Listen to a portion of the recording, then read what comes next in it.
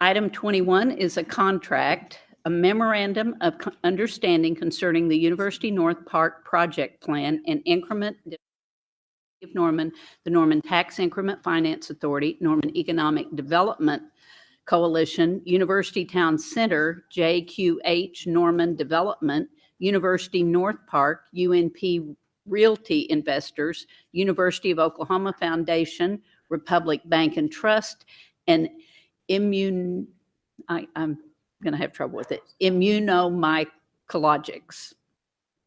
Yes, Emmy. I'll entertain a motion to approve or reject the contract. Motion to approve. Second. Can I make an amendment first? I had requested to speak, or do I do it now? Is it okay if we do it now? Catherine has a presentation. Oh, so after the first, presentation? After the Okay, presentation. cool. All right, if Bryce, you get my PowerPoint pulled up. There it is, sorry. Okay. You'll go to. All right, just to provide a little bit of background, in May 2006, the city adopted an ordinance creating the University North Park Tax Increment Finance, or TIF district. Along with that, they adopted a project plan setting forth authorized project cost up to $54.725 million that would be funded via the tax increment financing. So revenues generated within the district would go to pay for improvements within the district. The components in the project plan included traffic and roadway improvements, hotel conference center and cultural facilities, legacy park, a lifestyle center, and economic development components. This has been implemented over time since 2006 through the adoption of a variety of contracts. We have 6 development agreements, a master operating agreement, master financing agreement, economic development agreement, and other related transactions. So I'm sure everyone has heard in recent months, particularly, that with our declining sales tax revenues overall, council has been expressing a desire to end the tax increment financing early so that all of the sales tax revenues generated in University North Park can go to the city's general fund. I want to be clear, the city can, under the Local Development Act, we can repeal the ordinance that established the TIF district. And this agreement does not change that, though there are outstanding contractual obligations that we cannot repeal or rescind all on our own. We have to work with the other parties to address those contractual obligations. And so council's direction has been to limit the city's exposure to any liability related to those contracts and work with the primary developers who are parties to all of those agreements, University North Park and University Town Center, to determine how to address the city's desire to end the TIF early through contract amendments and any needed project plan amendments. Essentially, we think we'll have by the end of the fiscal year about $15 to $17 million available for project costs. The project plan calls for about an additional $25 million in project costs. So we've got to figure out a way to address that delta. This memorandum of understanding is intended to provide a framework and a timeline to achieve the city's goals of ending that increment cooperatively. So the mayor listed all of the parties, and there are quite a few, but the primary parties you'll see referred to throughout the agreement are the city, the Norman Tax Increment Finance Authority, which the council members serve as trustees of. That's the TIF trust in the agreement, University Town Center, and University North Park. There are other listed parties in the agreement because to address all of these outstanding issues with the project plan and other agreements, we're going to need to amend some existing development agreements. And so we've got those parties listed, and we'll be working with them on appropriate amendments as we move forward. So the direction from council has been very clear. We want to end the increment and address outstanding contractual claims by June 30. So this agreement sets forth some timeframes that help us get to that goal. We have to have the amendments to the project plan.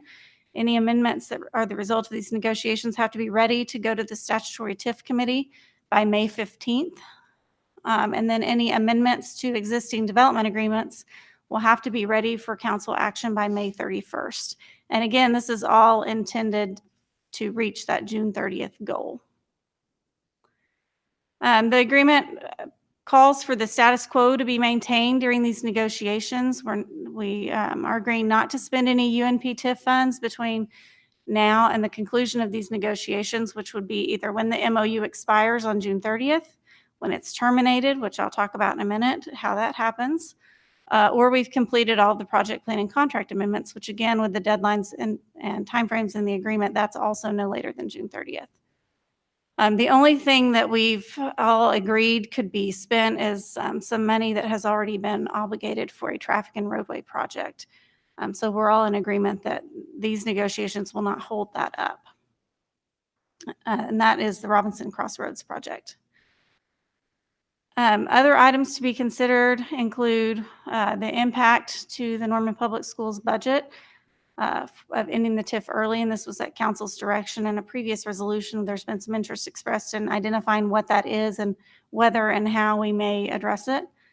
And also just addressing all the remaining authorized projects as called for in the project plan. Legacy Park has some components, obviously the park's done, but there are some other smaller components that haven't been completed. Lifestyle Center, economic development. There's a little bit that's not been completed there. Cultural facility. This is where our Norman Forward projects come into play as we're looking at some property options for some facilities in University North Park and the possible use of cultural facility funds for those. And then traffic and roadway improvements. The MOU automatically terminates on June 30th. Unless we all say, we want to agree to an extension, we're really close, maybe, we get it done the first meeting in July. Only if everyone agrees do we extend it. It can be terminated early if we reach an impasse, and I think the language in the agreement says if we reasonably determine that further discussions will be fruitless. So if we reach a point where we're not getting anywhere, we can end we can terminate our participation in the MOU early. With that, I'd be happy to answer any questions.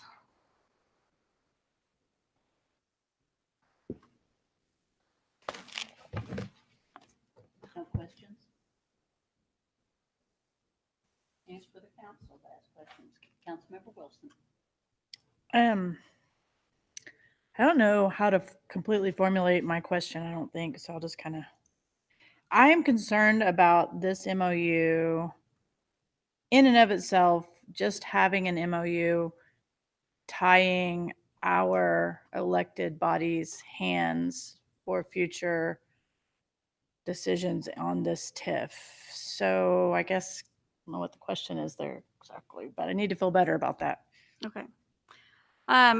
I've heard, and I think this is maybe what you're referring to also, is in section 2.6, A and B, there's some language in there that talks about what you can do under the Oklahoma Local Development Act. And in there, it recognizes explicitly that the city can repeal, modify, or amend the ordinance that the city adopted that establishes the increment district at any time by subsequent action of the governing body. This does not change that.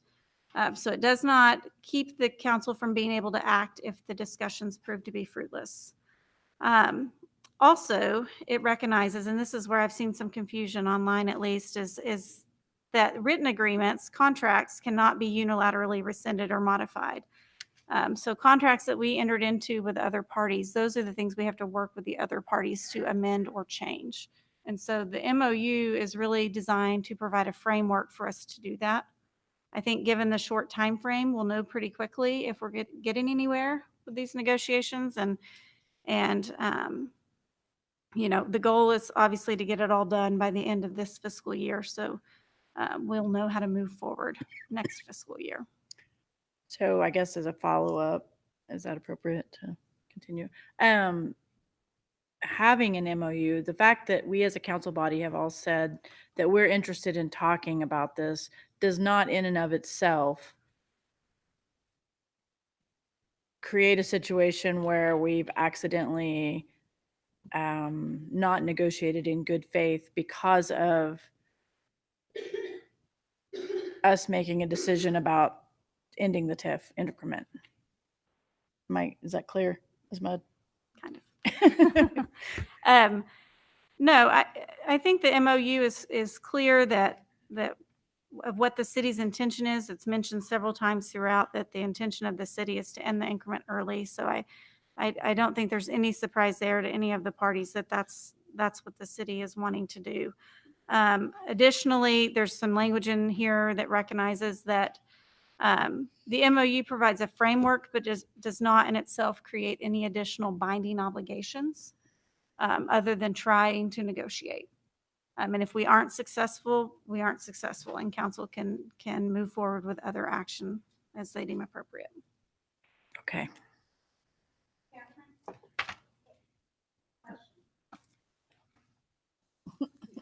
No, this is the, if the audience will have an opportunity to weigh in when the council has finished talking. Councilmember Scott. Okay, thank you.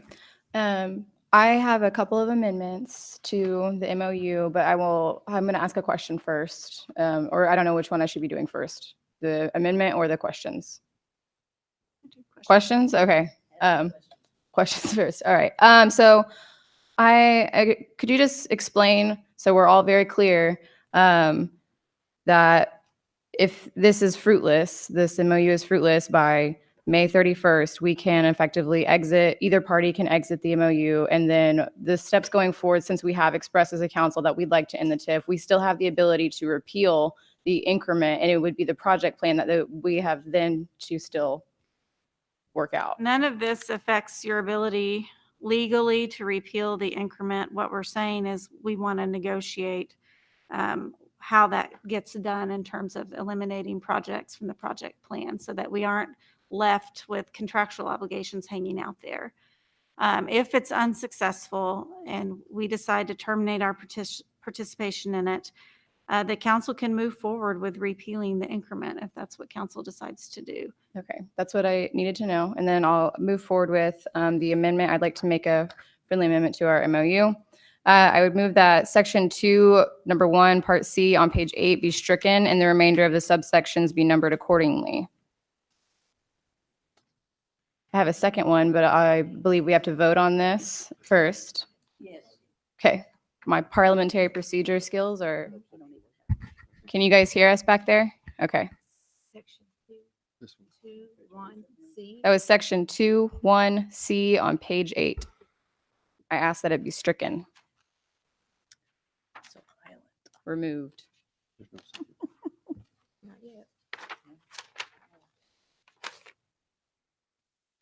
And I guess I'll explain why while we're sifting through the document. I was uncomfortable with this little piece of it because I don't want there to be any leverage, or not leverage isn't the right word, but I don't want there to be any room for the increment to change how much sales tax we're apportioning currently. I don't want there to be any changes between now and the end of the TIF.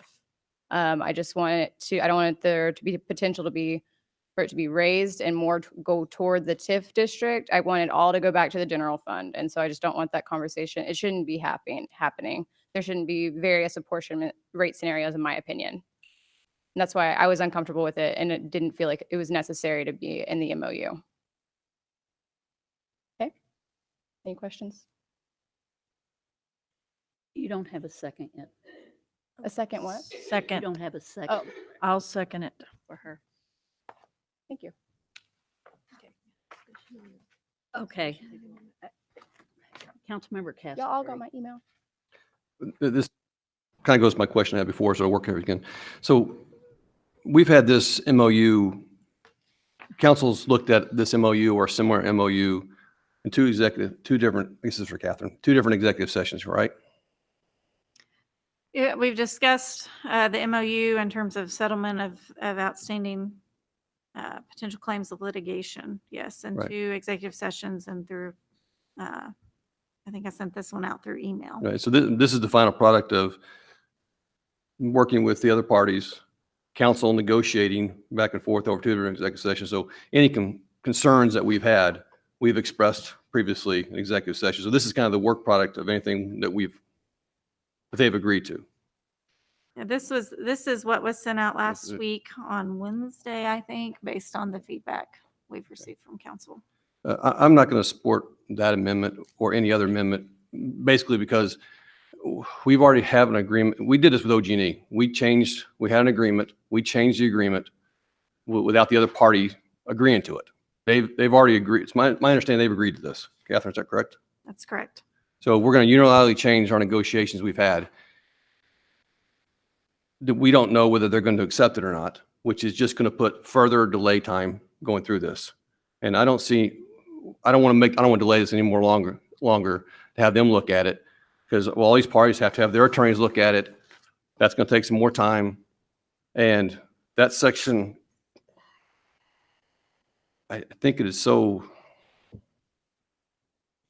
minimal. I don't see the various appointment rates. I guess I think we have an agreement. We just need to vote for it up or down. So I'm not going to support this amendment.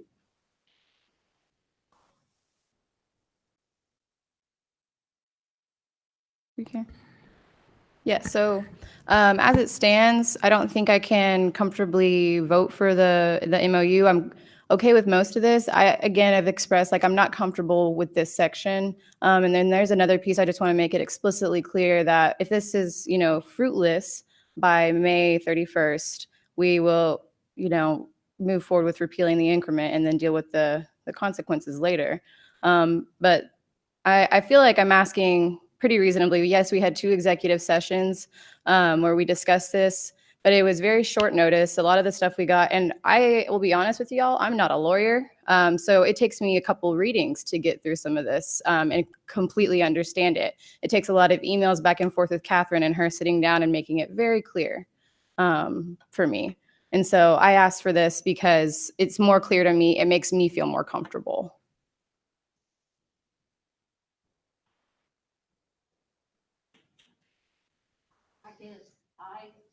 Feel more uncomfortable every time we do these things within a few hours of us voting on them, when we've had the information, and I feel like that I'm more comfortable with what I know that we've vetted, and that's what our city attorney is telling us the agreement has been. So I feel more uncomfortable changing it. Catherine, what's the substantive difference by doing that? This section just says that the city, the TIF trust, which is also you all as trustees, and the UNP development partners, that's UTC and UNP, will undertake a comprehensive review of the current status of the TIF. And then it has a list of things that includes, and it includes how much time would be required to generate sufficient funds to pay remaining authorized project costs based on various apportionment rate scenarios. This is just one of the things that they were wanting to look at.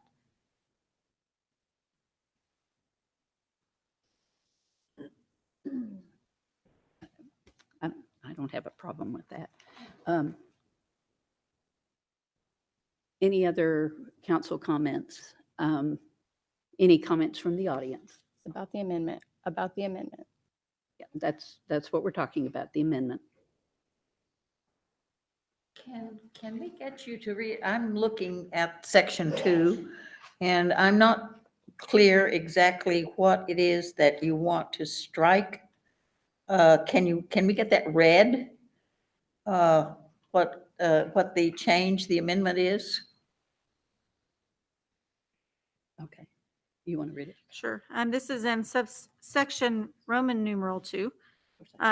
Purpose and contemplated actions under comprehensive review. It says the city, the TIF trust, and the UNP development partners will undertake a comprehensive review of the current status of the UNP TIF, including list A, B, and then C is what Councilmember Scott is wanting to strike.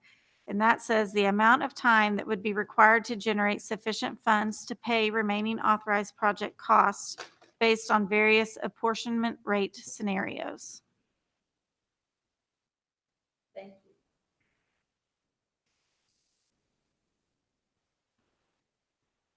you. Thank you for this opportunity to speak. My name is Judith Motti. I'm a retired law professor and taught contracts for many years. A memorandum of understanding is not a contract. It is an offer, basically, by one party saying, how about it if we consider these changes that I'm proposing? And it doesn't become a contract until it is accepted by the other party.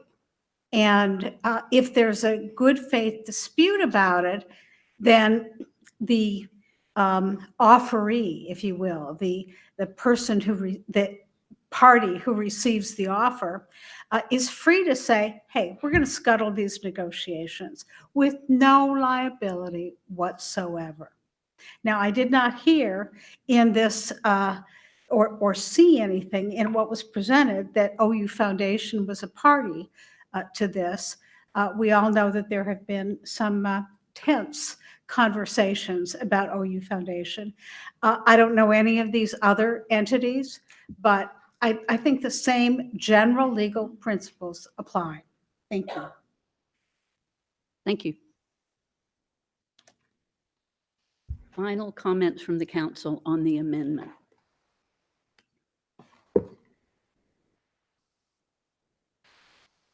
Okay, a motion on the floor is to amend.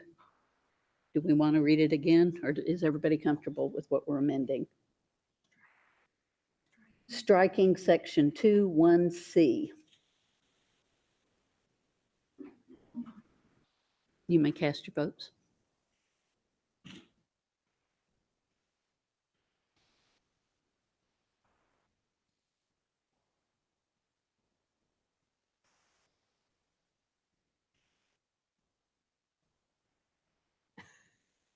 Somebody hasn't voted.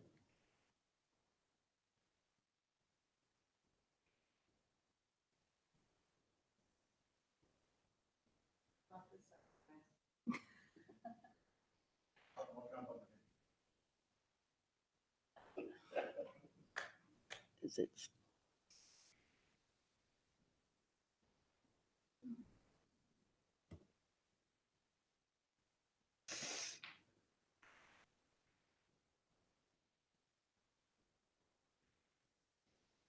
You may just ask him what is.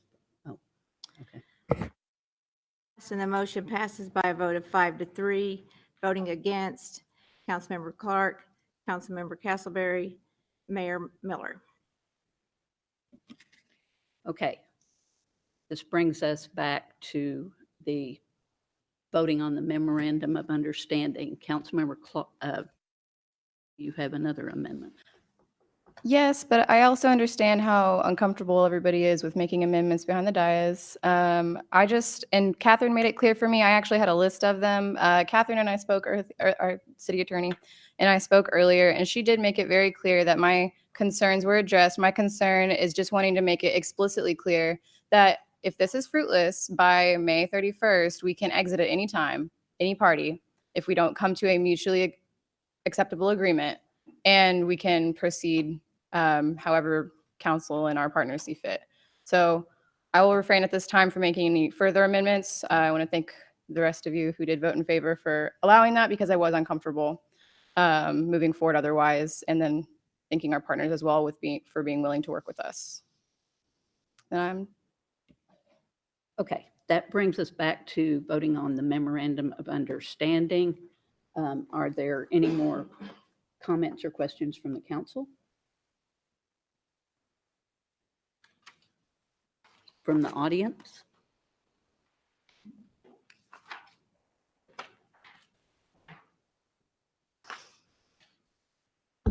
Mary Francis, 850C Cardinal Creek.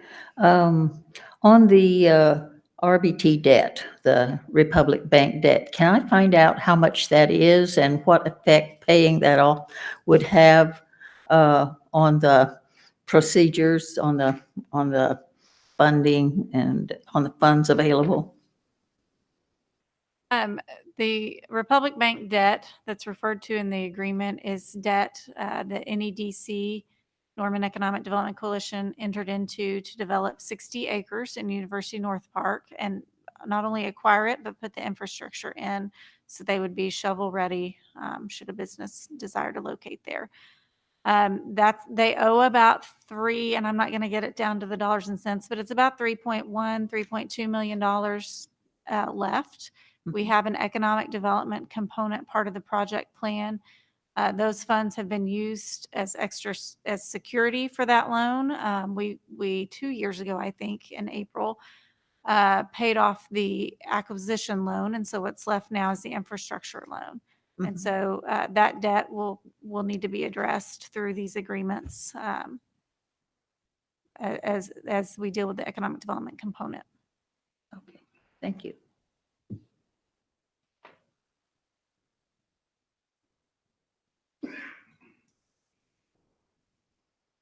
Steve Ellis, 633 Reed. I want to start out with a question, which is basically just, I didn't hear anyone on the council say anything about what they saw the positive point of this MOU was supposed to be. I mean, I understand that everyone has been hedging, saying basically this doesn't tie our hands at all, but I haven't heard anyone suggest why it would be a good thing to have this memorandum of understanding.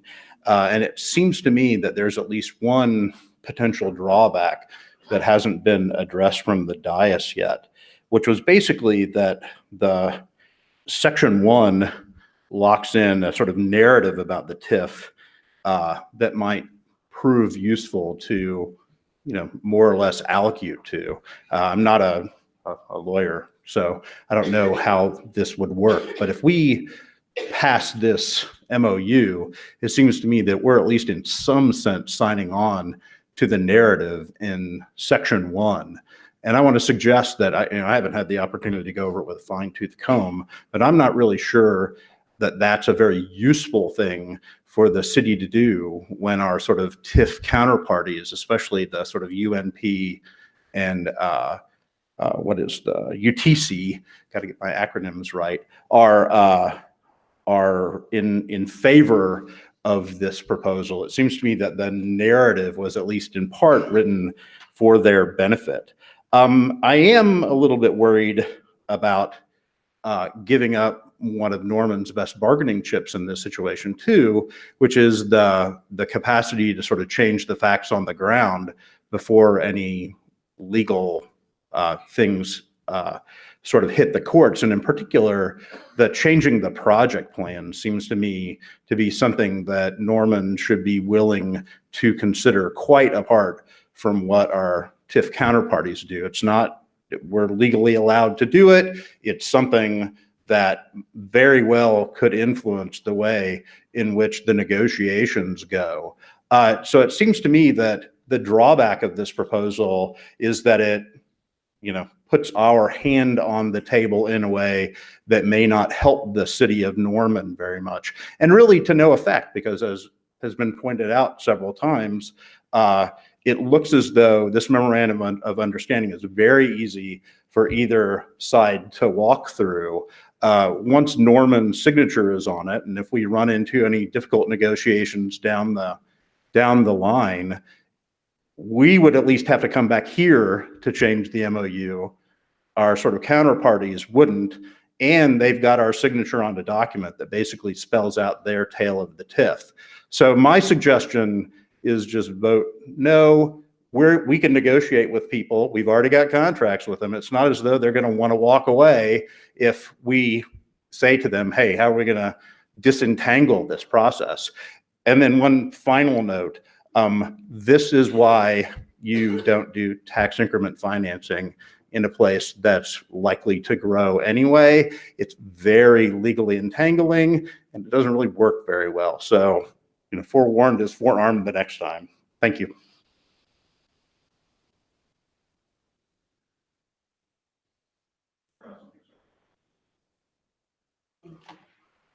Final council comments?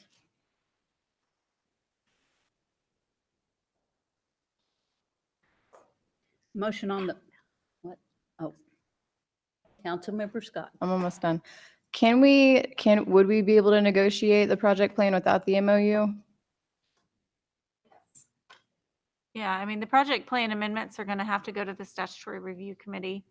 That's something that that the city could do on its own, but because of the development agreements, it's smart and makes sense to do that together with UNP and UTC so that the development agreements would be impacted by the project plan amendments are also addressed at the same time. Well, I have a follow-up to that then, because we did call upon the statutory review committee back in November with the resolution, and that actually they never met and they kept postponing. So with this MOU guarantee then that they will meet, and if they don't by May 31st, then we, again, will just take action to repeal the increment. If amendments are ready for the statutory review committee, they have to be done by May 15th so that They have to they be can done, okay. review them and get their process done in time for a June 30th. But as of right mandate. now, we don't have a date for them to meet because we would need amendments ready, and that is the way our partners and the city would work That's on what we'll be together. working on in addition to development agreements. And if they don't meet by May 15th, then they won't be ready by May 31st. Is that correct? If we don't have agreements ready by May 15th, it will be difficult for them to meet and by May 31st. Okay, so then really we're looking at amendments, or they need to be made by the end of April for them to have met and agreed upon them by, The agreement says we have to have the final project plan amendments ready to go by May 15th. for them to view, or for, For them to schedule a meeting and have them review. so then they would have to meet between the 15th and the 31st. Or really Yeah. before the 30, like far before the 31st. Yeah, they'll have to meet pretty quickly because then we'll have to get to council to do the public hearings required for project plan amendment. Okay, so they have to be ready by May 15th and then have met probably within a week. And then if they're not finalized and they're not mutually agreeable by the 31st, then we can exit the MOU. Cool. Thank you. It's not a contract. Right. I know. It's just a memorandum of understanding. I understand. There's concern about it. And so I want to make it very clear for myself. Again, like I said, I'm not a lawyer. So I want to make it clear for myself and everyone here what the timeline is and what the process is. I'm new. I've been on council for almost a year. Councilmember Wilson. Wow, this is, I'm sad that we're this late in the game and that we're now doing an MOU instead of just, the goal was to end the increment. And I know that this just makes it messy for me, not a lawyer. Also, I realize that it's not a contract. I understand that completely. And I do appreciate the work that Ms. Walker has done. And I also happen to like putting some of the Norman Forward projects over in that area. I really like that idea. I think it's a great idea for our community. I am not comfortable with the MOU. I'm not comfortable with some of the stuff in the beginning with the history, not because of Dr. Ellis. I was already not comfortable with that, Dr. Ellis. The language is concerning. I know I've been assured several times that our hands aren't tied, but I have big concerns. And having gone down this road a few times with this particular group of community partners, it's scary. So I'm going to not support it tonight. Sorry. Councilmember Carter. Thank you, Mayor. First, to answer your question, ma'am, and thank you so much for coming tonight. UNP is the foundation. So they are involved in this negotiation. And so I would also like to say thank you to Ms. Walker for all the hard work she's put in on this. And the analogy that I've used to describe this process is that, and what she has done so well, I think, is gone to all of the parties and she's brought them to the table. And in effect, my analogy is everyone's decided to buy a house. Someone's deciding to sell a house, someone's deciding to buy a house. Now we have to get that paperwork done between now and May 15th. Okay. So they're going to be working diligently, and I understand that's a really fast time frame, but all of the parties have agreed as that is a goal with the idea of closing on the house by June 30th. So that's the analogy, and that's where the contracts fall into place. It's I don't know if I'll defer to Councilmember Scott, but she and I both were, as far as the TIF movement, if you want to call it, as instrumental in that as anyone. So there was no one as passionate about it as myself. But Ms. Walker has been very deftly negotiating on our behalf in good faith and doing what I consider to be a very good job in bringing everyone to the table in good faith. And as I have had discussions with other council, good faith is an important component in this, in event this ends up in court. And so I don't think anybody wants it to end up in court, but there's no doubt in my resolution that if that's the direction it needs to go, that's the direction we need to go. But May I respond, please? yes, let me finish I'm sorry. my train of thought. Got it. But, so anyway, I'm very much in favor of this resolution. I don't believe it ties our hand inappropriately or any way that prevents us from going ahead and moving forward to end this TIF, just as it doesn't keep them from suing us in the event we do that. So there's no one that's particularly bound by any of this in the event it falls apart. It's just a good faith agreement to go out together and buy a house, have the paperwork done by the 15th and close on it before the 30th. Sure. I think Councilmember that Hick- the city's accusation. Well, I'm sorry. Dr. Mowdy, Yes, you're really not supposed to be speaking from the audience. I'm sorry. Would you like me up there? Sorry. Councilmember Hickman. Since I've been sitting in this chair, I've always said that I feel like I'm the voice for the people that I represent.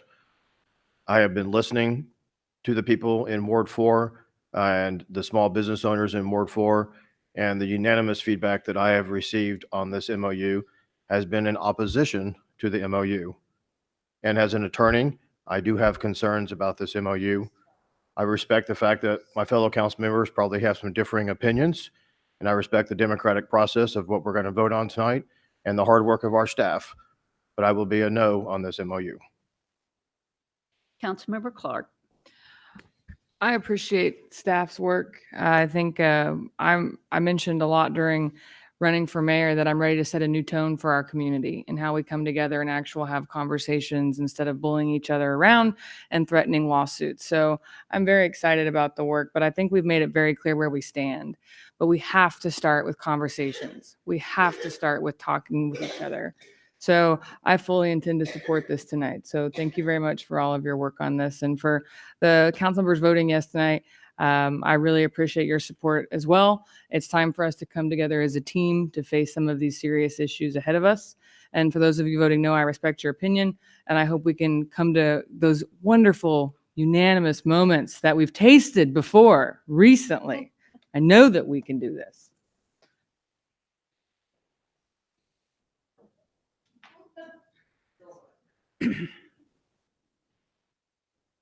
Catherine and our legal staff have worked very hard on this. She has followed our direction through the whole process. She has had good conversations with UTC, UNP.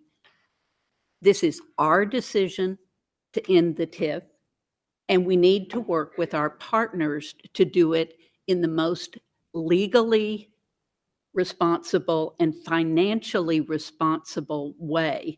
This is not just about the legal part. This is also about the financial part. And it's very important that we get this right. We're on the right track.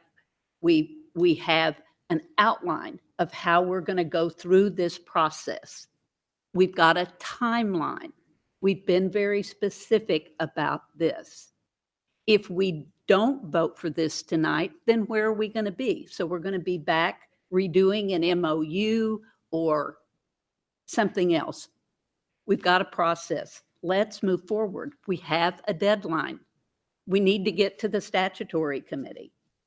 So, motion on the floor is to approve the contract. Council members, you may cast your votes.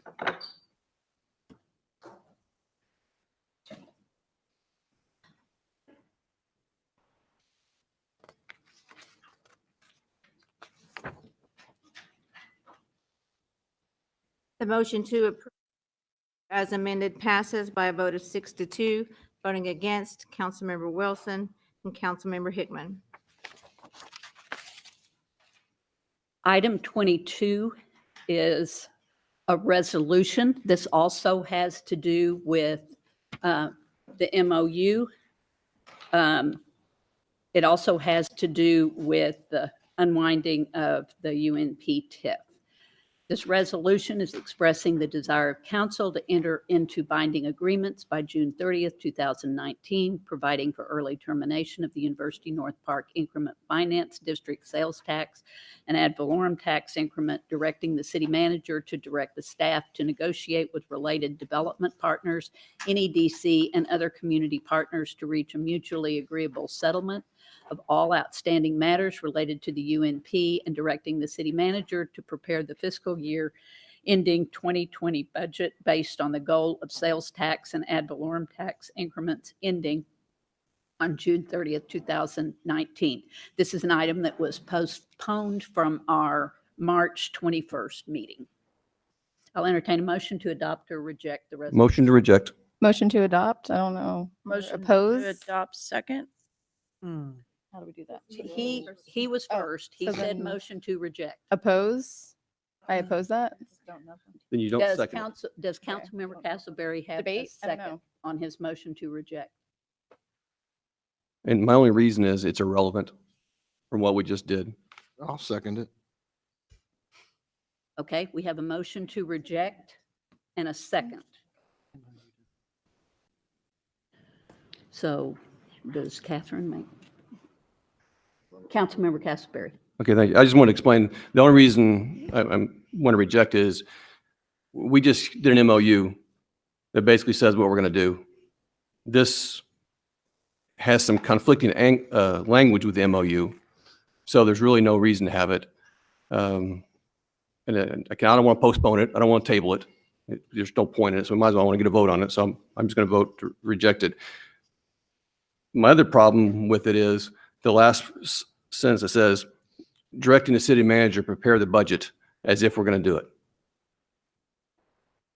You can't tell, it's irresponsible to prepare a budget based on, we think we're going to get something done by June 30th. That's our plan, that's our goal. Now, if we're going to do that, then I guess I'll do it later, but make a moment, I want to prepare a budget with or without. That would be responsible. You know, this passes on June 25th, June 30th. It passes July 2nd. Then you amend the budget for the revenue once it comes in. But this is no different than us maybe a year or so ago saying, hey, the Wayfair case is going to the Supreme Court.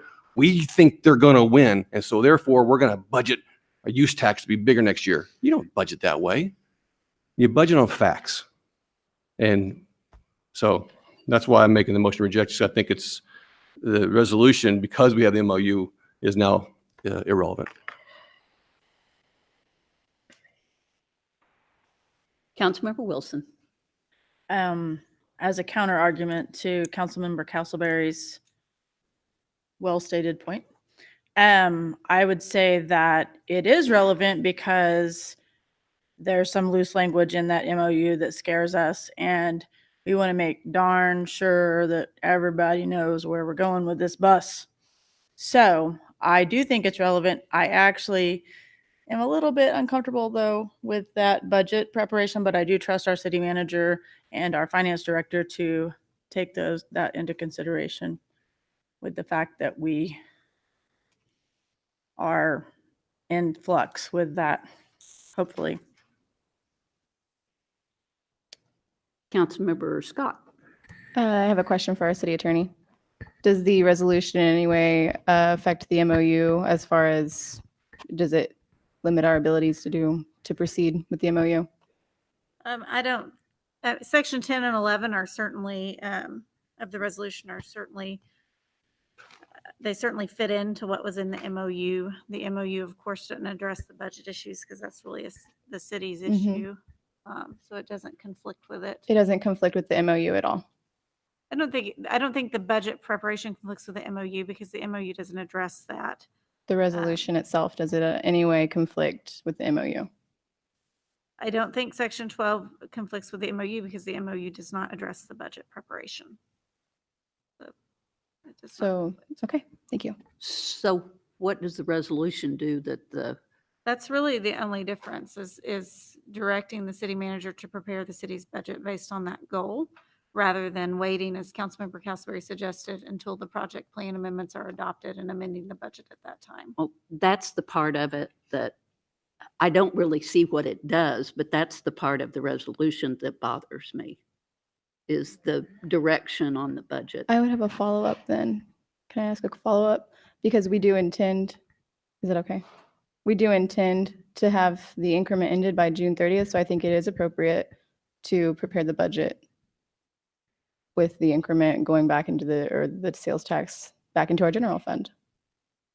That's a fact. I mean, that's what we're aiming towards.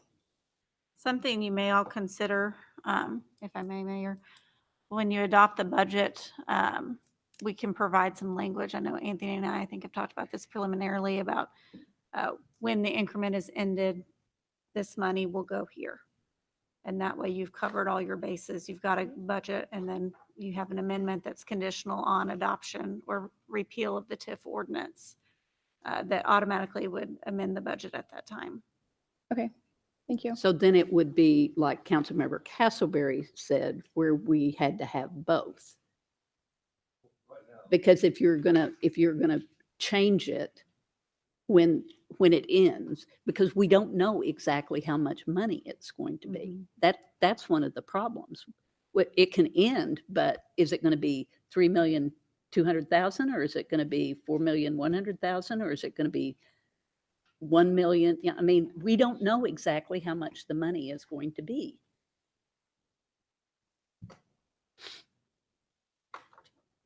And because we don't even know how much will be for the schools.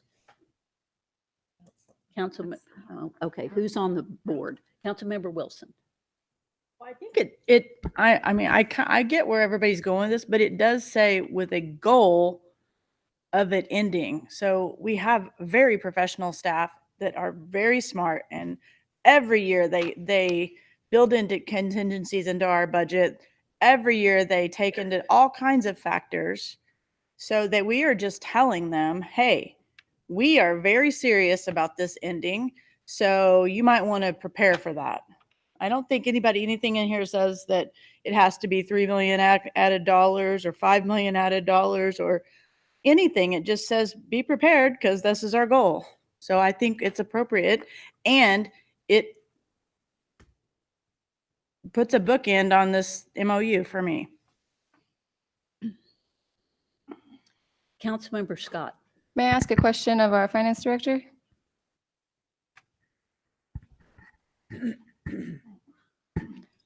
Anthony, I feel like in our conversations, we do have projections and estimates of I mean, I'm pretty sure we've had these conversations in executive session, so I don't know what I'm allowed to say, but maybe since this is we're voting on this tonight, I mean, we do have projections of what is in the fund balance now and what's going to be collected, and as far as the schools are concerned, correct? Oh, the last part of what I'm Anthony Francisco, the finance director.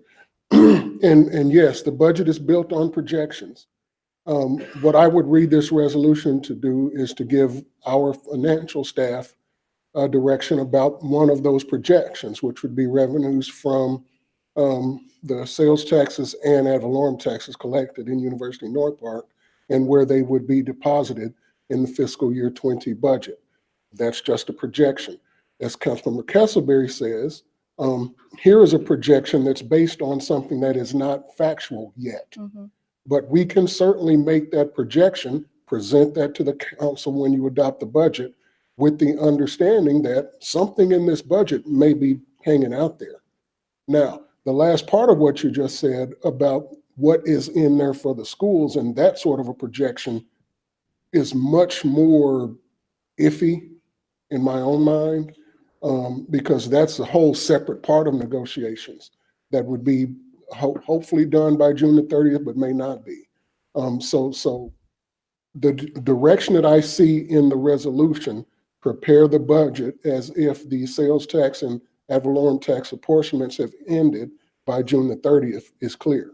And we can certainly base the budget that way. And we can do an A and B budget, if you will, that would make that projection or not. So are you basically saying that all you're going to do is put it in the fund balance, or you're not going to try to budget it out to different departments? We would not we would budget the revenue as if it were being deposited to the general fund and the You just capital put it in the fund general fund. and the capital fund. And the Remember that we're portioning capital sales tax Okay. as well. So really, it's not that big a deal. It's a big assumption, you know, and we would certainly hope that this assumption that's being made comes to pass. Can I ask? Yeah, I'm just saying that's not, you're not, and I was taking it the wrong way. I was really taking it like, we think we're going to have this much money and where all are we going to budget? But I'm hearing what you're saying, and that sounds fine.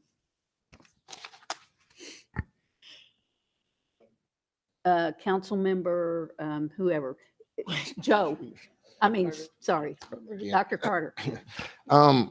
So let me get it clear in my mind, because I was under the impression you present one budget, you know, and we vote on one budget. So are you proposing that we would have two budgets? You would only adopt one of them.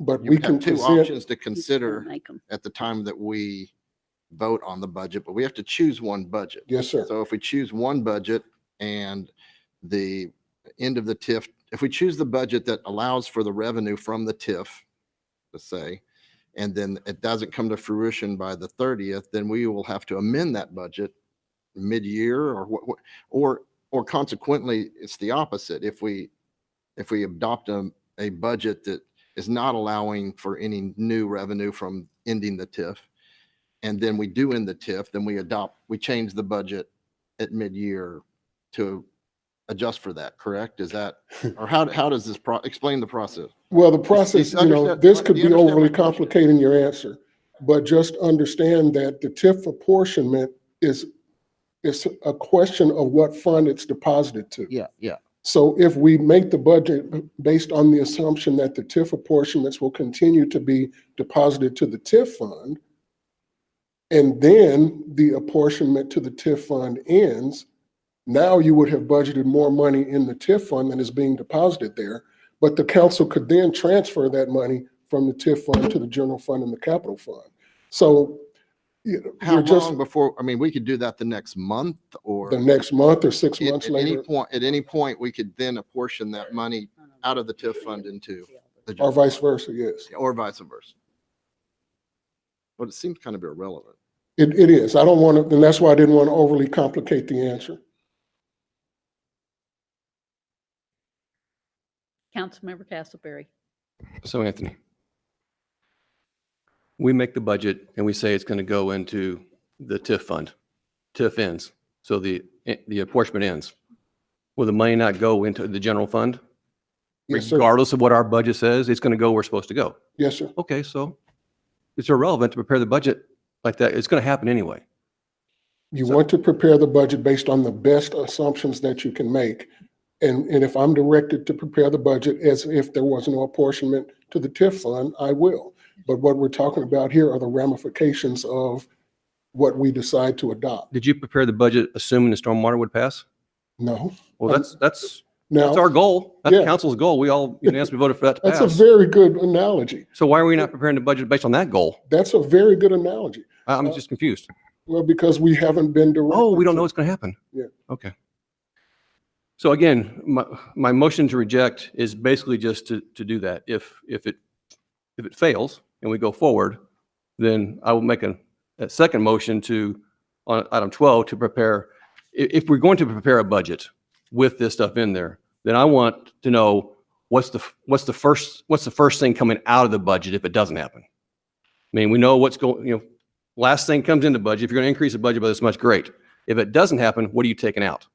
I would rather take the approach of this is what our budget is, and then we get this. This also gives us the goal to get it done. Add it to the budget. We can July 10th have a special meeting and adjust the budget because we know what those items are.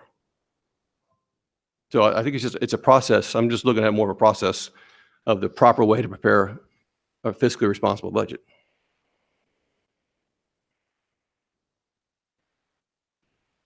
Anybody else? Thank you, Anthony. Okay, we are. Not yet. Any comments from the audience on the motion to reject?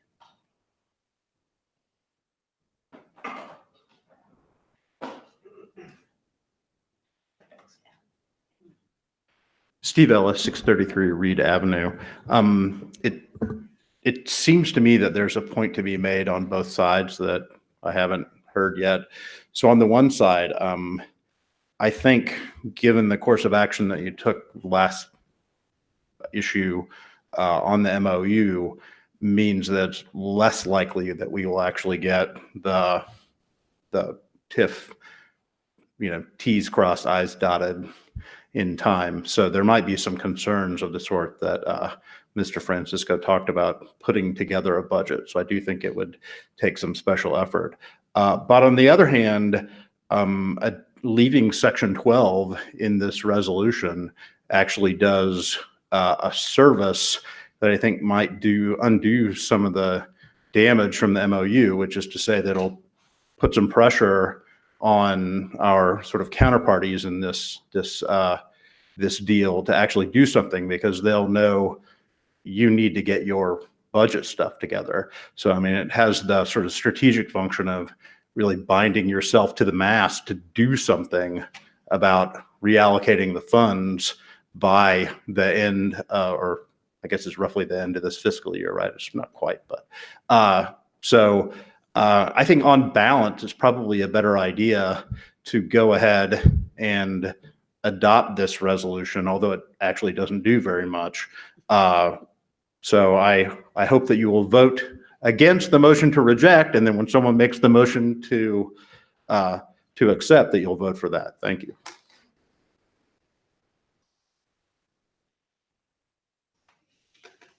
Any other council comments?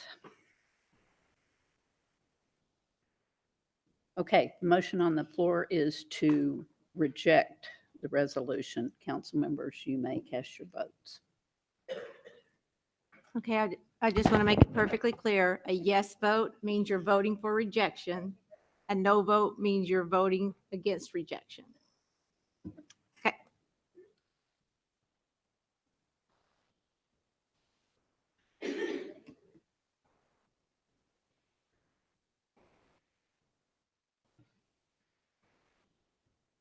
Did somebody leave? What? Oh my gosh.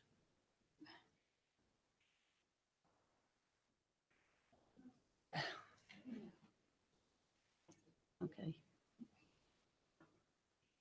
A motion requires 5 votes to pass, regardless of how many council members are present when the vote takes place. This vote is 4-3 rejection and 3 voting for rejection. The motion fails because it doesn't have 5 votes.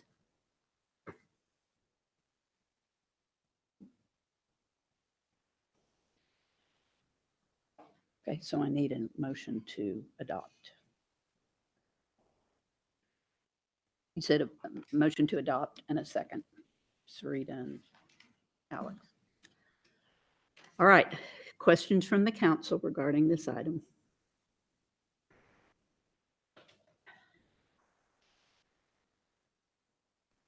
No. Councilmember Castleberry, I'm sorry, the board is not working up here, so I'm having a little trouble telling who wants to talk unless they wave their hands. Then I'd like to make an amendment to section 12 that says that directs the city manager to prepare the city budget with the goal of ending the TIF and detailing what those changes are. I.e., are you going to put it all just to the general fund, or are you going to put it at salary? Tell us what changes you're going to make because of this. Oh, I seconded it.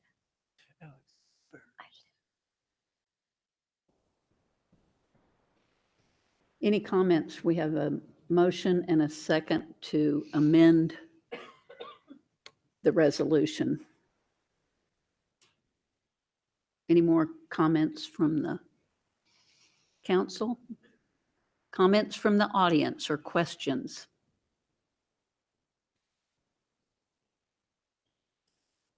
Final comments from the council. This is to make some changes to add specificity to what we're asking the finance director and the city manager to do. Okay, if there's no more comments or questions, the motion on the floor is to amend the resolution.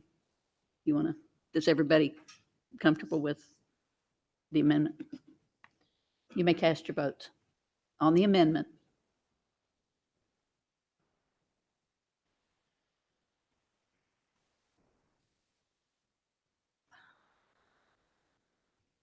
All votes have been to amend, passes unanimously.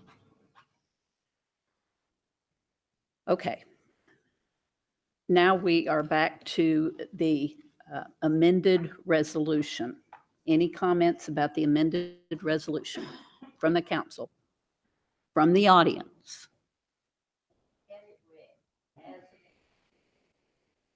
Would you like to get up and say that, Mary Frances, or are you good? Okay, we're good too. All right, council members, you may cast your vote.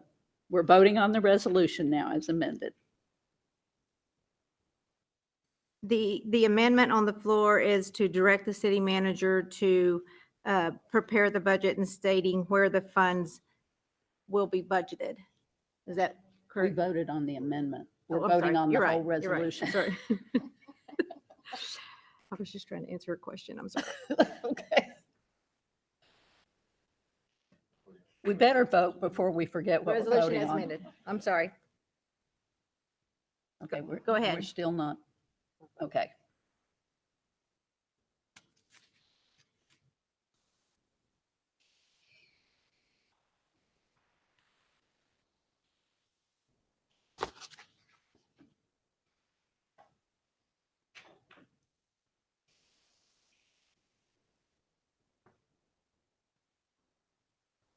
The motion to adopt the resolution as amended passes by a vote of 6-1.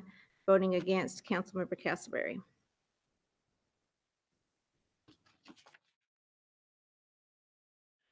This brings us to item 42. It's a resolution of the Council of the City of Norman, Oklahoma, and the trustees of the Norman Tax Increment Finance Authority directing staff to prepare project plan amendments and final development agreements consistent with the attached term sheet and convening the statutory TIF review committee for the purpose of reviewing said project plan amendments. I'll entertain a motion to adopt or reject the resolution.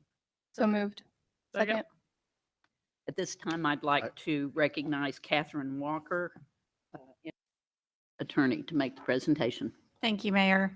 This item is coming before council following a couple of public meetings, including a special session last week where we had a pretty comprehensive presentation about the current terms that were being discussed. And so I'm not going to repeat it for those of you who were here last week. You might be glad to hear that. But I will cover some of the highlights of the terms that are attached to this resolution. So just real brief, back in 2006, the ordinance 050666 was adopted, creating the University North Park Tax Increment Finance District. It set forth project costs up to $54.725 million to be funded via tax increment financing for certain project plan components, including traffic and roadway improvements, hotel, conference center, and cultural facilities, Legacy Park, Lifestyle Center, and economic development. It's been implemented over time with the adoption of a number of contracts, including a master operating agreement, 6 development agreements, a financing agreement, and an economic development agreement. Doesn't like this remote. There we go. So a few months ago, really probably last August, council started talking about ways to address some ongoing issues we've had with our general fund. Year after year, sales tax has been volatile. There have been less revenues, and of course, the expenses have not gone down. So there were discussions about how do we explore options to address those shortages. And they talked through these 4 different options in August and throughout the fall. And we ended up on option 4, which was work cooperatively with the developer to end the increment early and avoid exposure to liability. So this term sheet, the goal of it is to address all of the outstanding project costs, all of the agreements, and address the liability issue. It will achieve the goal of ending the increment effective June 30. Council, with that direction, adopted an MOU in late March to provide a framework for the settlement discussions. Essentially, we had $25 million remaining in authorized project costs and what we think will be about $17 million available in funding to pay for project costs. So the discussions have centered around how do you address those differences and how much has been collected and how much remains as an authorized project cost. And so as a city, we looked at, what's really important to the city, and it's the public infrastructure piece, the economic development, and the Norman Forward projects. Those are the things that the city prefers the tax increment financing dollars be spent on as opposed to other project costs. So this agreement, this term sheet, calls for a little over $5 million to be allocated towards public infrastructure, traffic and roadway improvements, not necessarily within University North Park proper, but around the area where we're seeing high traffic that most of you have probably had to live with at one point or another. It also sets aside $1.425 million in economic development costs. This was really important to the city, and there was about $3.4 million left for economic development project costs from the original allocation in the project plan. But as I talked about last week, there were some pretty significant bargains made and commitments made between UNP and NEDC for that economic development land. And part of this agreement is that UNP is going to come to the table and purchase the corporate center tract, the south 30 acres, back from NEDC, which will achieve some important goals for NEDC, I think, and for the city, and pay off the debt that's associated with the full 60 acres that NEDC purchased from UNP several years ago. It will also provide sufficient funding to address the incentive to NEDC for ME job growth, and that was one of the development agreements I referenced earlier. NEDC met and spoke about that later last week, I believe, and so I think that's moving forward as far as the purchase and sale agreement goes, provided this gets approved. The cultural facility originally was part of the hotel conference center category. The city was going to purchase the conference center for $15 million, which would have left about $1.5 million for cultural facilities. But council in 2008 amended that agreement and actually entered into a new agreement, development agreement number 4, to reallocate some of those funds from the conference center into the Rock Creek overpass. So that left about $8.75 million for a cultural facility. We had a few meetings over the years about, what is a cultural facility? What do we want that to be? And more recently, council and at the request of UNP and UTC have been looking at locating a recreational facility to Norman Forward projects in University North Park instead of on North Base. So choosing the location and agreeing on the use of those funds was one of the items that were identified in the MOU for negotiations. We engaged ADG to look at this site along with a couple of other sites and give us a good comparison of those sites as far as infrastructure capacity, urban impact, access, and financial considerations.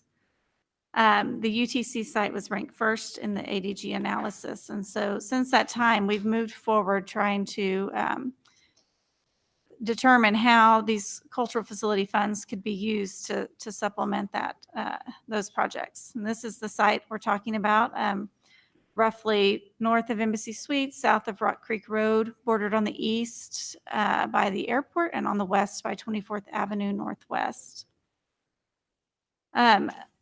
Last week, I was telling you all, I think that the cost of acquisition was still the subject of negotiation.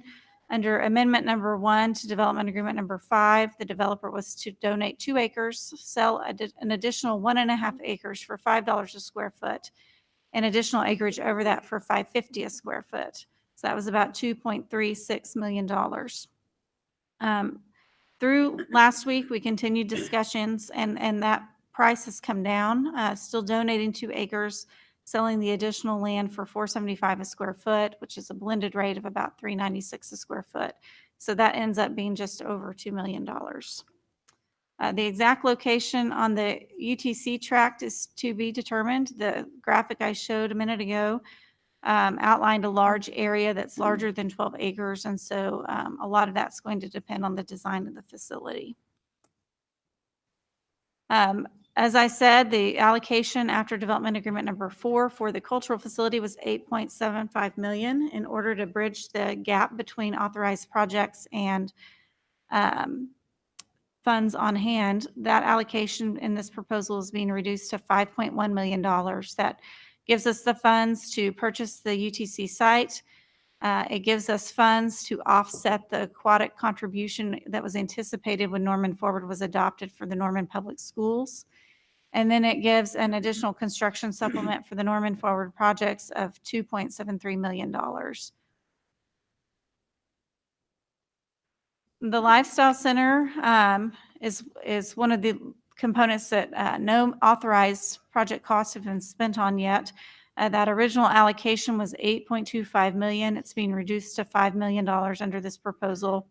UTC, as I said last week, wants some assurance they'll be able to access these funds in exchange for less available funding. And so we've combined some criteria that had been increased over the years and were contained in Amendment number 1 to Development Agreement number 5. And all of these things have to be met in order to qualify and receive Lifestyle Center, Town Center incentives. It must be in the area designated as the Lifestyle Center, so it's got to be part of a cohesive development north of Crest, east of 24th, behind some of that out parcel development across from Legacy Park. That's where it's envisioned to be and has always been envisioned to be located in that area. It must support a user not already in Norman. You can see the retail sales per square foot requirements there, $300 for stores larger than 10,000 square feet, $400 per square foot for stores smaller than 10,000 square feet. It has to be demonstrated based on past performance in communities with similar demographics. Entertainment, the sales per square foot doesn't translate quite the same way. So if it's an entertainment use, you must present an entertainment option unique to Norman. You also have to have urban design, walkability, and connectivity, and then the user for whom the incentives are requested must either purchase land or sign a lease of at least 3 years. If the proposal doesn't meet all of these criteria, then the developer could still come to council, but they would need a development agreement and would need to justify why the funds should be spent on that particular project. Something different with this proposal is setting an end date for the authorization to use these funds. Currently, under the Local Development Act, you can use the authorized project costs anytime during the 25-year term of the TIF. Here, we're setting the end date to be June 30th, 2026. Typically, this particular TIF would have expired in 2031. This also would waive some penalties that were associated with the Lifestyle Center construction under the proposal. And the last category is Legacy Park. We had about $2.7 million remaining in that project, and the proposed allocation here is $250,000. Basically, that's the remaining business improvement district obligations and a parking project at Legacy Park that's been designed and I believe has been bid. It does drop additional funding for public art, although the Norman Forward projects will have an art component, and it drops funding for enhanced landscaping that really benefited the whole development. So this resolution directs staff to prepare project plan amendments and a final development agreement that's consistent with the term sheet that's attached to it. It directs staff to convene the statutory TIF committee to review and make a recommendation related to project plan amendments. Under the Local Development Act, there's a very specific process in which you can amend a project plan. The Planning Commission, after the statutory review committee weighs in, the Planning Commission considers the amendments, and then it goes forward for 2 public hearings in front of council, and the second hearing would be the same night, likely, that the council would be considering adoption of the TIF ordinance that amends the project plan. With that, I'd be happy to answer any questions.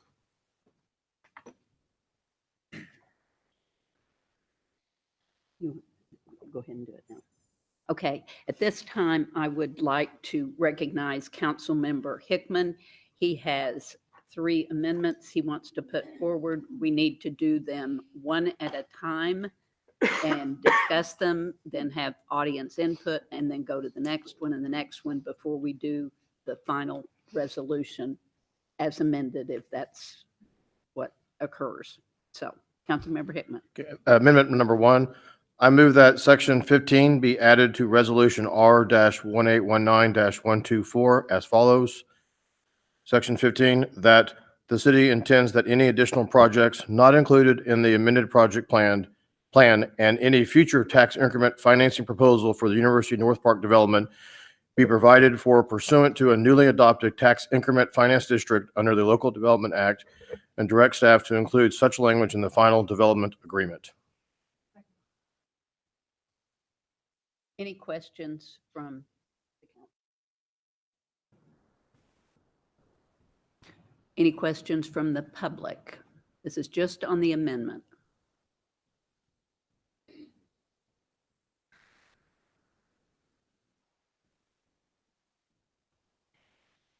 Steve Ellis, 633 Reed Avenue. I guess I'm a little surprised that we're doing amendments at all tonight, given that this was supposed to be UTC's final offer. But since about anything was better than what was on the table before, I have to say that it's a pleasant surprise at a minimum.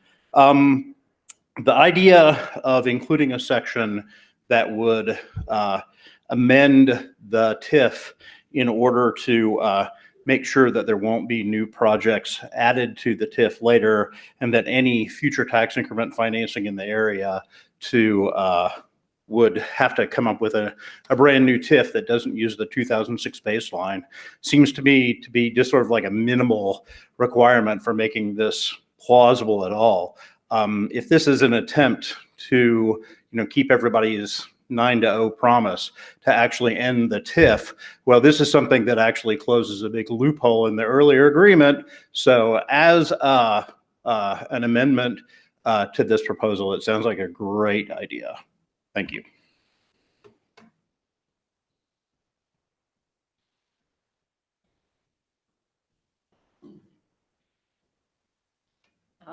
Hi, Cynthia Rogers, also 633 Reed Avenue. Yes, we are married 25 years, not a secret, and one day.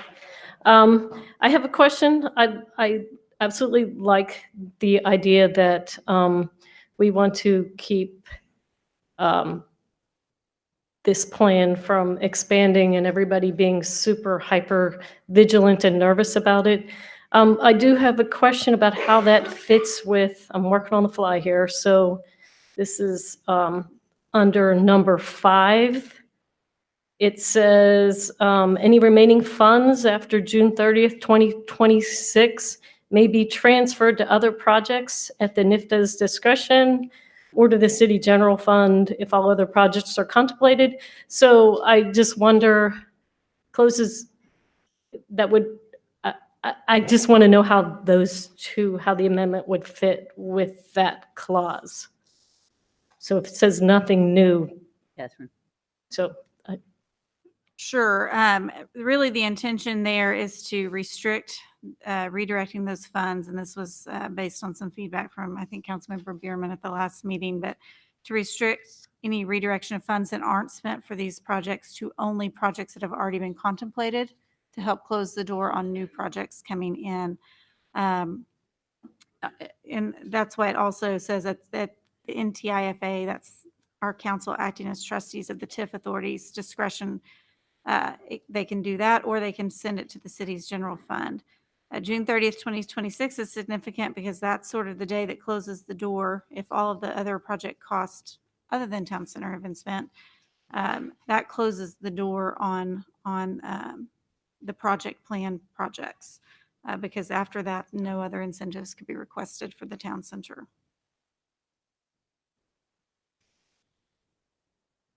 Other comments from the public?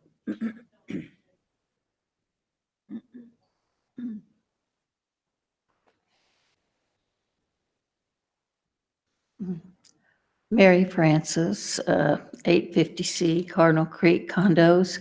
I have a question.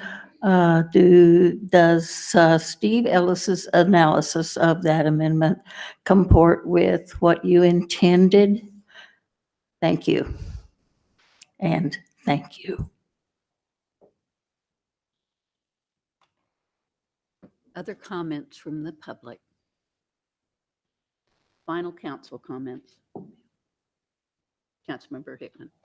And I apologize, I meant to say this before public comment and I got distracted, but I did just want to say that the purpose of why I brought forward this amendment was to make it clear to the public, at least from my perspective, and we'll see ultimately if the majority of council agrees, that while we are going to be later discussing and debating this amended project plan pursuant to the term sheet, that is it. That no more, there will not be any additional projects or any new TIF in the University North Park area without creating a new TIF, which essentially means that the current tax increment baseline would be reset to current day.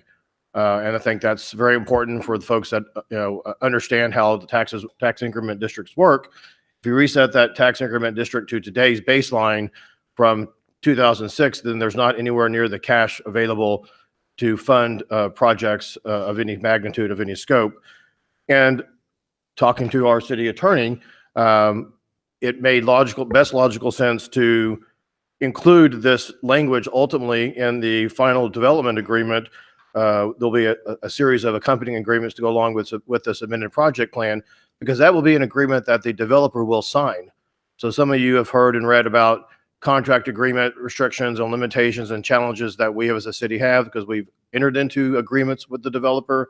So the flip side of this, in theory, as the lawyer here, I guess you could say, is that by putting this into a development agreement that our developer will now be signing, they will be acknowledging that there will be no new projects, no new TIF without following the Local Development Act for new projects and for a new TIF, which, while I can't tell you that it closes the door 100%, because there always could be a new council, as I've heard some people say, but we do what we do when we're up here right now doing it to do the best we can to represent the will of the people and what I feel like is the appropriate thing to do. So I just kind of wanted to provide a little bit of that explanation as to what, from my perspective, the intent was and why I offered the amendment. And I do hope that the council will adopt this amendment to the resolution. Other council comments? Motion on the floor is to amend the resolution to add section 15 as follows: that the city intends that any additional projects not included in the amended project plan and any future tax increment financing proposal for the University North Park development be provided for pursuant to a newly adopted tax increment finance district under the Local Development Act, and direct staff to include such language in the final development agreement. Council members, you may cast your vote.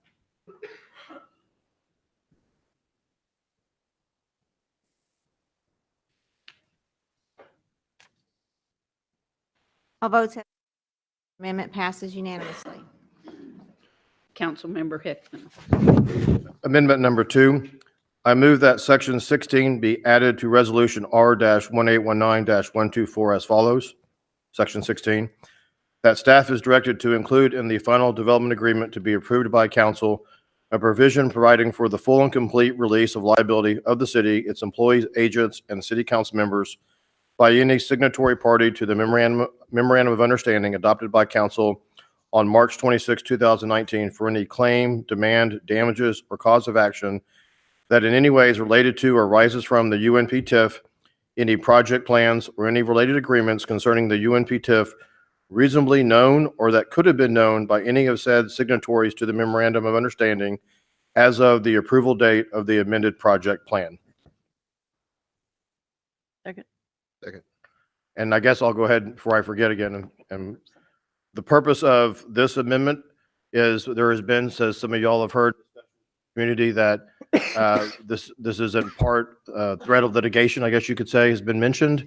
And putting, I guess, my day job hat on from time to time, sitting up here on council and conferring with our city attorney, that a provision like this that essentially gets the city one of the biggest bargaining chips, I guess you could say, in a compromise negotiation is the release of liability from a threat of litigation by potentially negotiating and entering into an amended project plan that is, in a sense, a compromise agreement as part of a negotiation. So it seemed logical that we would receive a release of liability through a development agreement, again, which will be agreed upon by our developer to have such a provision in that agreement. And so I encourage the public and my fellow council members to support it. Council comments or questions? Comments from the public?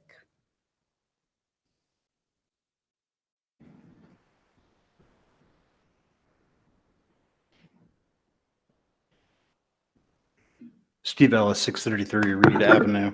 I guess I'm just a little bit unclear about what this amendment amounts to. So this is a clarificatory question.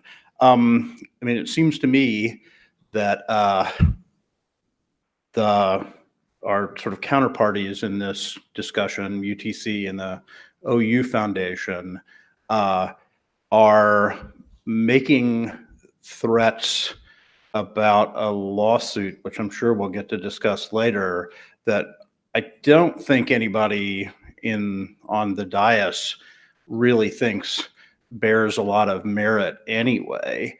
And yet it looks as though what they're suing over is going to have to be the wording of these sorts of resolutions. So I'm just in general asking a question. If you include in the wording of a resolution, there's an indemnification. Isn't that precisely the sort of thing that you get sued over later, right? It's the foreseeability stuff. I mean, it seems, I guess I don't quite understand how this poses a loophole. In my day job as a philosophy professor, we sometimes talk about claims that are self-inconsistent. So there's the sort of liar paradox, right? If there were some conventional way to say, no, I'm not lying, I'm telling the truth, every liar would use it, right? So my question is basically, maybe someone who's a lawyer on the council or the city attorney will explain how this sort of thing actually indemnifies someone from a lawsuit that you don't expect to begin with. Thanks. Catherine.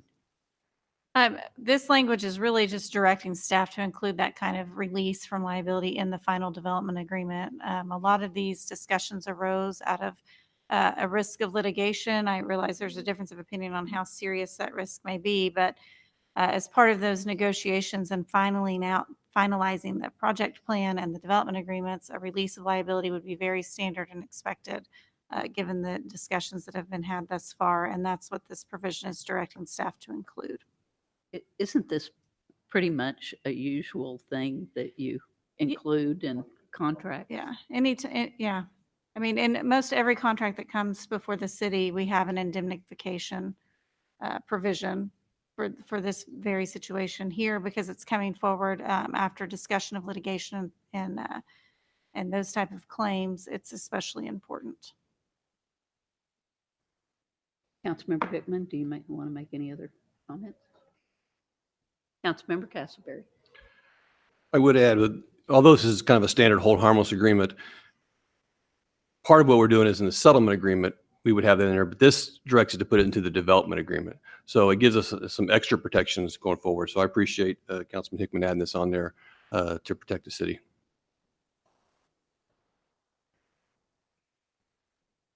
Your council comment. If not, the motion on the floor. The motion on the floor is to amend the resolution to add section 16 to the agreement. I'm not going to. Council members, you may cast your vote.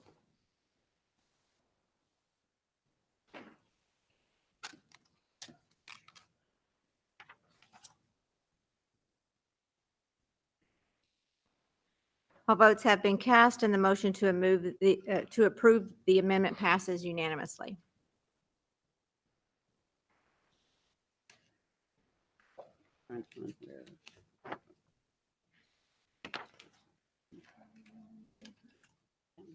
Okay, Councilmember Hickman, you have your final amendment.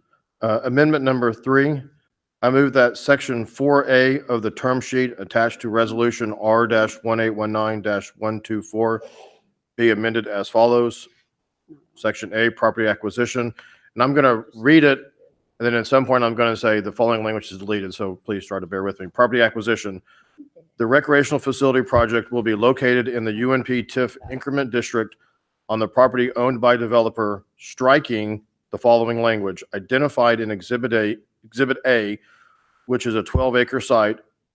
Now continuing with the existing language, north of Embassy Suites and bordering the Max Westheimer Airport, and inserting the following language, with the final site to be mutually determined by the city and UTC. And then continuing on with existing language, recreation facility funds may be used to acquire this site for the recreational facility projects.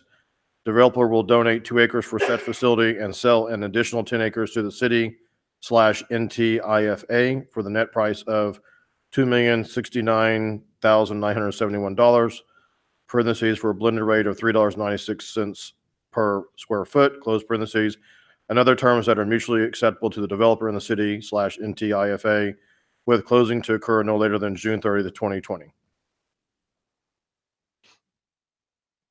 Second.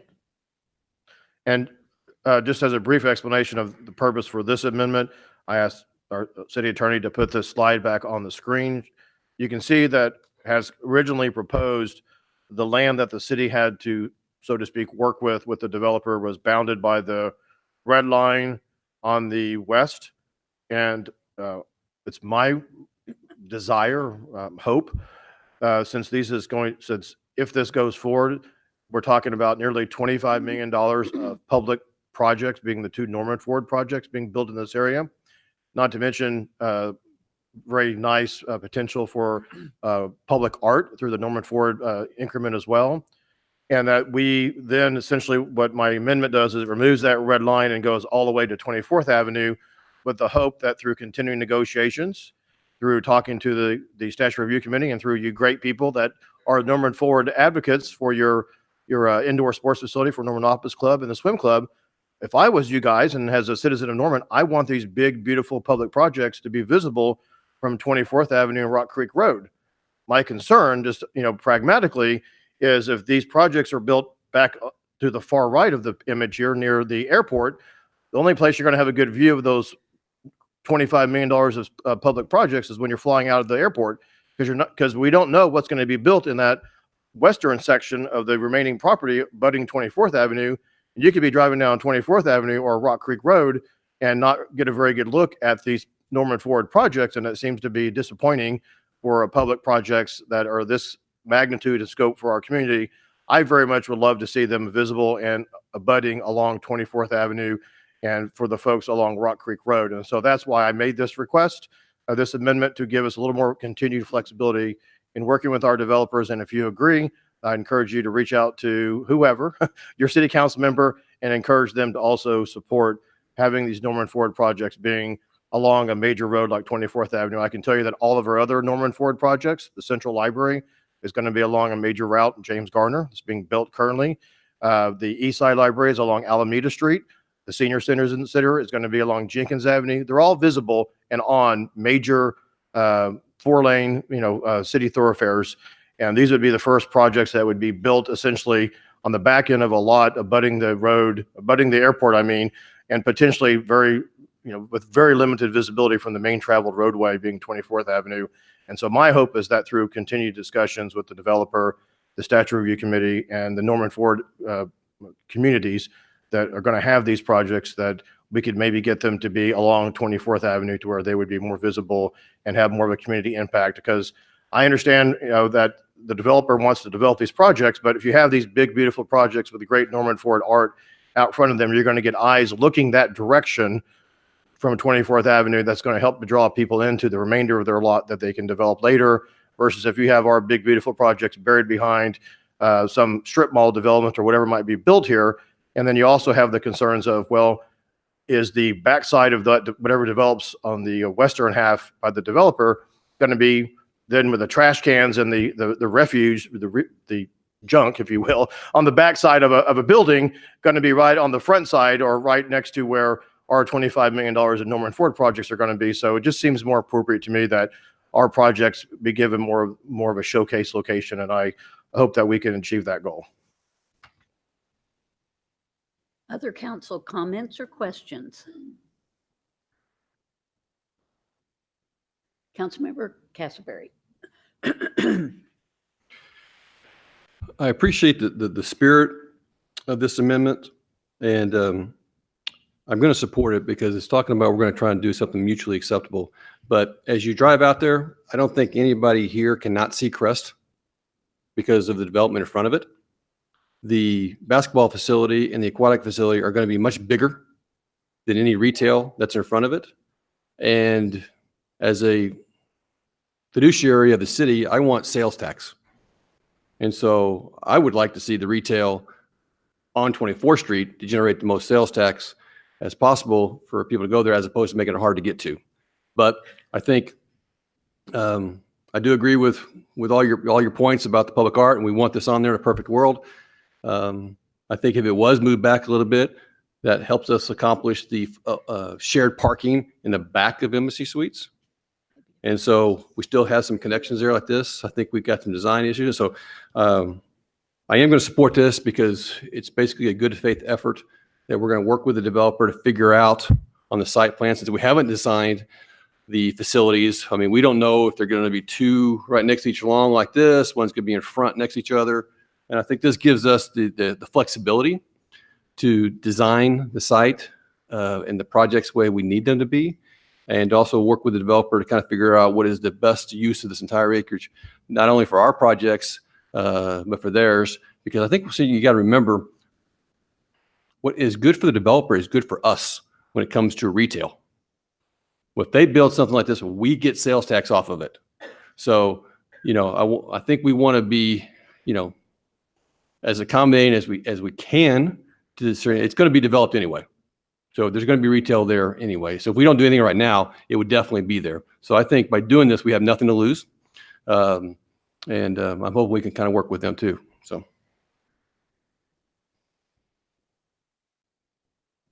Comments from the public? Still Cynthia Rogers, still the same address. Wow, there was a lot to unpack there. So I'm going to put on my professor hat to go with my professor jacket. And I appreciate the spirit of worrying about Norman Forward projects and how they can contribute most to the community, because that's what Norman Forward was envisioned.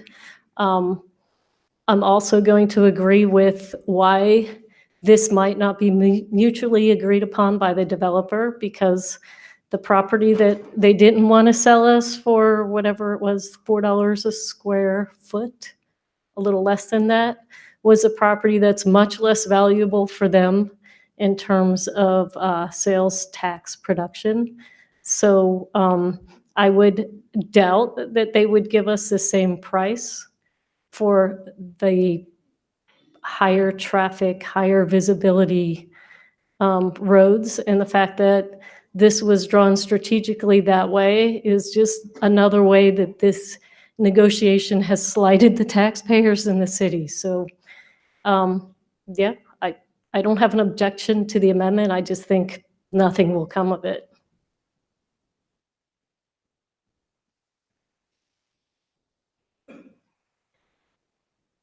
Final. Oh, yes, sir. Rob Norman, 4604 Greystone Court. I would say comfortably I am in support of Mr. Hickman's concept here and Mr. Castleberry's additions to it. I think it's a good idea to explore getting as much land for these projects and finding the highest and best use for this land. And as this goes along, this just gets to be more and more a perfect place to put these projects. Every time we get a better deal, it gets better and better and better. And I think Mr. Hickman and Mr. Castleberry are saying things in support of that concept. let's look at and work with the developer here who is showing some real good faith here, and arriving at a mutually acceptable way to make these the best projects possible. And I fully support conceptually what Mr. Hickman is saying. I think he's closing some loopholes and ending some potential objections to this plan.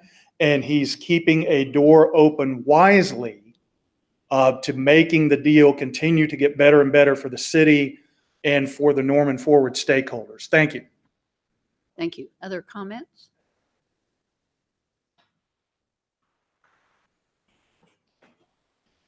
Evan Dunn, 1400 Garfield Avenue. I like these projects. I love Norman Forward. I want to see this community's brand and its ability to provide services improve. The problem that I foresee is that when we allocate all of this capital to these projects, we neglect the recreational centers in Norman that can provide a decentralized access to the benefits of aquatic centers and recreational centers. That's all. Thank you.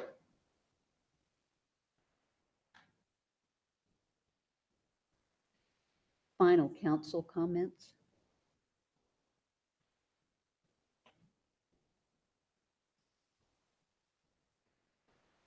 Motion on the floor is to amend section 4A of the term sheet to remove the language stating identified in Exhibit A, which is a 12-acre site, and replace it with language stating with the final site to be mutually determined by the city and the UTC. Council members, you may cast your votes.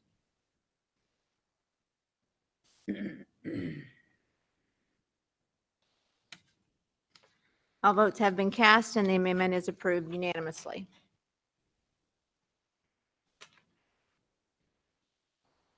Okay, this brings us back to the original resolution.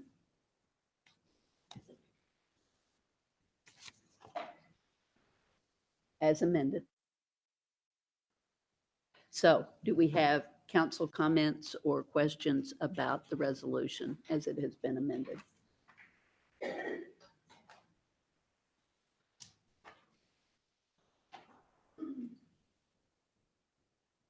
Okay, this brings us to the resolution. We have people in the audience. Any public comments?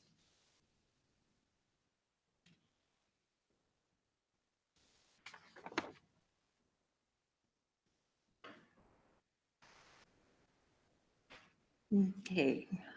I'm sorry, I didn't hear the, there is a amendment to, there is a motion to accept the item as amended. Right. Right, and seconded. Okay, Would you like me to read the resolution? that's fine. I think that I can read that on. Okay. Okay, and I've got the amendments, understand it. I appreciate the amendments. I am still hoping that there is someone on the council who would offer an amendment to remove the cultural facility authorization and save us some money.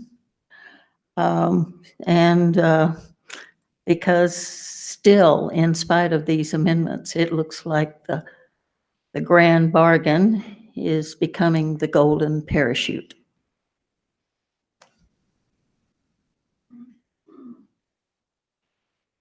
Other comments from the audience?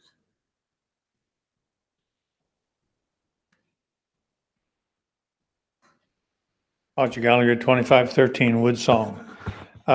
In our travels, we've been to a lot of athletic facilities since our son was a competitive swimmer through college. I'm looking there, and I'm also a pilot and had an aircraft 35 years here in Norman. I'm looking there, and you're going to put two buildings very close to the runway. And you have 24th there. 24th is not a through street for travelers. 24th is more for shoppers and people local. maybe there's a justifiable argument for sales tax there. I'm not following that completely, which Councilmember Castleberry mentioned. But I just think that that's a questionable area compared to if you want the concept of public art, an edifice people can see. Your casual travelers through Norman will not see that. That's why I think it's it's not the right place. I think one closer to the existing Y with North Flood, the way it's going to be developed, I think that's a bigger advantage. Casual travelers go there much more frequently than shoppers who go to the North Park, and the shoppers at North Park are still local people. This isn't going to be a stupendous place like it was mentioned years ago. It hasn't formed up yet. I think the cultural center is going to be a waste. What kind of culture are we going to put in a cultural center? With a major university here already, art, an active athletic program, city activities that are growing, and I just don't see what a so-called cultural center will do to drawing people. So those are my opinions, and I just think we've waited a long time for a quality aquatic center. And one of the advantages of having it near a major artery is ease for people to get there, coming and going, not battling through another road where people drive in to shop. It's not a highway. And that will just encumber and make the problem of people reaching the facility, going to and from the facility, even though there are all hotels and motels close by. I think that's not the proper place. Thank you.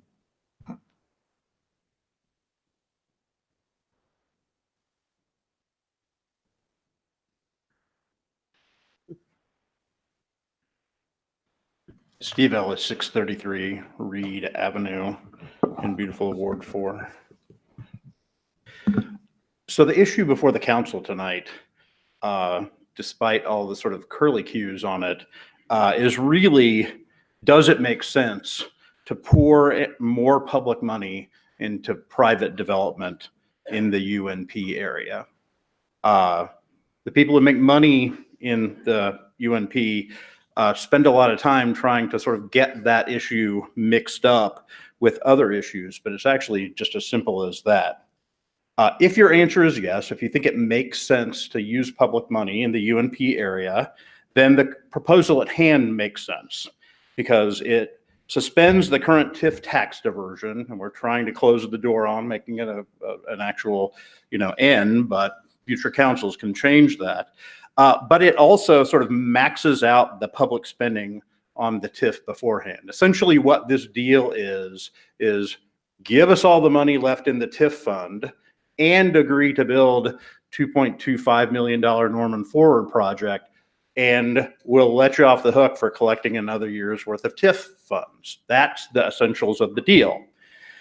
Now, if you answer no to the question, however, about whether or not TIF expenditures make any sense, whether they're any good for the city, then this deal, even as it's amended, basically makes 0 sense because it commits more public spending to the UNP area than even the TIF did, because even though we're cutting the TIF funding, we're adding 2.25 in Norman Forward funding. The deal is sort of the equivalent of giving away all of your money because you fear losing half of it.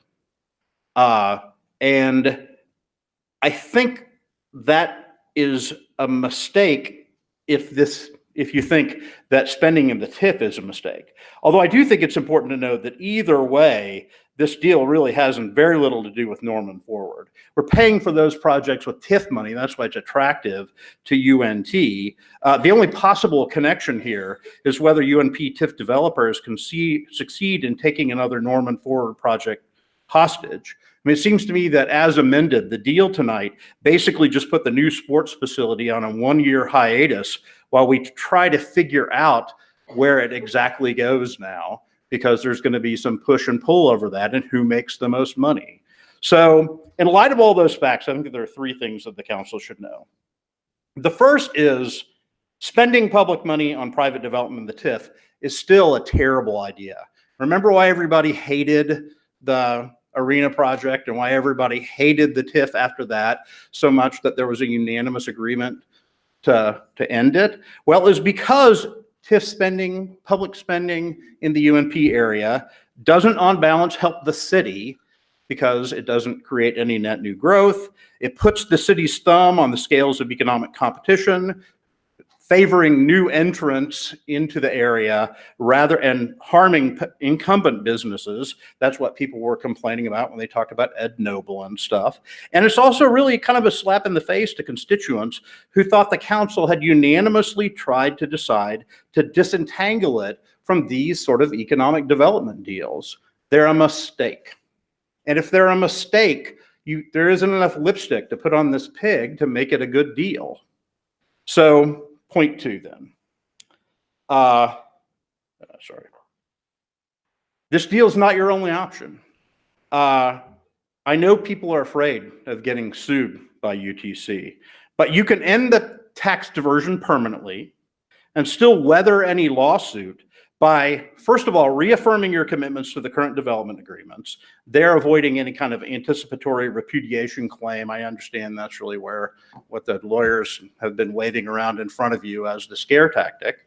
And also then by acting to make spending above those contractual minimums impossible. That allows you to just take the UNP TIF off the law books. And as Councilmember Castleberry already noted, it's going great right now. There's going to be development up there. We don't need to pour more public funds into it. So this alternative is not just an invitation to legal chaos. The TIF developers can't sue you unless they have some grounds to sue you. And in particular, they can't get an injunction or a stay or anything like that unless they have a very solid case for a very large payout, and the court fears that the city will spend any money that it might lose in the lawsuit in order to avoid payment. And that second half is really functionally impossible given state law. We have to pay any adverse judgments that we pay from our sinking fund. And we can always have more money in the sinking fund because we can increase property taxes to pay. Now, I know that's not what anybody's idea of a good idea, but the point is basically this. Cities are designed by our state ordinances to be entities that are hard to influence by the threat of a lawsuit. Knuckling under to a lawsuit to a city is a really big mistake unless you think you're going to lose. So that's point 1. Point 2 is the real issue is there's really not much of a case to be made against the city here. The TIF developers would have to argue that we've breached a contract and we just haven't done that and we don't plan to do it, right? So unless your city attorneys are telling you behind closed doors that, yeah, we're really screwing these people because we've got things in the development agreement that we actually owe them, if that's not the message, you should be saying, wait, we didn't obligate ourselves to very much money here. If you look through the publicly available development agreements, our exposure is about $3.5 million that we really owe and that we can promise to pay, and then up to $8.25 million more because we would owe that on the incentives for the lifestyle center.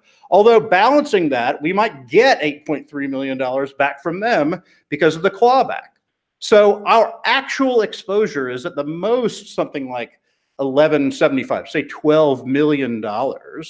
And that's only if we just say, screw you, we're taking the money away, right?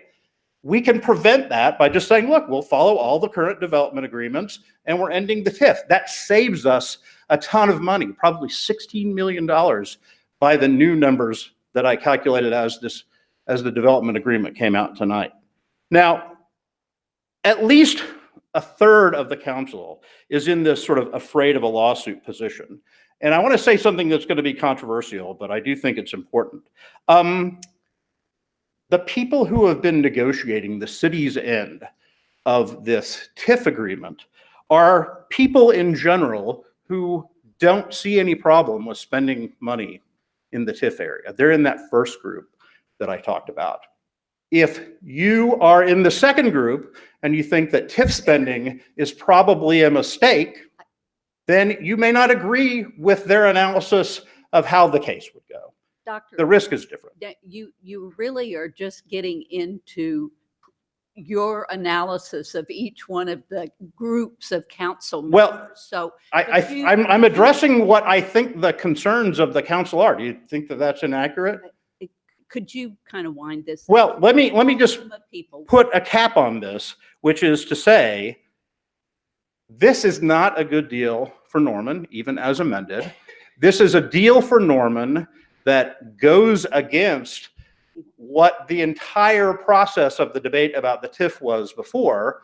And this is what you get when discussions about these sorts of issues stay secret because of the way executive sessions of the city council meet.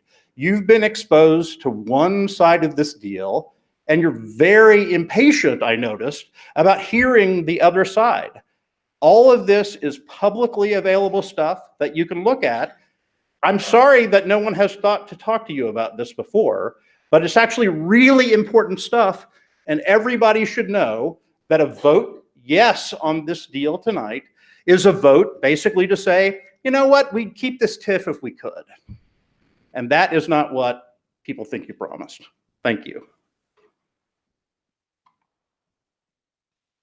Councilmember Scott.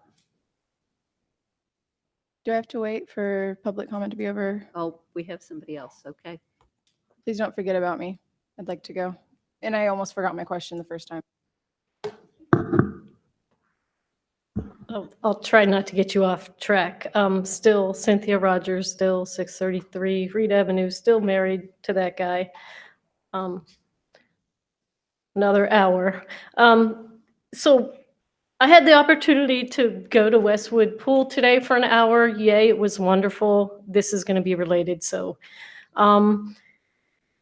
I work on my diving. Maybe I'll get to compete at the master's level sometime soon. I need to get a few more dives on my list. And it really makes me proud to go there and see all the people enjoying the pool, the families. It's a very wonderful $12 million facility, Norman quality of life project.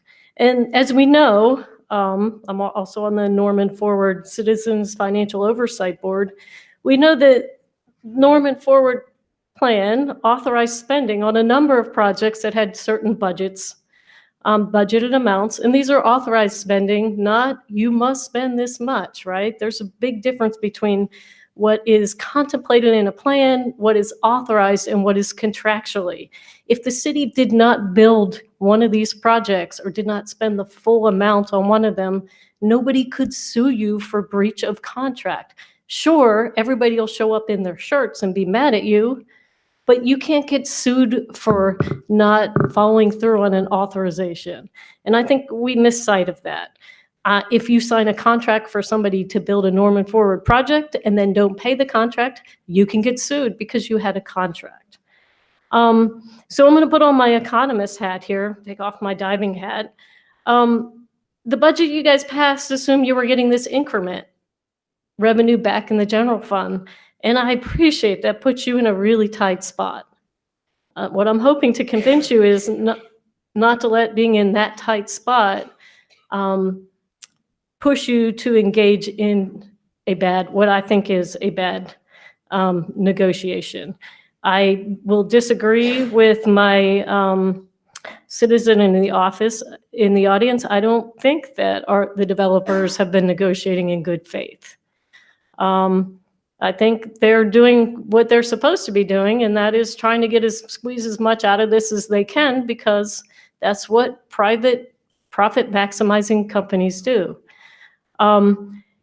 Actually, I think the proposed deal is better for them than the original contract. And let me tell you why. And this is the most important thing that I think is a breach of trust to citizens. And that is, there is one line in here that says that the city will waive the clawback penalty. Well, the clawback penalty was an assurance to businesses and taxpayers that we do our part and the developer will put in the lifestyle center. The Legacy Park, we spent, I don't know, $11 million on it. I don't really know the total amount. And that was supposed to, more was added to it from the Rock Creek overpass, but it was budgeted at 8 and more was the spillover from Rock Creek. Okay. The clawback is 8.3 million. And that's because we put in all this public money. We put in a lifestyle center that's supposed to, we put in Legacy Park that's supposed to connect to a walkable lifestyle center. Well, we put in the park, we spent the 11 million, and the lifestyle center isn't there. Exactly 0 square feet of lifestyle center has been built. We gave them credit for Crest. So this is money we could have collected in 2016 had we not extended the contract to give an extension on this. This penalty is actually their part of the bargain.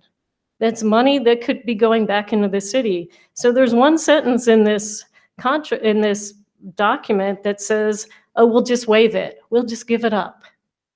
And I think that's a breach of a promise that was made way back in the beginning when I was fighting this thing in 2005 that don't worry, we'll put in our part and they'll do their part. So this is an assurance to make sure we're not making a bad deal. So I think giving up on that is a tremendous mistake. I also think that dropping the performance standards to get incentives is also a huge mistake. And that's because the performance standards were also part of the, don't worry, we're going to get good stuff. We're going to get neat stuff. We're going to get Neiman Marcus. We're going to get high-end retail, and it's going to be great. Well, we see none of that happened. And now instead of saying, well, you're just not going to collect them because they've had access to these all along, because the plan which you offered wasn't, even at the time, I wasn't the only one arguing, wasn't feasible. Now we're going to say, just whatever you do, we're going to give you money. That's a tremendous breach of trust to the public when this project went into play. So no minimum standards for entertainment. I don't know what qualifies as entertainment. The document says boutique movie theater. I've heard of Top Golf. Does the city get any input into this or not? I mean, that's the whole point of making a plan and a development agreement, is that the city gets what it wants, or at least it gets something. I don't know, in terms of the wording of the document, it says costs are needed. That's one of the criteria for getting incentives. I don't know what that means. Could we clarify that? Could that be more strict? My teenagers tell me they need stuff all the time, and I promise you, I don't agree. So costs are needed for what? Is there some procedure to document that? Dr. Rogers. I am still on point. I have just a few more things, and I promise I'll finish. Would you? I am. I was talking about. Move it along, because really we have heard a lot of these points before. You couldn't have heard these points because this is the first time I saw this document with this wording. Many of these arguments before. Please finish. Okay. Well, I'm going to respectfully disagree that you've heard anything about this because I just read the document. Costs are needed to support retail. I don't know what that means. I'm also concerned that this says stuff about spending Norman Forward at least $22.5 million. That's actually not what the Norman Forward stuff says. I'm very concerned that any remaining funds could be transferred to other projects at NIFTA's discretion. What does that mean? I know there was the amendment, but what does that mean? Where would this money go to?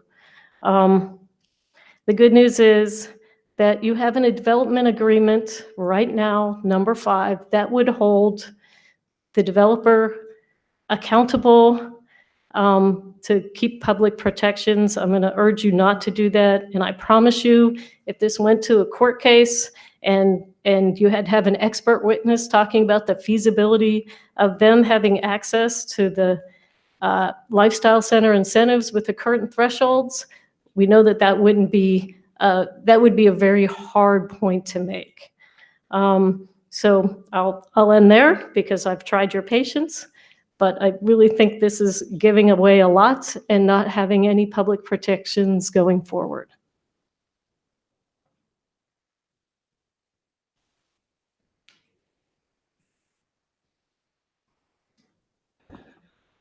Hello, my name is Emil Shaded. I live at 2127 Brookhaven Boulevard.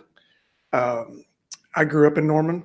I played basketball and ran in the Optimist gym as it currently sits. And my son is right there. He'll be going in 7th grade, and those are his basketball teammates that I'm now embarrassing. And I stand and I look at this site, and I thank all of you for your tireless work as a council in general. I mean, this has to be probably one of the hardest jobs anybody could do. I look at that site and I think of all the places that I've traveled to watch he and his buddies and his sister play basketball, and I think about Wichita. Everybody's, but it's not just Wichita. It's going to Piedmont, Yukon, and various other places around the state. And I think about the money that I've spent at various places, local diners and so forth, right around those little gyms. And I think about the time we went to Wichita and how much money we spent on hotel rooms. I could probably get you pretty close to the nickel. And I am so excited to see this aquatics and volleyball basketball facility perhaps go on that site. I do appreciate wanting to move it perhaps closer to 24th Street for some visibility. But I don't know realistically if that's feasible. I will say that there's a bunch of, I serve on the Optimist board, and several of my fellow board members are here. And I see all those kids that come in there and play basketball. I've coached, we volunteer. It's a lot of fun, and we could do so much more, frankly, to have air conditioning, to be able to host a tournament with greater than 4 courts. And I applaud you guys for looking at this area and proposing to move forward with it. And I appreciate your time. Thank you.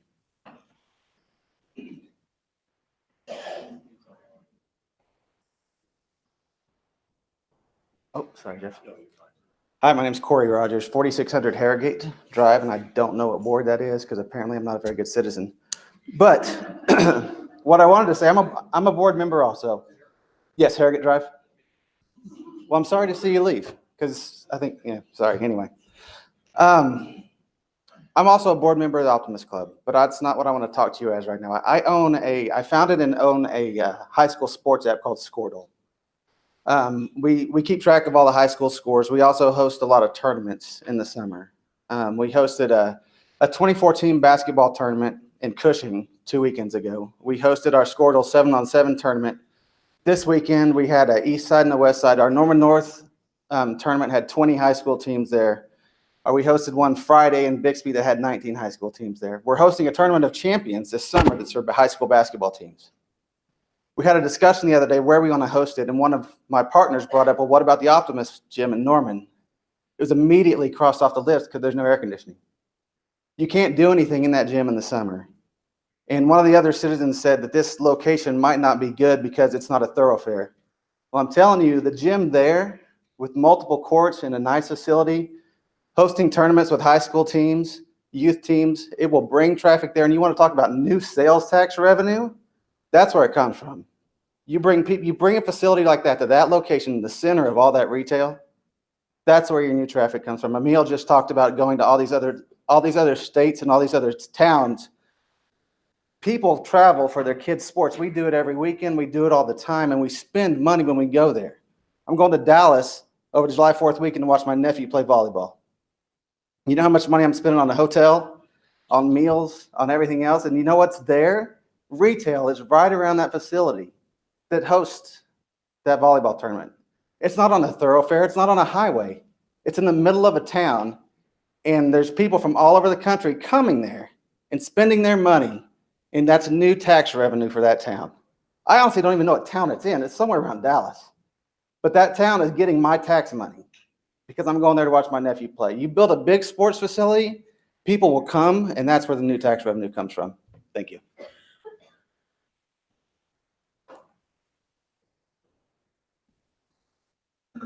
Jeffrey Holt, 3104 Tisbury Road. I will echo what my counterparts with the Optimist said. I think of Norman forward, and I applaud the council for not just moving Norman forward, but Norman forward should be viewed as taking Norman to the front. And by doing something like this and adjusting the line, as my counterpart said, tourism will explode with this recreational facility. We go play every single weekend. We played in a tournament just recently this past weekend that had over 50 or 60 teams with 7 kids per team. That's 480 athletes with an average of 3 to 4 parents. You're talking about thousands of people coming to Norman over the course of weekends. If we have the jewel of the South, a nice arena, a nice aquatic center where things can be done, it's not just moving Norman forward to catch up. It's moving Norman to the forefront of where things should be done. And people start talking about us as opposed to us talking about going to Piedmont or going to Dallas or going to Wichita. People from other states will be looking forward to coming to Norman to play basketball, to play volleyball, to use the aquatic center, if we truly move Norman forward. So my comments, again, about the location, absolutely. Extending the line where we do get access is in 100%, my view, the right thing to do. So thank you very, very much for considering this. We sure appreciate it.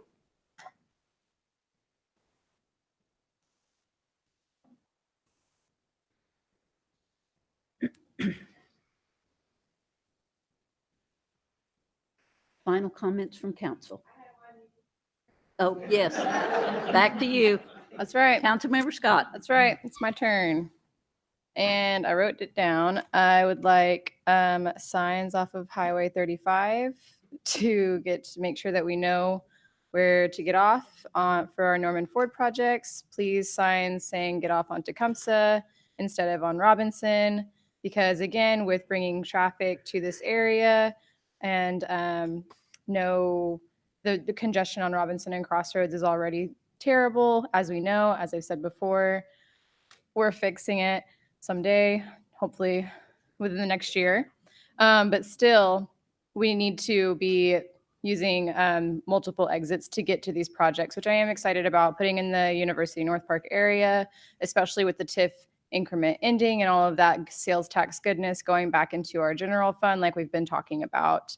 So everything that's generated there will now go directly back into our general, well, after all of this is completed, we'll go back into our general fund. I'm very excited about it. I don't want to go on and on and on about the things that we've already discussed for, I think, well over a month now, but at least, last week we had a lengthy discussion about all of this. So I won't go on. If you're watching at home or if you were not here last week, you can refer to the 17 questions that I asked of our city staff toward the beginning of that meeting that started at about 6:30. The next thing that I have is just kind of in a defense of our city attorney, who has done everything in her power to get the best deal for Norman. She's been receiving a lot of misdirected anger, and I think it's extremely inappropriate to be trying to throw her integrity under the bus and ours when we are working to do what we need to do to end the TIF, get the sales tax dollars back into our general fund, and do what we need to do for our community, get the Norman Ford projects up and get the ball rolling. And that is all I have, at least for now. Councilmember Hickman. Thank you again for everybody being here tonight. This is a very important topic and step for our community. I just want to make it clear that I am 100% supporter of our Norman Ford and the Norman Ford projects, being the swim club and the Optimist Club. A lot of the swim club folks are in my ward in particular, and I've spoken to them regularly. And so please don't take anything I have to say after this as it being that I don't support any of the Norman Ford projects, especially the indoor sports facility and the indoor aquatic center. And I fully understand sports tourism. I was a soccer dad for a long time. My kids are all grown now and gone to college, but my son played Celtic. I coached my 2 daughters traveling rec teams. And so I've been to Austin, Dallas, Wichita, Tulsa, Oklahoma City, Lawton, Enid, everywhere you can think of that you guys probably go for your sports. I've been there for soccer, maybe not for basketball or things of that sort. And so I understand 100% the concept of you go travel with your kids and you spend money and you stay in hotel rooms. And that was in part, a large part, why these Norman Ford projects were high on the list of important projects to be a part of Norman Ford and why they had such broad-based community support. And so I want to say all that because I think at the end of the day, where these projects are put in the city of Norman, people are going to come to them because they're going to be the jewel of the South and they're going to be the newest, nicest projects for youth sports. And so I think that's an important thing to keep in mind because what I worry about is in 2015, we had the Norman Ford vote. And the Norman Ford vote made it very clear, if you look at that literature, that these projects were going to go in North Base. Now, I know that some people agree, some people disagree with that, but as a person who really takes public trust seriously and concerns about the effect that this action could have on future public votes, it concerns me. And let me just tell you why.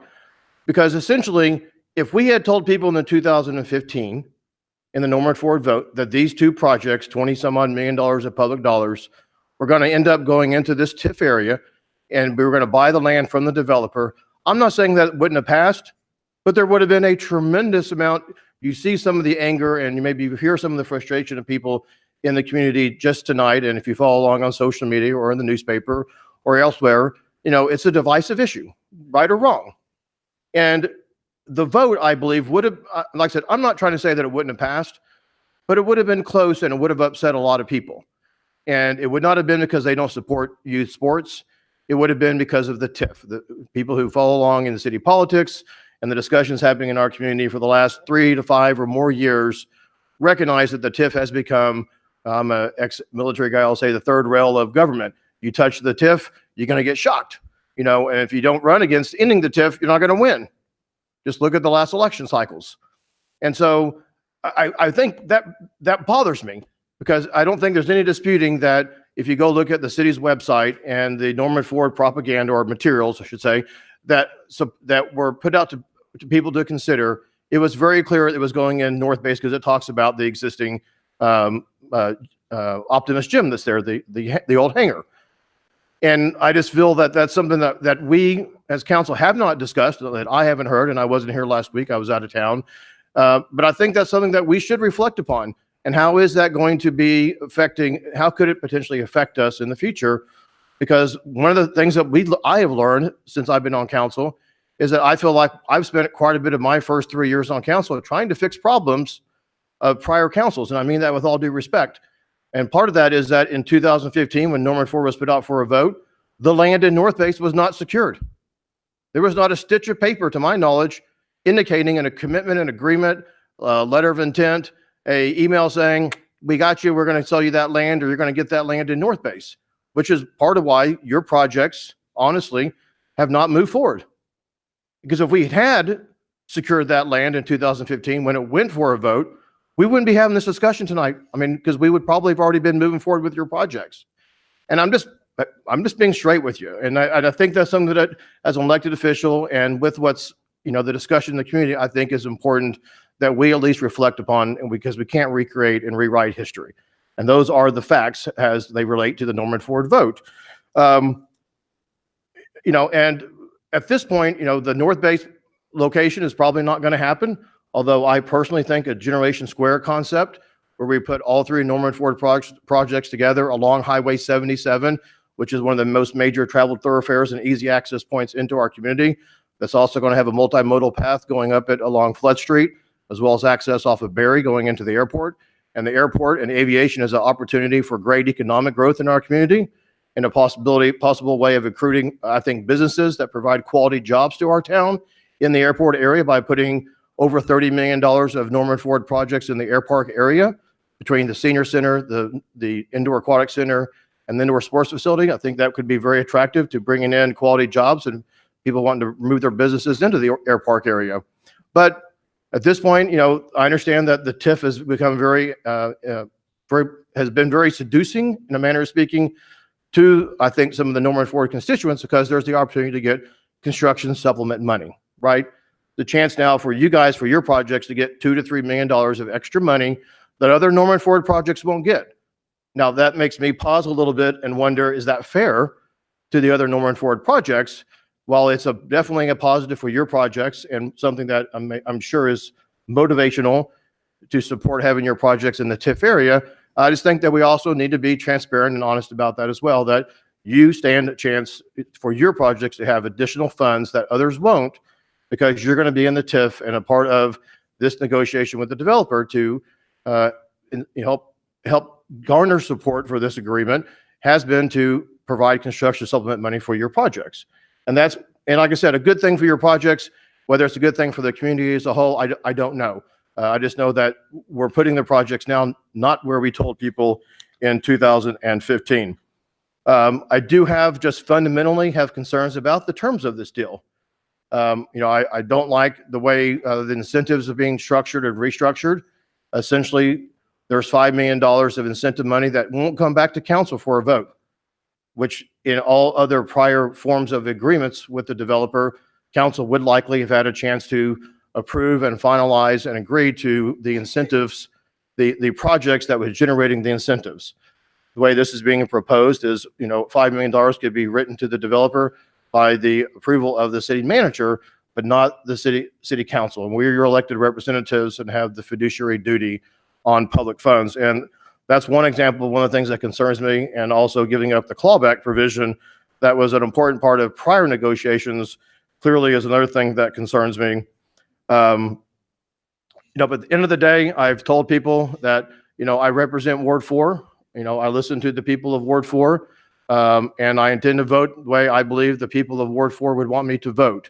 So please understand that while I offered amendments tonight to make this resolution better, and I do think it is better, I still am not sure that it's the best thing for the community, in part for the comments that I have made, and also as the representative of my community, I feel like it's my responsibility to vote in a way that honors what I think my constituents would want me to vote.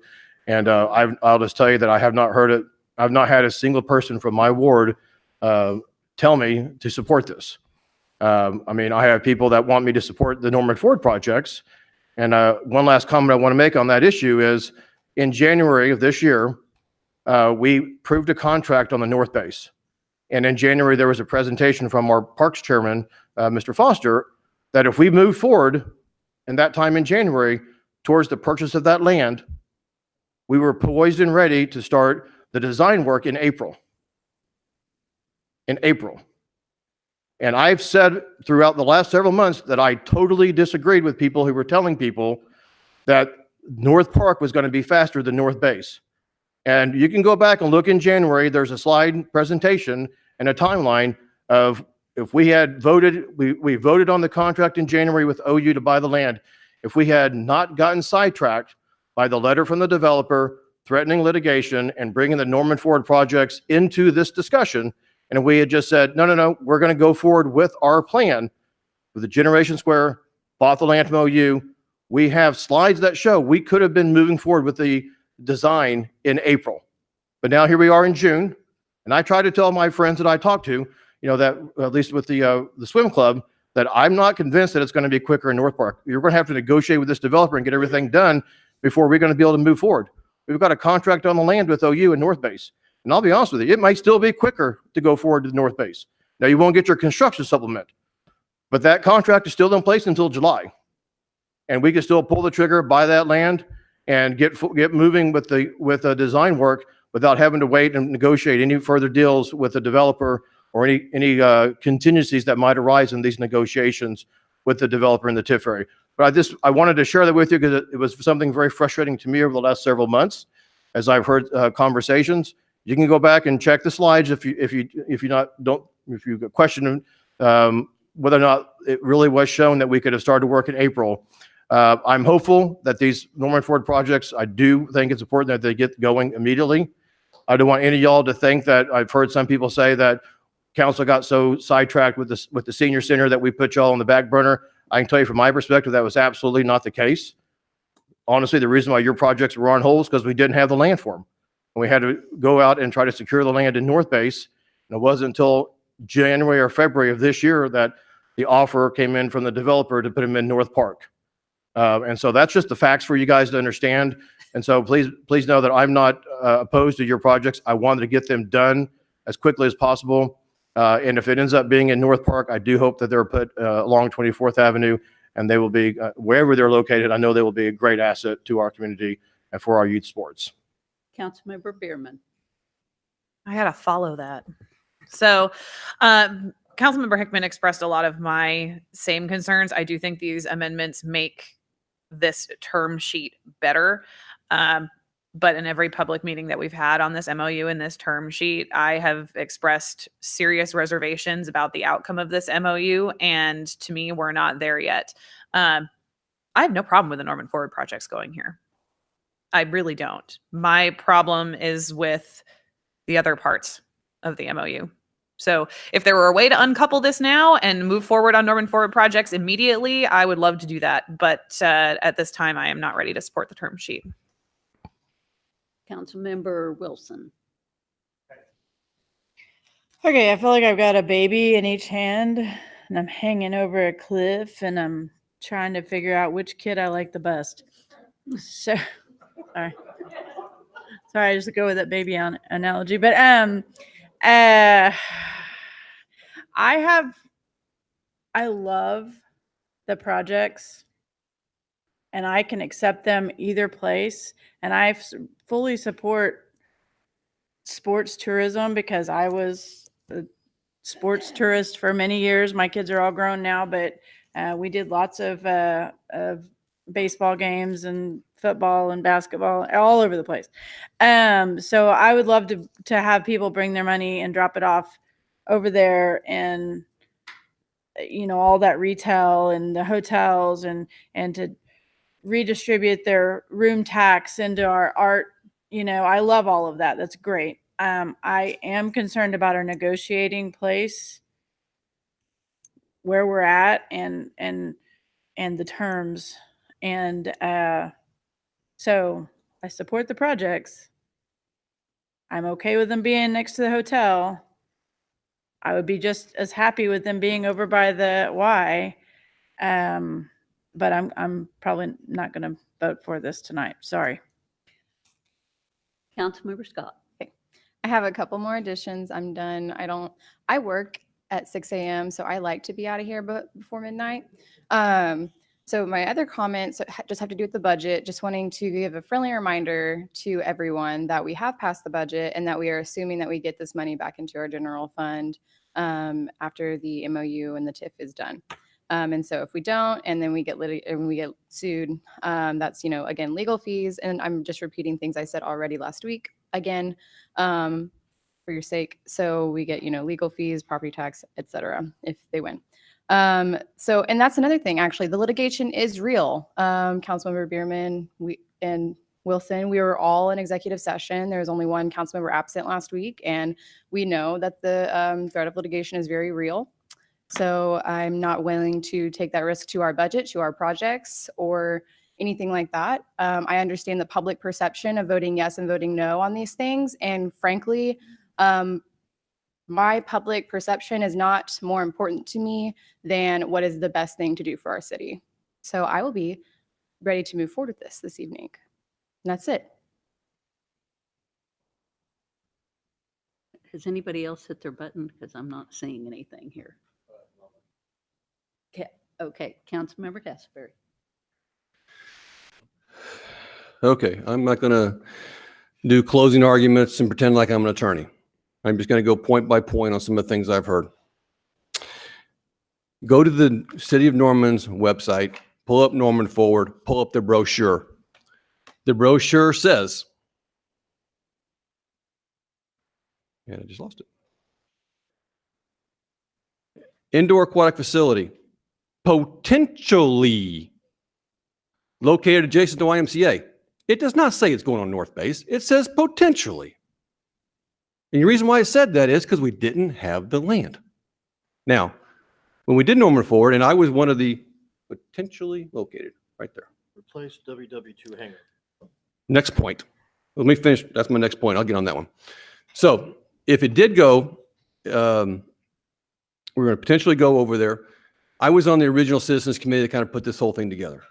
And the original Norman Forward, it was all going to be on North Base. Everything was going to be together. There was going to be a couple hotels there. It was a $400 million project. Well, that didn't work. I mean, the library was going to be where it was going to be, but everything else could be there. So that was the original brainstorm of what could we do? Let's have a true vision. What could we do? That was the original vision. And then we said, okay, let's be practical about this. What can we really do? And that's when we said, okay, North Base land's available. We had talked to OU and they said, yeah, we will entertain that land. That's why it was there. We had an agreement with OU to get the North Base land in a free land swap 2 years ago. And I'm not going to get into accusing anybody, but the deal fell through. And you can go back and do your own research and figure out why the deal fell through. But that could have happened 2 years ago. If we do the North Base site, as it says in the brochure here, it will be to replace the Norman hangar, the World War II hangar east of the YMCA. By putting it in the TIF, you keep the hangar. Part of the agreement with OU is if you buy the land from OU, you will tear down the hangar. And you will expose this to asbestos and do all that stuff. If we don't buy the land, OU still owns the hangar.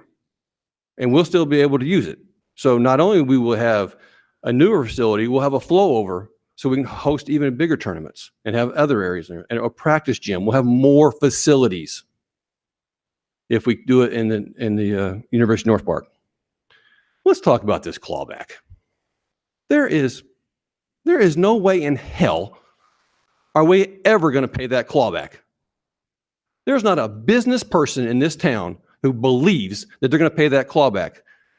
Why would you pay an $8 million clawback when all you got to do is build a 144,000 square foot shell of a building? You don't have to even put anything in it.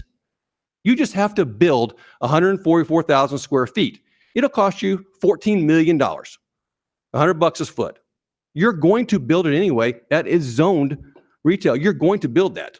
So why would you pay $8 million and then build it 2 or 3 years later? You won't. You'll build that. Now, if you want the incentive, you have to build something with $300 a square foot. Give up the incentive. You're going to build a building. So we were never going to get that money. So from my standpoint, giving up the clawback was giving up nothing. And I've heard many people up on the council say, it's a unicorn. The lifestyle center is a unicorn. It'll never happen. Well, guess what? We gave up a unicorn. It never happened.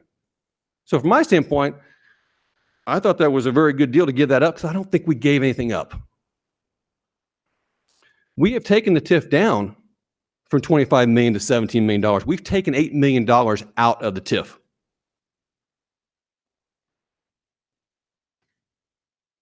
And we've got $2.5 million of more money for Norman Forward. Instead of giving it to some other developer, we're getting it as a developer. We're saving $2.5 million of construction costs that would have, a site preparation that would have had to go on the North Base. That's in the Norman Forward budget. That frees that money up for other Norman Forward projects, or the Aquatic Center, or the multi-sport, or something else. We should get money from ACOG for the James Garner project. Last year, I told you we're going to get it, but it's kind of changed the formula and the way they screwed us this last year. I'm not going to say that. But it is a qualifying project, and we'll get about $3 million for that. We budgeted $6 million. These are all things that were built into the Norman Forward budget that you are surprises that we expect, but you can't count on. I personally prefer option 2. If we did nothing, the increment ends next December. And if you really think that clawback's that big a deal, then you do nothing. And you get the increment, you get in there. Council has decided, and I voted for us to not take that path.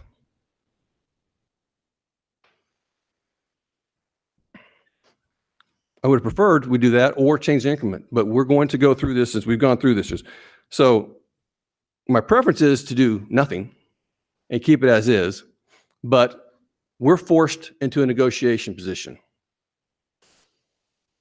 I think this is the best deal that we're going to get if our goal is to end the TIF. And I think that's what our goal is. This does not technically end the TIF. It ends the increment, as Ms. Walker pointed out, it ends the increment. No more money is going into the TIF. But if you actually end the TIF, that means the projects that are authorized are no longer authorized, which means that money no longer goes towards those projects, which means, for one thing, Robinson Street and Crossroads does not get done. And in my ward, that's a big deal. And to do away with that unnecessarily makes no sense whatsoever.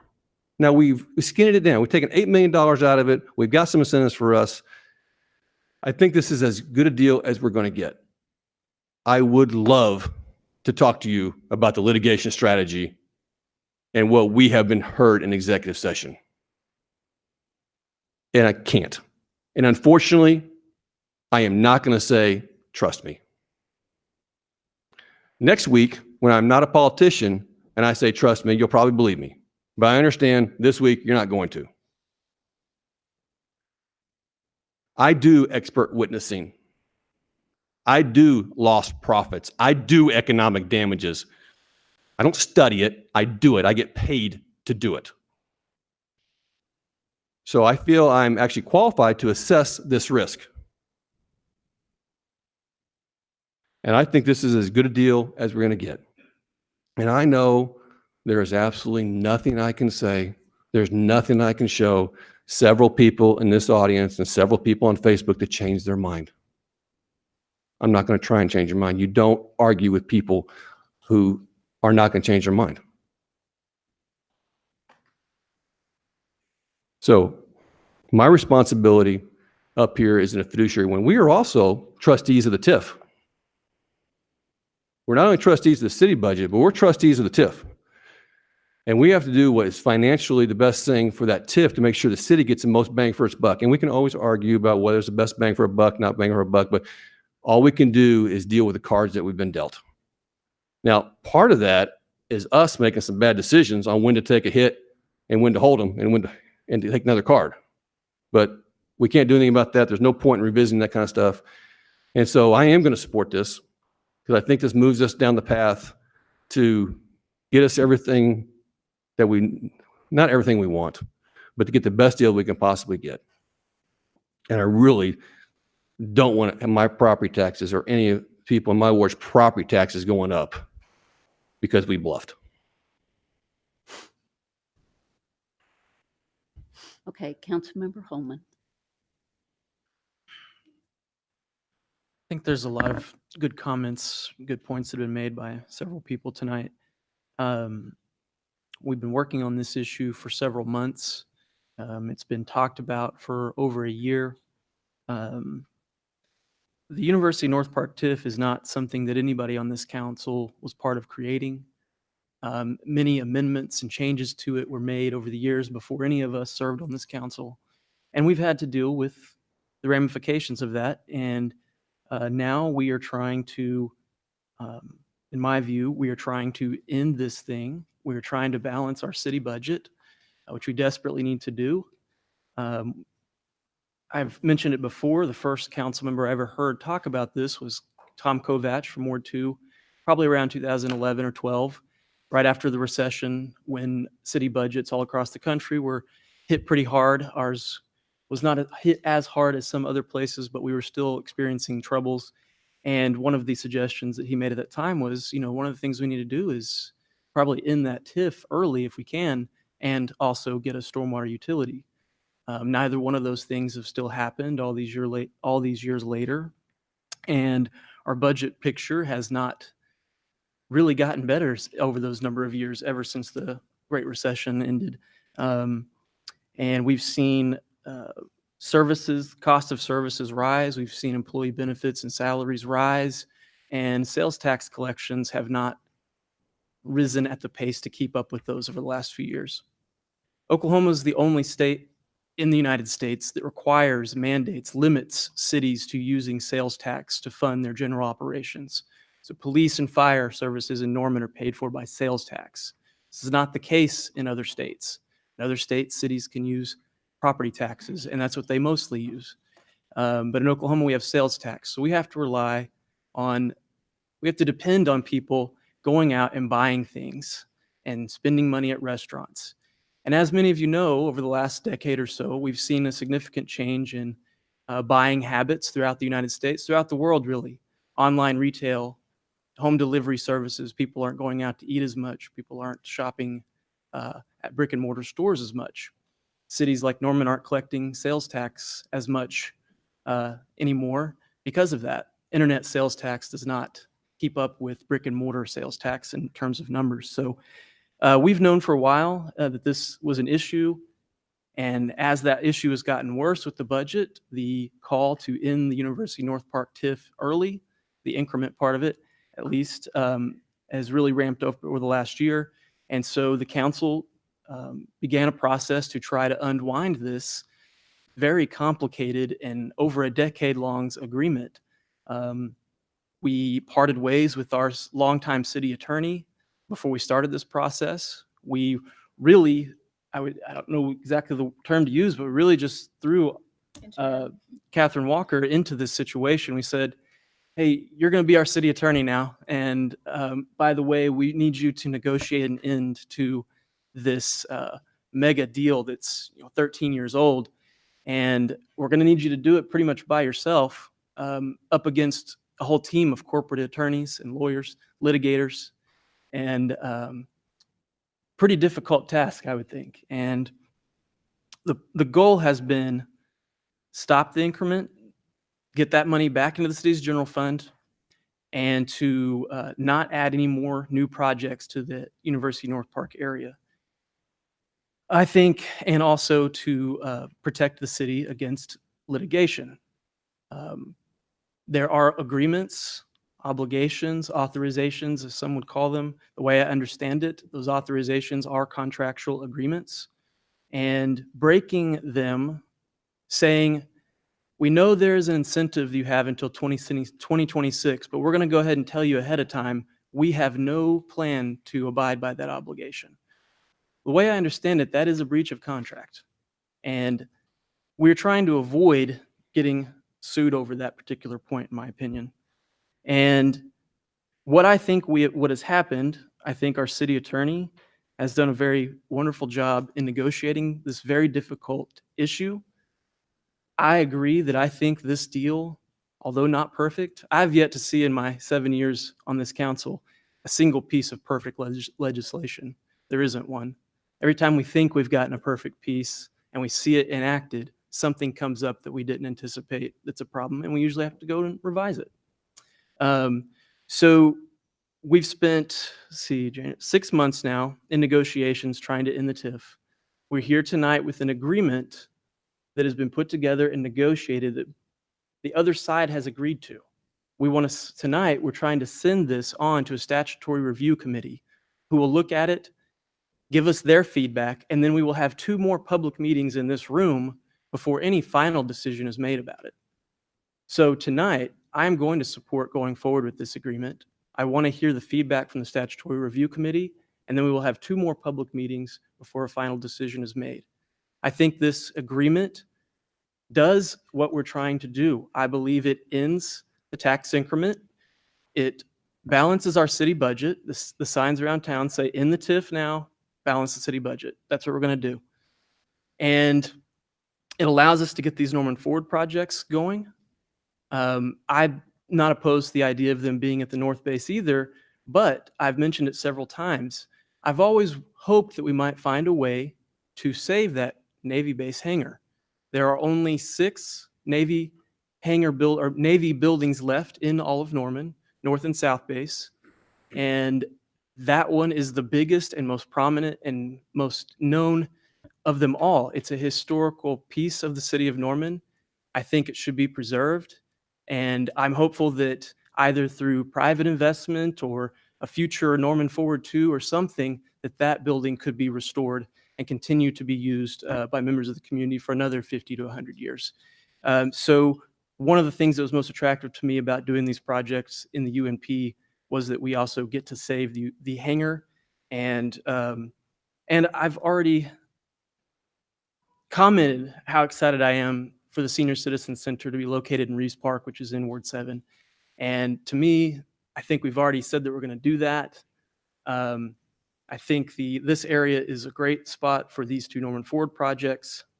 And completely separate from those, I think this agreement, again, ends the tax increment, puts it back in the general fund.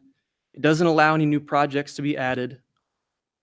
And thanks to these amendments that were made tonight, no new projects will be able to added without creating a brand new TIF and going through that whole process again. So I think this is a good deal, and I'm going to support this tonight. Thank you. Councilmember Hickman. I just wanted to make a final statement, I guess. I wanted to also say that I believe that our city attorney, Catherine, has done as good a job as possible. I think she's done a great job, frankly. You know, I am an attorney, and I'll fully admit that I sue cities.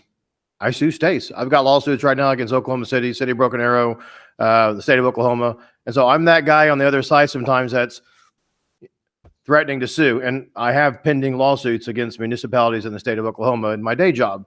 And I work with city attorneys around the state, you know, and we have a quality person in Catherine, you know, and I don't feel like that she deserves any criticism for what people may or may not think of the terms of this deal. While I personally may not support this tonight, I know it is no reflection on her and the work that she has done. I just want to make that clear for the record and for everybody. And I just wanted to also clarify my colleague, Councilmember Castleberry, that it does say on the City of Norman website, under the multi-sport indoor sports facility, replace the World War II hangar east of the Y, which does indicate that that was what was contemplated where your sports facility would be located in the north base. I'm happy in a way that we're not maybe going to have to tear down that hangar now, and it gives you another facility to use. My whole point of mentioning that was when you go out to a vote of the people and they rely upon what you tell them, and then you don't do what you tell them, I always worry, is that going to come back and haunt you next time when you go out to ask them to support taxes on something else in the future? That may or may not be something that's as sexy, if you will, as youth sports. We've already had 2 stormwater votes fail, and that's not nearly as attractive as the youth sports. And I do think that part of that is education of the community, but also public trust. And this maybe is a small thing, but it's just something that I make note of and does concern me. And I think something that has elected officials that we should be cognizant of. Doesn't mean that we should maybe be willing to make the change. I just think it's something that we should make note of and be aware of. And I had not heard it brought up before. So again, thank all of y'all for being here tonight. And while I have your attention, I want to go ahead and also say thank you to Mayor Miller and to Councilmember Castleberry. This is their last night up here voting, and I would say this in miscellaneous comments. But while you're all here and you have left, I want to go ahead and at least recognize and thank them for all the years of service.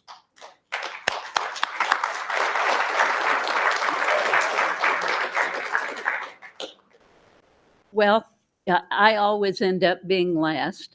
I see out there that everybody is really, really tired. I am very, very tired. I think I'm the oldest person in this room almost, except, right, there's a couple over there. I'm not a debater. I'm not a lawyer. I'm just a pretty practical person. And we have had our attorney do a really good job trying to resolve this issue and trying to help us out as a council, because we make these decisions that are not easy, and we make these decisions that can't be solved quickly. And so we, like everybody has said, we've been working on this. We've been trying to resolve the issue. We want the money back into our general fund. So how do you do that? You end the increment. You wind down the projects. That's what we've done. I think that's what most people in the community that care about the TIF, that's what they wanted, was us to get it back. They didn't want other big projects. That's what we're doing. No more big projects. But in negotiating all this, we had an opportunity here. We had this opportunity to get some land. And, you know, I see you back there smiling, Cynthia, but it was an opportunity. It was a good opportunity. It was a better opportunity, in my opinion, than the North Base. And it will also provide some more money for these Norman Forward projects. I don't think that the TIF is particularly bad or good. This TIF has actually been a net financial gain for the city, but we can't afford to keep doing it. So this is the best. I really think we're coming out, not the best agreement in the world, but it gets us where we want to go. And there was a threat of litigation, and that's serious. But to me, it's more than that. These are business agreements with people. They're business agreements with other people, with partners, with developers. You may like or not like developers, but they're business agreements. And what does it look like if the city just says, well, we don't want to do that anymore. We need the money back, too bad. I mean, how can you do that in any kind of business? Who can do that? So I am pleased that we are where we are now. And I'm ready to vote, and I'm ready to get some projects on the road. So we're going to vote to send this on to the Statutory Review Committee.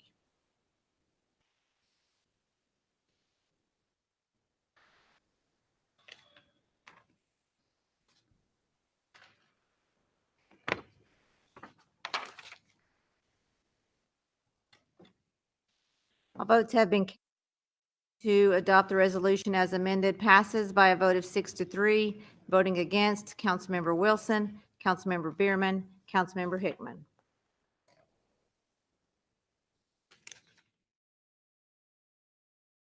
All right, seeing no other questions, thank you, management partners. We're going to move on to item number 2. This is discussion regarding the amended and restated Master Operating and Development Agreement for the University North Park Tax Increment Finance District pursuant to the amended and restated Norman University North Park Project Plan dated as of June 30th, 2019. Are we turning it over to you, Catherine? Yes, thank you.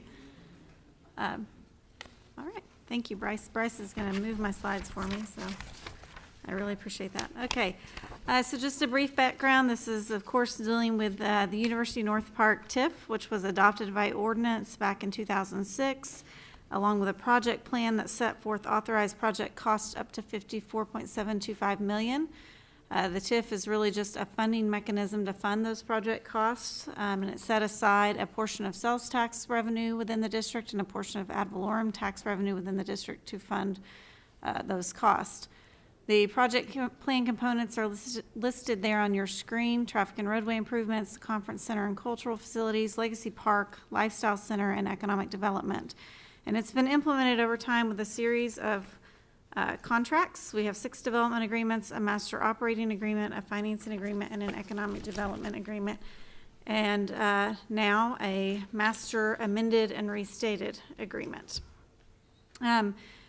This came about through several council actions. Last fall, we began looking at ways to address ongoing general fund shortages, especially in the out years. And you all looked at a number of options. You know, we could allow it to expire naturally. It was generating enough revenue that increments totaling $54.725 million would have been collected in another year or so. We looked at changing the increment allocation. We looked at repealing the TIF ordinance without cooperation from the developer. And although we can do that, we've got all those contracts we have to address. And then we talked about working cooperatively with the developers to end the increment effective June 30, which is the direction that you all moved in. So with this option, council wanted to address the outstanding project costs and agreements and avoid possible exposure to liability on the contracts. We wanted to achieve a goal of ending the increment, especially the sales tax increment, by June 30th. At that time, we thought there'd be about $15 to $17 million available in increment collected through June 30th, depending on whether or not we got the benefit of the 2019 ad valorem tax revenue.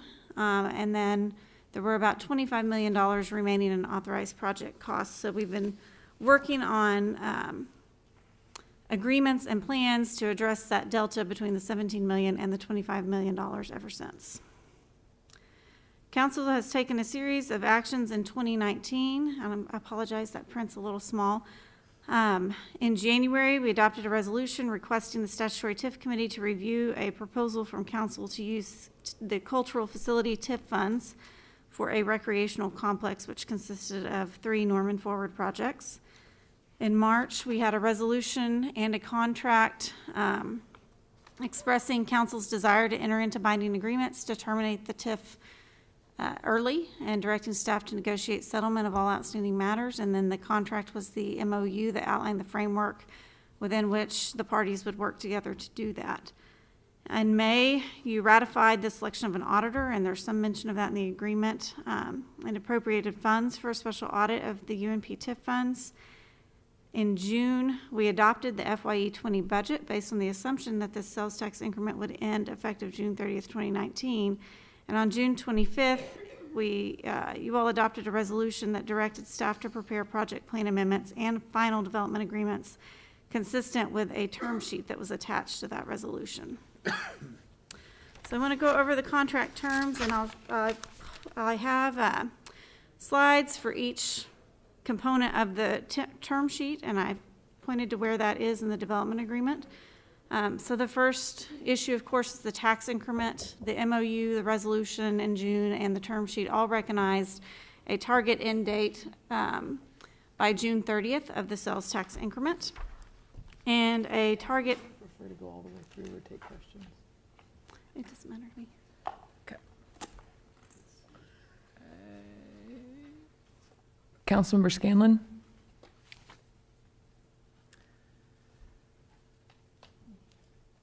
Never mind. Councilmember Patron? This is just administratively, we don't have every even page, so we're trying to keep up and having.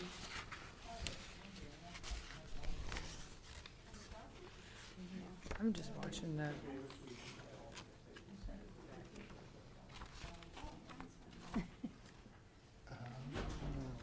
I was looking at the screen. Yeah. I think the clerk's office went to go redo those copies. Thank you. I apologize. We do have it right in front of us on the screen. No, but I can't write on the screen. I'm just saying, do you want to continue or do you want to wait until they come back? Go ahead. Other thoughts for council members? Are you good with continuing, or would you like to wait until the copies come back? I'm fine. All right, Catherine? Okay. And the ad valorem tax increment, it's been recognized all along that the target end date for that would be after collection of the 2019 tax assessment. Property tax has about an 18-month lag between assessment and collection. So this is just addressing everything that was constructed in the district through the end of 2018 and assessed in 2019. In the development agreement, you'll see the section dealing with this in section 2. It says sales tax apportionment will end effective June 30th, and the ad valorem tax apportionment will end on the earlier date of either the collection of all of the 2019 assessments or April 30th, 2020. And we do typically receive all of the assessments by that April date. I'll go through each of the components from the project plan, and then at the end, I'll cover some of the other provisions in the agreement. Traffic and roadway improvements in the term sheet, it set forth $5.02 million for the remaining traffic and roadway improvements. Everything internal to the district has been completed, but there are a number of improvements that are important to the city outside of the increment district, but within the project area. And those include projects at Robinson, at West I-35 and Crossroads, Tecumseh and Flood, and at 24th, Tecumseh and Interstate Drive East, and Tecumseh and Interstate Drive West. And under that term sheet adopted by council, the developer was released from the obligation to fund these improvements. And what that's referring to is an obligation in development agreement number 1, based on the preliminary budget of those projects, we thought 11.55 million would be sufficient to cover the cost, but if we went over, the developer was going to cover any overage. We've gone over on every project significantly. We've spent almost twice as much on the projects. The estimates were off in some cases. In some cases, the projects evolved over time. And a good example of that is the Tecumseh and Flood and 24th project, which is now, I think, a $9 million project. And in the original project plan, we thought it'd be around $950,000. So these projects have changed over time because of development in the area. That is addressed in section 10A in the development agreement. You can see that the amount's the same. It's for those same projects, and it also includes a release from the obligation to fund any improvements over the 11.55 million authorization. Other provisions in the agreement, it says that section 3.2 of development agreement number 5 survives. That provision said that the property can be developed as planned in accordance with the 2009 TIA, but if the PUD plan is amended and more traffic results from that amendment and they exceed the service level D set forth in the original project plan and subsequent agreements, the developer would have to construct any required traffic infrastructure. It recognizes that we don't need a TIA, traffic and impact analysis, for the recreation facilities. And then it also says that in that section, that section 4.10.3 of Development Agreement 5 survives. That is the provision that called for an entrance at Tecumseh and Robinson. The Robinson entrance has already been built, and the Tecumseh Road entrance obligation continues under this agreement. And it would be constructed in the same way the Robinson entrance was. So an equal cost share between the business improvement districts, so the property owners in the area, and UNP.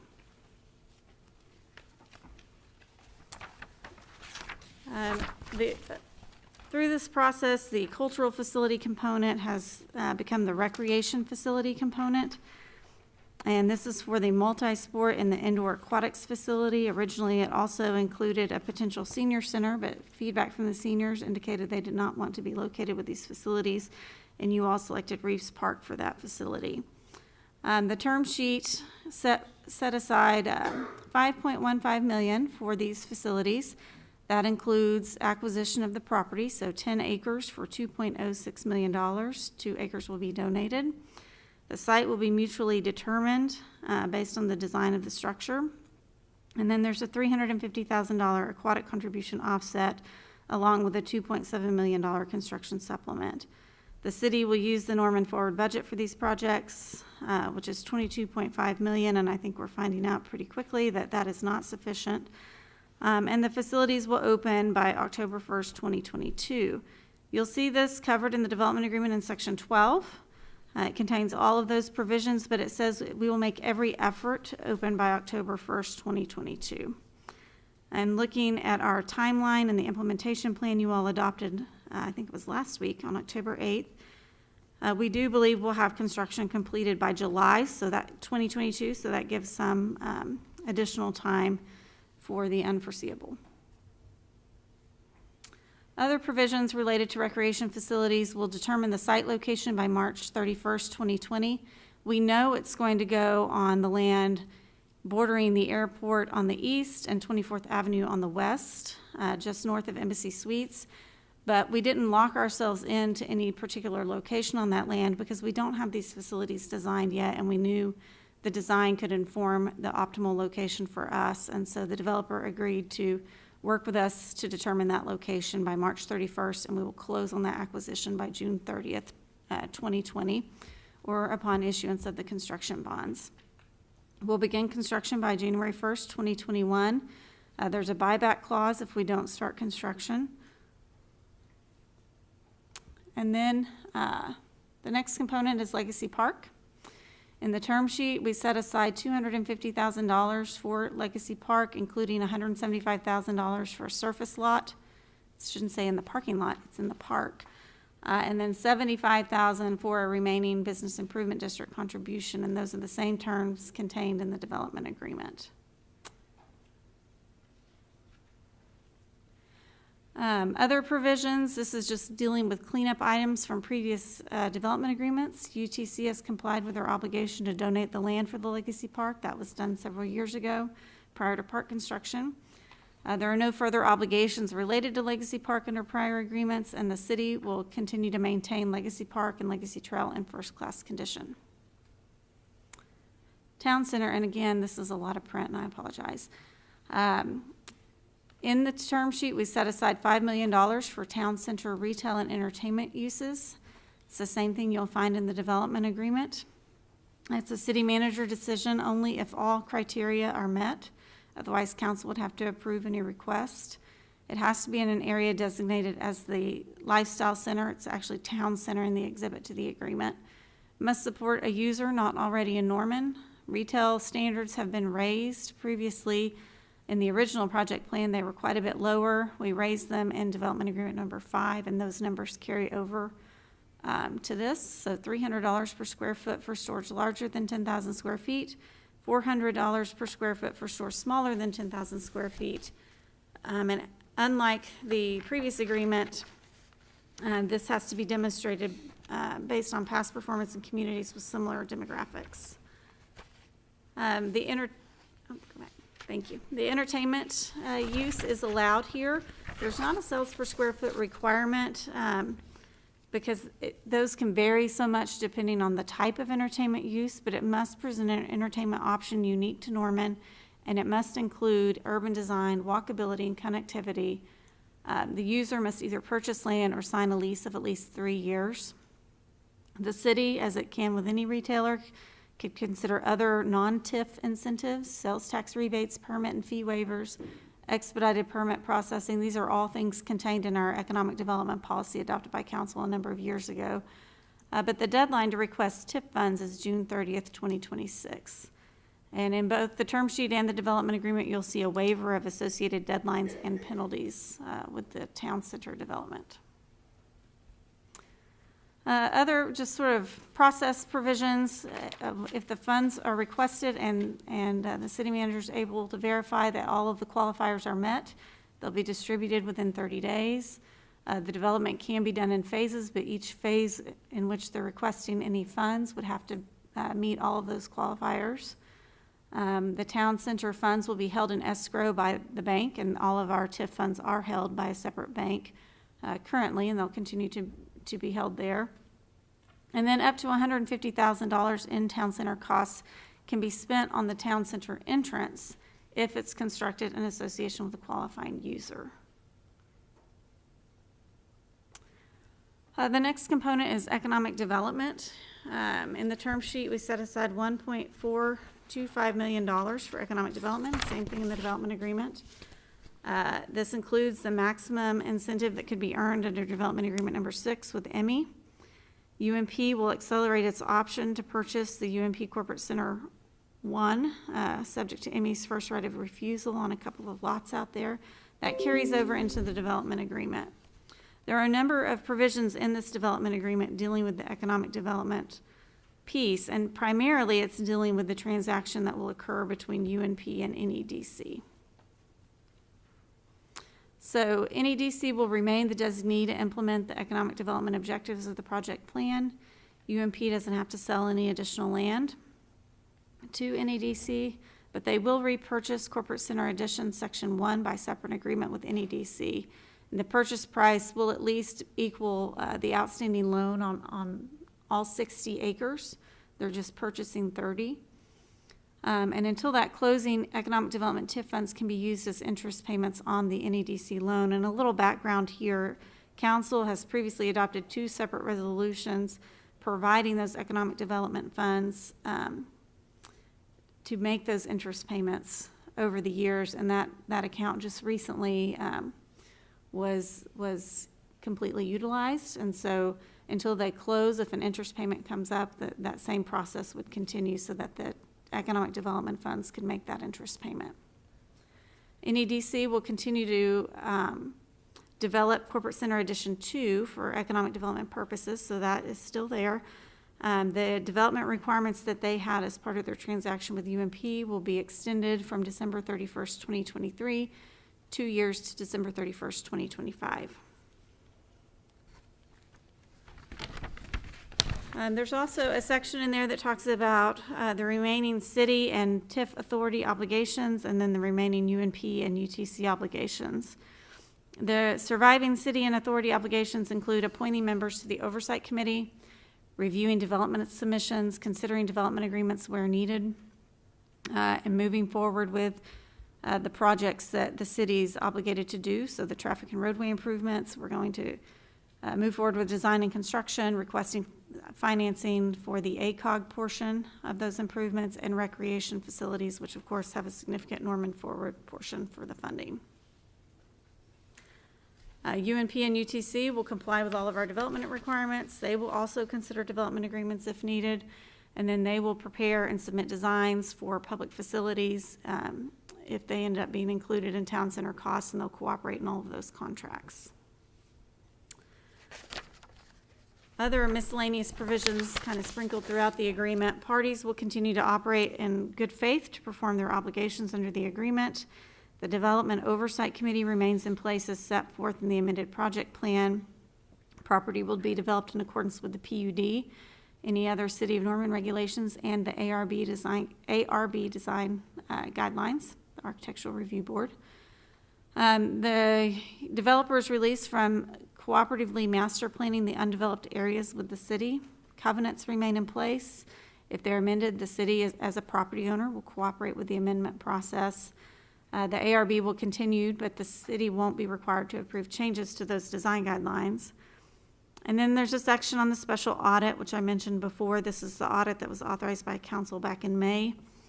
And I mentioned this in the memo as well. This called out several issues in the samples that they pulled, and the end result was a credit to the TIF funds. So funds in the amount of $256,048 will be transferred to the TIF authority.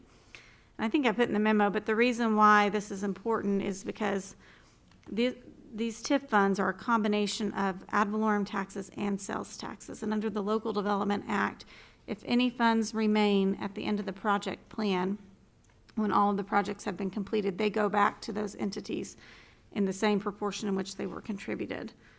So clearing that up is what is recommended to ensure at the end that the tax dollars go back to the original taxing entities. It also talks about the payment process when costs are requested and TIF funds are needed for the costs outlined in the project plan. And then, of course, we'll continue to do regular audits. This is included as part of our CAFR every year, and that will continue to be done. With that, I'd be happy to answer any questions. I have one, and this might be for Anthony. With the delay in concluding this, when we backdate it, have we lost money in the process?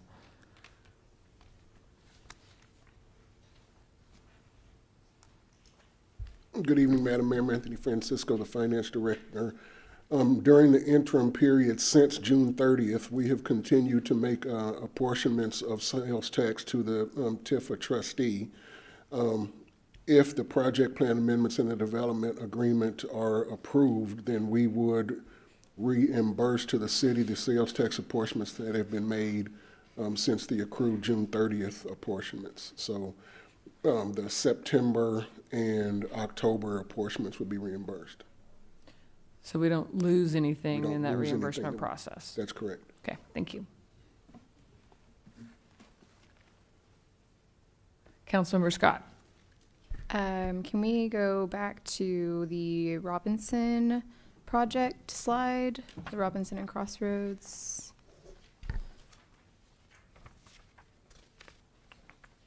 Traffic and roadway. I just want to confirm, I understand that, you know, ACOG is redoing their structure, so for their bidding.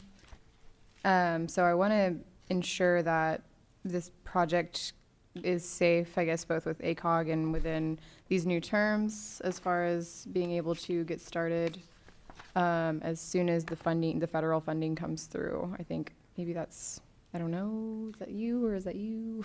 Well, I will say, yes, the ACOG formula has been revised, and no small thanks to the mayor and her work at ACOG. And I think those applications are due in December, so that'll be part of the ongoing process. And yes, as soon as we have the ACOG funding, we'll be ready to start that project and finalize the design and get it going, because the funds allocated towards that here are already in the bank. They're We don't already have in to the do bank. financing for that as And long as we after get the ACOG funds. after we, in the tax increment, this funding is still there. It's already allocated, Correct. confirmed Correct. by our finance director and public works director and city attorney. Yes. Okay. Unanimous. Thank you. I'll have more questions, I'm sure, later, but that's the big one. Councilmember Wilson. So concerning the Robinson Crossroads intersection, I'm seeing that there's money in the TIF, and we have money set aside in our capital projects budget for this year. That's just in case. Okay. That's all. I just got confirmed. We're good. Sorry.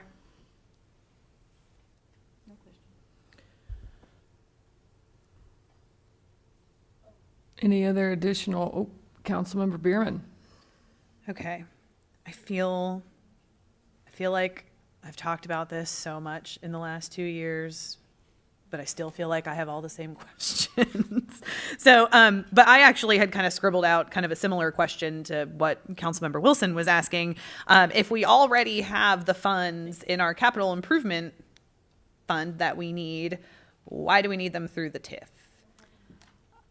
I would defer to Anthony. I don't think we have sufficient funding in the capital improvement. And that's why I wanted to ask the question. I think that's what I was trying to ask. During the council deliberations for the adoption of the fiscal year 2019-2020 budget, there was a concern amongst council members about the safety, for lack of a better term, of those funds, the federal matching funds for the Crossroads I-35 Robinson project, and that being a very high priority of council. So the concern was that if we were not successful in obtaining the federal funds, council wanted to set aside some fund balance in the capital fund to make up the federal portion of that project. We did not appropriate those funds, but we did make a set aside of fund balance. So with the recent decisions at the ACOG level, we are fairly confident that the federal funds will be made available and we will not have to appropriate funds out of the capital fund for that project. Okay, so stay there, because I have a follow-up to that. If we get the ACOG funds and we're not going to need the funds from the city in the capital fund, does that mean we don't need the money that we've set aside in the TIF fund for it? No, ma'am. The funds that were, and they have been appropriated. The funds in the TIF fund are for the local share of the project. The capital funds were if we were not to obtain the federal funds. Okay, excellent. That answers that one for me. Thank you.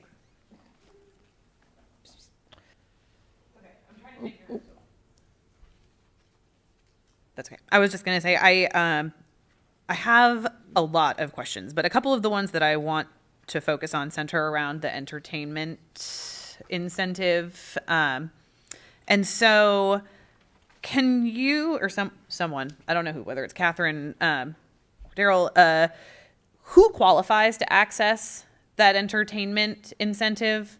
I mean, what if I have the best idea in the world that costs $5 million and $1, and I have the $1, and it's unique to Norman and never been around this area before, but I need $5 million to do it. Can I come and claim the money? If you own property in the Lifestyle Center, or you have a contract for property in the Lifestyle Center, then yes, you could request those funds, but it's likely going to be the property owner. Okay. In that Lifestyle Center area. So we can safely assume that this $5 million will be available to more or less, maybe with a few exceptions, a select group of people who either already own property or are planning to purchase property from someone else. It'll either be UTC or a retailer they have a lease with, or a retailer that's agreed to purchase the property. Okay. So that, okay. So that kind of leads me to my next question is what value, so right now, the city manager, if it meets all of the requirements, can just sign off on it without council approval, or not requiring council approval, I should say. And so what value does the city get from not requiring council to sign off on the use of the funds? It's not necessarily a value to the city, it's a value to the developer, and that was one of their negotiated terms for agreeing to reducing that incentive amount from $8.25 million down to $5 million. Okay. And what definition are we using for new to Norman or unique to Norman? If we're talking movie theater, are we talking about the number of screens? Are we talking about the selling of alcohol? What distinguishes one movie theater from another? What distinguishes new to Norman or unique to Norman? And how does a future city manager or council decide whether or not that whatever project comes up meets that definition? The way it's worded is an entertainment option not already existing in Norman. I think this is maybe the first presentation I haven't said. For example, we do not want to incentivize our third bowling alley. So to me, it's something that doesn't already exist. So that would be no we movie now theater. have that AMC movie theater. That's more of a I don't know if specialty theater is the right term, but it's not your regular theater. So another theater might be difficult. It would have to be something really different and unique. So I don't know that it would necessarily be a theater. It might be some other entertainment option. And the reason we sort of pivoted our focus to entertainment is because you see that in successful developments now because of the ability to shop online, that to get shoppers out into the community and to create these community centers, it's not just retail anymore. It's got to have some entertainment component. And I've got literature from the ICSC that Sarah Kaplan provided me that talks about that, and you see it, around in new developments where a lot of times they're anchored not by large department stores anymore, but by some sort of entertainment use. And okay, so I definitely understand that. My big concern is just kind of the translation of information from one city staff to another, from one council to another. Are we going to have any of these guidelines actually defined in these documents? Because while I understand what you're saying, how do we know that if it's not you sitting in this chair in 2026, whoever it is, how do we know that they are going to apply that same standard and use that same line of thinking then as we have now?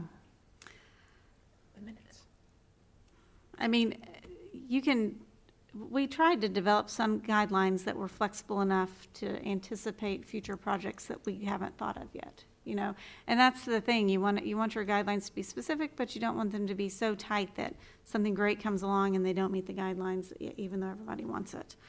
And so that's why they're written that way. I think, it's still got to be an option not already located in Norman. I think any city manager would probably talk to council members about any request, even though it doesn't require council approval. I think a city manager would want to keep you all in the loop. That'd be a wise move. So the way it's written was the balance we tried to strike between specificity yet flexibility for future development. So I personally am not comfortable with not having council approve an amount of that nature. So I don't know what that means for the future, but that's kind of how I'm feeling about that. Although I appreciate that. I feel like this is kind of the curse of council. We have a similar issue with the definition of cultural facility.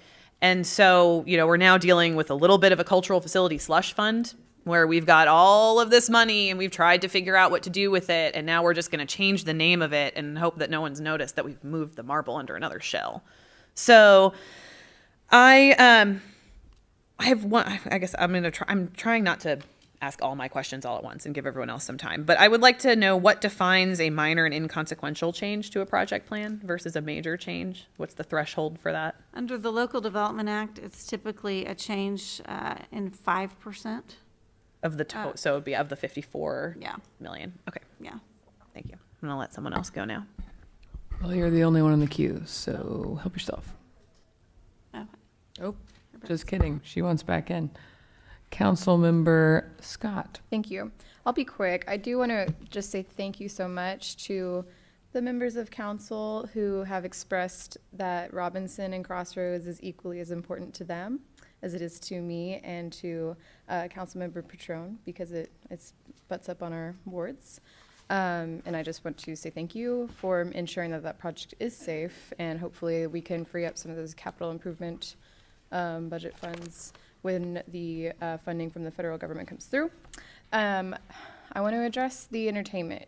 Councilmember Bierman brought up a good point, and if I'm concerned if it's too ambiguous that somebody might bring back the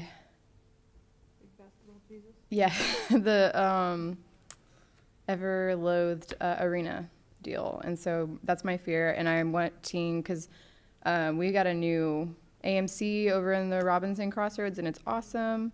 And so if that's preventing something, a cool theater from going up, like a Studio Movie Grill in the University North Park area, what kind of, can we narrow down, can we change that language at this time, or not at this very moment, but like going forward to kind of make it less ambiguous and narrow it down?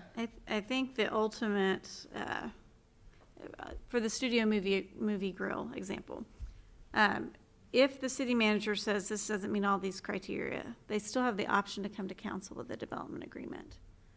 So that gives the opportunity for something that maybe we haven't thought of that runs afoul of these guidelines, that comes in that you all want and would like to incentivize. That gives the option for them to come to council and request that. Okay, for like the Studio Movie Grill idea. Right, for something like that, okay. Sure. I think, these terms are the same as what was in the term sheet that was adopted back in June, so I think it's difficult to try and change that now. It's also part of what was in the amended project plan that's already been adopted by the statutory TIF, or recommended for adoption by the statutory TIF committee. I understand that. So. Just, hindsight is 20/20. And I just want to, I don't think any of us here on this council, on this dais, asked for this deal, and we're just trying to work with what we've got and do our best to get our money back and to move forward. So I just want to make sure that now we are doing our due diligence, and if there is any room for negotiating some of that language, since we're still in this process and we haven't finalized anything, just to ensure that we, I think that some of us will just sleep a little better at night if there's any way to make sure that nobody tries to come at us with an arena proposal when we, especially without the construction on Robinson and Crossroads there, it's just not sustainable in that area. The arena proposal, I believe, would be a change in the PUD. It would. Yeah, so it would have to come to that's a whole council different monster, anyway. so I think it would be coming to council anyway as a change in the design and the master plan. The PUD, I'm sorry, the planned unit development.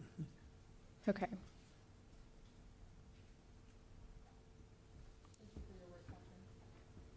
Councilmember Patron.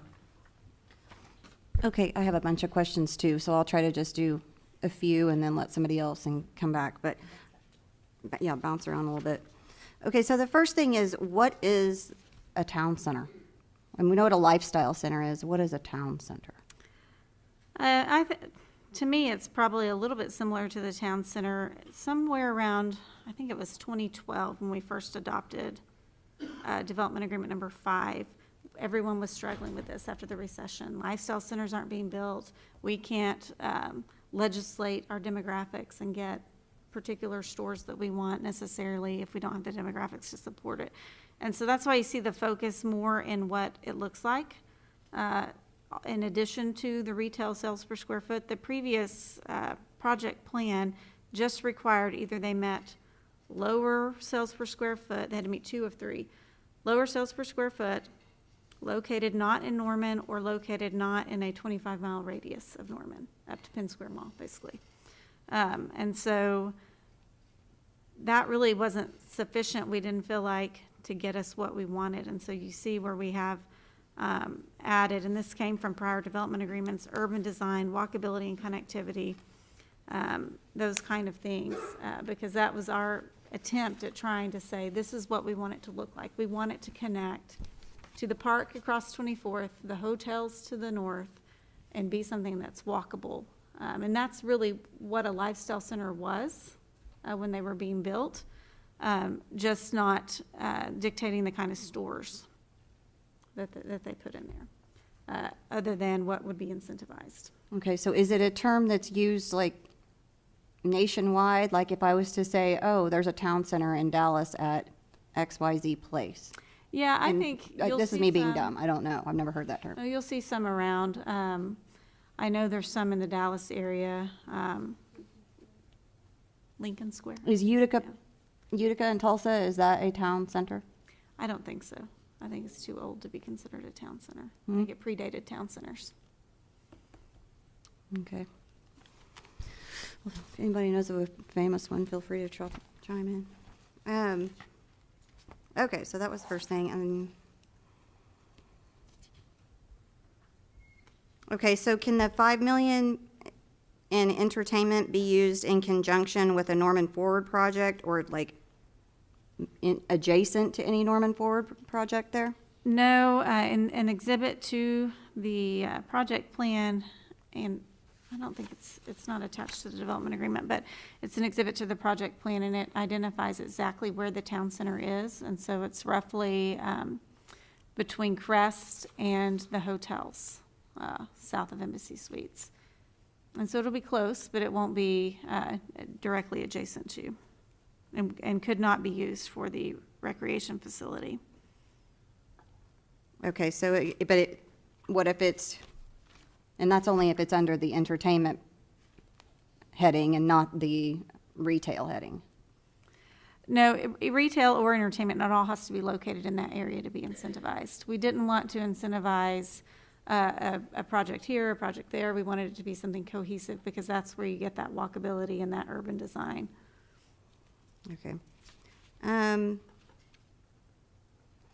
So,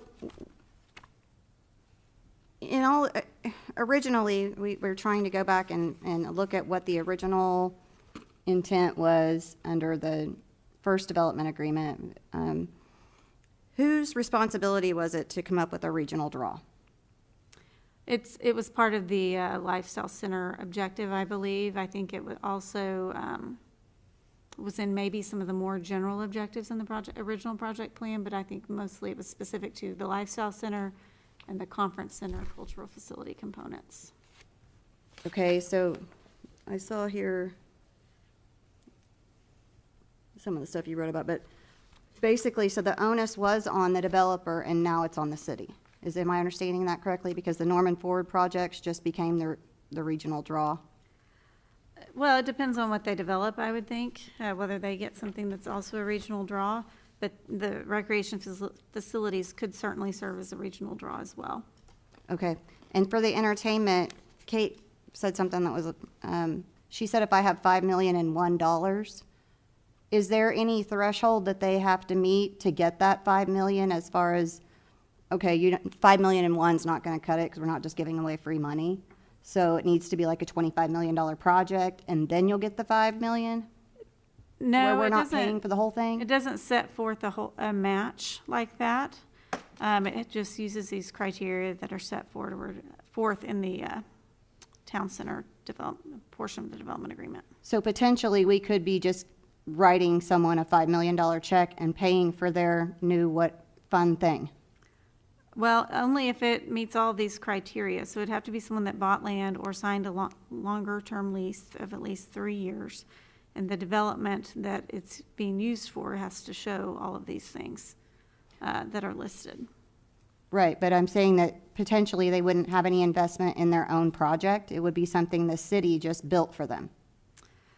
The city wouldn't build anything for them. I Well, we think. paid would for it to be- be built. It would be an incentive, yes. And that's the same way it was under the original project plan, where it could go towards infrastructure, it could go towards tenant improvements, things like that. Okay, but have we done that to date? I mean, is that something that typically happens in Norman, that we can just, if somebody comes with a, like, hey, I want to build like a roller derby rink, but since I don't have the money for that, how about you give it to me? It's going to be about $5 million? No, we've never done a retail incentive in Norman. Okay. So that makes it new to Norman, I guess. I'm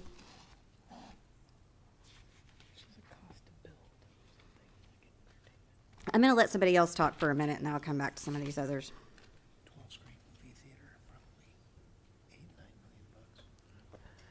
Councilmember Bierman?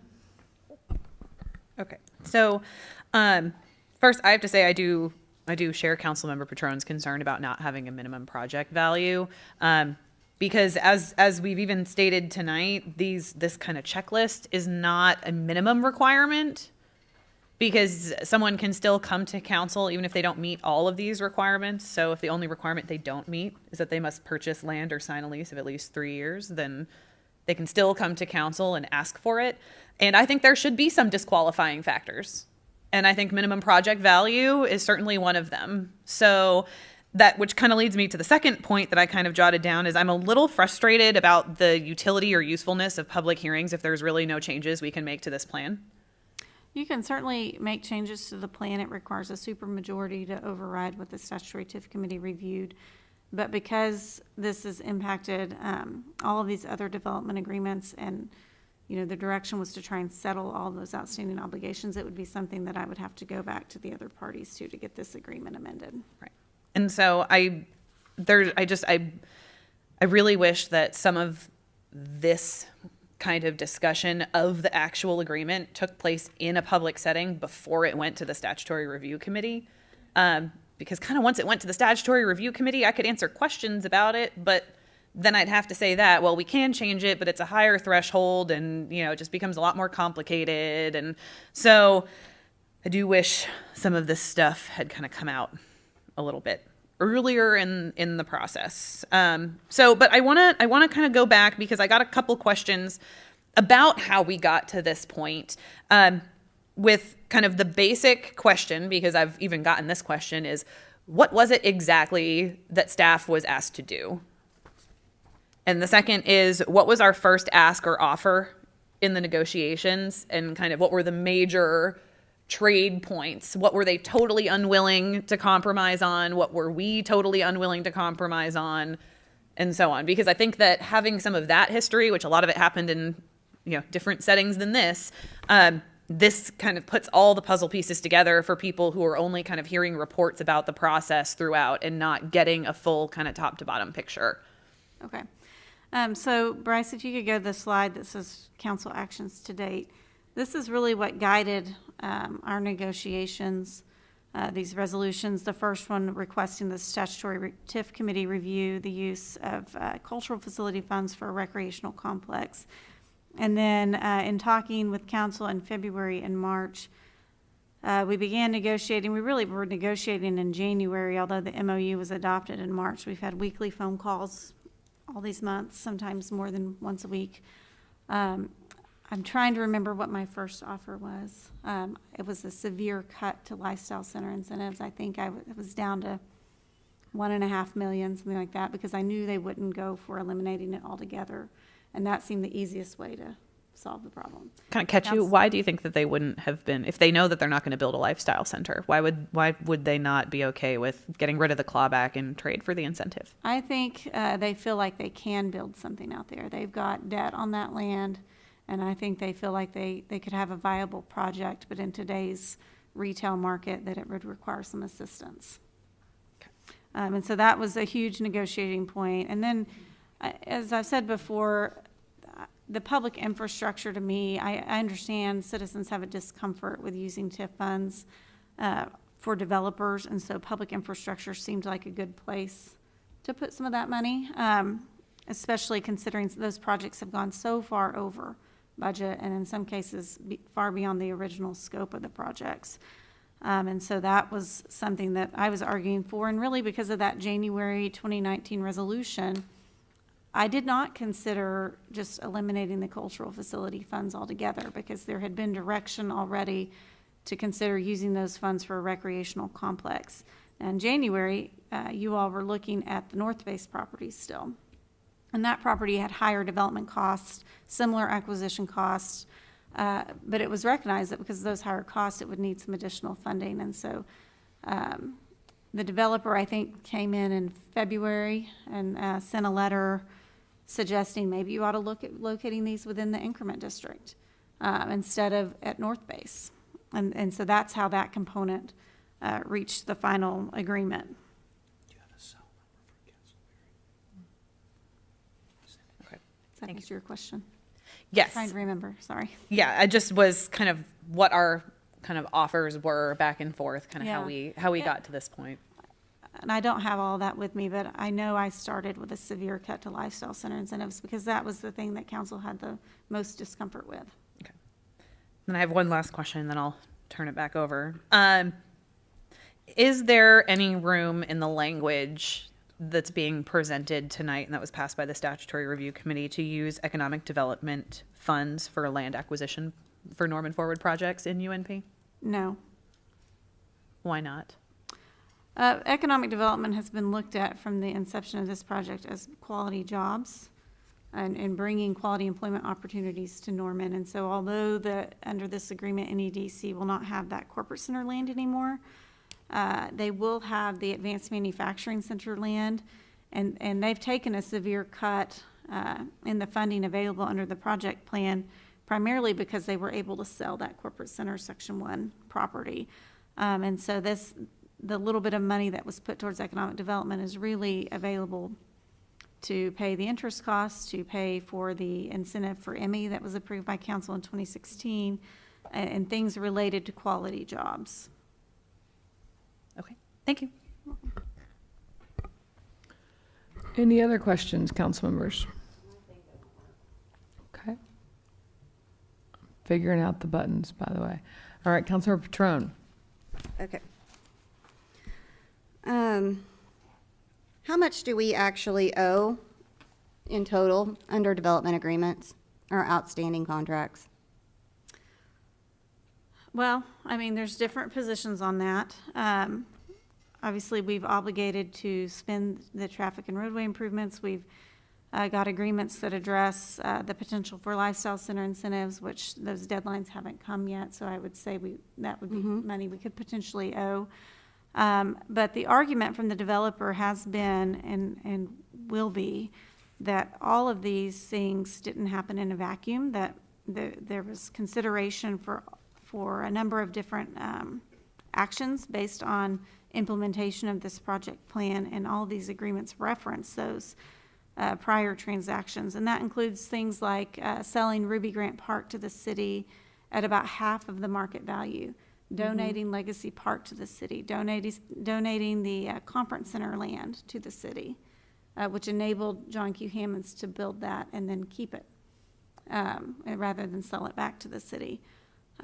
So it depends on how you look at it, but I would say the argument is that all of these agreements are tied to a broader sense of consideration for the project plan implementation. Okay, well, without the broader sense of consideration, what do we actually owe? Like, which ones of these development agreements have not been fulfilled? How much do we owe?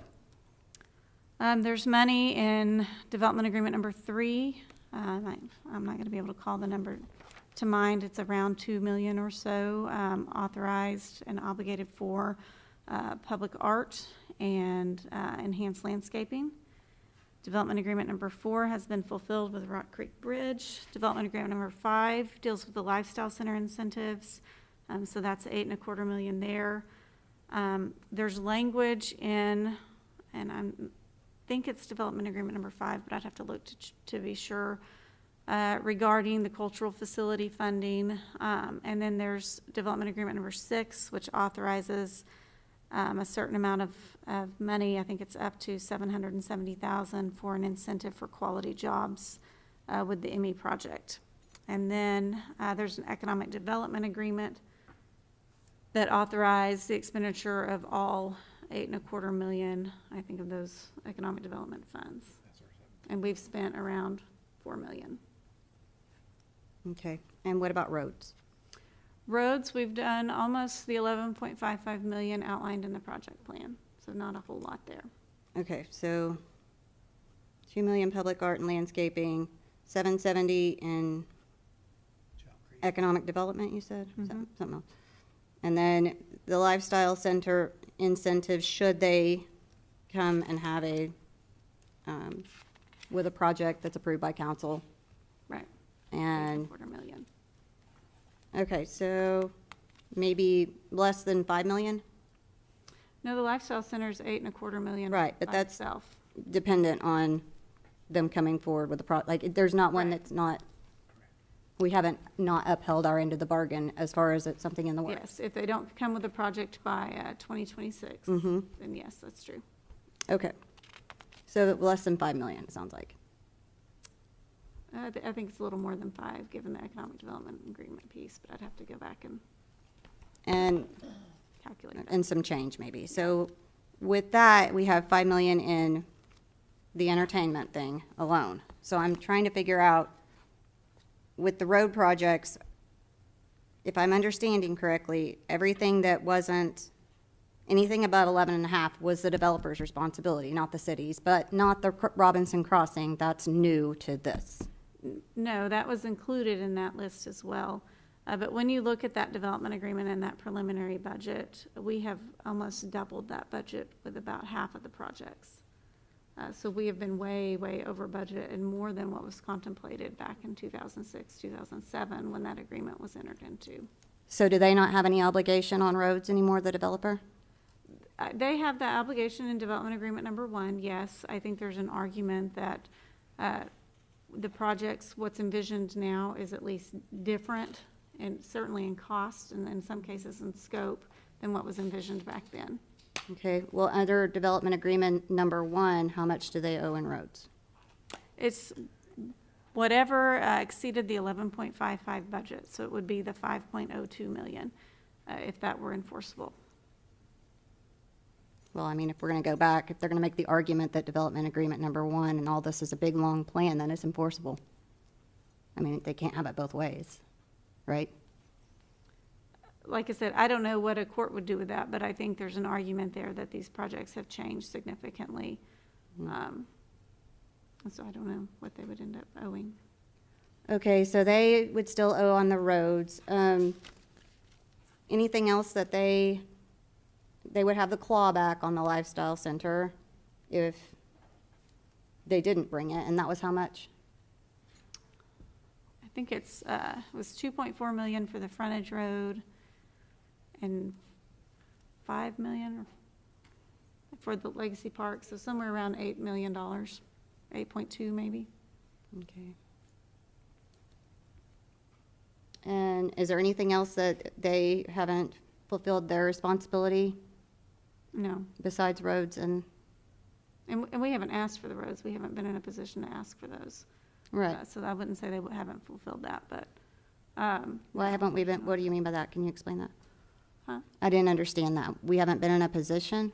Yeah, we haven't reached the point yet where we're letting those projects and would be in a position to ask for the funding of those projects. That would be at a point when they were bid. All those Okay. projects are in the design phase. Am I understanding that it's the same roads that now we're offering to pay for? Mm-hmm. Did we offer for them to pay for them? Or that we would just forgive them? Trying to remember. I don't think in our initial offer that I think we put some money in traffic and roadway improvements. I don't recall how much. But like I said earlier, that was really looking at the delta between the authorized project cost and how much money we thought we would have as of June 30th and council's direction at that time and the overall discomfort with the concept of lifestyle center incentives. So putting those tax dollars to public infrastructure seemed a better way to go. So if this council decided not to pass this, because they felt like, well, why wouldn't we just keep the developer on the hook for the 5 million in roads?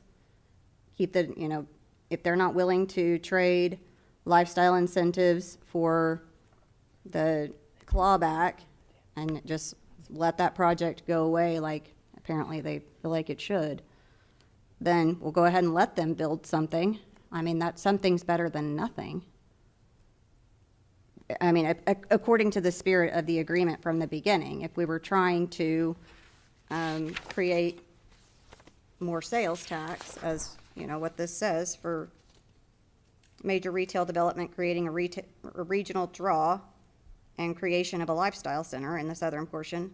I mean, if we want this to mean anything for all of the money that we've put in it, if we just decided to not pass this, do you think that it would end up costing this council less money than what this?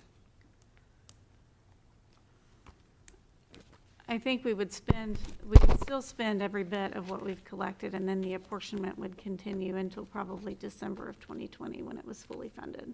Yeah, and then it's So, I done. mean, it would be the impact to the budget this year, the impact to the budget next year, in addition to, you know, whether or not, I don't think we can count on the clawback. I think something will get built out there, so I don't think we can count that as money as in the bank. But yeah, I mean, we could stick with the original project plan, sure. And then if we were to vote this down, and then could we just decide to potentially exercise our statutory authority from the beginning and say, you know what, we're going to remove the cultural facility, or we're going to decide that Robinson Crossing, you know, is a standalone project that we want to complete? I mean, at that point, we could be, take the reins like what the Local Development Act says that we can. The cultural facility is a major project plan amendment, so that would have to go back through the statutory TIF process. I'm not sure how much heartburn the other parties would have with that, whether or not that was an important benefit of the bargain to them, I don't know. But the reason we didn't go in that direction, as I said, is from council's direction back in January about using those funds for a recreational complex. So that's why we moved in that direction. But it's not a permanent, just because council said that back in January doesn't mean that we can't decide to go in that direction now. Sure, you could change your mind, sure. Okay. And I guess maybe my question is for, I mean, if you know, it's great, but I was gonna, maybe it's Anthony. I'm wondering, well, actually, the first thing, that Norman Forward project, you said, I didn't really understand. Not sufficient, you said. Yeah, you said the city will use Norman Forward for these projects, 22.5 million, and then you said that's not sufficient. Oh, in my presentation. Yeah, I think those are two projects in particular that we've known probably don't have sufficient budgets. The ad hoc committee has begun meeting, the design team has begun working on those, and so that will be determined more precisely in the next few months, I think. But I think these are projects that especially had some shortfalls, and I think that's part of what led us to this point, including them in the TIF, is because the cost of land acquisition was not part of the Norman Forward budget, even when it was going to be a north base.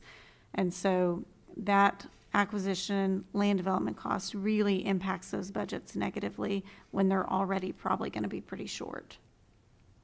Okay. So what does that mean for this agreement if it's not sufficient? Well, that's why we've got the $2.7 million in construction supplements, and that's why we included funding for the land acquisition, so that didn't have to come out of those projects' budgets. Okay, maybe my question's for Anthony now. Thank you.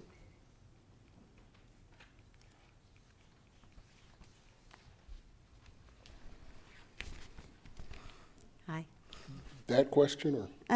No, I think, on other Norman Forward projects that we have thus far, have we, supplied any other funding to them for, and I know that most of them we haven't had to buy land, And I know that we have land throughout the city that we could potentially use for these projects, but have we supplied $2 million to any other projects to purchase land for Norman Forward projects? So that it didn't come out of their Norman Within the Forward. softball, football facility project, there are land acquisition funds. In what? The soft? Yeah, Reeves? I'm probably terming it the wrong thing, but it's the adult, relocating the adult football and softball facilities from Reeves Park to the site that has been now identified on Franklin Road. Okay. How And much there are was land that? acquisition costs, and we're always anticipated land acquisition cost in that project. Okay, how much was that land acquisition cost? It was like $500,000 budgeted. Okay. And then any other ones have land acquisition costs? that were- Not to my remembrance. How big is that piece of land, that 500,000? Judd can help me out here, but I believe it's about 40 acres. 40 acres for $500,000? Yes. And I will say that I'm speaking for Judd and the other project managers. I would think that they would say that that was probably not sufficient budget, but that's what was budgeted. Do you think we'll be using that whole 40 acres for flag football? That would be up to the ad hoc group. I can't speak to that, really. I can ask Judd when we're finished with this part. Has any other, and I guess, did that 500,000 come out of their Norman Forward funds for that project? Yes. Okay. And, Your question was, were there other Norman Fork right, projects? no, I'm with asking, land I'm just making acquisition? sure I'm doing apples to apples here. On the, and I appreciate you have known, the construction supplement, this says 2.735 million is part of this. So these two Norman Forward projects would get a additional 2.735 million. Have we provided any other private funds, so non-Norman Forward funds, to any other Norman Forward projects? Not to my remembrance, but I will say that that was a major portion of the consideration of both the Norman Forward Oversight, Citizens Financial Oversight Board, and their recommendation to council that you move forward with this site, and the TIF Oversight Committee's recommendation to council. They want those additional funds to be supplementing those projects, and that's why they recommended it. I'd like extra funds in all the projects. I'm just wondering if we've done that for anybody else, any other No, project. within Norman Forward, council appropriated additional funds for the indoor tennis facility, but to For the my air conditioner? remembrance, I For the think- air conditioner, is that what you're talking about? Yes. Yeah. And the additional steel costs and those sorts of things. Okay, so we haven't done, though, any major, this is getting an extra $4.7 million for these two projects. And have any of the other Norman Forward projects had their budgets cut? Yes. So the Budgets original. cut, no.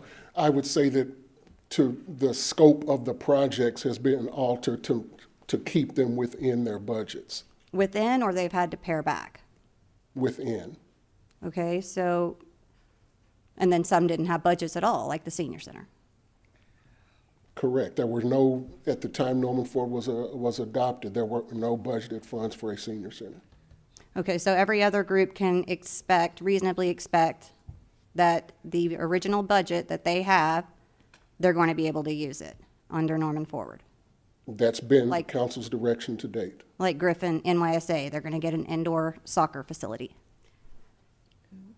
No, that's, again, the scope of some of the projects have been cut back to keep them within their budgeted costs. Okay, so they're still going to have 10 million to use. Yes. Okay, and same thing for softball and baseball at Reeves. They've still got 10 million for their master plan. I don't believe that's the right figure, but they will be within their budget. Okay, I think it is, because we had to pass it last week. But anyway, so, but we haven't added to anybody's, and I think, is there anybody in here that knows anything about Norman Forward budget? I'll get your help in a minute. You sat on that board, huh? That'd be great. Okay, so maybe you, I just want to make sure that we're not pitting one kid against another and saying, hey, your project's so important that we're willing to give that project 5 million more than what it was budgeted.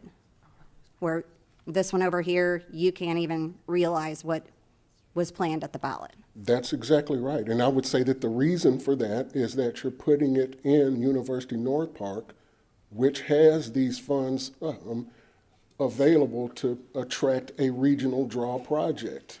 And council has determined these to be regional draw projects that qualify for that supplemental funding. If we pass it, we will. Yes, ma'am. That's when the determination would happen, is Yes, after we would pass this.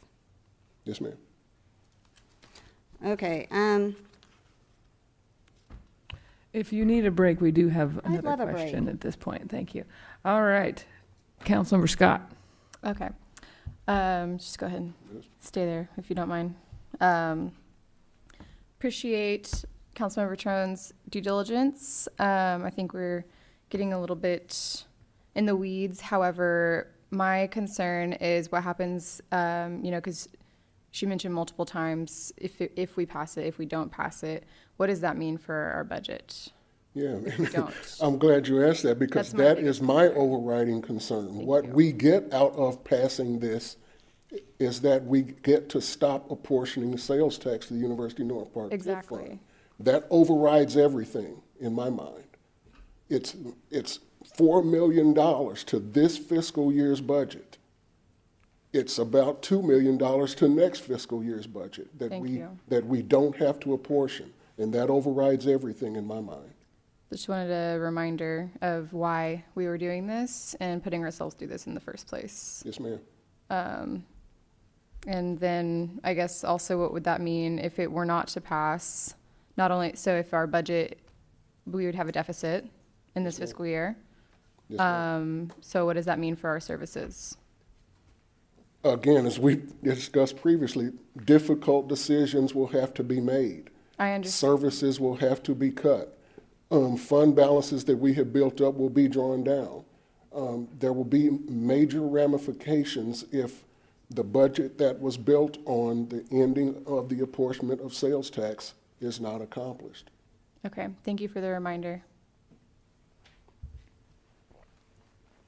Councilmember Bierman. So, well, Anthony, it's okay. I was trying to formulate a question and I thought I had it fully formed and I don't have it as formed as I would like. I was trying to listen and form it, so I will pass on if anyone else has.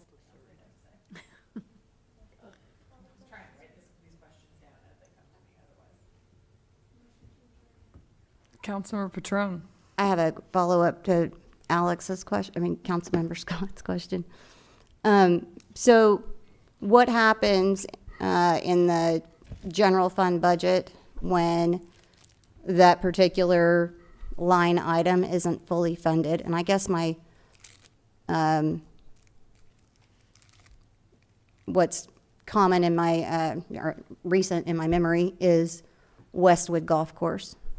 When it has been in the red, how does that get paid?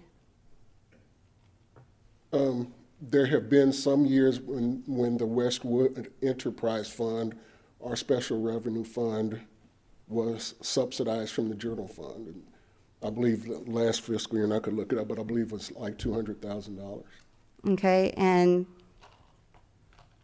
it's coming from, the enterprise fund gets subsidized from the general The fund? shortfall between the revenues of the Westwood Fund and the expenses of the Westwood Fund were subsidized from the general fund in some fiscal years.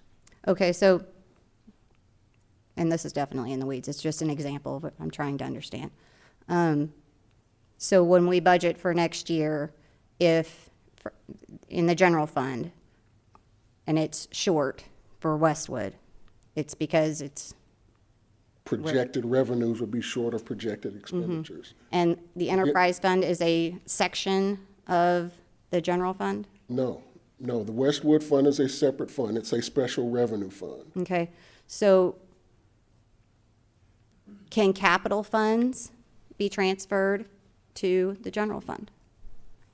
not for operations. Remember, the capital fund is an earmarked sales tax for its primary revenues. It's an earmarked sales tax by the voter-approved ordinance, can only be used for capital projects.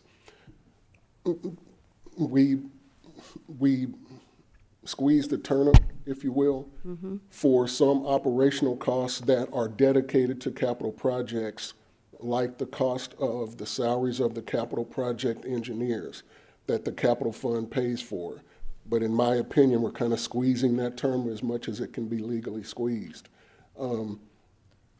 The general fund is a standalone fund that, that's where our flexibility lies to do other things. But the general fund is the fund that is most fiscally stressed. And that's where we have our concern. And remember that the sales tax that we are apportioning is not an expenditure, it's a revenue to pay for all of those expenditures. And if that revenue does not come in, that's where I'm saying difficult decisions on the expenditure side will have to be made. I had another question on, just left me. I've forgotten when I think of it all. My brain's getting a little tired. Any other questions, council members? Okay, Councilmember Bierman. Anthony, at what point in this fiscal year do we kind of reach that make or break point for these funds? Is it the mid-year review, or, I mean, in other words, at what financial point do we need to figure out whether or not these funds are coming back into the general fund or are going to sit until the natural If life all of the of our TIF ends? projections are exactly right, we would extinguish our available fund balances sometime around February or March. And then we would have to make some real cuts. Okay. That's really all I had on that question. Just wanted a timeline. Thank you, Councilmember. Councilmember Holman. Anthony, could you go over some of the parameters of what can existing TIF funds be spent on in the entire city of Norman? So money that's in the bank in the TIF account right now for UNP TIF, what can it be used for? Can it be used for things like funding CART or the public transit system? Can it be used? No, sir. Can we use it to under pay the for- project plan ordinance, authorized projects with the University North Park TIF fund can only be used for authorized projects in University North Park TIF fund. If we reject this deal, can we use TIF funds to fund our public transit system? No, sir. Can we use TIF funds to fund police or fire services in Norman? No, sir. Thank you. That's all the question I have right now. All right, Councilmember Patron. So a follow-up on Stevens, if they were to be returned back to the taxing jurisdictions because the TIF has been closed, for instance, if we were to remove the cultural facility and then close out the TIF, what happens to those funds then? Are our hands still tied that we can't use them for anything else except for what would have been in a TIF plan? So if the project plan were amended such that there were no authorized projects, and all of the funds that have been collected and apportioned to date were returned to all of the taxing jurisdictions, including the city's sales tax, then yes, I believe that you could. Then it would just become sales taxes of the cities that have been collected for their various purposes in the general fund and the capital fund. Okay. And is it possible that we could still change the agreement, change this, the proposed agreement, take away the giveaways, take out the giveaways, so like the 5 million entertainment, and then still be able to balance the budget? I mean, do we have to do all of this? Do we have to give away $17 million basically to be able to get back our increment I money? don't like the term giveaway, but. Well, if you have a $5 million project, we'll give it to you. Well. It's fun. Again, I think you're paying for public improvements to the greatest extent. But again, if you decided that you're not going to do any projects, then yes, the funds could be returned to the various taxing jurisdictions. But what I'm saying is, what if we just decide that we're not going to do the entertainment piece and get rid of the cultural facility piece, but that we are going to allow the Norman Forward projects to go forward there? I mean, can we still, is the, I what I'm think the asking you is, council could make that decision with a supermajority vote that overrides the recommendation of the Statutory Review Committee. But I don't think that would relieve you of the potential legal liability that's best left to the city attorney to address. But I think that you'd still, those contractual agreements would still be in place and would be subject to litigation. I agree with you on the development agreements. I do believe there is a contractual agreement to things that have wet ink on them that we have started. But what I'm asking is for balancing the budget. We just need the increment money back. The other things have nothing to do with balancing the budget. That's correct. Thank you.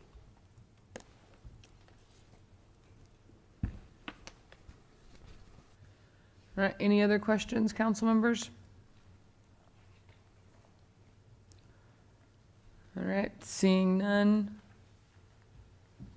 I think we're done for tonight. Thank you.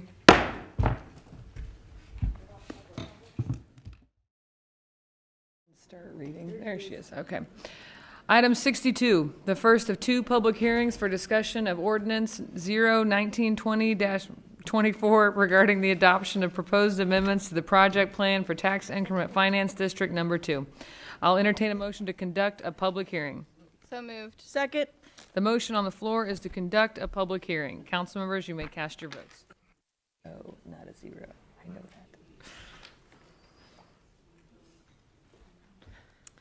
All votes have been cast, and the motion to conduct a public hearing passes unanimously. I would like to recognize our new city attorney, Catherine Walker, to make a presentation. Thank you. And she is the first female city attorney in the history of Norman. There you go. There you go. Okay. I apologize if you've seen some of this presentation before. This will be familiar to you. And it's kind of long, but I wanted to make sure we got all the information. I did get some questions in advance, and I'm going to try my best to address them throughout the presentation, but I know there's a few that I won't pick up in the slides, and I'll try and pick that up at the end. So tax increment financing is just a financing tool to be used in areas where investment, development, and economic growth are difficult but possible with TIF assistance. They're typically used to generate new employment opportunities, attract investment to areas of need throughout the city, including in designated enterprise areas, which is what we have here, and then generate new residential and commercial investment that enhances the quality of life, education, and economic stability. These can be used by capturing ad valorem generated within a TIF increment district or sales tax, or both. Essentially, what it does is it captures the base assessed value, so what's already occurring on the property continues to occur and be allocated the way it normally would be, but the growth in those revenues are captured to pay for project costs, and at the end of the TIF project plan, all of that money then goes to both the ad valorem taxing jurisdictions and the sales tax jurisdictions or the city. When you designate a TIF district, you go through a process to designate the boundaries, you describe those proposed improvements, anticipated investments, and public revenues, and you provide a list of estimated project costs. It then goes through a review committee, which is made up of representatives of local taxing jurisdictions, as well as 3 at-large members. This TIF was actually created with an additional committee, a citizen review committee, back in 2005. It then went forward to the Planning Commission, and then you have 2 public hearings, and any major amendments go through a similar process, so that's what we're doing here today. We have 3 TIFs currently in Norman, or 2 TIFs currently operating. We've had 3. The Campus Corner TIF was done in the early 2000s, I believe. Pretty small TIF, $1.25 million, but we captured the ad valorem and sales tax growth in the Campus Corner area to construct better lighting, landscaping, signage, streets, and sidewalks. And then the Center City TIF was adopted a couple of years ago. It uses only the growth in the property tax to fund public infrastructure improvements that would otherwise make redevelopment of the area more costly and more difficult. And then, of course, University North Park TIF is what we're here to talk about today. So this TIF was adopted back in 2006 by the adoption of an ordinance that created the district. The project plan authorized up to $54.725 million in project costs, which would be funded via tax increment financing. So it took 60% of the sales tax growth in the area, and of course it was undeveloped, so it was all growth, but 60% of that went to pay for project costs, 40% went to the general fund, and then the ad valorem increment was split 50-50, and it was tax exempt land when it was adopted, and so it was all new investment in the area over and above what that property was valued at, that was split 50-50 between the taxing jurisdictions and project cost. You can see the components there on the screen: traffic and roadway improvements, hotel, conference center, and cultural facilities, legacy park, a lifestyle center, and economic development. And we've implemented it over time with a number of contracts. I don't know what happened to that slide.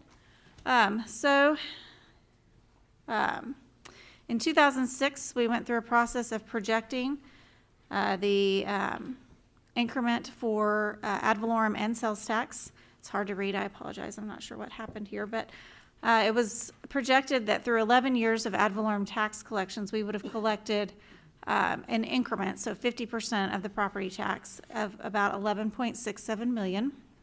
We've actually hit that very closely. We're at $11.615 million. And then sales tax through July 2019, we predicted that the increment piece, that 40% or 60% that goes to the TIF, would be about $38.7 million, and it's at about $35.7 to date. And it's really hard to see this, but overall, the total property tax collected in the district has been $23.2 million so far, and over $90 million in sales tax. So the 2006 project plan, as I said, authorized $54.725 million in total authorized costs. To date, we've spent just shy of $30 million, and we have about $24.8 million remaining in what was authorized back in 2006.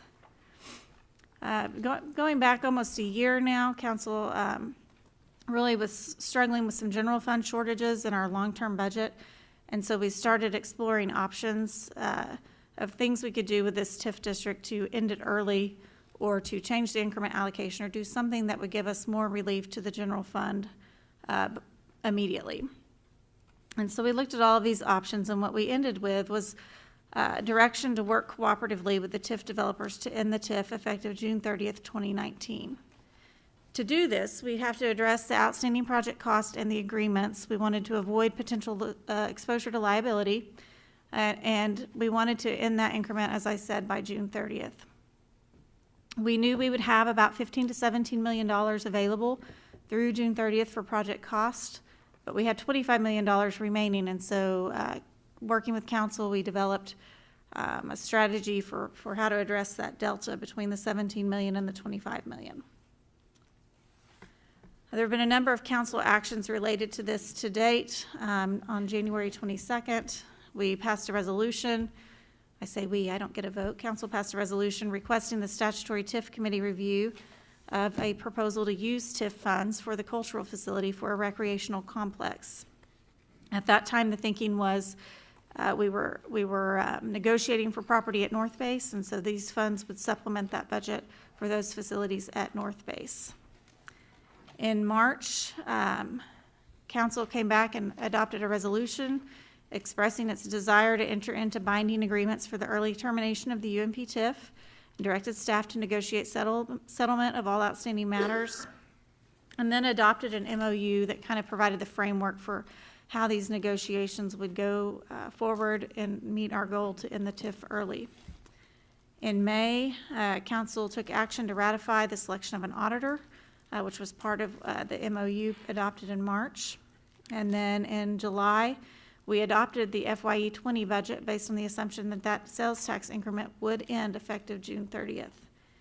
On June 25th, council adopted a resolution directing staff to prepare project plan amendments and a final development agreement consistent with the term sheet that they adopted that night. And so that's really what's brought us here today. So I kind of highlighted the process for amendment early on in the presentation. But as I said, it goes to the Statutory Review Committee with representatives from the taxing jurisdictions, including the city and the ad valorem taxing jurisdictions, the Planning Commission, and then 3 at-large members. At the initial review, you look at the eligibility of the district, the revenues projections over the life of the project plan, the effect on taxing entities and business activities within the district, and then the appropriateness of the approval of the proposed plan and project. And when you go back and you amend or make a substantial change to that project, the committee looks at whether those 2006 findings and recommendations would change as a result of the amendments, and what is that impact on the taxing entities. Approval of a proposal by the City Council that's in accord with what the Statutory Review Committee would require 5 votes. If you want to approve something that's different from what the Statutory Review Committee approved, it would require 6 votes. After the Statutory Review Committee process, it goes to the Planning Commission. And the Planning Commission reviews the proposed project plan and makes a recommendation. Same thing in 2006 as in 2019. But they're recommendatory, so no special voting requirements for council based on how the Planning Commission votes. The first public hearing, of course, is now, tonight, and it's to provide information and answer questions, including potential positive or negative impacts that may result from the adoption of the project plan. And then the second public hearing and the second reading of the ordinance that would adopt the amended project plan will be on November 5th at 5:30, same place. And that's an opportunity for any interested persons to express their views on the proposed plan or amendment thereto. So I wanted to go through each of these categories from the 2006 plan and show specifically how they're being changed with this amendment. So I'll go through this real briefly. In 2006, the objective related to cultural facilities in the conference center was to construct a conference center and accompanying museums and other cultural facilities in order to secure a first-class hotel. The original project plan allocated $16.5 million, and there's $8.75 million remaining in this category. We've taken a number of actions over the years. The first development agreement I think I worked on was the development agreement number 2, where John Q. Hammonds and Embassy Suites constructed the hotel and conference center, and they were actually going to sell that conference center back to the city for $15 million. We had land donated to us by the developer that we turned around and donated to John Q. Hammonds for that project. It was valued at about $4 million, and that's part of why the negotiated purchase price was lower than the construction cost, is the value in that land. We came back in 2008 and did development agreement number 4. This is when the ODOT came back to us and said, we know we've told you no on Rock Creek Overpass for years, but we've changed our mind. And do you have $4 million to help us pay for that? Or $7 million, I think, actually. And so Hammonds Embassy Suites came back and waived the obligation for the city to purchase the conference center. And $7.75 million of that allocation was moved into the Rock Creek Overpass project. In 2012, we started moving forward a little bit with the cultural facility component. We had some public forums, I think in 2012, 2014. In 2012, the developer said, well, we'll donate 2 acres for a cultural facility south of Embassy Suites, and then we'll sell additional land at $5 a square foot. That expired in 2015, but in 2016, we came back with an amendment to development agreement number 5, where we moved the donation of those 2 acres from south of Embassy Suites to north of Embassy Suites. And the developer agreed to sell additional acreage at $5 a square foot, and then 1.5 acres there, and then any additional land at $5.50 a square foot, and that would expire on June 30th, 2026. As I said, council adopted a resolution in January 2019 expressing interest in locating what we were calling a multi-generational recreational complex on the North Base property and using those cultural facility funds. And UNP and UTC, the developers, came forward and expressed interest in locating those facilities within the UNP development instead of North Base. Council went through quite a process to try and figure out which site to move forward with. We engaged ADG to compare the North Base site and then 2 sites within the University North Park development. And they applied a comparative site analysis matrix matrix looking at site considerations, urban impact, access considerations, and financial considerations, and the UTC site ended up being ranked first. That's this site. At that time, we were thinking it would be on the back part of the property, but the final term sheet that was adopted and what you'll see in these documents is that it really depends on the design of those projects. They haven't been designed yet, and so we're going to work with UTC to determine where exactly within this parcel the facility would be located. But it would be 12 acres. So the revised project plan objective with this amendment is now cultural facility is called recreation facility, and the objective says now to construct recreation facilities, including an indoor competitive pool and multi-sport courts that will be available for use by local residents and sports organizations, and also serve as a regional attraction for tournaments, competitions, and other events. The allocation now, instead of $8.75 million, is $5.15 million. This includes funds to acquire the 12-acre site. It includes funds based on council feedback to offset the aquatic contribution from the Norman Public Schools for a period of time. And then it includes a construction supplement of about $2.73 million.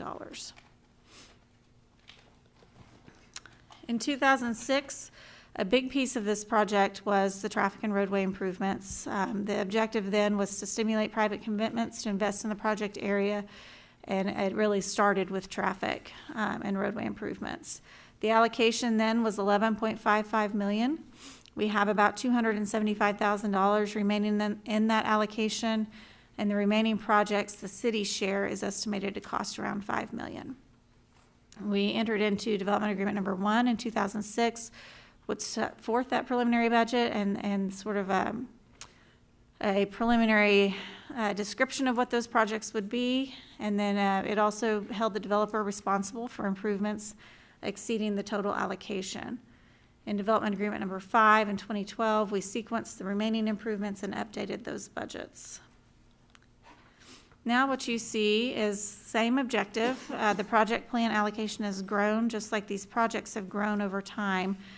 You can see the different estimates of the city share for each of those projects there, and then some contingency so that they're just over $5 million. But the projects have really grown in cost over time.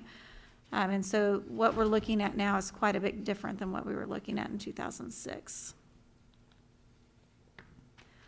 In 2006, the project plan component related to economic development said the objective was to attract quality jobs through economic development activities, to recruit businesses not located in Norman, and to provide quality employment opportunities in Norman, and then to reverse a longstanding condition of arrested economic development, serve as a catalyst for expanding employment, and to attract major investment in the area.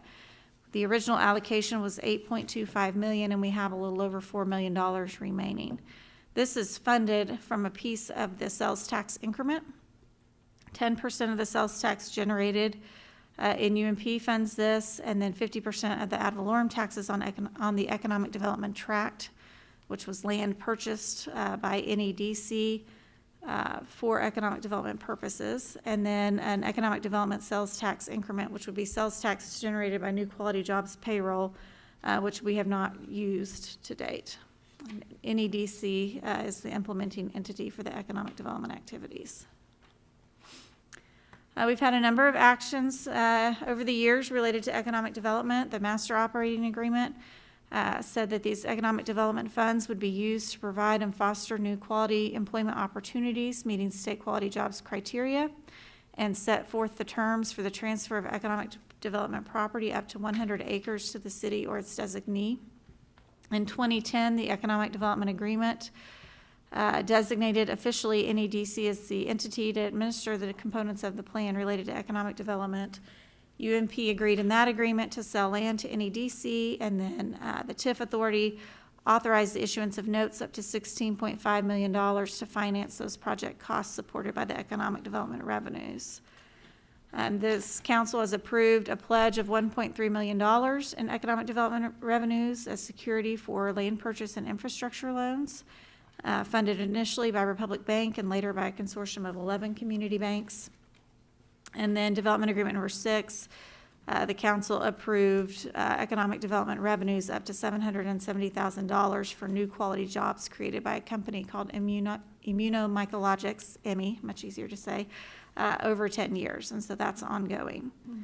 And then finally, in 2017, the TIF authority appropriated $3 million in economic development revenues to pay off the infrastructure loan on the property that was purchased by NEDC. That agreement went through in 2008 and was amended a couple of times, but UNP essentially sold 60 acres to NEDC for $1.25 per square foot, which was 25% of market value, and then made available 40 more acres at market value. And UNP had some repurchase rights for those lots that are addressed through these amendments.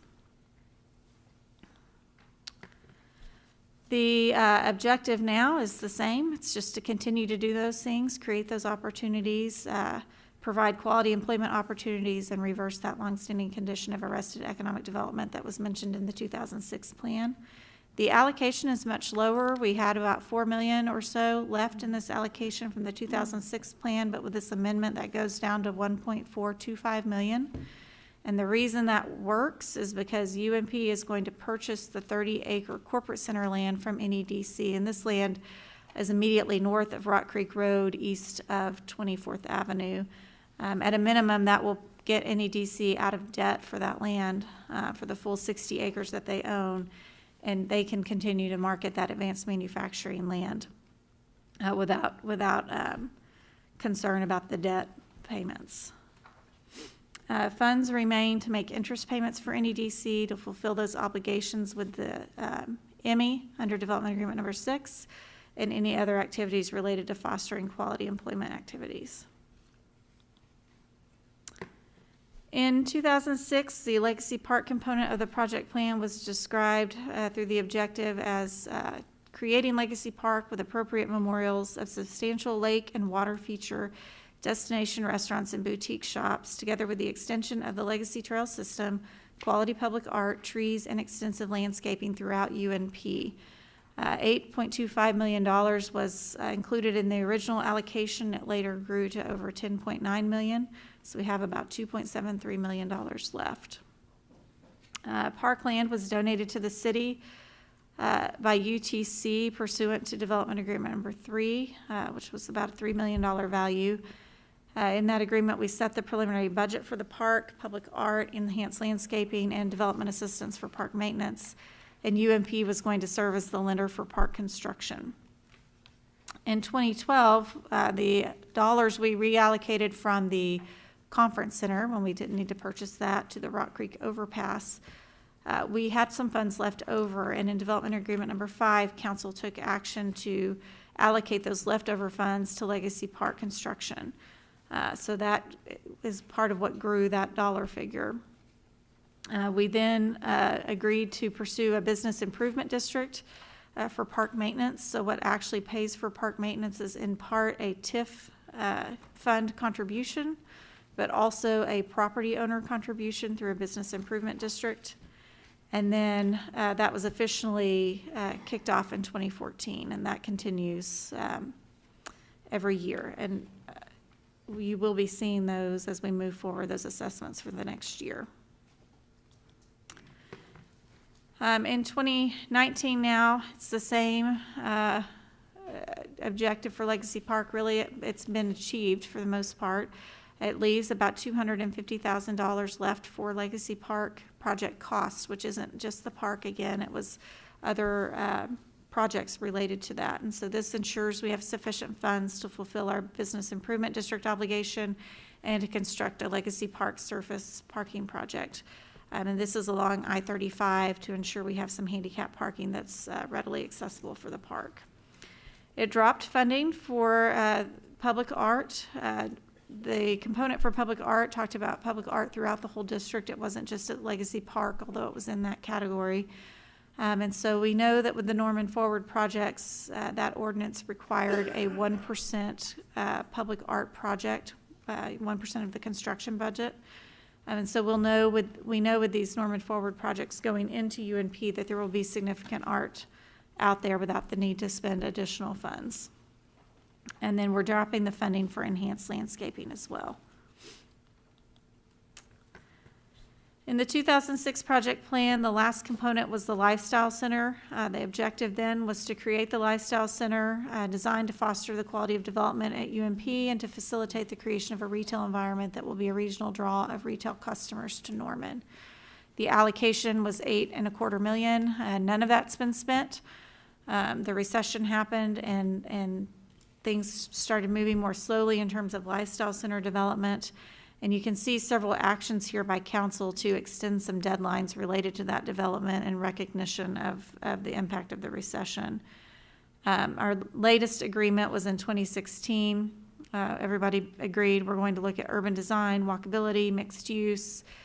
The square footage requirements would be met by 2023, but could be extended to 2026 if we all agreed on the design. And then we raised the retail sales per square foot minimums for incentive consideration. And there was also another provision in there that's not really at play now, but it was UTC would sell land for regional draw entertainment venues south of Rock Creek Road at $550 a square foot. Now you'll see it's not the Lifestyle Center, it's a town center, and I'll talk a little bit more about what that is in a minute, but with retail and entertainment uses. So now the objective says it's to create a town center designed to foster the quality of development at University North Park and continue to facilitate the creation of a retail and entertainment environment that will be a regional draw of retail customers to Norman. That allocation has gone from $8.25 million to $5 million, and we've added some criteria. You'll recall in the previous slide that we raised some of those sales per square foot criteria for retail with development agreement number 5 for the first amendment to it. And so those are incorporated here. We also have, it's got to be in the area designated as the town center. So we're looking here for a cohesive development that fits the town center model. Must support a user not already in Norman. Those sales per square foot are $300 per square foot for stores larger than 10,000 square feet and $400 per square foot for stores smaller than 10,000 square feet. And it has to be demonstrated based on past performance in communities with similar demographics. The entertainment, and I'll talk a little bit about this too in a minute, but there's not a sales per square foot requirement. But there they must present an entertainment option unique to Norman, not already located in Norman. We're looking again for urban design, walkability, connectivity, and that's trying to get at that town center sense of place. And the user must either purchase land or sign a lease of at least 3 years. If a proposal came forward, it didn't meet all of these criteria, then they could still pursue a development agreement. It would have to come to council, and it would be in council's discretion whether or not to grant that. If they can meet all of these criteria, it goes to the city manager for approval. Authorization to use these funds expires June 30th, 2026. So I had questions, I think, at the last meeting about what is a town center, and there are examples around, but I found a great document from the ULI, the Urban Land Institute, with a really good definition of what I think a town center is. It's an enduring, walkable, and integrated open-air multi-use development that is organized around a clearly identifiable and energized public realm where citizens can gather and strengthen their community bonds. Anchored by retail, dining, and leisure uses, as well as possible vertical and horizontal uses. And then typically there's at least one other type of development like office, hospitality, civic, and cultural uses. Why entertainment? Why this focus on entertainment when it was originally envisioned as a retail incentive in 2006? We are a member of the ICSC, the International Council for Shopping Centers, I believe is what that stands for. And this is from a publication that they put out talking about the trends in retail overall.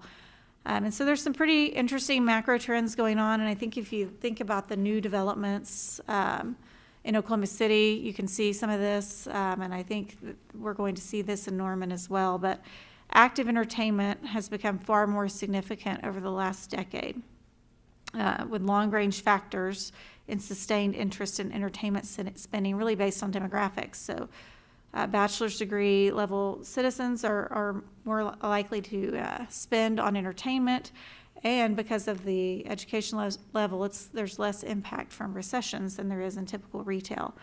And then they say the other trend is out-of-home entertainment spending is growing, and this is for everyone regardless of their education level. Trip-related entertainment spending grew by 24%, and out-of-household entertainment spending rose 12% from 2013 to 2016. So what you really see in retail now is instead of the big traditional department store anchor, you're seeing more of an entertainment anchor, or at least an entertainment component. The other thing they went on to say was entertainment tenants are more prominent and diverse, but the importance of these tenants extends beyond filling retail vacancies or generating traffic. They're critical to transforming properties from consumer to community centers, and so that feeds in really to that town center concept pretty well. So those are all of the changes in the project plan components. Just as a reminder, the sales tax increment that's collected is 60% of the sales tax generated within the district, and this is after we make some adjustment for stores that may have moved from other places in Norman to within the district, and we make an adjustment based on our average growth rate as a whole in the city. So it ends up being closer to 50-50, but that's how that was set up. And then the ad valorem tax increment was the 50% of the ad valorem growth from property that's built within the district. And so the property tax owners within the district and the shoppers within the district are paying for these project costs.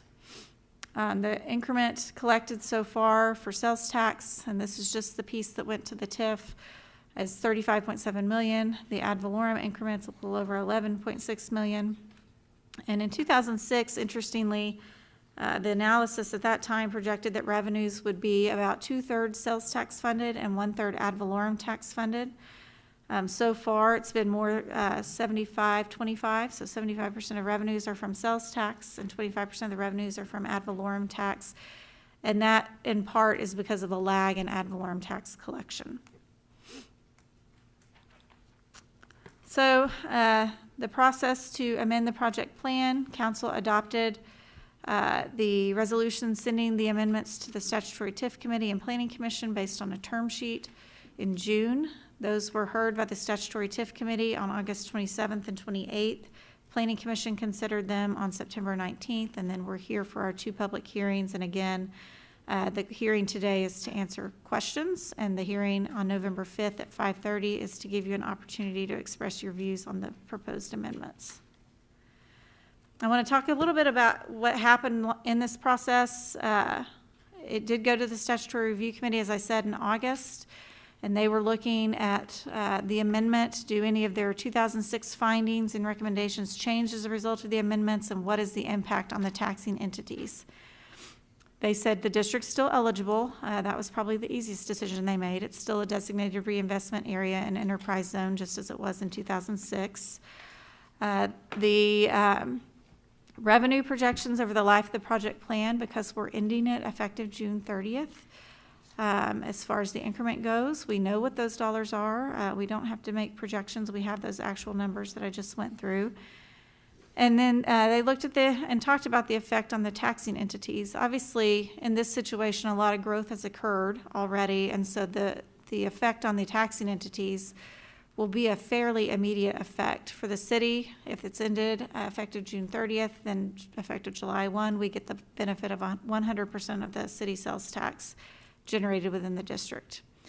For the property taxing jurisdictions, after the collection of the 2019 assessments, they will get the full benefit, whereas they've been splitting 50-50 with the TIF basically all this time. They will get the full benefit of that tax generation, but the public schools, because of the state's school funding formula, is negatively impacted. These funds in a TIF, just by virtue of how the state law is set up, pass outside of that funding formula. So by ending the TIF increment, they go back into the funding formula and get allocated in a way that gets applied across the state in a per student spending formula.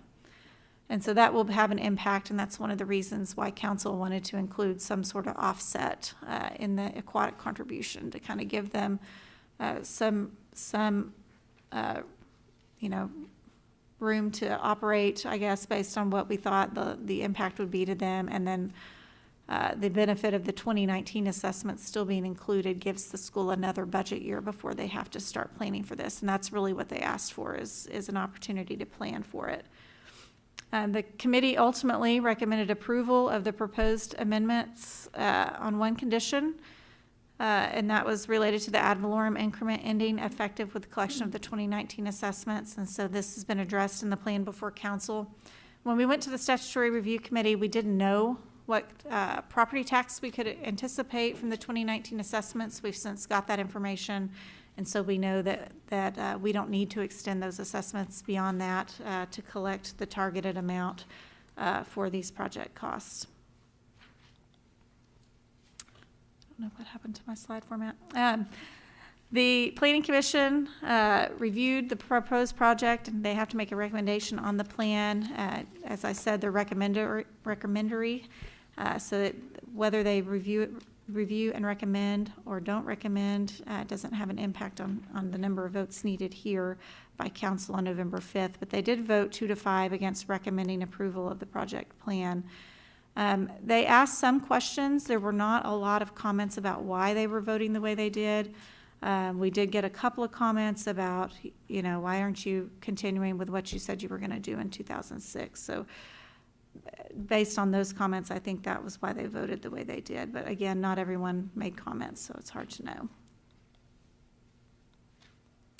So this is a summary of the dollars in the original project plan allocation, what we spent so far, and what the proposed amendment is. You can see we're cutting about $8 million, close to $8 million from the project plan, but it's being cut across several categories, so the investment is still similar in terms of objectives.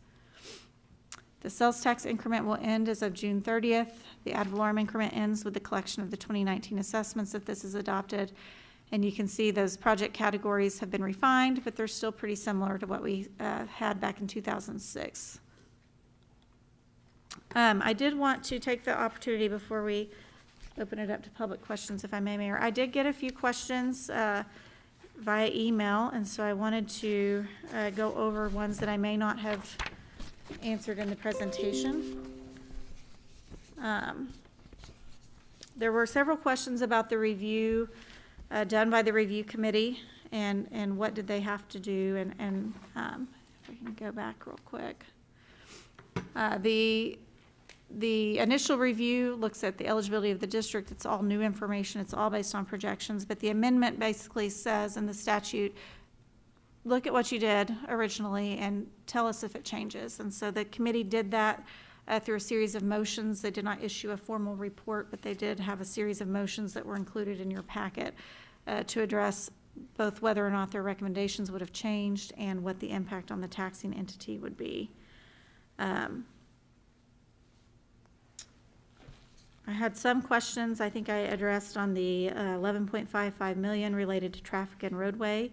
That comes from a development agreement number 1, where we set forth that preliminary budget. It was about 10.46 million in road cost and then an additional contingency, which gave us 11.55 million. And yes, it did say in that agreement that the developer would be responsible for the cost of improvements in excess of the 11.55 million. It also said the design and construction specifications of the projects were subject to review and approval by UNP and the developer prior to those contracts being let. I had questions about the park, which I covered. I think there was a misunderstanding. The original allocation was $8.25 million, and as I said, that changed with development agreement number 5. There was a section in development agreement number 4 that allocated some dollars to that, and then the 2008 project plan amendment that allowed for those unused Rock Creek overpass funds to be transferred to Legacy Park project costs, which resulted in $10.9 million being allocated. And so that's where the $2.73 million left is coming from. And we have remaining obligations under those agreements for enhanced landscaping, maintenance contributions, and public art that would be modified with this amendment. The cultural facility, the entire $8.75 million in expenditures authorized for the cultural center is what is remaining. Under the question was, how much is contractually obligated today? Who do we owe what?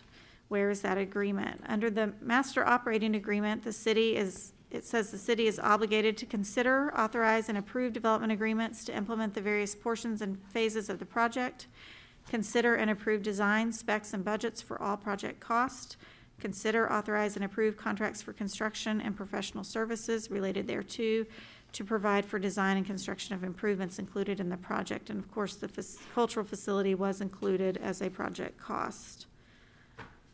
I think I covered the economic development question. There was a suggestion that I had said before that due to market conditions, the UNP developers are unlikely to earn the $8.25 million in incentives available for adequate lifestyle center development. I think there's some confusion there. I have not said that, to my knowledge, not intended to, certainly, but what I have said is I think it's unlikely that the developer would have to pay back the clawbacks associated with the lifestyle center development. I do believe that something can be built there. It doesn't have to meet a particular sales tax or sales per square foot requirement to meet the requirements of the clawback. And so I do believe that even if incentives were requested, that the developer could build something and would not be paying the clawbacks. So I think that may be where the confusion's coming from. Sorry.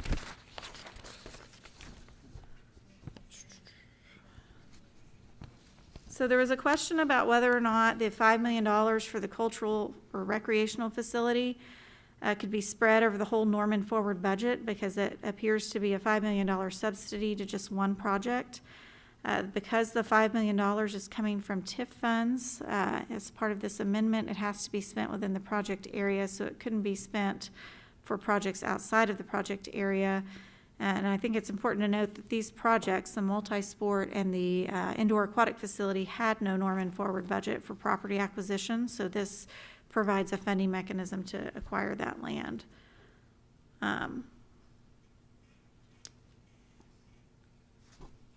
There was a question about the entertainment venue.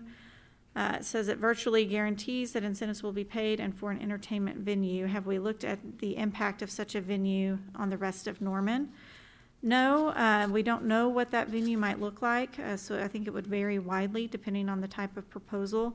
But it does not add $5 million to the town center. It's actually reducing that allocation from $8.25 to $5 million.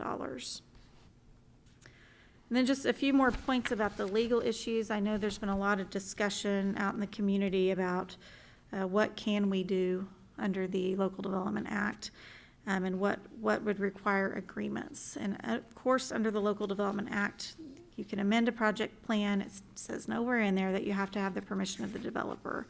But the concern has been that to the extent those amendments impact contractual arrangements, then we should be engaging with the other parties and trying to work that out cooperatively.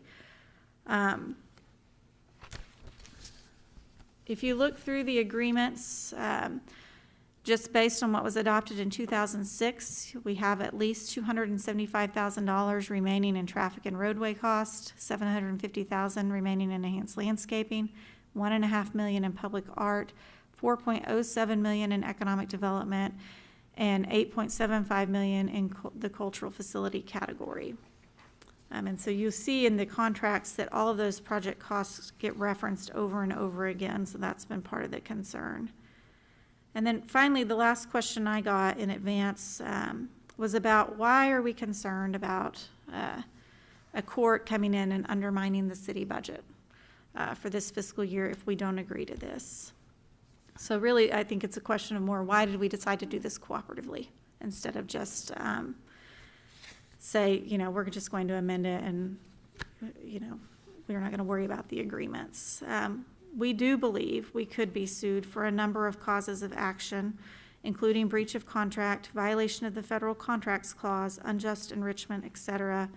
Remedies, and this is, I've seen this in a draft petition, so I believe it to be real. Remedies that I think they would request would include injunctive relief, actual damages, consequential damages, lost profits, and attorney's fees come into play there.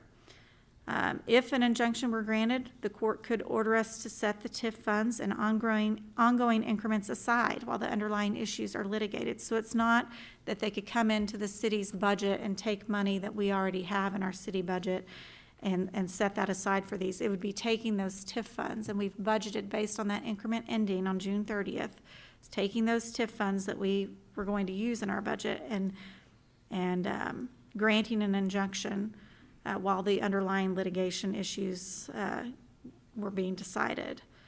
I think it would be a federal lawsuit. I think that's probably one of our bigger risks, is that those funds could be set aside by the court until the project fully funds, which is just about a year. So that is some of the stuff that council's discussed. I think I've gotten most of Mr. Ellis's questions, I hope. But with that, I'm happy to answer any other questions, Mayor. Thank you, Ms. Walker. This is an opportunity for members of the public to ask questions regarding this item. We're going to limit all questions to 3 minutes. So are there any questions?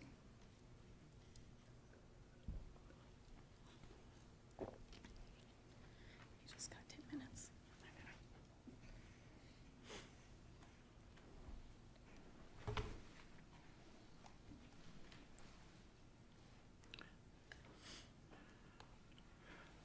Steve Ellis, 633 Reed Avenue. I want to thank Ms. Walker for answering many of my questions. I have some follow-ups if I have some time. But I want to ask a new question tonight. I know I sent everybody this email a little while ago, but I do want to ask, the Local Development Act's public hearings notice provision provides that the notice for this meeting shall include the following: the time and place of the public hearing. The public hearing in the notice was advertised as starting at 6:30 p.m. It didn't start until 8. That's when the hearing started. So I was wondering if you would comment and answer the question, do you think that providing notice of the time of the council meeting itself was adequate notice of the time of the public hearing as is required in the statute? So I've got a couple of seconds left. So let me follow up with a couple of the questions that I had on my other thing. I noticed that we had a discussion of the $4 million left in the economic development budget and the $3.7 million in the cultural facility budget, and there was some discussion about those being contractually obligated. Did I get that right? And if they're contractually obligated, to whom? And then the third question that I have, since I have a little bit of time, is it sounds as though you think that the city is at serious risk of being forced to provide sort of specific performance rather than being able to just pay the benefit of the contract. In other words, be able to pay damages as opposed to doing the actual performance of the deed. That would be the basis of the injunction, I think. So I wonder why you think we would be at risk for that, given the provisions of the sinking fund being the place where you pay out any kind of damages against the city. Thank you. Okay. Is the public notice sufficient requirement that it be the only item on the agenda, just that you give the meeting start time? And so I think we have met that, even if we hadn't. There's a provision in there about technical irregularities. Obviously, we can't predict when we were going to get to this item on an agenda, but I do think that's been met. The cultural facility and economic development, I think you said there's $3.5 million left in cultural facility. It's actually the full 8.75 is what I said, plus $4 million in the economic development component. And again, throughout the development agreements, there are mentions and there are obligations related to expending the TIF funds on the project cost, and it talks about each one of them specifically in different parts, and so that's the concern there. It's not really to who do we owe that money. It was a development agreement where, especially in terms of the cultural facility, it wasn't clearly going to be one party's or the other. It was just going to be a contribution to the development as a whole. The economic development component is better addressed because there's an agreement just for economic development, and it talks about the city shall authorize, the TIF authority shall authorize this full $8.25 million for the economic development component for NEDC to do their activities. I think on the legal concern, it's not specific performance as much as it's ordering the city to hold that money aside while we litigate all of these issues. And so that has an impact this budget year, and it has an impact next budget year at least. And then depending on how things get litigated, you are correct. If there's a settlement or a judgment that goes on the rolls, it would be paid for by the property tax owners across the city.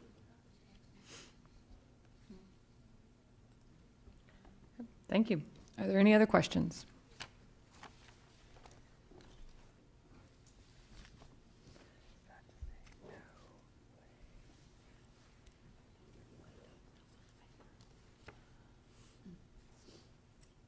Mary Francis, 850C Cardinal Creek. Yes, I have a question, and since we have a couple of council members with legal backgrounds on the present council, I'm hoping to get some other opinions here. My question is, I hope you can explain, why isn't the city council considered to be the governing body as referenced by that statute, the Article 62 of the Oklahoma Statute 856C. I read the Oklahoma Supreme Court decision, those things can get lengthy, which quotes the city of Guyman versus Butler. And I hope you can tell me if that Article 62, which is quoted by the Oklahoma Supreme Court in this as well in the Ardmore Air Park case, clearly reiterates the authority given by the legislature to you folks, the city council, acting as a governing body, to modify or change the TIF without consulting anyone else, to wit, where did that go? Here we go. It reads,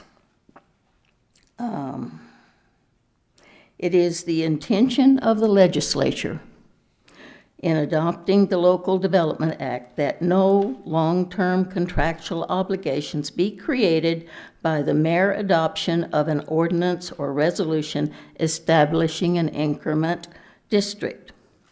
Notwithstanding any provision contained in an ordinance, resolution, or project plan, an ordinance or resolution establishing an increment district shall constitute a legislative act and may be repealed, modified, or amended at any time during the term of the increment district by subsequent action of the governing body. That would seem to be you. I want to know why you, as a governing body, aren't thinking you're able to independently alter, modify, repeal, whatever you want to do with this TIF.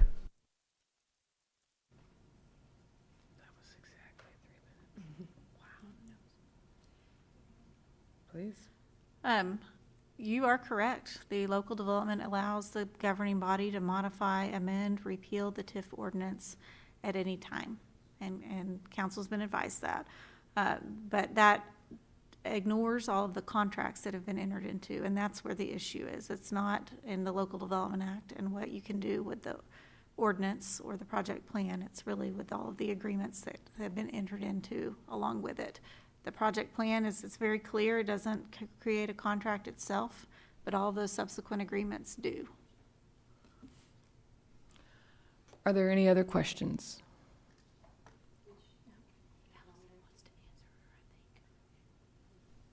Councilmember Patron? I agree with you, and I also agree with Catherine, and I would say that the project plans themselves are not contracts. The development agreements are contracts. And to my understanding, we have about 3.5 million, maybe at most 5 million, yet to satisfy, that we are under contract to satisfy.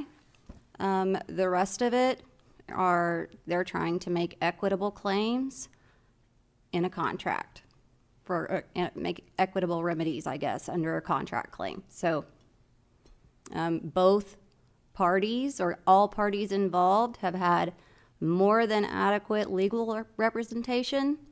So that would be a pretty difficult thing to do, to make those claims. And your interpretation is very good, Ms. Francis.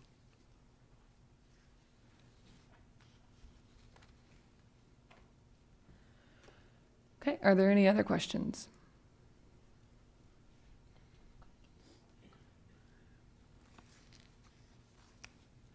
Jason Zimmer, 3809 Cedar Brook. One of my questions is about the 10 acres of land that would go to the recreational facilities, which would be, I guess, the swim club and the all sports gym. If those facilities are placed on the UNP land, this will reduce the amount that's left for the commercial development. And so I'm wondering, won't this lower the potential tax revenue for the city, which is really part of the point of doing it in the first place, or at least that was my understanding. And I'm wondering if there's been any analysis on, how that tax revenue impact would come in. I'm sorry, go ahead. Do you want me to answer now?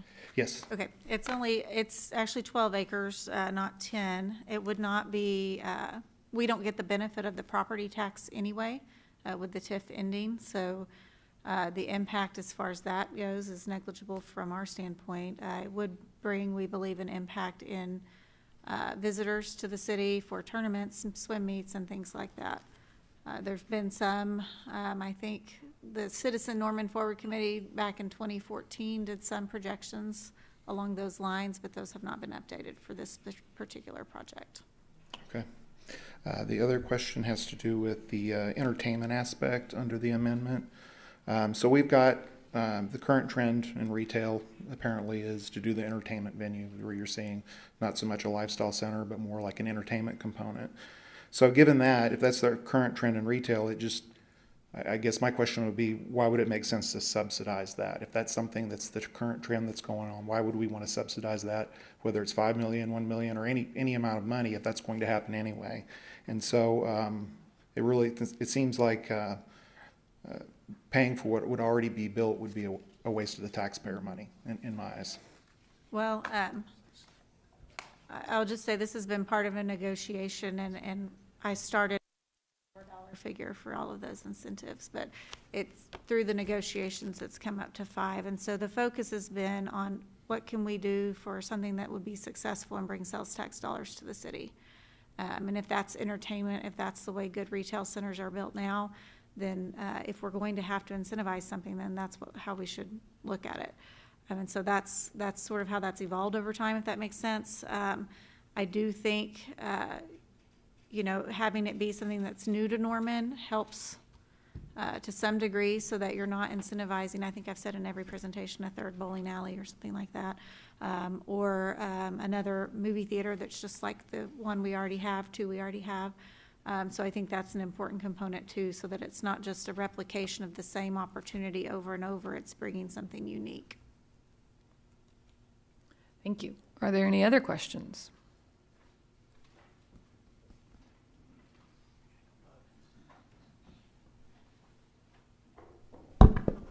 Ms. Walker, just a few questions, please. If you could, I'll just give you a series of questions, and I think you can answer them pretty quickly.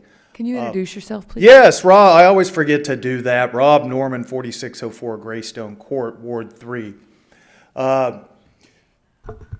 Ms. Walker, could you remind us again, what are the land transaction costs if we place the Norman Forward facilities at North Base? Yes, the acquisition cost as far as just the land is pretty similar. It's a little bit over $2 million. The big difference is in the cost of infrastructure. North Base requires a lot of road improvements. It requires water and sewer line improvements. And I believe that number was approaching $5 million when we were looking at that total. Okay. What is the estimated cost by the city of tearing the Optimist hangar down? It depends on the asbestos, I guess, but I think that was $300,000 to $500,000. And if we tear the hangar down, we have to take those $300,000 to $500,000 out of Norman Forward funds? Right, that's likely where it would have come from. If the facilities go up in UNP, do we have to expend $300,000 to $500,000 to tear down the hangar? No. Okay.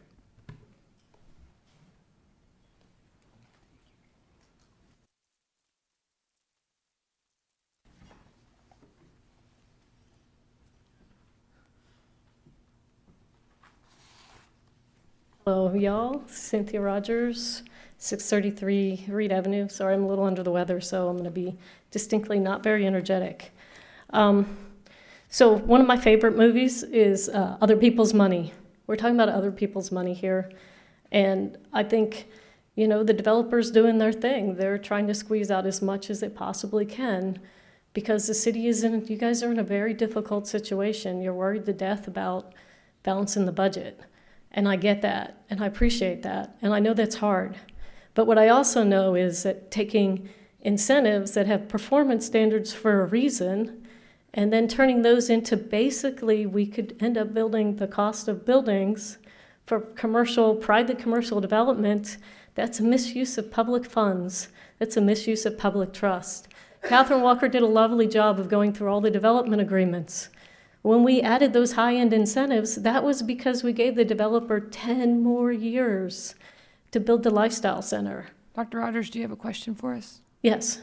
So tell me how this, forgot I had to play the question game. So tell me how this turning incentives into giveaways improves upon the option of simply making a project plan amendment, which you have the authority to do. You can make an amendment. Why can't you make, I'm turning it into a question, why can't we make an amendment that simply uses Norman Forward funds or however you want to do this to cover the gap in what would be collected and still honor all the contracts? So that's the contracts, not the authorizations. Why did we have to change so many of the authorizations and not just cover what we currently owe? So there's a lot of moving parts, and a lot of it seems like it's to confuse people rather than the simplest approach. And I know it's a negotiation, so great you negotiated, but sometimes you just don't come to acceptable terms. And so I guess I would like to know why you think, if this was your money, would you think this is acceptable terms, like out of your pocket? Thank you.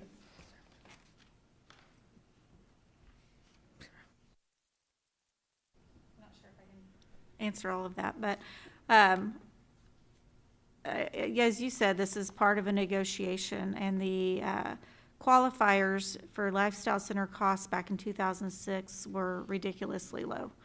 You had to meet two of three criteria. It had to be something that wasn't in Norman, something that wasn't within 25 miles of Norman, and or something that met much lower retail sales thresholds. And so over time, that's been adjusted. But part of the negotiation here, too, was to lower the amount of the exposure or the allocation for those kind of costs because of a discomfort in the community with those kind of costs. And unfortunately, it is negotiated. It's part of contract negotiation. And so are we happy? Probably not. Are they happy? No. They wanted the full $8.25 million. But this is where we settled. We didn't look at my first offer. I almost removed all of the lifestyle center costs, I think. Because I knew eliminating it altogether would never settle. And apparently $1.25 million does not settle either. So we ended up with this. We didn't remove the cultural facility back at that time because we were wanting, as a council, there'd been direction to look at spending that cultural facility fund on those Norman Forward projects. And so that was not considered as being something that would be removed from the project plan. Thank you. Are there any additional questions?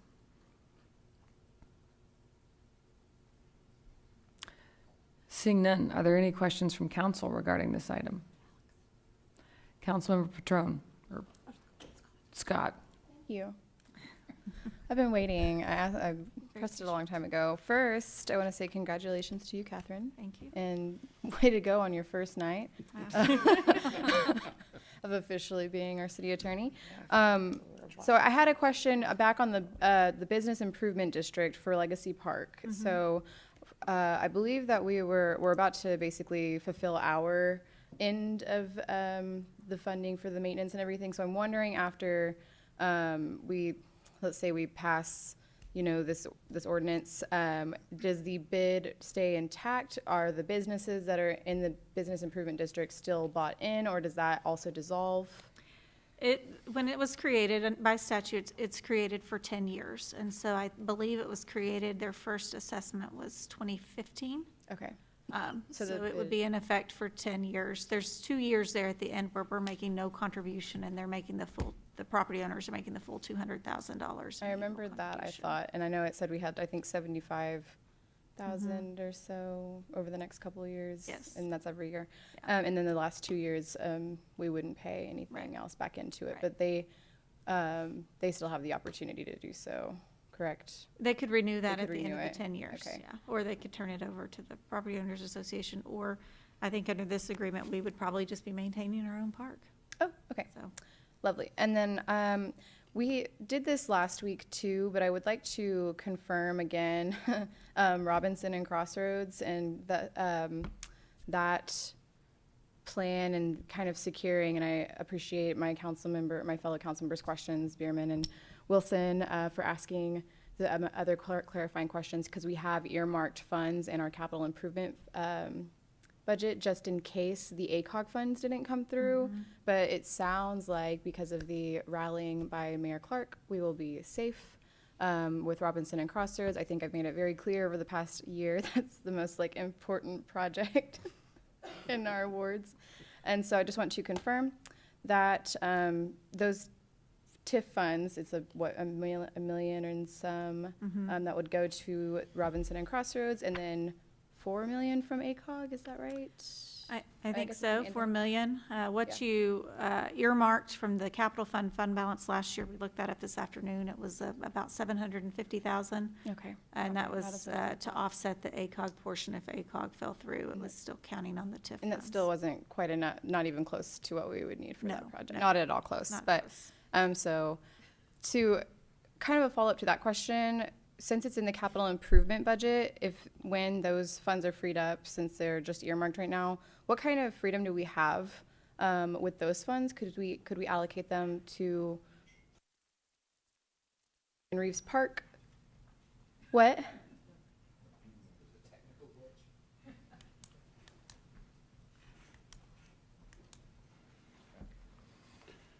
Good evening, Member Scott, members of the council. I'm Anthony Francisco, the finance director, and I would just remind council of the action that you took.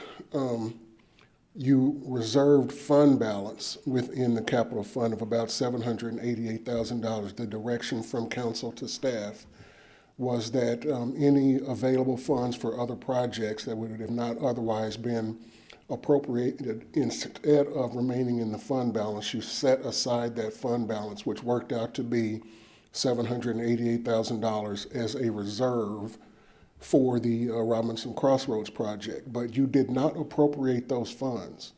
So there is no set aside. What you would do is that you would appropriate that fund balance if you chose to, but then you would have that much less of fund balance available for any other project. So I would not want to give the impression that there is this set aside of funds. It's just the capital fund balance that you have available for all other capital projects, and you might choose to use it for this one as opposed to that one. But I don't want you to have the impression that you have some set aside for this particular project. I appreciate the clarification. Thank you. So I won't take too much longer. Just, my biggest concerns are the Robinson and Crossroads project and then restoring balance back to our budget as we pass the budget earlier this year. So getting those sales tax dollars is very exciting to me, back into where they belong. And also the Norman Ford projects. I think that's also very exciting. I had one more question, but I'm getting lost in my own notes. So We can come back. that'll be all for me right now. Thank you, Councilmember. Councilmember Patron. Okay, so Catherine, under this agreement, does council retain all of its rights that are under the Oklahoma Local Development Act? Well, what we're looking at tonight is just the project plan, and I don't think there's any language in there that would modify anything under the Local Development Act. Okay. Right, not the, she's not saying the agreement, she's saying just the plan. The counterpart agreement, does it? I don't know. I don't think so. I'd have to look to see what language you're referring to. I'm not even sure I have that in my notebook here, but, We could still remove projects from the project plan.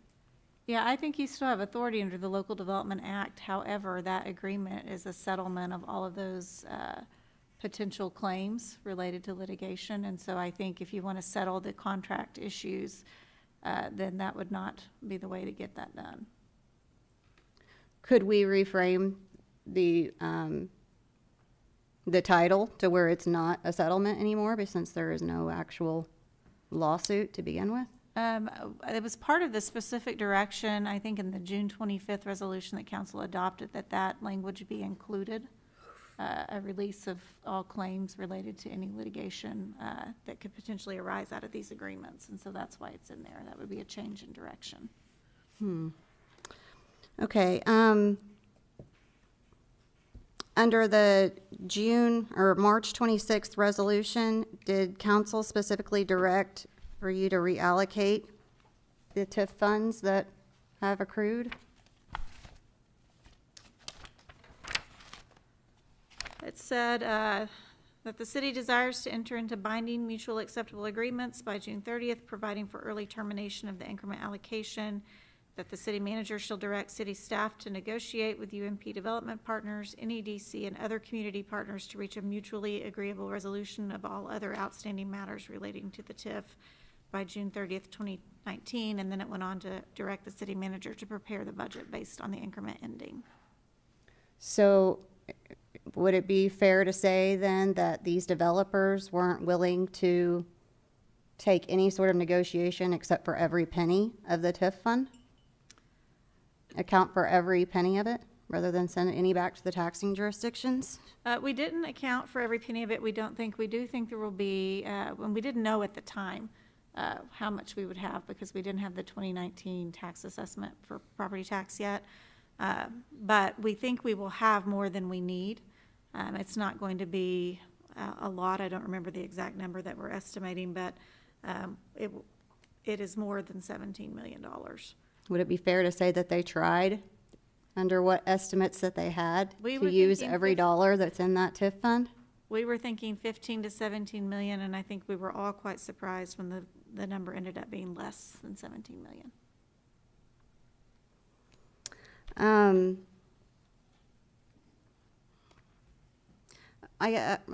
Mr. Francisco, can I ask you, just for the record?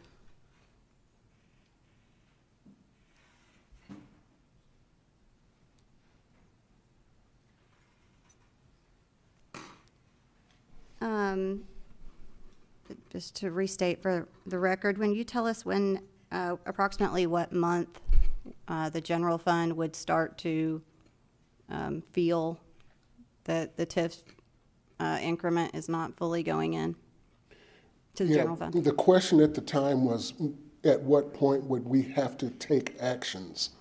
At what point would we have to actually make cuts? And I responded to that question to say February or March-ish, when we would have drawn down fund balances to the point that because we were not apportioning the sales taxes to the general fund, but the general fund expenses are continuing that we had budgeted, when would we have to be in a place that we have to cut some expenses because we've drawn down all of our fund balances? And that's when I said February to March. Okay. And that's of the general fund right now? Yes, ma'am. So not reserve, That would mean that the reserves have been drawn down. so that's reserves, okay. Yes. I think, let me see if that one's all for yours before you sit down. Oh, that'll be for Judd. Catherine, the town center definition, and thank you, by the way, for adding that. Yeah. It includes residential. It may, yeah, and that's been part of what was talked about, I think, from the beginning, is the potential for mixed use. When we went through the process, trying to remember the year, to kind of look at those again, those different requirements, and talk about how it would be designed, rather than focusing on the type of store, because that led to a lot of confusion in the public, and really it's dictated by demographics that we don't have control over. We started looking more at the design of the project, and we were working with the developers to develop some sort of joint design at that time, and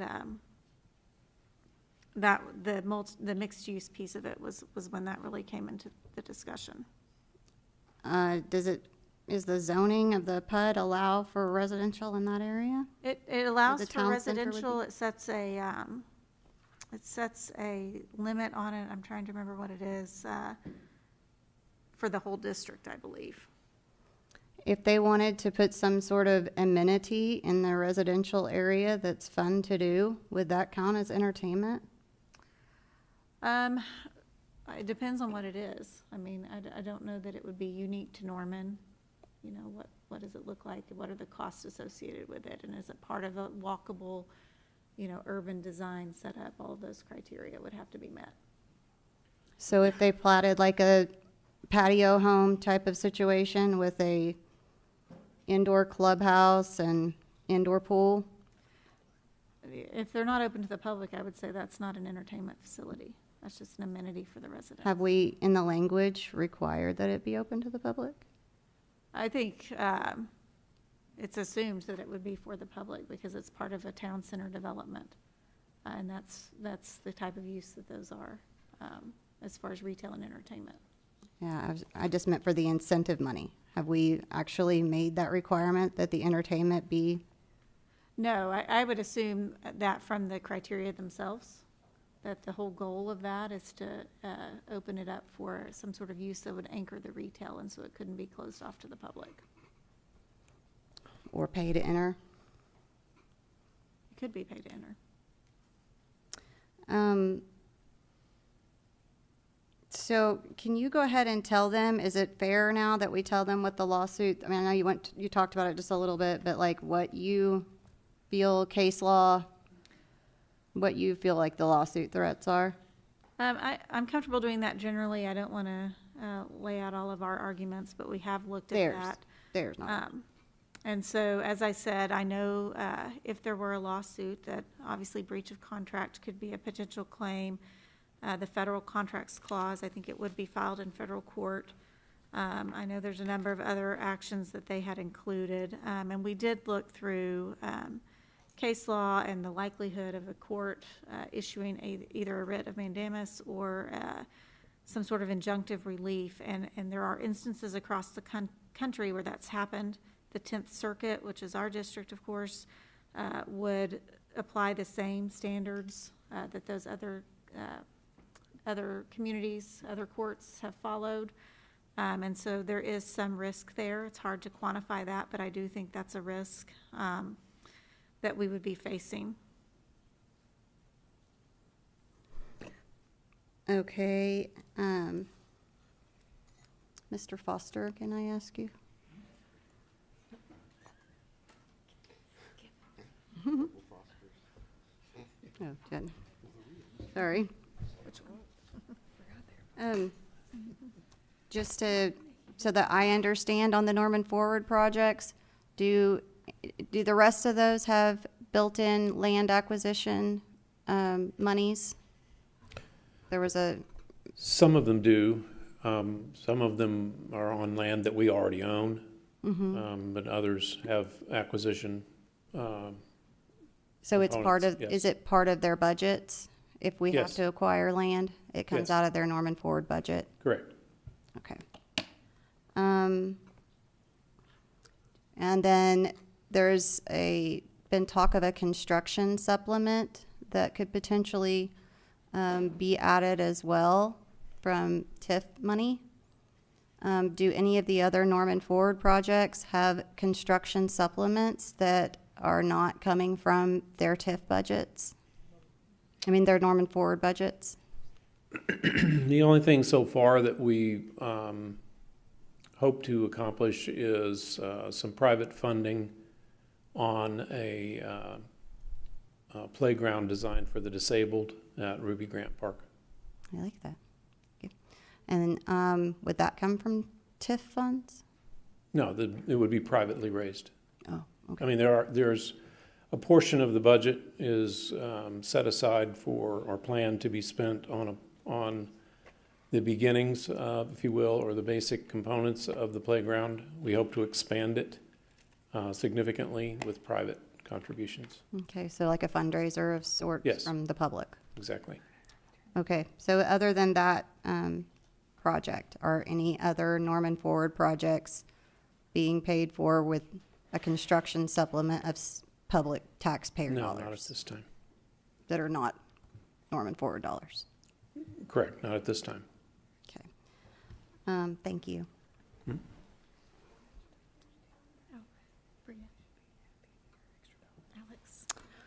I think that's gonna be all I ask for now.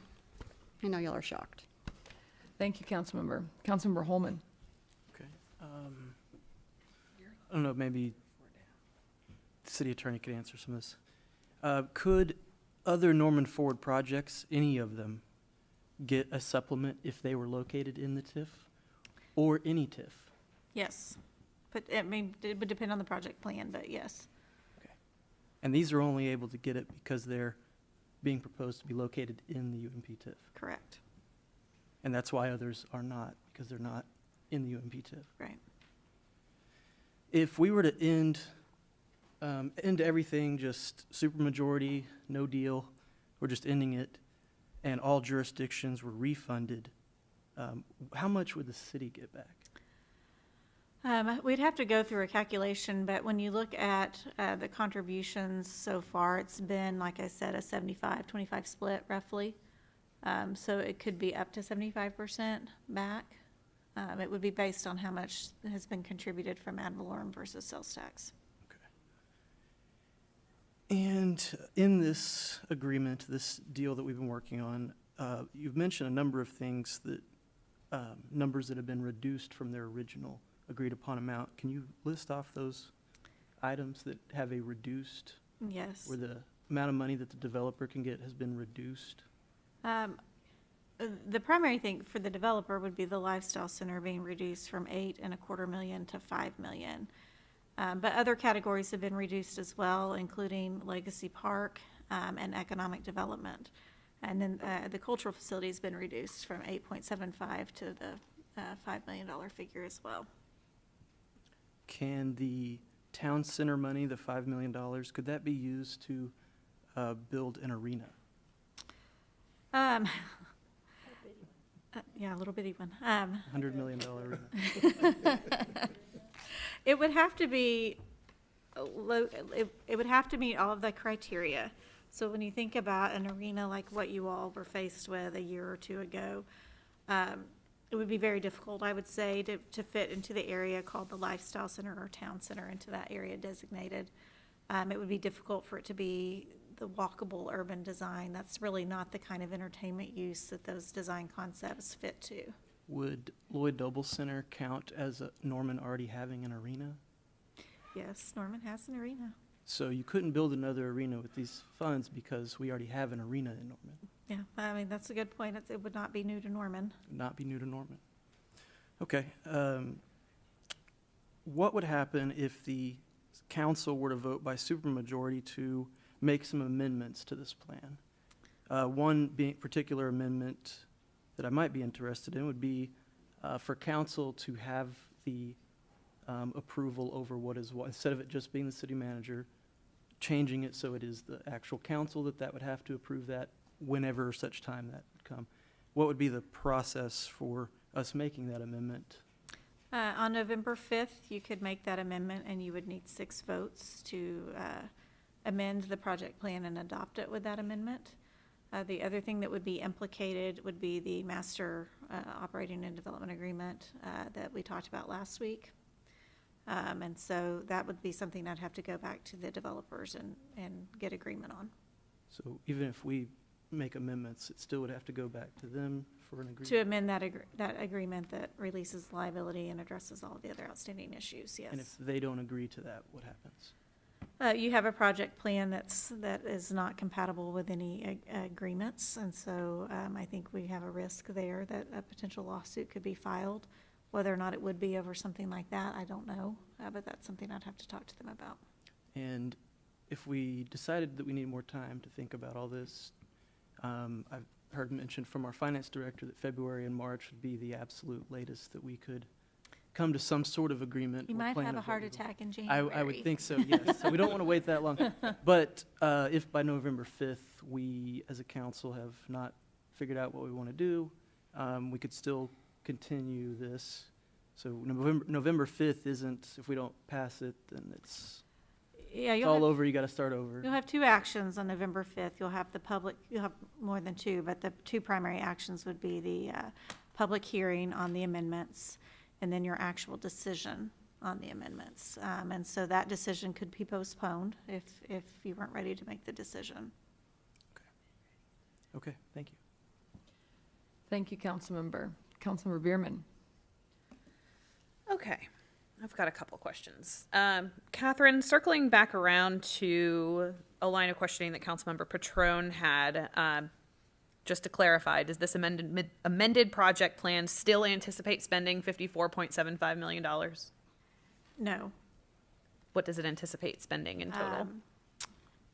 It's about, I don't have the math done, but it's about $46 or $48 million. It's about an $8 million cut. Okay. Thank 46. Okay, there we go. The math guy. Okay. 46.2. So are there any other obligations from prior development agreements that will be terminated under this amended plan? They're not addressed in the project plan as much as they're addressed in the development agreement we talked about last week. We kind of went through this exercise of going through all the development agreements and pulling out some of those remaining obligations and modifying those where necessary. Things like the city right now would have to approve any changes to the design guidelines. That would be removed. We don't have to master plan this area together anymore, that kind of thing. There are changes like that that are not related to the project plan components themselves, but were just part of the overall development agreements. There was also the road overages. Yes. Which now, under the original agreements, the developer was responsible for any cost over and above with no limit, although that would have come back to bite them. But under this amended project plan, the city would be responsible for any overages above and beyond what we will now have budgeted for, which is also $5 million more than we were expecting. Yes, and as I've said, I think tonight that came about because of the desire, I think, to spend the public tax dollars on public infrastructure projects. These are not traffic and roadway improvements internal to UNP. These are big projects that are driven not just by UNP development, but by the development of the city as a whole in that area of town. And so that's why we went that direction. And the other thing I want to note is when you look at that budget from 2006 and what was reasonably anticipated by the parties at that time, things have changed quite a bit since then. The dollar amounts have changed. One project's gone from $900,000 to $9 million. So we're talking about very different projects from what I think we could say everyone reasonably anticipated in 2006, both in terms of scope and in terms of budget. Thank you for that segue, because that leads me into my next question, which is, why did UTC reaffirm their commitment to the Lifestyle Center in 2016, despite the fact that even in 2016, lifestyle centers were well on their way out, town centers were already the new trending thing? Why did they recommit to that? At that time, that's when we really started focusing more on what it would look like rather than the name of it. It's remained a lifestyle center because that was consistent with the project plan. But it was really more about that urban design, walkability, and those kind of concepts. And so that's when we really started focusing more on the higher sales tax thresholds, and then also what will this look like, and is this what we want it to look like? And we had the master planning obligation there as well, where we were going to work together to plan that development in terms of design. Okay. So now to kind of phrase this in the form of a question, am I reading it wrong? I didn't get a chance to fully read the information from ULI on town centers that you mentioned when we met earlier today. But I did get a chance to run through it and then found a PDF copy, so I was able to search for the words that I wanted. The words I did not find were experiential or entertainment. I saw a lot about mixed use, a lot about walkability, a lot about that kind of interplay with living, working, playing, but not a whole lot about entertainment or experiential retail or any of the buzzwords that developers are using now to talk about why entertainment is worth $5 million. And I haven't read through the entirety of the document either. It's about 50 pages long, I think. But I did think it provided a good definition to get an idea of what the design would look like. I do think the use will change depending on what's going on in the marketplace. And so we have other information from the ICSC about entertainment being more of a driver and being more of a key to these type of developments. Okay. Thank you for that. So then the cultural facility is, as you mentioned earlier, was supposed to be a contribution to the development. Is there language that requires those funds to come from the TIF? Or can those funds come from anywhere, like Norman Forward? Well, it did have a specific project cost allocation, the $8.75 million after all was said and done with the Rock Creek overpass. So I think the anticipation was that those TIF funds would be spent on a cultural facility. And it's not mentioned a lot in the project plan. It's tied in several places in development agreements, as being something that's contributing to the hotels and retail environment within UNP. You mentioned the development agreements. Is there a development agreement for the cultural facility? Not a specific development agreement just for that. It's mixed in some, I think, on the master operating agreement. I thought I had a list with me, but it's in development agreement number 5. It's in development agreement number 4. In several places it's mentioned, and then also in the 2008 project plan amendment. So are those considered contracts? When it just mentions the cultural facility, would that be considered a contractual obligation then? I would say we've not created the specific agreement that sets out exactly how that money is going to be spent and obligates the city or the TIF authority to spend it a particular way. I think the concern there, though, is the way it gets mentioned along with the other project costs, that it gets pulled into this overall, we're doing all of these things for this investment from the TIF. So are they doing these things because of the expectation that the money for the cultural facility will actually come from the TIF, or simply that the expectation is there that a cultural/recreation facility should be located there? What was really the goal? The money to be spent, or the existence of the structure in that area? It's hard to, that component's really evolved over time, so it's hard to say what was intended back in 2006. But I think the idea was that there would be $54.725 million in investment in the area to stimulate both additional private investment and public tax base dollars.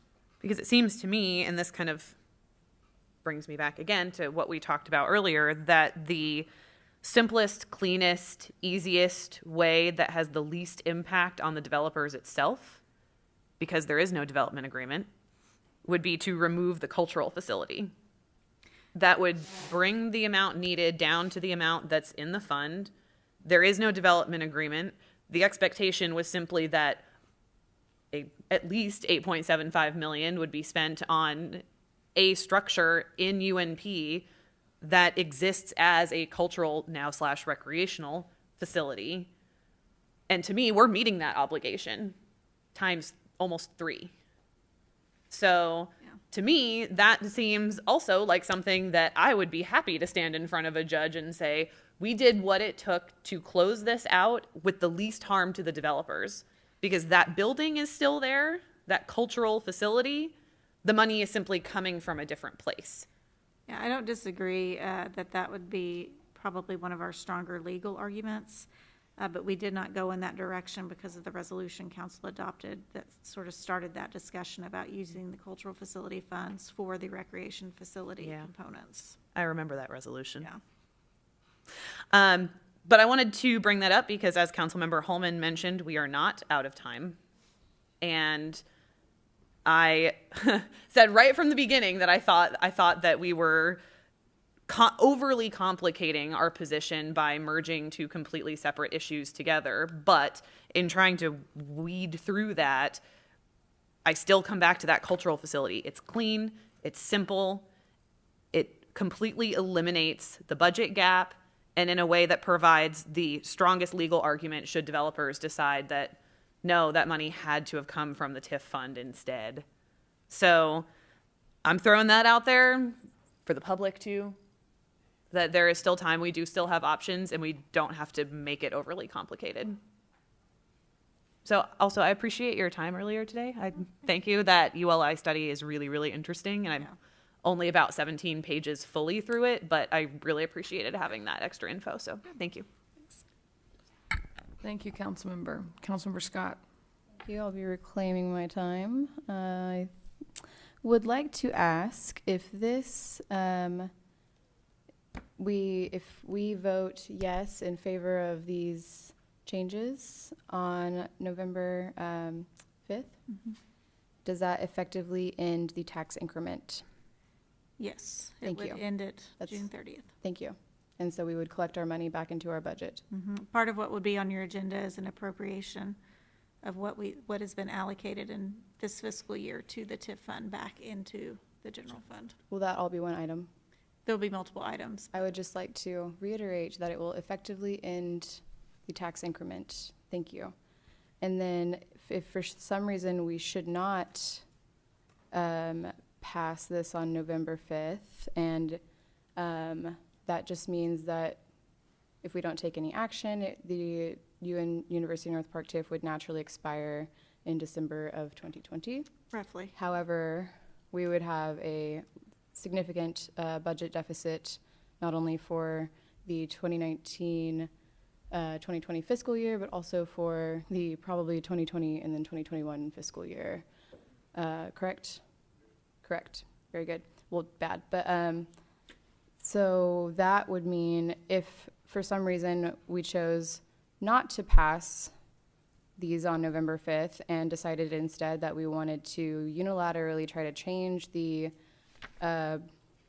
project plan and change the contracts and open ourselves up to litigation, in which case you've seen the petition, and all of these funds would get tied up, including that which is supposed to go back to our general fund. What does that mean for Robinson and Crossroads? We would have to find, if the funds were tied up, and that's not a sure thing, but that's something that that we could anticipate potentially happening. If they were tied up, then we would not have, you'd have to find another source for the local share. And even if we, that project. even if we were to receive the ACOG funding, we would not have, if those TIF funds were tied up, they would also tie up Robinson and Crossroads. Okay. What would that mean also for our Norman Ford projects that we are planning to put in the UTC North area, University Town Center? What does that mean for those projects, the multi-sport facility and the aquatic center? We'd have to find either another site or move forward with that site, but find another source of funding to purchase that land, and there would not be a construction supplement or a public school offset for the aquatic contribution.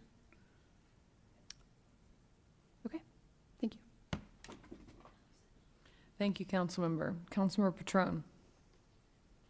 Okay, so maybe my question is for Anthony again.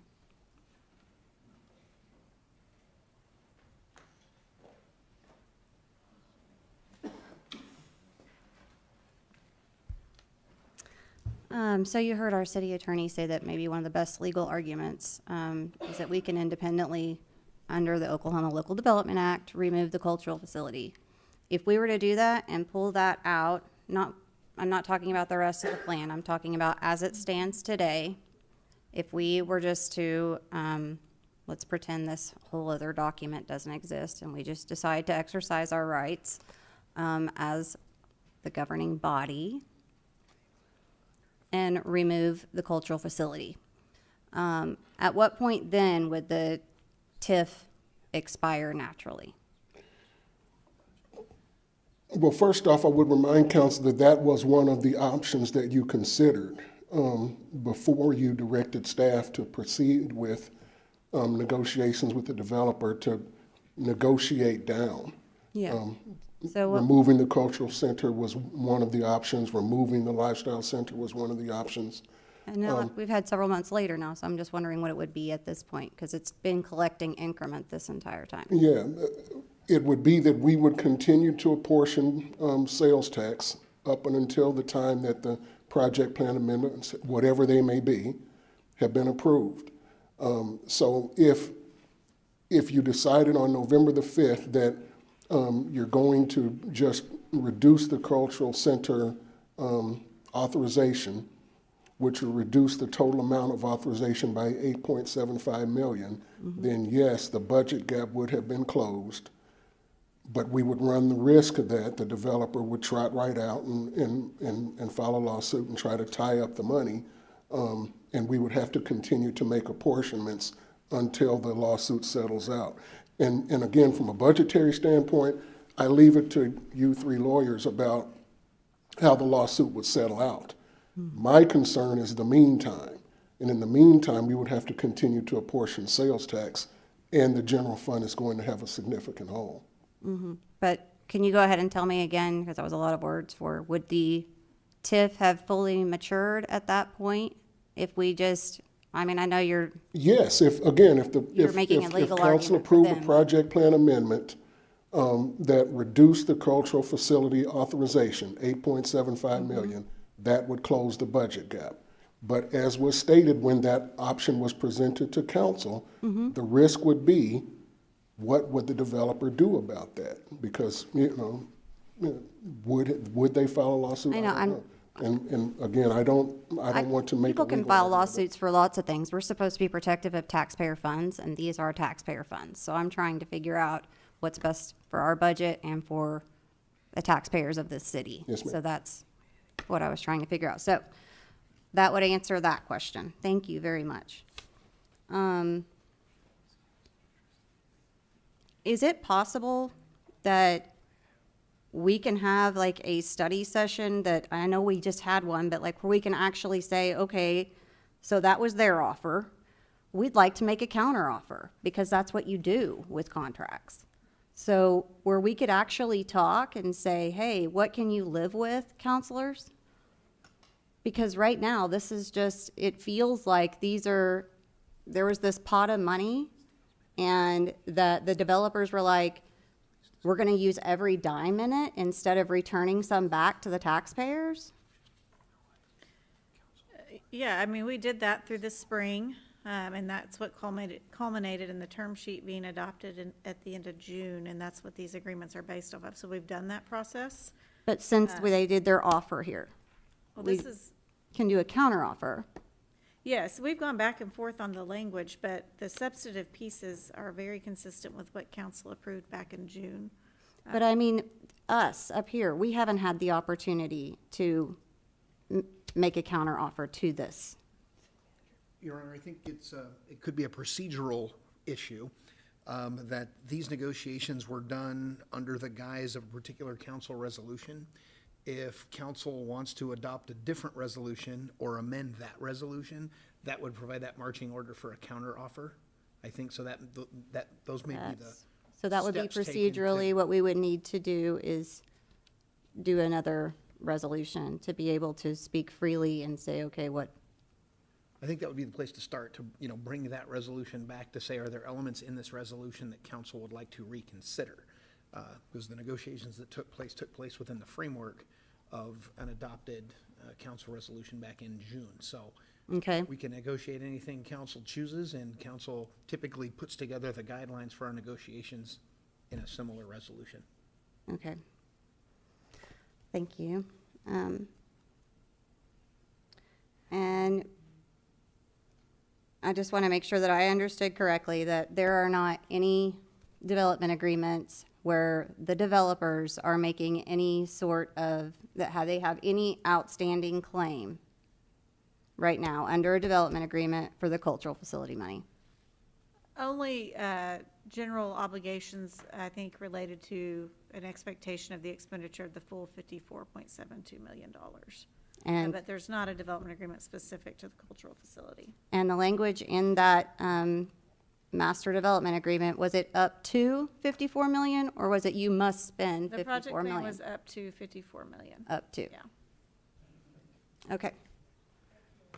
I like Kate's idea, and I also would be interested in being able to put these brains together.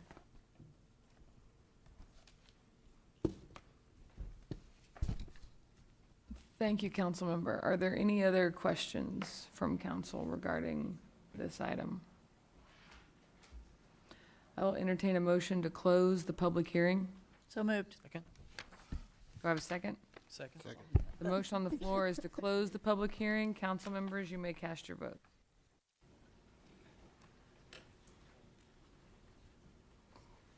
Sorry, I forgot.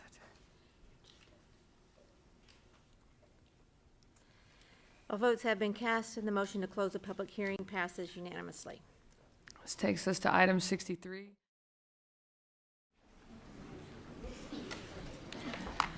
Item 3 is an update and discussion related to reapportionment of University North Park sales tax options.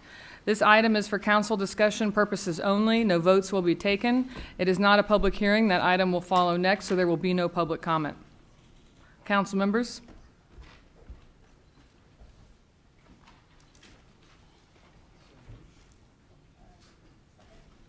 There's no motion.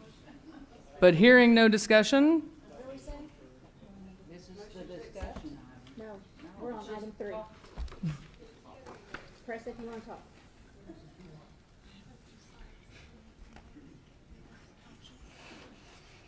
I'm ready just to move through because no one has asked for a presentation. Councilmember Patron. I have a question for Anthony Francisco.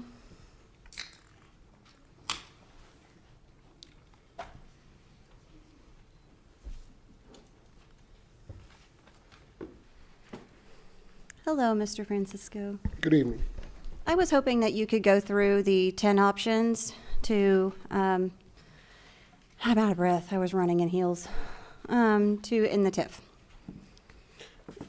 Thank you, Councilmember Patron. My name's Anthony Francisco. I'm the finance director. Councilmember Patron has asked me to kind of discuss options that were presented to council. And I will say that this goes back actually to a discussion that was had at the Council Finance Committee in August of 2018. And that Finance Committee discussion kind of rose out of the council's budget discussion on the adoption of the fiscal year 2018-2019 budget. And council may remember that as we were leading up to the adoption of the fiscal year 2018-2019 budget, we had been discussing megatrends and kind of sales tax and use tax and overriding things that were impacting upon the city's budget. We discussed the general fund's long-term negative position and ways that we might address that. The two major ways that were discussed as we were leading up to the adoption of the 2017-2018 budget that might be addressed was through first the adoption of a stormwater utility that would provide some relief to the general fund's expenditures related to stormwater. And second, as quickly as possible, to stop apportioning sales tax from the general fund and the capital fund to the University North Park TIF fund.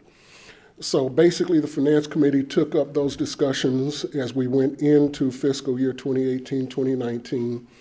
And out of that meeting, these possible ways of ending the apportionment of sales tax to the TIF fund were discussed. So there were 10 major items that ultimately came out of that discussion. Actually, the first 8 were out of that Finance Committee discussion, and then 2 more were added later by council members at the request of possible ways to fund a senior citizen center.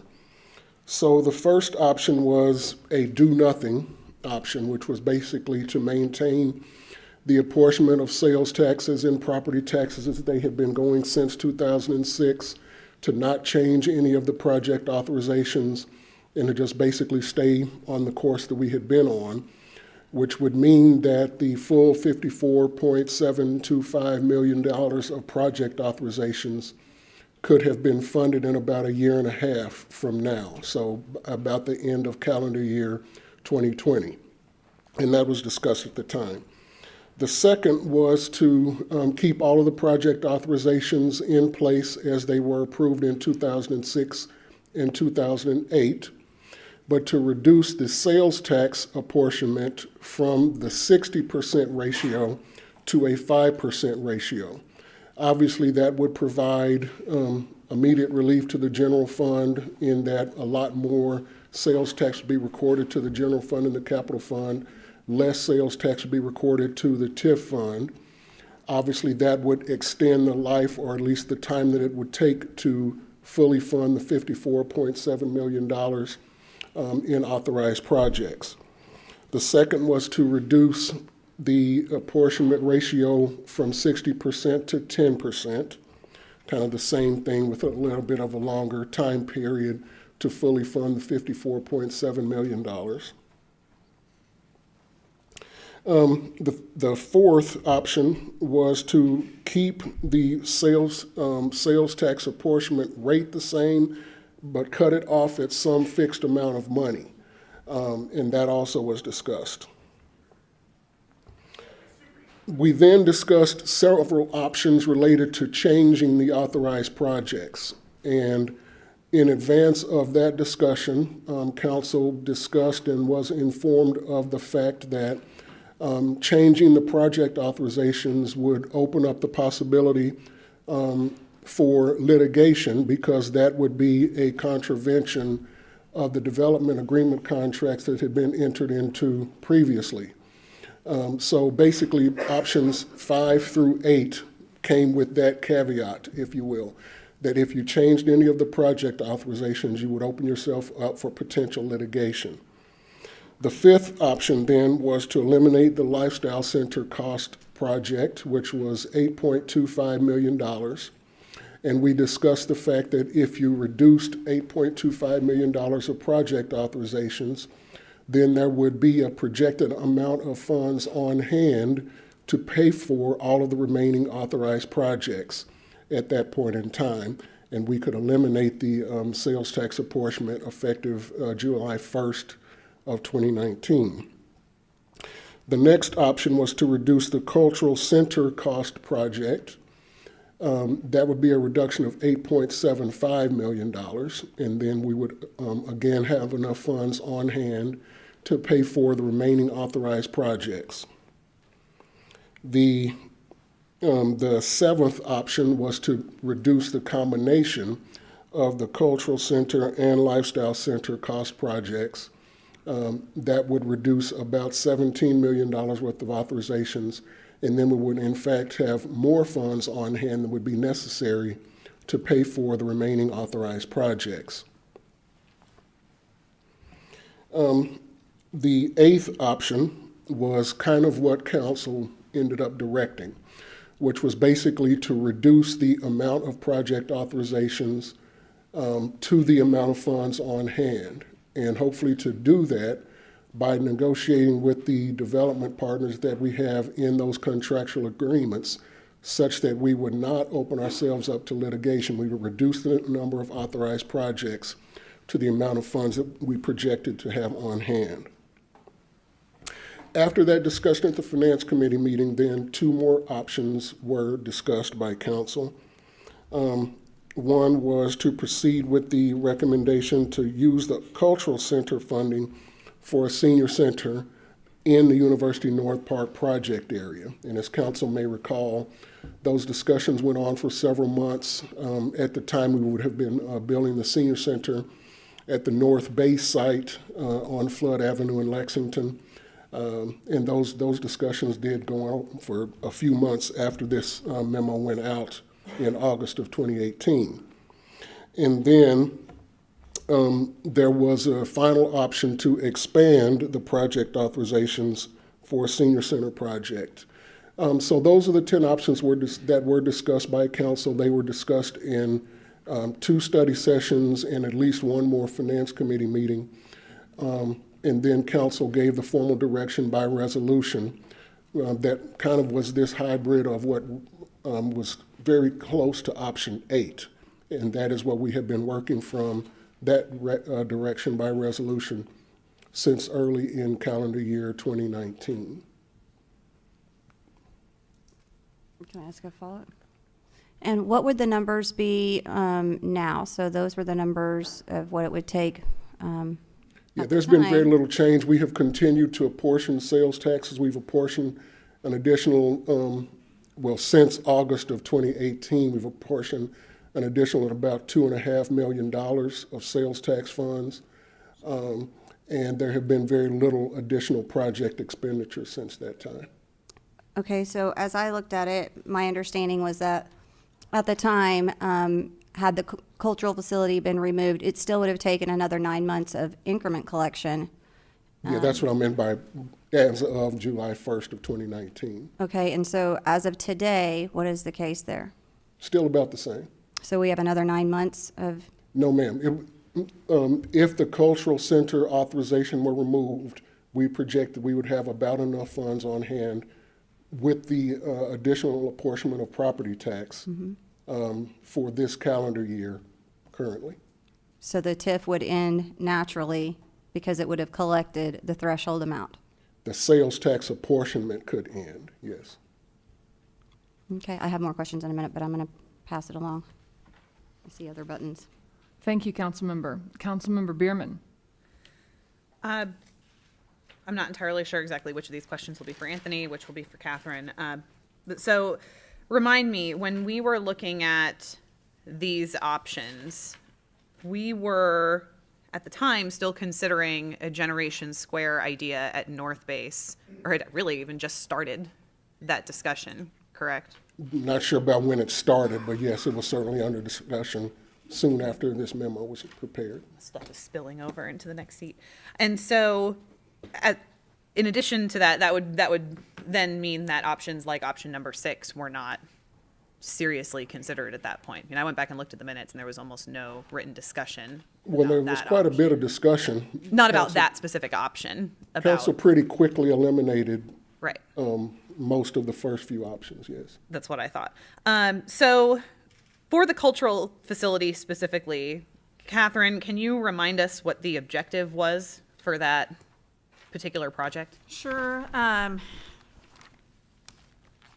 In the original project plan, it was associated with the conference center category. So it was conference center and cultural facility cost. And I believe the objective was something along the lines of to bring cultural facilities, or I'm sorry, museums or other similar cultural facilities to bring about a first-class hotel. I don't have that language in front of me, so I'm kind of quoting from memory here. But and would you say that the objective of securing a first-class hotel has been met? We got Embassy Suites before we did before we considered a cultural facility. Okay. And then where did the regional draw language come from? How did cultural facility then become regional draw? Because when we talk about regional draw, when it relates to the cultural facility, we generally don't talk about it in terms of securing a first-class hotel, since we've already done that. Regional draw is used throughout the agreements and throughout the project plan, primarily as it relates to retail.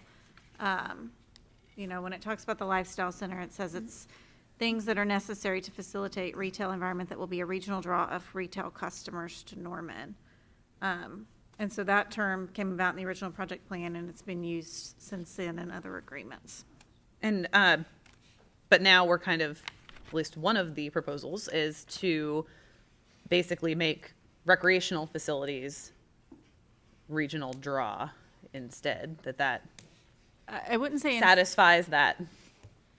I do think the recreational facilities as envisioned are going to be or believed to be a regional draw, certainly with tournaments and things like that. It's not replacing the regional draw for the lifestyle center. We still do have in these amendments, per the option chosen by council, we still have those town center costs. And so those are still envisioned to be a regional draw also. Thanks. And then does the cultural facility have a specific development agreement attached to it? No, it's mentioned in a couple of agreements, or one agreement and the 2008 project plan amendment, but it does not have its own standalone development agreement. That was development agreement number 4, where it talks about using that to secure a first-class hotel.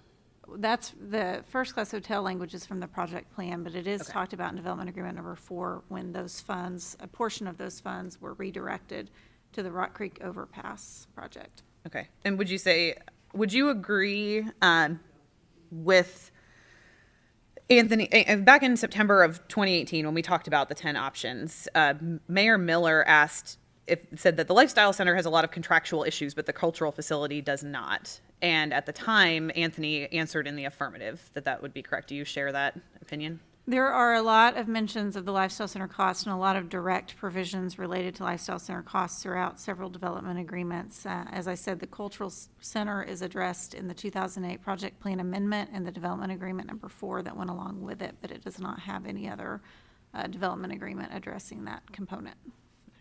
In your opinion, would something like eliminating the cultural facility as a path forward to ending the TIF be our best legal argument in the event of any subsequent litigation? I think certainly it'd be stronger than some of these others that have very detailed requirements associated with them. I think the other side of that argument is, like I've said before, there was a lot of trading and a lot of consideration going on throughout this whole process based on all of the project costs and all the agreements as a whole. So I do think we would still have a legal fight on our hands. I don't think it's as difficult to make or to have that argument as it would be if it were a lifestyle center cost. And kind of related to that, does the $8.75 million in expenditures for a cultural facility, is it required that it come from the TIF? It's anticipated to be project costs, so it would be TIF costs, but I suppose other funding could be made available for such a facility and meet that objective. Like $22.5 million in Norman Forward funds for Possibly. recreational facilities? Yeah. To me, that also makes it seem like a pretty strong legal argument that we're still fulfilling that obligation. We're just not doing it with the funding source that we anticipated in the first place. And then my last question before I turn it back. We gave a lot of deference to the developer in road projects in this negotiated agreement because at the time it was anticipated that the cost would be a lot less and therefore the impact on the developer would be a lot less. What I'm concerned with is that we're not necessarily seeing the same deference on the opposite side when the city said, hey, it's looking like our budget situation now is a little different than we anticipated it being in 2006. And so we'd really like to spend a pretty significant amount less money than we thought in 2006. That seems to me to be a comparable situation to what's going on with the road projects in this. And I'm just not feeling necessarily like we're getting the same deference because that threat of litigation came pretty quickly after we said, oh gosh, it looks like we've got a problem here. And now on the flip side, the developers are saying, oh gosh, it looks like we've got a problem here. And we're not holding firm, I guess is the nicest way to say that they're playing on this. Not sure how to respond to that, but I think what the developer would say and what they have said to me is, you know, look, we were willing to come to the table, agree to a reduction in project costs because we recognize you have some budget issues. And that is what enabled the increment to end effective June 30th. And so part of that included a cut in the lifestyle center costs category. We cut $3.25 million from that category. And then part of it was dropping the price for the land for the Norman Forward projects. It was intended to be higher in a previous development agreement, and they dropped that, so it would at least be equal with the North Base land for acquisition cost only. So I don't think they would necessarily agree with that statement, but you know, it's not really my place to speak for them. So I'll turn it back over. I do have a few other questions, but I think that's a little bit further on. Well, council member, thank you for your comments, but there is no one else in the queue, so we'll take all your questions now. Or shall we rotate? You ready, Councilmember Patron? Okay. I don't know who to ask exactly, so I guess I'll ask you, Catherine. Okay. Would you explain the significance of the 2006 tax base for the developers versus the taxing jurisdictions, and how's that play out? So when you create a TIF, you establish the increment. So sales tax or property tax. Sales tax increment is based on the growth of the sales tax receipts from that date of the creation of the project plan. Same with property. So it's the growth and assessed value from that date. Although this property was all tax exempt, the project plan set a base assessed value based on either an appraisal or the tax assessor back in 2006. And so historically, since 2006, the ad valorem increment has been split based on the growth over that base. Sales tax, there was no base. It was vacant land, and so the sales tax base was 0. So of all of the growth in the district, the sales tax increment gets split 60-40, 60 to go back into paying for project costs and 40% to go into the general fund. With the addition of some other protections for the general fund, it ends up being about 50-50 at least the last few years. Okay, so would you say that it, how would you place a value on the 2006 sales tax basis remaining in place versus allowing it to be 2019? Because it is 2019. It wouldn't be reset unless the project plan, well, in the case of a new project plan, if a new project plan came forward, a new base assessed value would be set at whatever the value is now. I don't recall how much it's generating per year off the top of my head total, but it would be that base, and then the growth over that would be split under a new project plan. Under the Local Development Act, when you amend a project plan, you don't reset the base. So you're still using that 2006 base to come up with your project cost funding.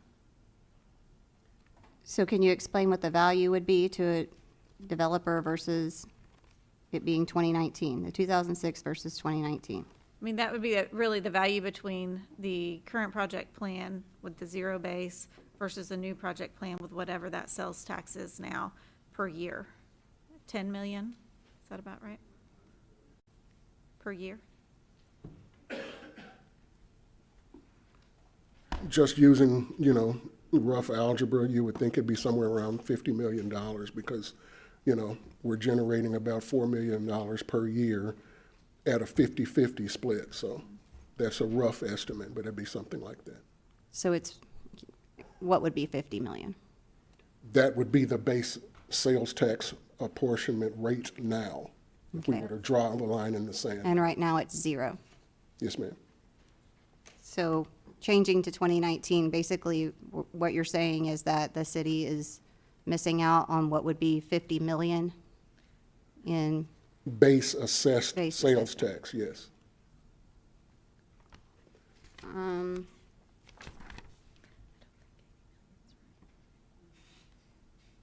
So the architectural PUD design rules, would those apply under the lifestyle center if they were to build the shell?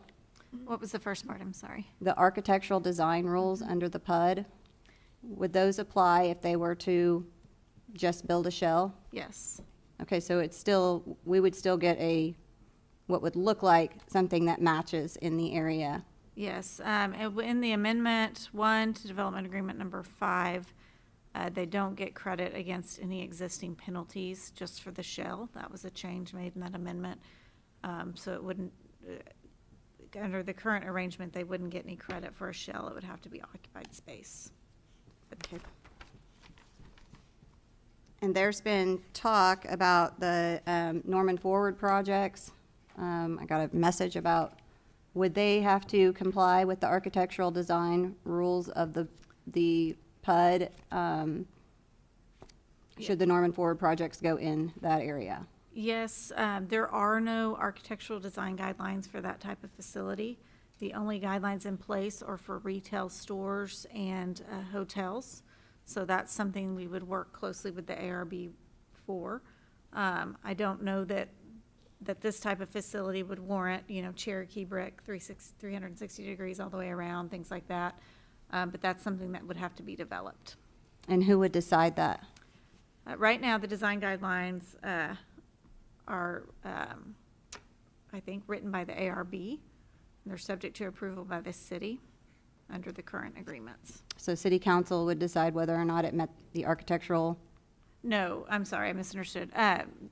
Any application, any building permit application for a project, signs, all of that, go to the ARB, which is made up of 3 local architects, Bob Goins, Mike Morman, and Rick McKinney. And they review that for compliance with the design guidelines. And then once they okay it, we issue a building permit through the city. Okay, and the ARB is a creature of the TIF? It's a creature of both the project plan and the covenants filed of record with the property. Are there any specific exclusions within the TIF PUD for a facility other than retail or whatever you said before? No.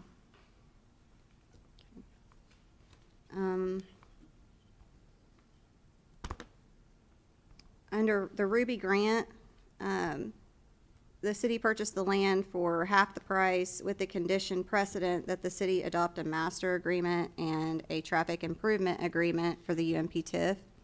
Has the city satisfied its conditions precedent? We adopted the master agreement. We adopted development agreement number 1 for traffic and roadway improvements in 2006. The other condition associated with Ruby grant has been, of course, that it has to be used as a park. And so whenever we've had proposed projects, even on something as simple as right-of-way dedication for some road improvements, we have sought approval from the foundation to make sure that we're not violating that deed, and we have achieved that every time. Okay.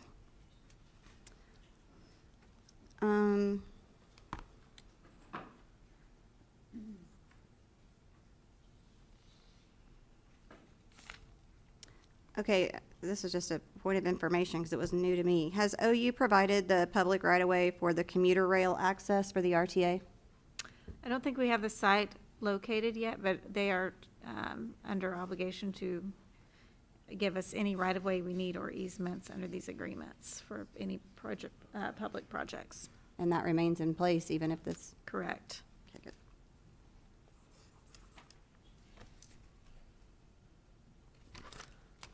Okay, did the developer avoid a $2.4 million clawback, or is that still on the table for failure to complete 144,000 square foot shell? That was part of development agreement number 1, and then amended with development agreement number 5 and the amendment number 1 to development agreement number 5. So as it stands today, the clawback is still in place. It's based on completion of the 140,000 or so square feet of lifestyle center by June 1st, 2023 or June 30th, 2023. If it's walkable and urban design is used, I think it can go up to 2026. That's still in place today. With these agreements, through the negotiations, that was dropped, primarily because we were dropping the Lifestyle Center incentive amount, and also just as consideration for the overall negotiation. Okay.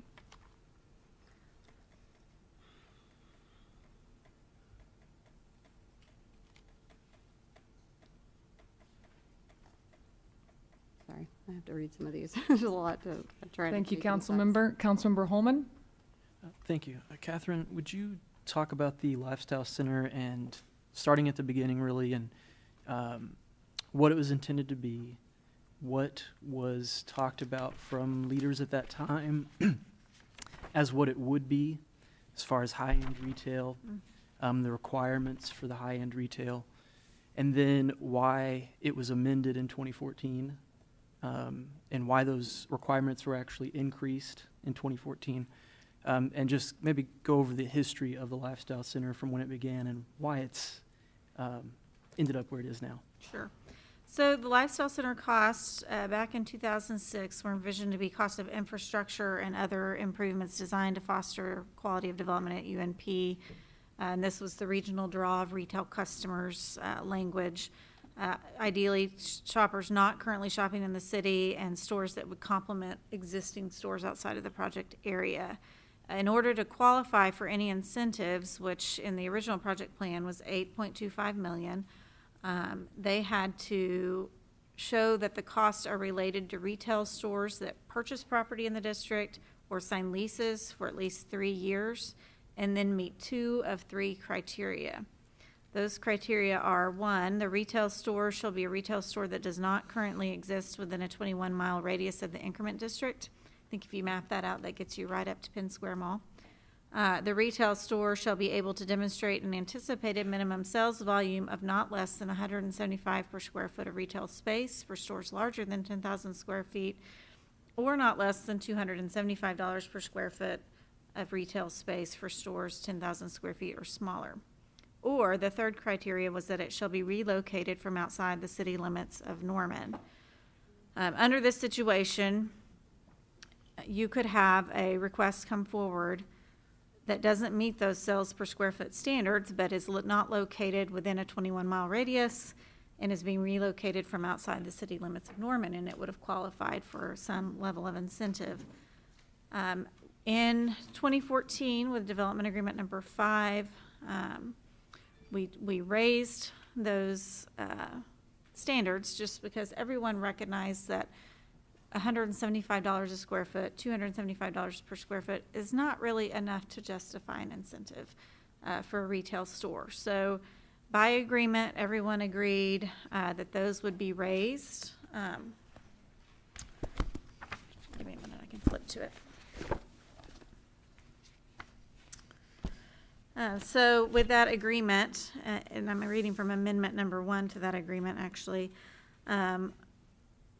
we said to qualify for Lifestyle Center cost, the retail store could not currently exist within Norman, raise the minimum sales volume requirements to $300 per square foot for stores larger than 10,000 square feet, and $400 per square foot for stores smaller than 10,000 square feet. At that time, we started focusing more on what the development would look like. A Lifestyle Center, it's a unique development, I guess I would say, and similar to what's called more of a town center today, but it's supposed to be walkable. This was supposed to connect across 24th to the park, connect to the hotels, those kind of things, and have sort of a town square feel. And if you look even at the very early drawings of the Lifestyle Center, that's what was drawn out. And so there was fear at the time that we would get more of a strip center type development. And so what council included in that agreement was a requirement that the parcel development plan incorporates urban design elements of walkability and connectivity, in addition to the higher sales per square foot requirements and the requirement that it cannot currently locate or exist within Norman. And then how that compares to the current plan. The that we- current agreement adds more requirements to that and sets a limit on how long those funds can be requested. So they go through 2026 and not the end of the statutory end of the TIF in 2021. And they have to meet 5 requirements. It has to be, again, they still have to sign a lease for not less than 3 years or purchase property. We did change it to retail and entertainment development. If you read what's coming out of the International Council for Shopping Centers, I think, ICSC, they have a lot of research about now retail development because of the online shopping being anchored by an entertainment user instead of a big box retail store, as was traditionally the case in 2006. So now in this proposal, the costs have to be to support retail or entertainment development in the town center area. So we're going for a cohesive development here and not incentives here and there throughout the district. Costs are needed to support a retail or entertainment user that is not already in Norman. And we've maintained those higher sales per square foot numbers for retail users and added language that says it has to be demonstrated based on past performance in communities with demographics similar to Norman. And then if the costs are associated with an entertainment user, the proposed user must present an entertainment option that's not already located in Norman. When this language was originally drafted, we said such as but not limited to a boutique or luxury first-run theater.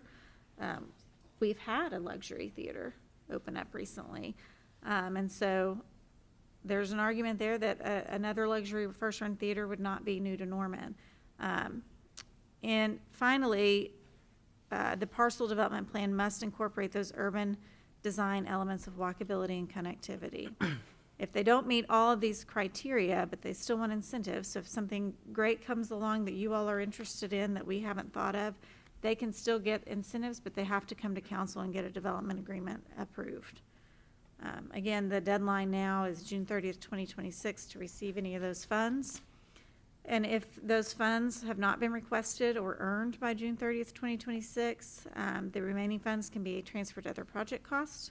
Or if we've paid all the other project costs, likely the only thing we might have at that point is probably traffic and roadway improvements, then they would just be distributed to the taxing jurisdictions as provided by the Local Development Act. What would be the process for creating a new development agreement if something new that we've never heard of comes along that we really want badly? It would be the same as it is now. They would likely come to staff first. We would start working on sort of a shell agreement, at least what we've done in the past, get some concepts out there and then bring it to council to get initial feedback, then go back and negotiate and try and come up with a development agreement that council would approve. City council would have to vote and approve that? Correct. Okay. And since Norman already has a driving range in it, would a place that offers golf driving range services like Topgolf, would they qualify? That would be something that I would say is not unique to Norman, not new to Norman, but they could certainly come to council and request a development agreement. Would an arena qualify for these incentives since we have an arena in Norman No. already? Okay. Trying to think about what other entertainment options might exist out there that we don't already have. We have Andy Alligators and Heyday Entertainment, which offer go-kart tracks, laser tag, bowling alley. We have several bowling alleys in Norman. So those wouldn't qualify. No. And a new theater did just open in Norman, or reopen in what was a theater while I was growing up in Norman. So we now have 2 theaters in Norman. So a third theater would not qualify for these incentives. Unless there's some concept out there that's not like anything we have, I would say no. And probably on that one, it would be one that would need to come to council just because it is a close call, or could be a close call. Can this city council stop a future city council from doing what they want to do if they like a project in the future? No. Future councils always have the right to amend ordinances, amend legislation those type of things, things that we do almost every council meeting here. Future councils always have the right to do that, and we can't keep that from happening. Those are all I have right now. Thank you. Thank you, Councilmember. Councilmember Bierman. So I'm really interested to hear what the public has to say about this in our next. Oh, I was being waved because my microphone had been pushed back. So I'm really interested to hear what the public has to say in the second of our 2 public hearings. But what I do want to make sure that I say before I pass it on to whoever else has any comments or questions is that I have been working with other council members and the mayor and the city attorney to draft some amendments to this project plan to do exactly what I said earlier, to eliminate the cultural facility, a clean, simple break to this that does the least harm to the developers. It will have to go back to statutory review committee. There are some additional steps that will have to be taken, but we do have other options. And I would point out that one of the reasons why we didn't go down this path in fall of 2018 is because at that time, we still believed that there was an opportunity to use those cultural facility funds for a Generation Square to put the multi-sport facility, the indoor aquatic center, and the senior center at North Base. And that would not have ended the increment at the time because we would not have collected the money we would have needed to stop collecting the increment. But what tends to happen with a body like ours is that we make a decision and then we continue moving, and then we don't necessarily take the time to stop and check back with the timing of our decision and say, what variables led to this decision? Have any of those variables changed? And does this change maybe our possible path forward? That doesn't mean we can't still do that now. So I don't have any more questions about these particular 10 options from last summer, but I am interested to hear some public feedback, both about the current plan and another possible plan we have to end this in a different way. So I appreciate seeing everyone here. I'm going to turn it over to whoever else has any questions and then look forward to hearing your feedback as well. Thank you, Councilmember. Councilmember Scott. I'll be really, really quick. I have one question after a comment on the amendments that I haven't seen before just now. Mr. Francisco, would you please remind us, back in July, we passed a budget assuming that we would end the TIF, correct? We passed a budget with the assumption that the full apportionment of sales tax from University North Park would be recorded to the general fund and the capital fund. Thank you. And could you remind us the implications to our budget if we were not to move forward with the deal that has been negotiated with the other parties involved? If the sales tax apportionment does not end, there'd be a negative impact on the general fund budget of about $3.5 million and on the capital fund of about $400,000. If that were the case, we would have some decisions to make as Yes, far ma'am. as... In previous meetings, I've said difficult decisions. I've asked you would the have to same be made. question almost like 3 or 4 Yes, weeks ma'am. in a row. So thanks. Mr. Francisco, could we just cover those costs with our rainy day fund? Use of the rainy day fund can be triggered by one of 3 eventualities. There has been a federally declared disaster, tornado has come through town, something like that, that has triggered expenditures, unanticipated expenditures beyond the general fund and the capital fund's ability to meet them. The second is a disaster has come through short of a federal declaration, but that certainly has impacted upon the city's ability to meet its financial obligations. The usual example that I've given there is that there has been a lightning strike that wiped out all of the city's computer equipment. That's a multi-million-dollar expense that we certainly would not have anticipated. And the third eventuality is that the general fund balance has been drawn down below 1% of projected expenditures. That would be the eventuality that might occur here, where because we do not stop apportioning sales tax, and because we have entered into expenditures for public transit and other things, the general fund balance would be potentially drawn down below 1% of projected expenditures, and then council would be triggered with the possibility of apportioning rainy day fund balance. I would remind council, however, that if rainy day fund balance is appropriated by the ordinance, it has to be refunded at least to its minimum level within 3 years. Okay, thank you. Oh, one more, Mr. Francisco. Sorry. Councilmember Scott? Really quick again. What, if it were up to staff's recommendation, would be the first services to cut if we were in a deficit of $3 million or so dollars? Don't say that. I don't think staff is a monolith that could answer that. I would not even feign to say what would be Anthony's first thing to cut.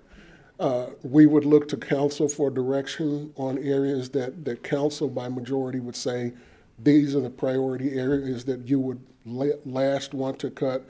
These are the things that you would most likely to cut. And then staff would act on those directions. Okay. Thank you, Councilmember. Councilmember Patron? Under these 10 different options that you've given to... Excuse me, Councilmember. Can you please silence your phones, everyone? This is kind of a complicated conversation, and we'd all like to pay attention. We've got some great questions up here, so we'll wait a moment. We've all got phones. We understand, but it's an important night. Thank you. Councilmember Patron. Under the 10 different options that you outlined at the beginning, under any of those options, would the Robinson and Crossroads projects still remain intact? Yes, ma'am. The Robinson I-35 Crossroads project are funds that have already been appropriated out of the TIF fund. So unless council changed its appropriation decision, those funds would remain appropriated. Okay, and how much have we appropriated for Robinson and Crossing of TIF funds? About $1.4 million. Okay, and how much did was set aside in the capital fund to go along with that as well? Set aside is a bit of a misleading term. You reserved fund balance in the capital fund of about $780,000, but those funds were not appropriated. So if a decision were to be made to appropriate that $780,000, then you would probably have to cut some other projects to offset those appropriations.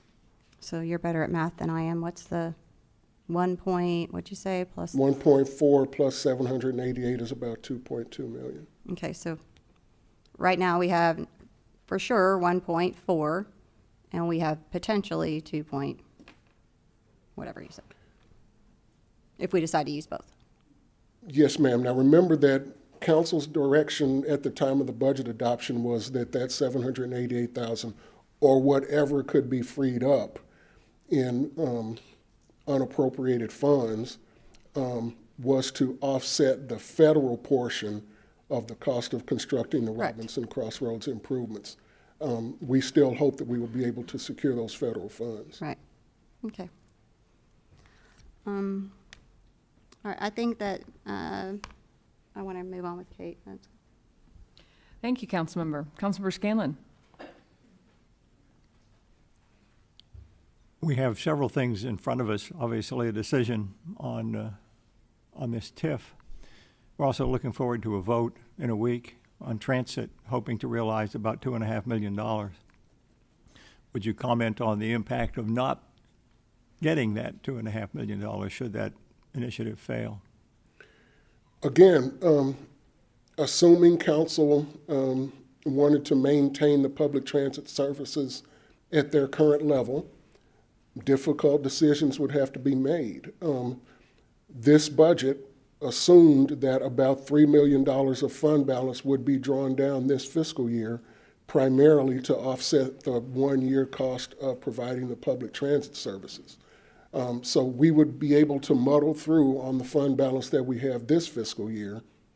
Now remember, that makes the assumption that we are not apportioning sales tax to the TIF fund. But under that assumption, we would muddle through this fiscal year, but have to make some difficult decisions starting next fiscal year to maintain the cost of the public transit services at their current level.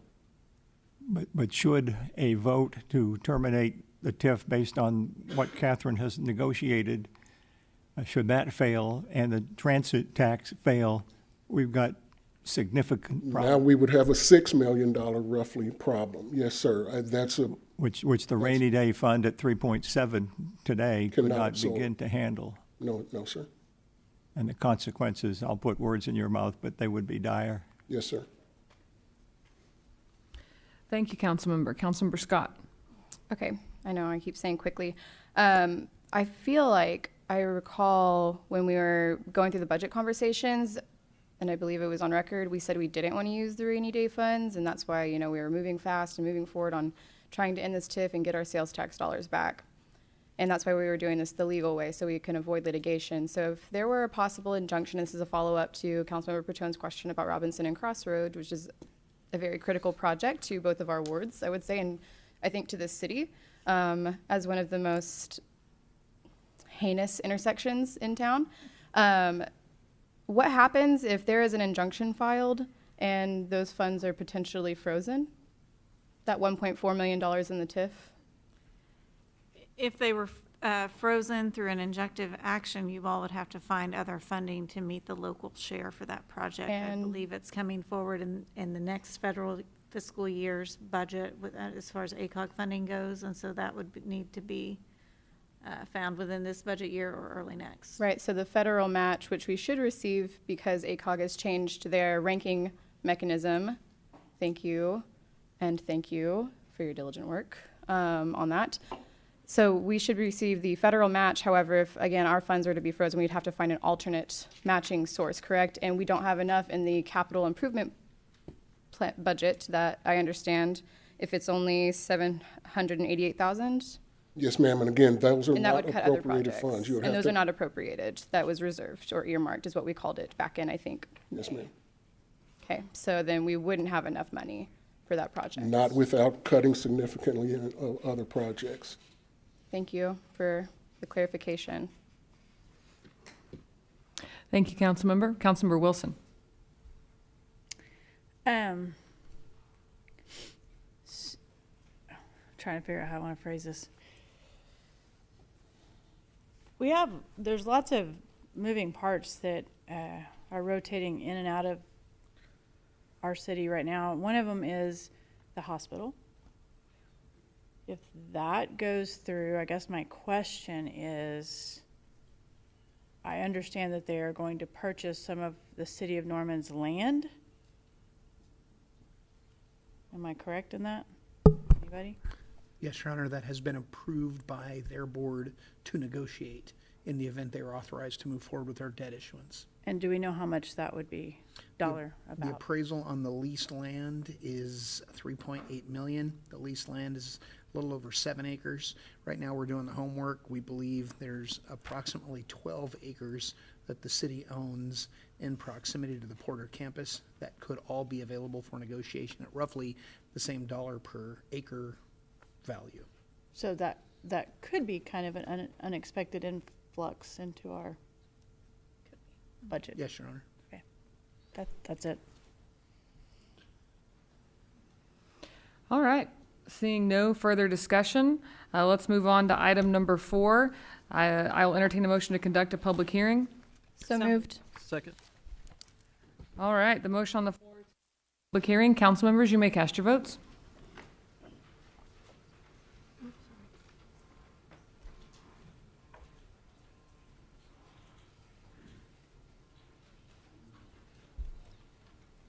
All votes have been cast, and the motion to conduct the public hearing passes unanimously.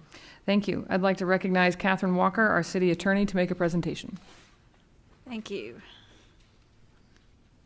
Waiting for the screen to clear, sorry.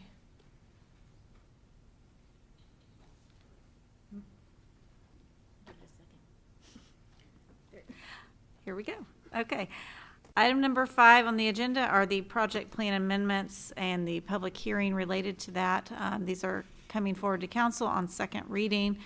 And we had the first hearing on October 22nd, and tonight is the second hearing, the purpose of which is to get the public's comments.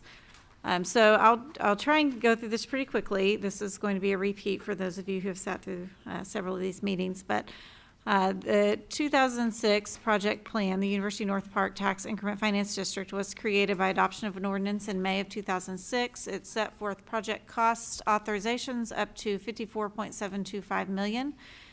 The way that works with the TIF is only the revenues generated within that TIF increment district pay for those projects.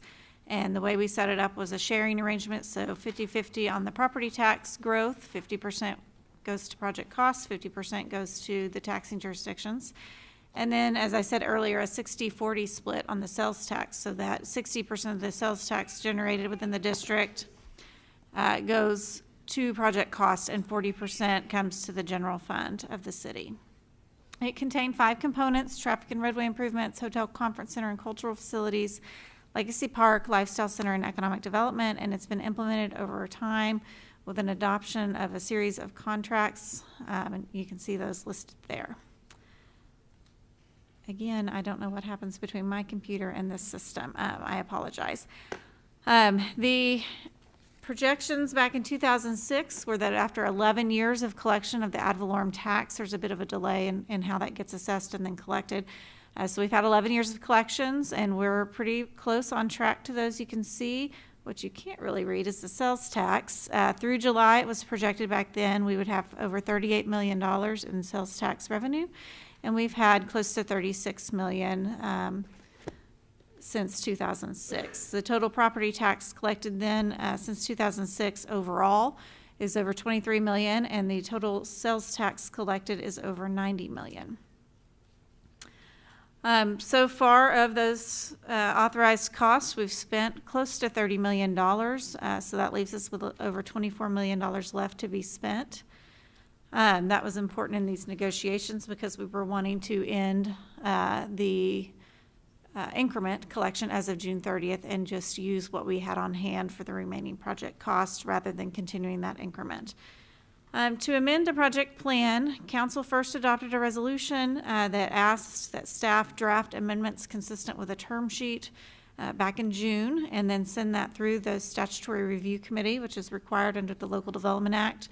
That includes representatives from the taxing jurisdictions, city, county, public schools, Moore Norman, Pioneer Library System, the health department, and then the planning commission and 3 at-large members. When you review it in 2006, the committee's looking at the eligibility of the district, the revenues over the life of the project plan, effect on taxing entities and business activities within the district, and the appropriateness of the approval. In 2019, with the amendment, the question before the committee was, do any of your findings from 2006 change as a result of these amendments? And what is the impact of these amendments on the taxing entities? The Statutory Review Committee met in August and came forward with a recommendation to approve the amendments. Approval of the amendments that's in accord with what the Statutory Review Committee recommended requires 5 votes under the Local Development Act. 6 votes are required if the approval is not in accord with their recommendations and/or conditions. After the Statutory Review Committee in August, the amendments went to the Planning Commission for review in September. At the initial review and at the review of the amendment, they're looking at whether the proposed project plan, or reviewing the proposed project plan and making a recommendation on the plan to the governing body. It's recommendatory, so there's no special voting requirements for council based on how the Planning Commission votes. We had our first public hearing on October 22nd, answered a lot of questions, and then this public hearing and the second reading of the ordinance are tonight. And again, it's to give anyone who's interested an opportunity to express your views on the amendments. In 2006, the first category was the conference center cultural facility. The objective then was to construct a conference center and accompanying museums and other cultural facilities in order to secure a first-class hotel. $16.5 million was allocated to that. There's $8.75 million remaining. We did not end up purchasing the conference center. UTC, the developer, donated land to the city We turned around and donated that to John Q. Hammonds to construct the conference center, and then we were going to buy it from him for $15 million. But in 2004, ODOT changed their mind about allowing an overpass at Rock Creek. And so John Q. Hammonds asked the city to consider not purchasing the conference center and allocating some of those funds for the overpass project, which we did. In 2012, Development Agreement number 5 was adopted, and UTC donated 2 acres for a cultural facility south of NBC Suites and said they'd sell additional land at $5 a square foot. That expired in 2015. We passed an amendment in 2016. We moved the location of those 2 acres to north of Embassy Suites. They said they'd sell an additional 1.5 acres at $5 a square foot and additional land over and above that at $5.50 a square foot. That obligation expires on June 30th, 2026. Back in January, Council had gone through all the options that Anthony talked about and adopted a resolution expressing interest in locating a multi-generational recreation complex or Generation Square complex on North Base property and utilizing cultural facility funds from the TIF project plan to support those projects. When approached about that idea, UNP and UTC, those are the 2 developers we're working with primarily, expressed interest in instead locating those facilities in University North Park adjacent to the hotel and restaurant developments. So we hired ADG to help us compare all these sites. The developers had actually suggested an additional site, and that was a portion of the land owned by the Norman Economic Development Coalition just north of Rock Creek Road. ADG looked at all 3 of those sites, including North Base and UTC site, and applied a comparative site analysis matrix, examining each site based on the site considerations, urban impact, access considerations, and financial considerations. And UTC ended up being ranked first in that analysis. This was the North Base site that they were looking at. At that time, we had a contract or MOU to purchase some land at North Base for those 3 facilities. And the terms of that purchase were 14 acres for 3 facilities at $356 a square foot, so $2.4 million. We would demolish the old hangar, and that's depending on how bad the asbestos is, between $300,000 and $500,000. The city would put in road improvements. Berry Road, Lexington to Haley upgrade was about $1.5 million, and then a new traffic signal at Lexington and Flood. So the total acquisition cost was $4.3 to $4.5 million. In addition to those costs, we knew there would be stormwater system improvements and looking more closely at that site of around $450,000. And we know that we would have to extend the public water and sewer lines to the site. Although there are properties already located on North Base, the ones adjacent to this site are served through OU's internal lines. So we would be extending some public lines to that site, likely from the along Flood. So the UTC site is here. The outline is in red is where we thought it would be, but really what ended up getting adopted at council's suggestion was language that said it could be located anywhere within this parcel bounded by Rock Creek on the north, Embassy Suites on the south, Airport on the east, 24th on the west, primarily because we don't have that facility designed yet, the multi-sport and the indoor aquatic center. I should say too that at this point, the senior center had been determined to be located at Reeves Park. So once we got to this point, we were just talking about 2 facilities instead of 3, the indoor aquatics facility and the multi-sport facility. But because those aren't designed yet, we haven't selected where within this parcel they would be located, whether it would run north to south, east to west, or what have you. But we anticipate it being adjacent to the Embassy Suites and taking advantage of some of that shared parking. So the amendments before council tonight, that the cultural facility is now being called a recreation facility, and the objective is to construct recreation facilities, including an indoor competitive pool and multi-sport courts that will be available for use by local residents and sports organizations and also serve as a regional attraction for tournaments, competitions, and other events.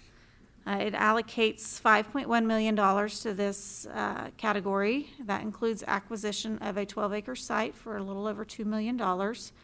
It includes a contribution to offset what's anticipated to be contributed by the Norman Public Schools of $350,000. And then it includes a construction supplement to supplement those stretched budgets of the Norman Forward project, so that $2.73 million would be available in additional funding for constructing and equipping those facilities. In 2006, an important component for the city was the traffic and roadway improvements. If you remember what Robinson Street was like in 2006, you'll remember why this was important to the city. The objective then was to stimulate private commitments to invest in the project area. We allocated $11.55 million for that purpose. We have around $250,000 to $275,000 remaining in the allocation, but we have projects remaining that we estimate to cost in terms of the local share around $5 million. We set that preliminary budget in 2006, and in that agreement, development agreement number 1, it says the developer is responsible for improvements exceeding the total allocation. In 2012, we came back with development agreement number 5 and sequenced the remaining improvements and updated the budgets. Since that time, the budgets of some of these projects has really grown substantially. And so we have significant local shares, much higher than 11.5 million in that 2006 estimate. So with these amendments, we've got the same objective now, but we're allocating funds that will be sufficient, we think, to fund our local share for those projects. That includes the Robinson at West I-35 Drive, Crossroads Boulevard problem, the Tecumseh Road, Interstate Drive East, and Interstate Drive West improvements, and then Tecumseh Road and Flood and 24th Avenue Northwest, along with a little bit of contingency because these things don't get cheaper. In 2006, the third component was the economic development component. This component was, the objective was to attract quality jobs through economic development activities in order to recruit businesses not currently located in Norman, and to provide quality employment opportunities in Norman and reverse the longstanding condition of arrested economic development, serve as a catalyst for expanding employment and attract major investment. The allocation in 2006 was $8.25 million. There's about $4 million remaining from that original allocation. And it's funded from 10% of the sales tax generated in UNP and 50% of the ad valorem taxes paid on the economic development tract, and that's the 60 acres owned by NEDC. It also allowed for economic development sales tax increment, which would have been an additional $8.25 million, but we've never implemented that.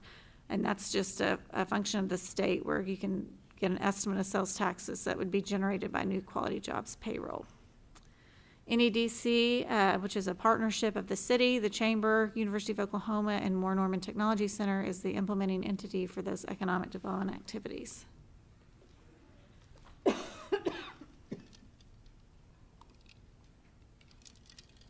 Sorry.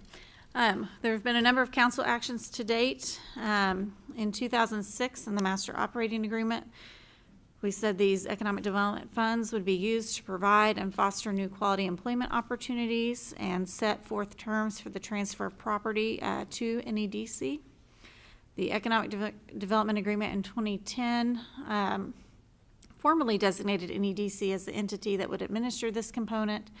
UNP agreed to sell the land to NEDC, about 60 acres, and then the city and the TIF authority authorized the issuance of notes up to $16.5 million to finance those project costs. In 2011 and 2013, the TIF and city approved a pledge of $1.3 million in revenues to secure the land purchase and infrastructure loans, initially funded by Republic Bank and later by a consortium of 11 banks in our community. In 2014, through Development Agreement number 6, economic development revenues up to $770,000 were committed for new quality jobs created by a company called Emmy. over 10 years. They're located in UNP. And then in 2017, the TIF Authority appropriated $3 million in economic development revenues to pay off the infrastructure loan associated with the land purchase. There have been other agreements that the city is not a party to, but that includes a purchase and sale agreement between NEDC and UNP. UNP extended that obligation to sell 60 acres for a reduced price of $1.25 per square foot. That's about 25% of market value.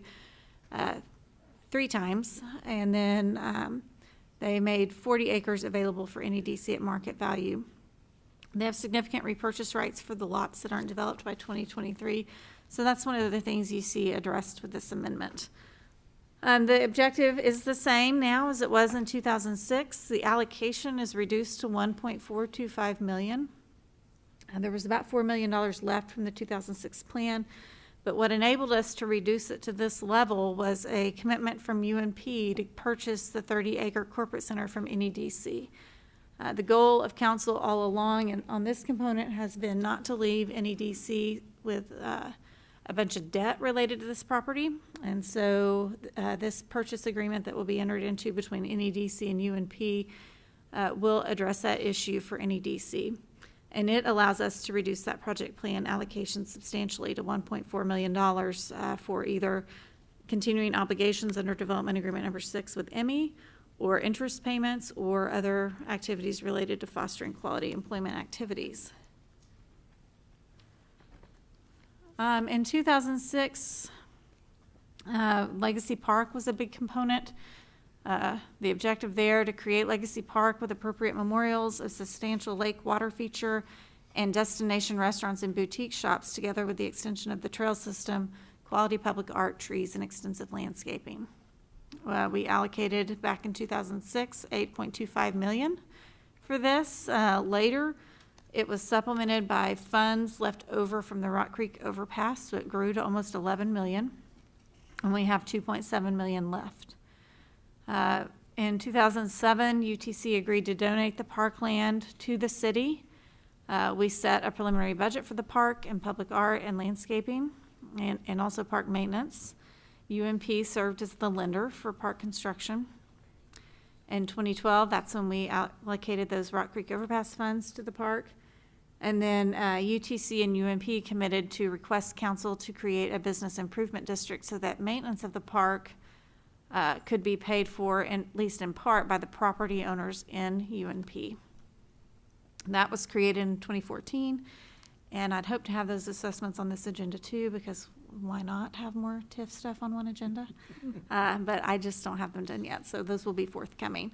Under these amendments, that obligation stands. So with the amendment, we're reducing the allocation to $250,000. That covers our remaining obligation under the Business Improvement District. So we owe about $75,000 more towards the park maintenance. And then a Legacy Park surface parking project, which council already approved. And if you drive out there along the frontage road, is almost done. And this was done at the request of the TIF Oversight Committee and council to provide additional handicap spaces at the park and just additional overflow parking for the park. It does drop funding for public art. The 2006 TIF had $1.5 million allocated for public art. It's important to remember those Norman Forward projects, the pool and the multi-sport facility, are required to have an art component per the Norman Forward sales tax ordinance that the voters approved, and so there will be art out there. It just won't be funded with TIF funds. And then we're dropping funding for the enhanced landscaping. I think this is the last component, so I'm almost done with the project plan piece. The original project plan objective was to create the lifestyle center designed to foster the quality of development at UNP and facilitate retail that would be a regional draw. The allocation was $8.25 million. We have $8.25 million left in that category. None of those funds have been spent so far. In Development Agreement number 1, which was entered into a couple of months after the project plan was created, we said If you don't build 250,000 square feet of lifestyle center space by January 1st, 2016, then you have to reimburse us for the frontage road. Development agreement number 3, we said same thing, but now you have to reimburse us for the Legacy Park construction, which initially was envisioned to occur after the lifestyle center. In 2012, square footage credit was given for Crest, but we said we recognize there's been a recession and the remaining square footage has to be done by January 1st, 2018. In 2016, the parties all affirmed the commitment to explore urban design, walkability, and mixed use. We extended it again to 2023 and then to 2026 if a mutually agreeable design was utilized. And then we raised those retail sales per square foot minimums like we talked about earlier. UTC also, in exchange for that, agreed to sell additional land to the city for regional draw entertainment south of Rock Creek Road at $5.50 a square foot. So now the lifestyle center is being called a town center with retail and entertainment uses. The objective is pretty similar, though. It's to bring in retail customers to Norman to spend their money here. The allocation has gone down from $8.25 million to $5 million. These incentives have to meet all of these listed criteria. Any proposal would have to meet all of these criteria in order to be eligible for any incentives. It has to be in the area designated as the town center, so between Crest, north to the hotels, essentially, east on the east side, bordered by the airport. The sales per square foot minimums are the higher minimums that were included in the development agreement number 5, I think the amendment to it. $300 per square foot for stores larger than 10,000 square feet, $400 per square foot for stores smaller than 10,000 square feet, and it has to be demonstrated based on past performance in communities with similar demographics. We are contemplating, as I said earlier, a potential entertainment use now, just given the way shopping and retail development has changed. Because the sales per square foot data can vary so much depending on the type of entertainment. There's not a minimum in here, but they must present an entertainment option that doesn't already exist in Norman. It has to be designed for walkability and connectivity to the park, to the hotels, those kind of things. And then the user must either purchase the land or sign a lease of at least 3 years. If all of these criteria are not met, then, as I said earlier, an applicant or the developer could come forward to council with a request for a development agreement. And if council approved it, then it would be, Siri is listening to me. Then it would be, they could access those funds with a development agreement approved by council. Authorizations to use these funds expires June 30th, 2026. So we talked about this in the first public hearing. What is a town center? According to the Urban Land Institute, it's an enduring, walkable, and integrated open-air multi-use development organized around a clearly identifiable and energized public realm where citizens can gather and strengthen their community bonds, typically anchored by retail, dining, and leisure uses, as well as possible residential uses. And then it typically includes one other type of development, like office, hospitality, civic, or cultural uses. So why entertainment? I referenced this earlier, but according to the ICSC, there are several trends going on in retail, and it all has to do with entertainment. Active entertainment has become far more significant over the last decade, with long-range factors and sustained interest in entertainment spending based on demographics, and out-of-home entertainment spending growing. According to the ICSC, entertainment tenants are more prominent and diverse, but their importance extends beyond filling retail vacancies or generating traffic. They're critical to transforming properties from consumer centers to community centers. So I just thought that was interesting. So those are all of the components and all of the changes proposed.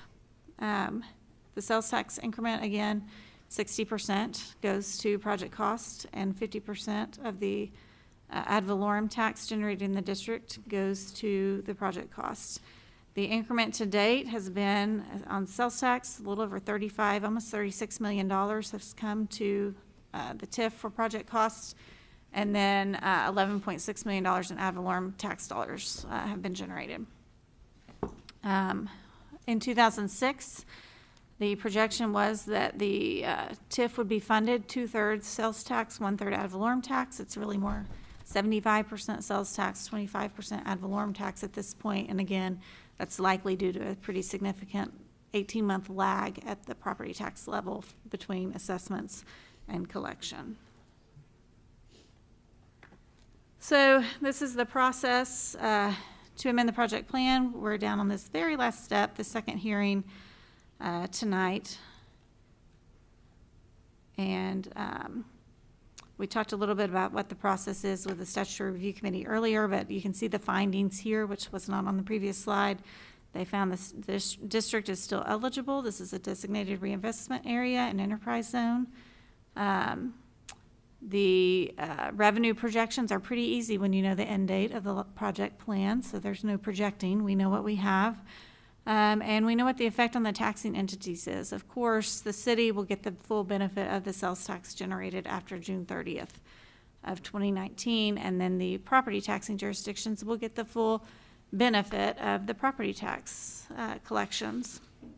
The school, the committee recognized, is negatively impacted because of the state school funding formula, so they talked through that, and the school just asked to have time to plan for the end, knowing that even if we just let it go on, the TIF increment would have ended in another year or so. They recommended approval of the proposed amendment on one condition related to the ad valorem increment. We had language in initially that said that if sufficient funds were not collected by June 30th, and including the 2019 assessments to fund all of the anticipated project costs with these amendments, the ad valorem assessment or increment would continue.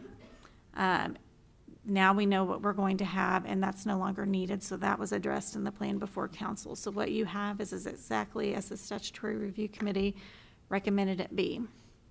I went through the Planning Commission process earlier. They voted 2-5 against recommending approval of the project plan. I think I said in the first public hearing, they didn't state really, most of them, the reasons for their votes, so it's hard to say why they voted that way. The summary of the amendments in terms of dollar figures are shown here. You can see what the original allocation was, what the amount spent so far was, and then the proposed amendments. And so we've cut about $8 million almost from the project plan through this process. With the adoption of this project plan amendment, the sales tax increment will end as of June 30th. The ad valorem tax increment ends with the collection of the 2019 assessments. And you can see the project categories have all been refined, but they're pretty similar to what was in existence in the beginning. And so with that, I'd be happy to answer any questions before public comment on the item. Okay, we have some questions. Thank you, Ms. Walker. Councilmember Wilson. Oh, crap, I'm going first. I don't know which of these to start with. So there, in the lifestyle center slide where it showed where we had amended it, councils before us had amended it multiple times. Can that be considered? I don't really remember what the stories were for the amendments. Were we amending it to accommodate developers, or were the developers agreeing to amend it to accommodate us? Question number one. I got more. Okay. Do you want me to answer that before you? Yeah, okay. Yeah, go ahead. So I know we're good. Most of the amendments, I think, was primarily development agreement number 5, and then the amendment. The important thing to the developer was the extension of the deadline to construct the lifestyle center. In those agreements, though, if you go back and look at them, they aren't just about that issue. So the city used it as an opportunity to refine the requirements and do other things related to There's a little TIF. bit of both, then us and them. So then, have we turned any? Has councils before us turned down any projects that they've brought to us? They've not requested any incentives to date. So since 2006, I think I counted 4 amendments. Was that right? To 2? Oh, amendments to what? to the lifestyle center Yeah. definitions and That's right. terms or whatever you want to call it. Okay, well, I just am curious then, as we're talking about lawsuits and things like that, that the developer would tax us with, I mean, can it not be said that we've tried to find the magic unicorn in the lifestyle center? I mean, can that be a defense for us? The magic unicorn. The magic unicorn? We can go back to chainsaw weddings if we need to, because, I mean, that's not in Norman right now, I'm telling you people. Certainly that could be part of the argument. I think what a court would look at in terms of where we are now is the current amendment number 1 to development agreement number 5 and those requirements as far as what's currently in force. Okay, and then my next question, this one's kind of wacky. So Legacy Park sounds kind of like your lifestyle center. Is there any way for us to be creative and consider them as one and whole? And we've fulfilled that agreement requirement? Well, in some way? in 2006, they were 2 clearly delineated separate project cost categories. When you look at the lifestyle center objective, to facilitate the creation of a retail environment that will be a regional drive retail customers to Norman. When you look at that and read the language related to the incentives, it's clear that it's meant to include retail, which the park does not. But it's surrounded by retail. And there's a restaurant that's butted up right to it. So those are just my thoughts. No comment needed back. Thank you, Councilmember. Councilmember Holman. Thank you. To date, has the developer broken any contractual agreements? No. Has the city broken any contractual agreements? No. What happens to the $5 million for the town center incentives if by 2026 there is no project? It can go to other project costs that are listed in the project plan if needed. If not, if all the other funds have been spent, all the project costs have been done, the TIF would end and those funds would go back to the taxing jurisdictions they came from. Okay. And that would be till 2026. They have to do that. Mm-hmm. Okay. I had a few more, but I'll come back. Thank you. Thank you, Councilmember. Councilmember Patron. Thank you. Okay, so I have a lot too, so I'll share.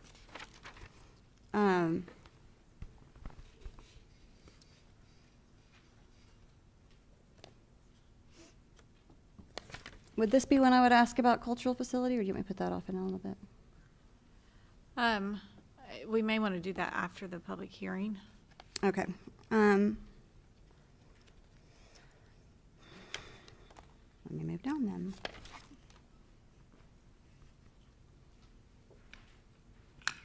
Okay, so because we know that this agreement does not end the TIF, when could the public reasonably expect that all of these projects will be finished and that the TIF will actually end?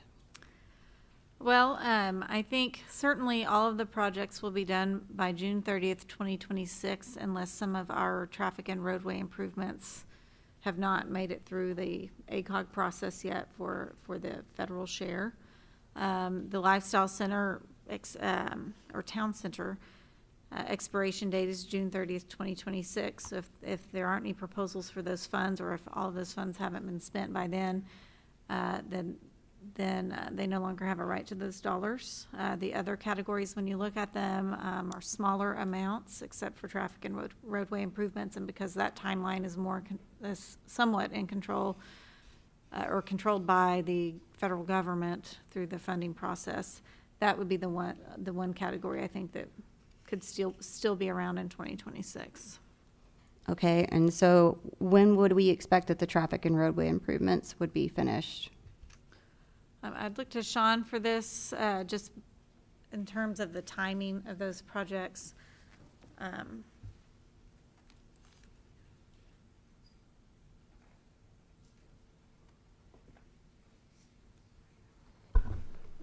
evening, Council, Mayor and Council. Sean O'Leary, Director of Public Works.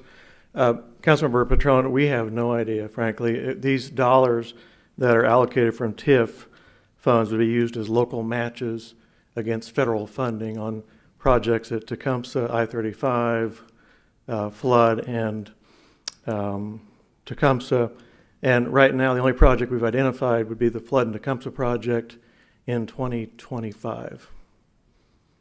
The Robinson and Crossroads? Robinson and Crossroads, I beg your pardon, would be targeted for next year, but the other projects that have not been appropriated, the only one identified is the Tecumseh and Flood. So the other two road projects are not even on ACOG's radar?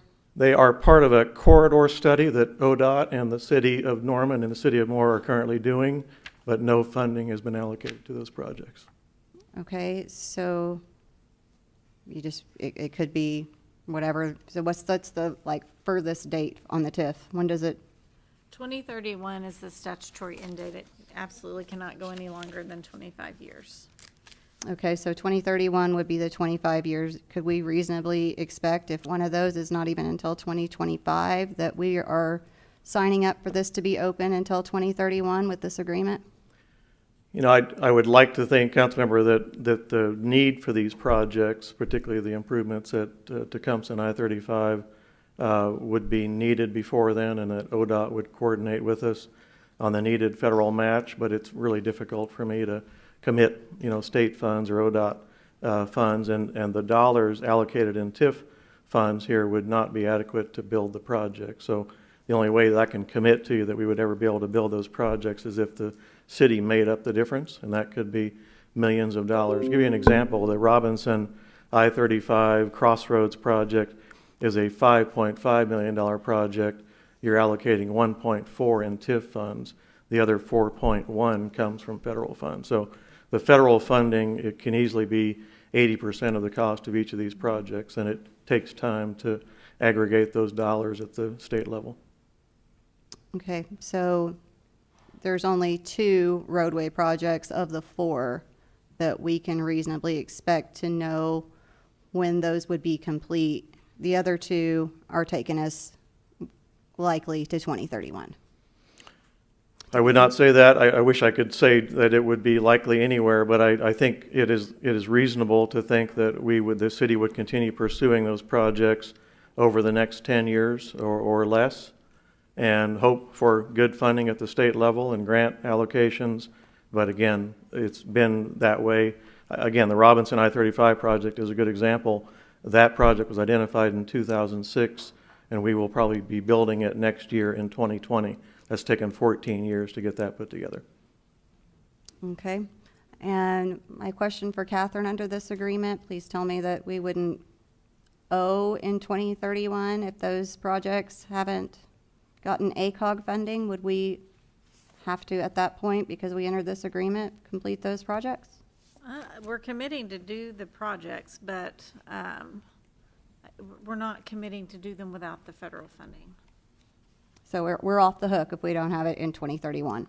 I think we would continue to request it and get in the ACOG, application process for those funds, and intend to do the project because it's needed for us. But I don't think that we're obligated to do the project fully funded by city funds. The agreement contemplates us going after federal funds to complete the project. Okay. So,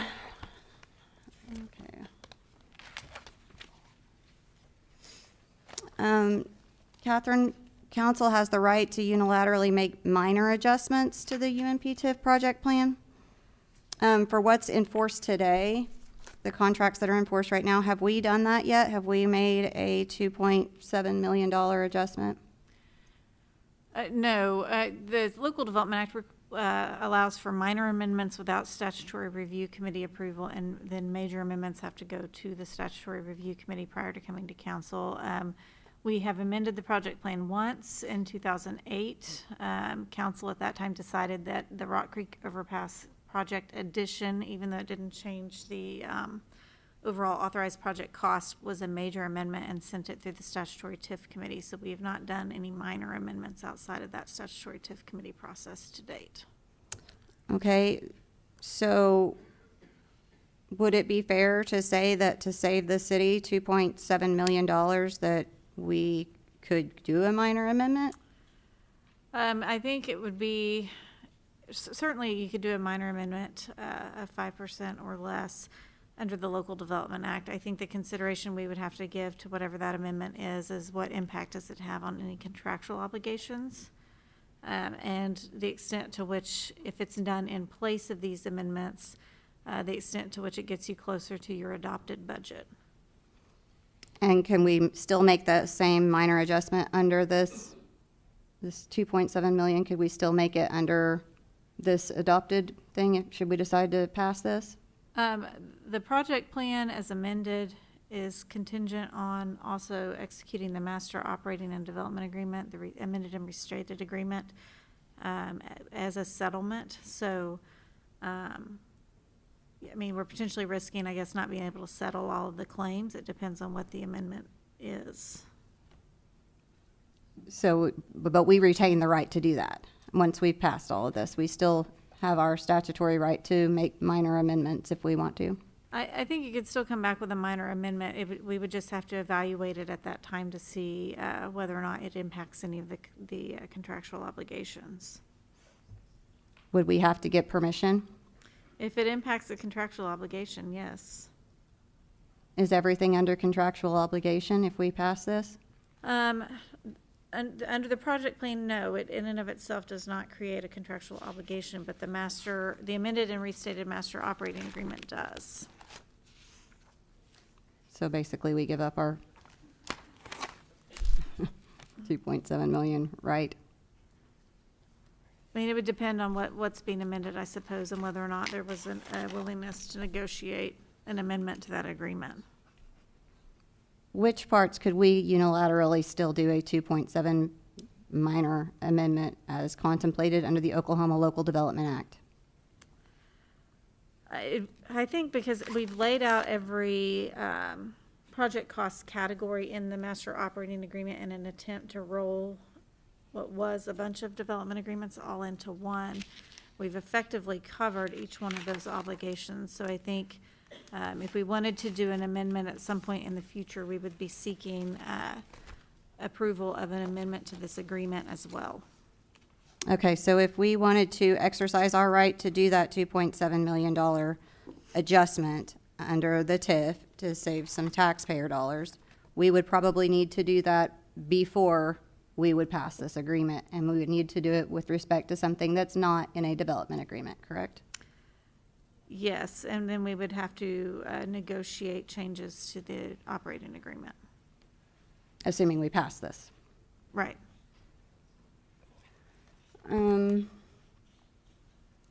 What, just quick math and ballpark, what's the total amount of reimbursements and clawbacks that we forego under this agreement? It's around 7.5 million, I think. It was 2.4 million for the frontage road, and then 5 million or so for Lake Sea Park.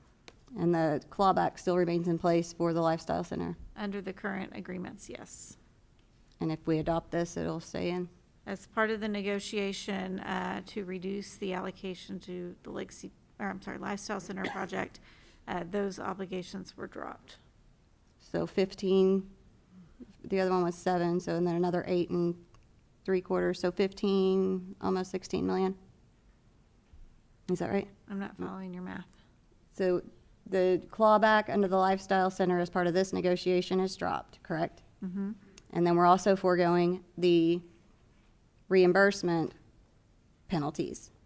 So that's 5.4 for the park, Mm-hmm. and another 2 point whatever You said first. No. 2.4 for the frontage road, and then 5.3 million, I think, maybe for the Legacy Park. And those clawbacks, to get those, that would assume that they don't build anything, any retail in the Lifestyle Center by 2023, June 30th, 2023. Okay, so 875, okay. I think I understand then it's 2.4 million, 5.3 million, and 8.75 million. What's the 8.75 million? That's the Lifestyle Center clawback, right? Or is it 8.25? No, the How much is Lifestyle it? Center clawback, the clawbacks related to the Lifestyle Center are reimbursement of the frontage road and reimbursement for park construction. And that's it. So Okay. It's confusing. Sorry, there's a lot to it. I'm asking questions. A user not already in Norman. Does that mean the corporation's not already set up here? Or that a business isn't offering any sort of similar service? I think it would be the specific business. So the corporation business or the service business? I mean, we're talking about retail users here, and so I would, it's a requirement that, you know, it wouldn't be Dillard's locating in UNP and being incentivized. It would be some user that doesn't already exist in Norman. Okay. So like a franchise, even though it's a different owner, a different franchise owner, could they? No, that's not what's intended. Okay.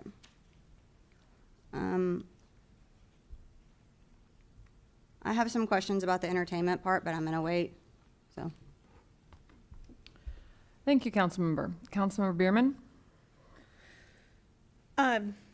Can you explain, Catherine, under current development agreement number 5, how a developer would request the incentive money? Behold, my building, it is filled with high quality retail. What do they then do? Do they come to council for it? It would likely start at the staff level, come to probably our office, and say, we have a qualifying project that we think qualifies for Lifestyle Center incentives under this current agreement. Here's the information. We would bring that to council, and based on council's feedback, start drafting a development agreement. But it would have to come, the final approval would have to come from council. Yes, under the current agreements, yes. Does that remain the same under this negotiated agreement? Or does it No. put that on the city manager as well? Under the negotiated agreement, if they meet all of the qualifications, then they would go to the city manager. And if the city manager feels comfortable that they've met all those qualifications, then he could approve the expenditure of those funds as requested. Okay. Well, I was going to ask if the city had ever authorized a city manager to distribute a large amount of $5 million, such as for entertainment. But now it seems like I need to ask if the city has ever authorized the city manager to distribute $8.75 or $8.25 million. No, we've never distributed money for Lifestyle Center incentives or any other retail incentives. So no. I mean, really, any incentive? No. Has the city ever authorized the city manager to unilaterally distribute $8.25 million for any reason?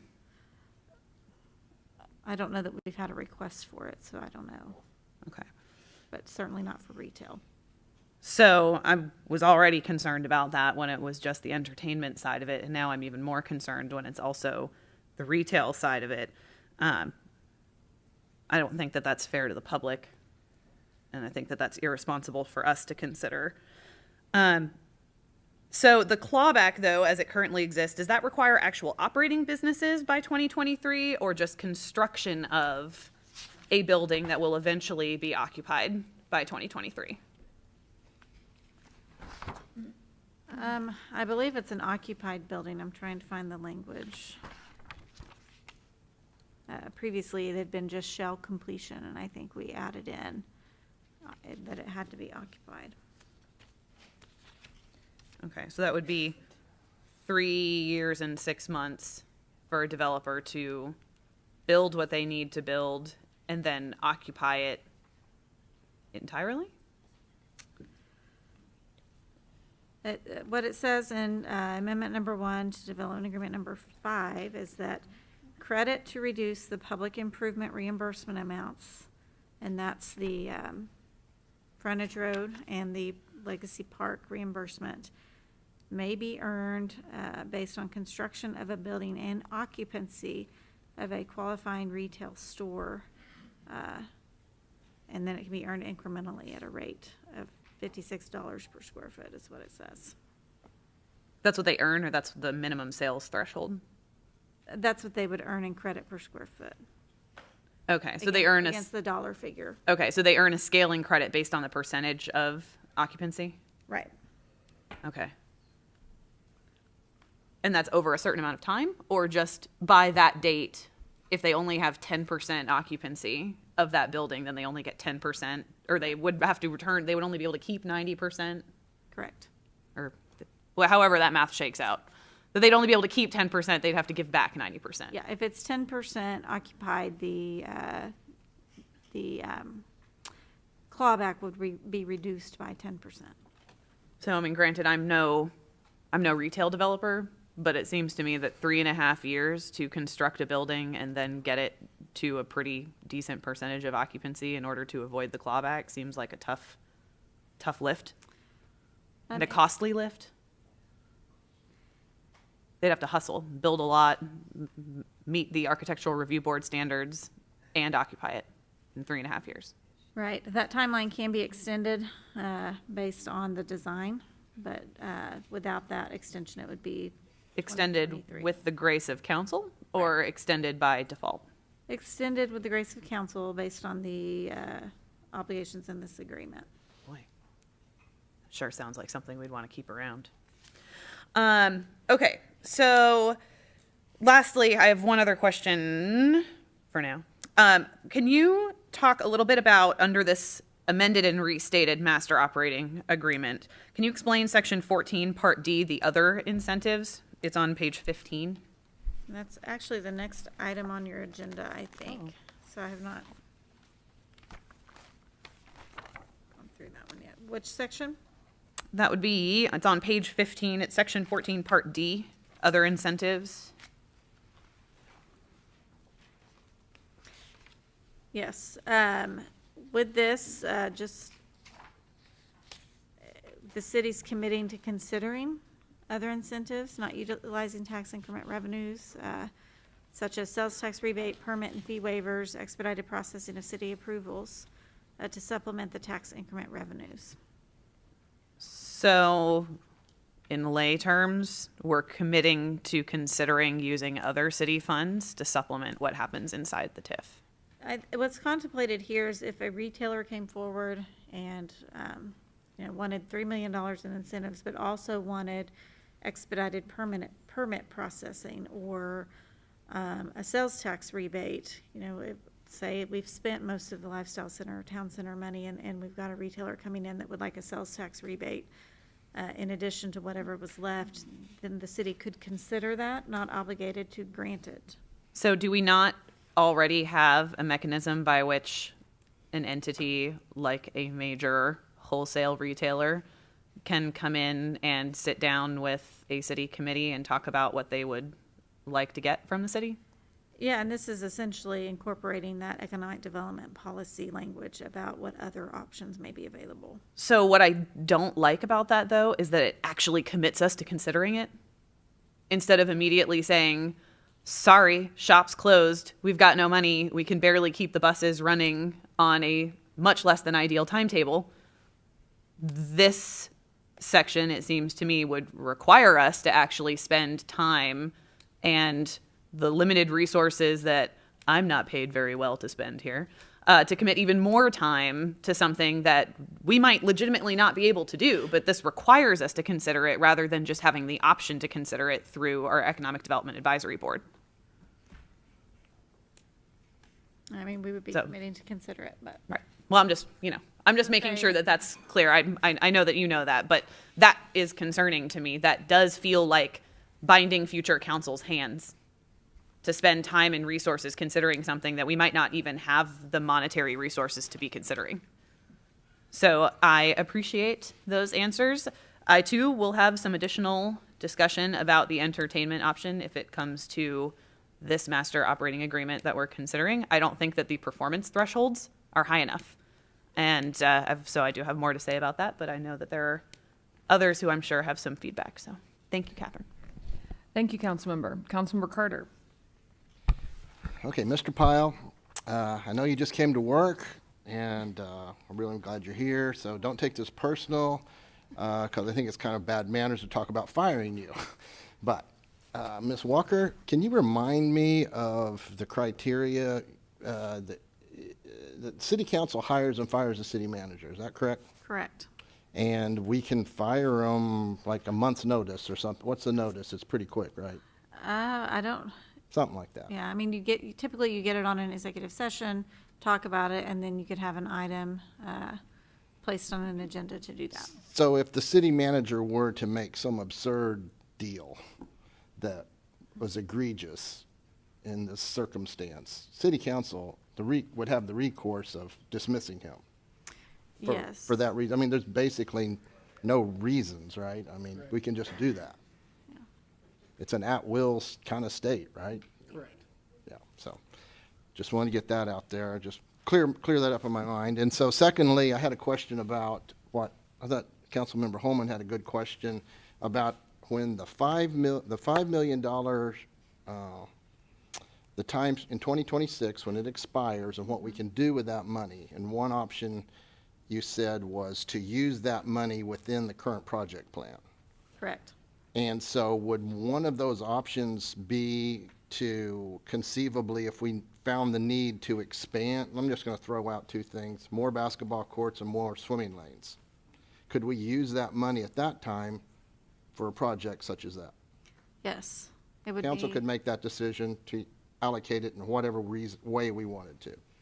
Yes, in some situations, it could require an amendment to the project plan, but if it's consistent with objectives already in the project plan and doesn't change the amount of the project plan, I think it would be a minor amendment. Thank you. Thank you, Councilmember. Councilmember Scott. I yield my time to the public. All right, this is an opportunity for members of the public to make comments regarding this item and its companion items. Are there any public comments?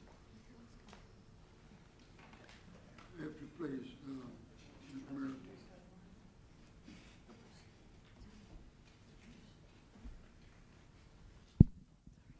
Thank you, Mayor. I'm Harold Heupel. Excuse me, I'm Harold Heupel.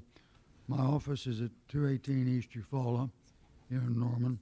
I've fully retired from the practice of law, and I'm not representing anybody here tonight, either an individual or a person. I'm here because I'm very upset about this anonymous full-page ad that appeared Sunday in the paper. And you're going to have to take my word for it that I was heavily involved in the TIF. I was hired by the firm, I was hired by the law firm that represents the foundation to get the property rezoned. And I did virtually everything except I did not write the TIF agreement. I did not negotiate the contracts between the foundation and other people. So with that background, let me tell you that what I'm here to do is to complain that there are 7 claims in this anonymous letter. And I was prepared here with my 5-minute script to talk about each one and refute every one of them. However, let me just start with the first one, and then I'm going to tear this script up. And the first one is that this is a $17 million giveaway. That's wrong. This isn't a giveaway. It is an agreed settlement agreement. Okay, now move from that to the fact that the conversation that's going on up here already confirms what I had concluded, and that is this TIF is a quagmire. It is a nightmare.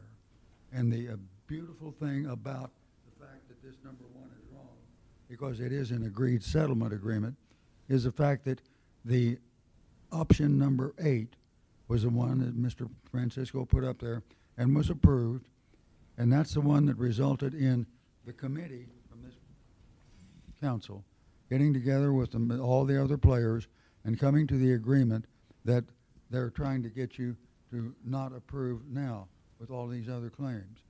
Well, if you talk about a settlement agreement, then you've got to understand that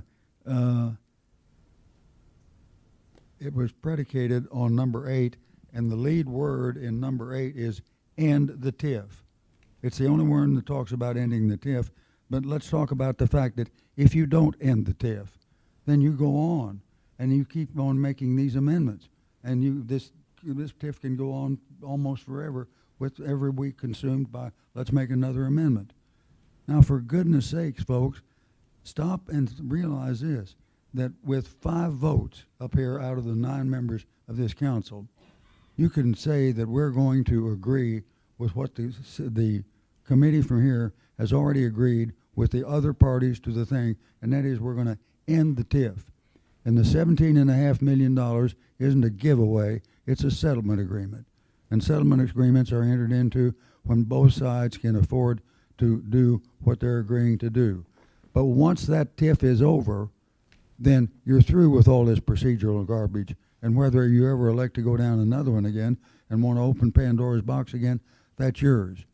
But if you don't do that, if you don't take advantage of the opportunity to kill as quickly as possible and this TIF, you're going to keep this whole procedure alive and well. And it's a procedural nightmare. And all it does is open doors for each one of you to cherry pick some expenditure that he's made or she's made and cause her to have to sit up here all night long and read the text of 19 amendments. Now, get serious about the effective operation of this place, and together at least 5 of you agree that you're going to stick with the agreement that has been made, the settlement agreement that's been made, and we're going to end this.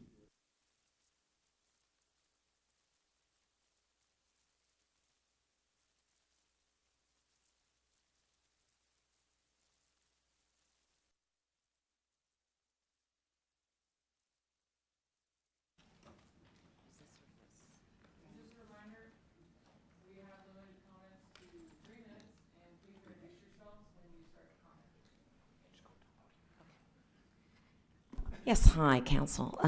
Thank you for letting me comment. My name is Becky Feldman Standridge, and I'm a resident of Norman.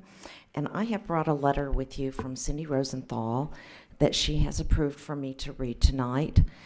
She, of course, was our mayor for 12 years, and she has written a letter to, particularly to Women in Action for All, but she has approved me to read it here tonight. So here it is.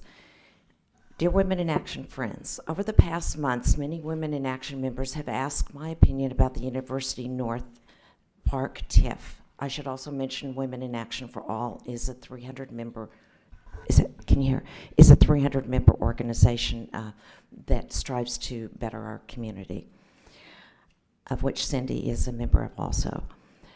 I've been following these developments, especially the recently proposed UNP TIF deal. While I have tried to stay hands-off, I feel it's important to respond to the questions of many of you who are deeply concerned about these developments. Many of you have sensed that what is happening is not in the best interest of the city, but you express a frustration that the deal is complicated.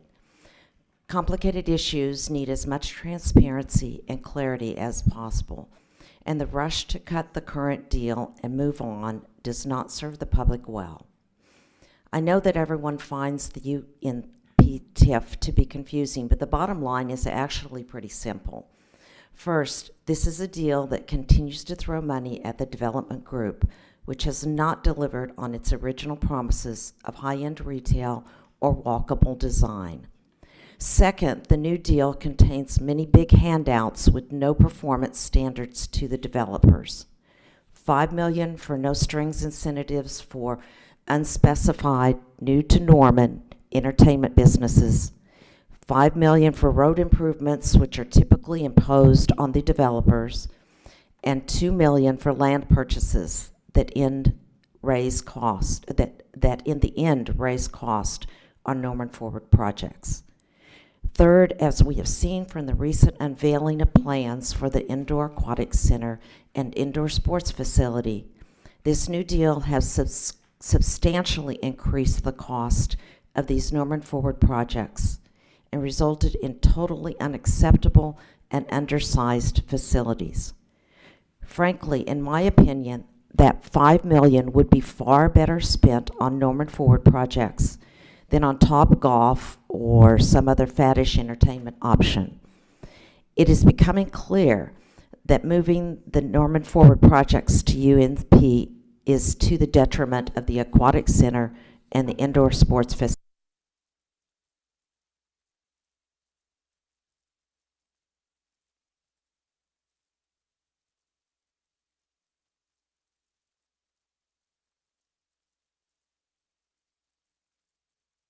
Nancy Yock. I live at 617 Oak Mulligan Street in Ward 4, as I have for 50 years now. I'm here to advocate for the indoor aquatic center in University North Park, or whatever we're terming it now. And this is a brief background in where we were, and I apologize to the City Council because I provided this letter yesterday. And also, I'm sorry that Coach Kent isn't here. We have a swim meet tonight, so that's where he is. When Parks and Rec Master Plan was completed and adopted in September 2009, it was called A Legacy for the Next Generation.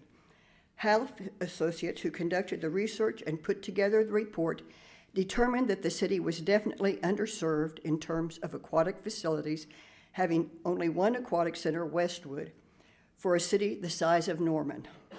The target level of service was one aquatic center for 60,000 residents. Norman had a population of 112,345 at that time. As of 2015, the need would be 2 aquatic centers for a city of Norman size, with one being an indoor aquatic center. At an open house held in August 2009, residents were asked to answer a questionnaire concerning the importance of 10 recommendations to them. While renovating the existing parks had received the highest level of importance on the master plan recommendations, constructing an indoor aquatic center was first of the 10 recommendations with 43%. In 2009, the Pisces Project had been advocating for an indoor aquatic facility since 2006. We participated in Norman Forward, helping to design and plan a vision for a new aquatic center. And when Norman Forward was fully developed, we worked diligently with the Sooner Swim Club, high school swim teams, triathletes, and master swimmers to get it passed. Once it had passed in 2015, it was thought that the city would step forward and would proceed with the construction of this much-needed facility. Although once it passed, we were also advised that it would take some time. It might not be built or finished until 2020, in 2 months. Yet here we are in 2019, 10 years after the presentation of the Parks and Rec Master Plan, with no indoor aquatic center and too many unresolved issues. We can't wait and shouldn't have to for the city to move forward. You must finalize negotiations and get an agreement signed now so the design team can develop plans for the indoor 50-meter pool and we can begin construction. Thank you all.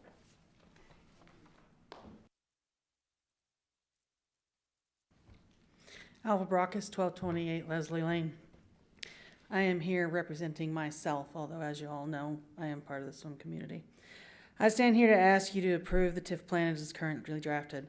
My understanding is there are many positive and many negative aspects of the TIF plan, but for me, the most important aspect of the plan is that it has funds in it that can be used to purchase land for the indoor aquatic center and multisport facility. In addition, there are funds allocated to help with constructions of these facilities. As you are all aware, these facilities are not inexpensive to build. And as I'm sure you are aware, the funds of the Norman Forward program are inadequate to properly build these facilities. When I make a capital expenditure for my family, I do my best to ensure that my family's capital funds are well spent. Sometimes that means I need to spend a little bit more than I anticipated because it will make the capital expenditure more effective over the long haul for my family. Sometimes going the least expensive route means you do it over again, and it ends up being more expensive. The ad hoc committee is advised by the architects that the originally mandated 8-lane 50-meter pool is completely outside the budget. In fact, the budget will only accommodate a 6-lane 25-meter pool, which is smaller than the pool that is currently available to the Norman public. I'm sure the multi-sport facility representatives will tell you they are in much the same predicament.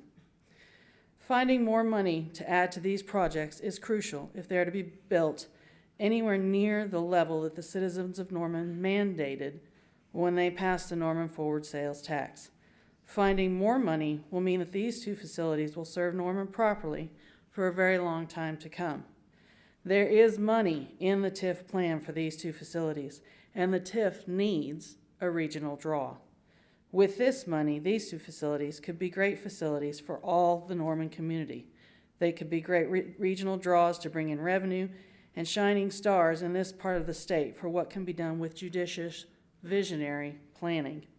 Please don't follow the loudest voices in the room. Please listen to your trustworthy advisors. Please pass this plan so we can build these facilities before they get more expensive. Thank you.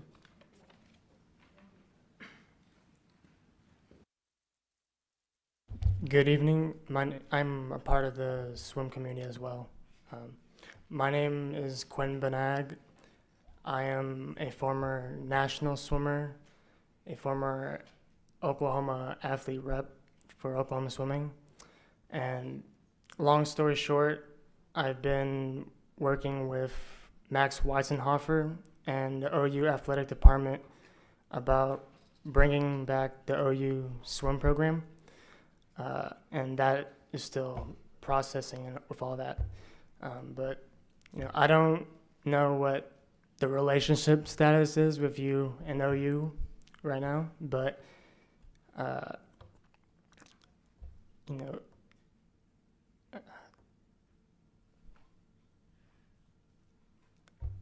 sorry, I'm blanking out real quick.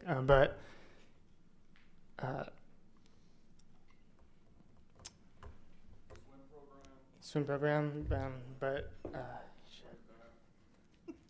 I didn't know, so I'm gonna. I'm really nervous.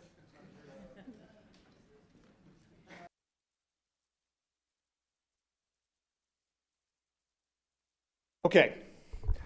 I'm Rob Norman, 4604 Greystone Court, Ward 3. I've probably preached and preached and preached in written form to you all already, so I want to hit a few high points that have taken place tonight. One thing is I have heard nothing to substantiate the letter and some of the things going on around the Facebook posts that somehow locating these projects in the UNP is causing them to be scaled back. Quite the opposite is true. The scaling back has been happening, but it's been happening because of things isolated to Norman Forward. It's been happening chiefly because of some tragedies that have happened at North Base. I don't have time to go through slides again, but I'm glad your city attorney put up the slide again about what's going to happen if we have to go to North Base and what was going to happen if we were going to go to North Base by the end of the day. We were going to have to pull at least $4.5 million out of the Norman Forward budgets to do that. So we were $4.5 million in the hole without talking about my pet project, the hangar. And of course, that included $500,000 to destroy the hangar. And I did the math real quick with a $5.1 million construction supplement and and the land transaction costs.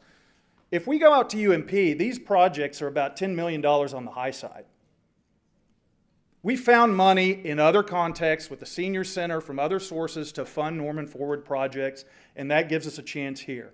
That $10 million on the high side is not going to be anything that causes these projects to be scaled back. What it's going to do is it's going to allow us to get good projects, and it's going to allow us, to the extent they have to be scaled back, to keep the hangar, the iconic home of basketball and volleyball in Norman for the past 50 years, and make something out of that, and then we will truly pull abreast of the leaders in this region for these types of facilities. And also, as I shared with all of you guys today, if you're worried about what's going to happen with this economic deal, it's really what you fear, to me, is opportunity.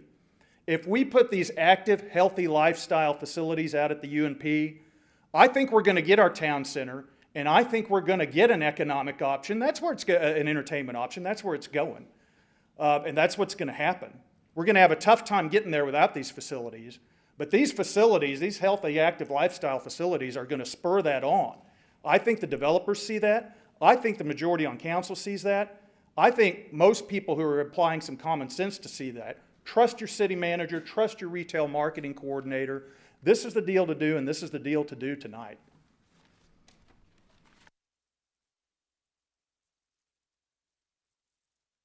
Okay, back to the swim program. You know, the way I see it, if you guys are investing in a project like this, why not go all in? You know, there's been a growing trend of swim programs being cut across the nation, which is killing the sport of swimming. But somehow we came together as a community and brought back the swim program. It would, you know, it would be, you know,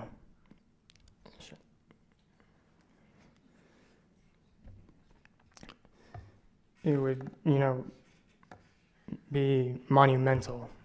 You know, not only would it be a home for the new swimmers, it would, you know, it would bring in revenue for new pool, for meets, and, you know, it would be the right thing to do. So that's all I gotta say. Sorry.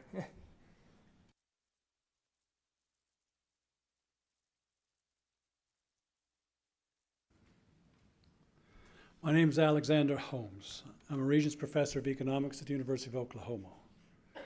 I'm also the fellow who did the estimates on the TIF revenues. And I don't like TIFs one tiny bit. Your comment about dipping into the rainy day fund. The problem of the TIF has created the need for you to even suggest that you would go into a rainy day fund. That is an emergency that's created artificially by the existence of the TIF itself. I find it fascinating. The developers who've breached the contract by failing to develop the lifestyle center, yes, they haven't breached the contract because we told them they didn't have to breach the contract after they breached the contract. Same thing with the clawbacks. Okay. Okay. And now,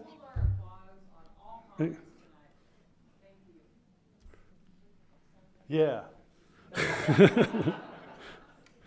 Now they're threatening to sue us. I don't know why we didn't sue them, frankly, okay? It seems to me that this whole conversation is driven by the threat of a lawsuit, okay? A threatened lawsuit has no weight at all. No one should fear a threat, okay?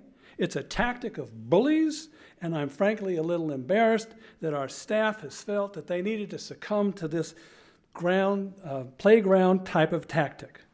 Let them sue. If I have confidence in our staff and the council that they have not engaged in any actions that is worthy of some kind of breach, okay? Show me the meat. Let's see what they got to say. That would be the thing that we should do. Do what you do as people who are involved in running your city and running your city in a way that makes good sense, okay? Now, a second concern I have, and this, Ms. Bierman, is one that makes my teeth ache to think about it, okay? Okay? By making changes to this plan as it's set before you, okay? Okay?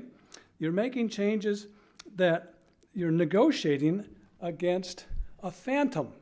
You're negotiating against yourself when you're saying that we need to get permission, that was your term, from the developers to do what it is that we want to do as a city, for heaven's sakes, okay?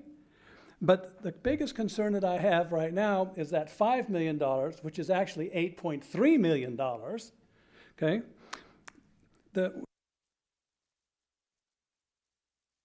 Thank you, Dr. Holmes. Thank you. Or your time is up. Oh, all right. Thank you. Close the TIF down.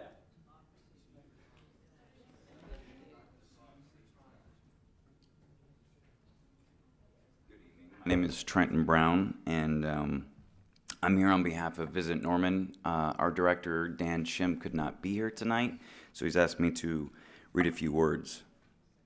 Visit Norman supports the University North Park location for the multi-purpose sports venue in the indoor aquatic complex. These venues, along with the Reeves Park baseball complex, new softball and the football complex, and Griffin soccer improvements, are revenue-generating projects that need to happen now. Our citizens will benefit from having better facilities for leagues, but will also be able to bring in tournaments. These tournaments mean that our local athletes don't have to travel as much, and compete here at home. They also bring in visitors from other communities that eat at our restaurants, buy gas, shop at our shops. The location at UNP makes perfect sense. It's easy access to being right off of I-35. Once the 2 new hotels being built are complete, there will be over 600 hotel rooms within walking distance of the site. There are also an abundance of shops and restaurants in the area. If you've ever had a child to travel to and out of town for a tournament, then you know how money is spent on hotels, food, and more. Let's bring that money back to Norman. Thank you. Thank you.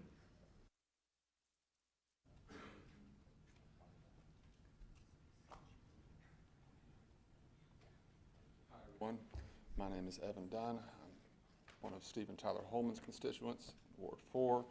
I live at 1407. And thank you, lady. I would like to associate myself with Cindy Rosenthal's comments and continue her letter. I believe she ends with, frankly, in my opinion, that $5 million would be far better spent on the Norman Forward projects than on Top Golf or some other faddish entertainment option. It is becoming clear that moving the Norman Forward projects to UNP is to the detriment of the aquatic center and indoor sports facility, but a benefit to the developer. If WIAA members and other members of the Norman community are concerned about these problems, then the council needs to reject this deal and go back to the drawing board. Other options exist that would be preferable to this one. I would hate to see real public benefits like the Norman Forward projects thrown under the UNP bus. Over the years, previous city councils have worked hard to hold the UNP developers to the expectations outlined in the original TIF plans and developer agreements. The proposal currently on the table abandons that commitment to developer accountability. I am hearing that some council members just want to move on and are tired of the issue. The really tough and important issues take time to be done right. The transformative new Central Library took 30 years from dream to reality. And I went to it just the other day. It is stunning. That shows what a well thought out program can become. Work on stormwater issues began in 2005 and still remains a challenge. Regional transit discussions began in 2004 and are still unfolding. Public safety issues are ongoing. Norman Forward passed in 2015 with a 15-year temporary tax. The job of a council member is first and foremost to listen and consider the possible outcome for the community, no matter how long it takes. Sincerely, Cindy Rosenthal, former mayor of Norman, Oklahoma. I've had many disagreements with Cindy in the past, but I trust her sensibilities, and I feel as though I too am tired of this issue.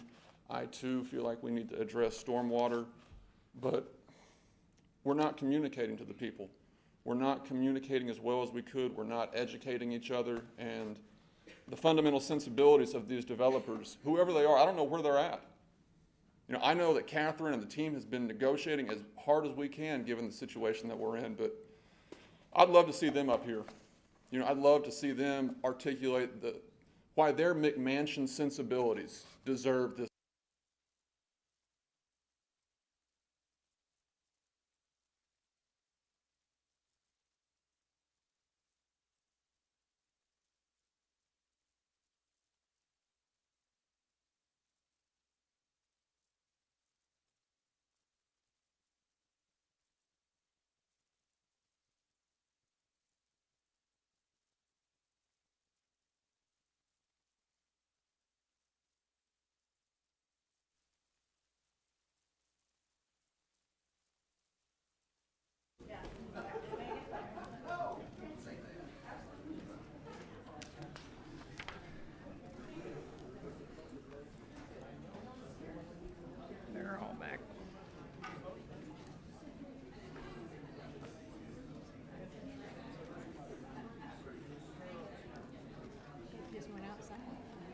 Are we ready?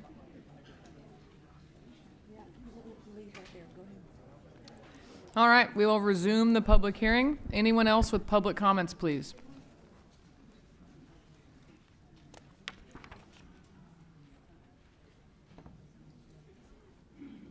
Hi, I'm Marcy King. Way too close. I'm 612 Tricia Lane, Ward 3, and I'm also a member of the City of Norman's Inclusiveness Subcommittee. There's a way to balance the city's budget without giving away $17 million in taxpayer dollars. City Council has the ability to change the project plan and the increment, which we could retroactively end as of 7/1/2019, and then go through the process to reallocate the funds elsewhere. Norman doesn't need or want the proposed cultural center, and that's worth $8.75 million. There isn't a contract that requires us to move forward with the culture center, so we can just end that portion of the current project plan, and if we do, we won't need to sign a new project plan. OU Foundation is benefiting from this because in the agreement being considered, the city, citizens of Norman, are going to foot the bill for the infrastructure build-outs in University Town Center, which is owned by OU Foundation. And OU Foundation would get a $5 million incentive on top of that, which to me doesn't make any sense at all. There are more important things to focus on in Norman. We need to stop letting developers in the OU Foundation pull shenanigans that line their pockets and take money away from the citizens of Norman. As a member of City of Norman's Inclusiveness Subcommittee, I would encourage City Council to think about ways that we could use the money to improve things for the vulnerable population here in Norman. For example, should we approve a sales tax increase that for Embark instead of use money from this and reallocate money from this to help with the Embark system? Can we reallocate funds to address homelessness or to support mental health issues, both of which are a problem here in Norman? What about providing the missing funding to build a senior center consistent with what our seniors want and were promised? We're all going to be senior citizens at some point. Some of us will be there sooner than others. But we're all going to benefit from that. So why are we not thinking about using that money for that instead of for the developers and for the OU Foundation that just happens to have $2 billion already in the bank? They don't need our money, but they're using it. They're using their power and their position to bully the city of Norman. And I think it's up to the city council to stop that bullying. Put your foot down. You guys have the power to end this thing and to renegotiate something that makes sense for the citizens of Norman. During the last public hearing, Councilmember Patron asked about City Council going into study sessions to create a counteroffer that would be better for our city, one that the current City Council agrees with, because keep in mind that this agreement was made right before the last City Council ended. Let them sue us. They won't win. They haven't got a lot to stand on. We haven't done anything wrong. We need to stop letting OU Foundation and the developers bully the citizens of Norman. I would encourage the City Council tonight to take the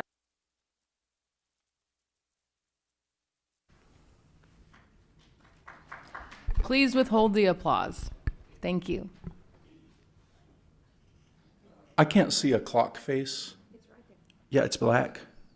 I'll start my own timer. Okay, it's black. Mark Campbell, Ward 6.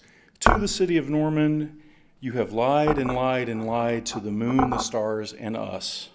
Sequestering 60% of taxes in a tax increment finance district to the detriment of all other parts of this city is by definition exclusive, not the much lauded inclusivity of your PR campaign. The University North Park is not our town center. It is not a regional draw. It is an ongoing letdown. People don't come from world-class cities to shop dollar jewelry galore, dress barn, discount tire. It's not even a well-planned local destination. Football field-sized parking lots with banks across from banks, hotels across from hotels, no mixed-use developments. I mean, what jet setter flies in, landing at Embassy Suites looking forward to getting a tire or having a dollar store shopping spree?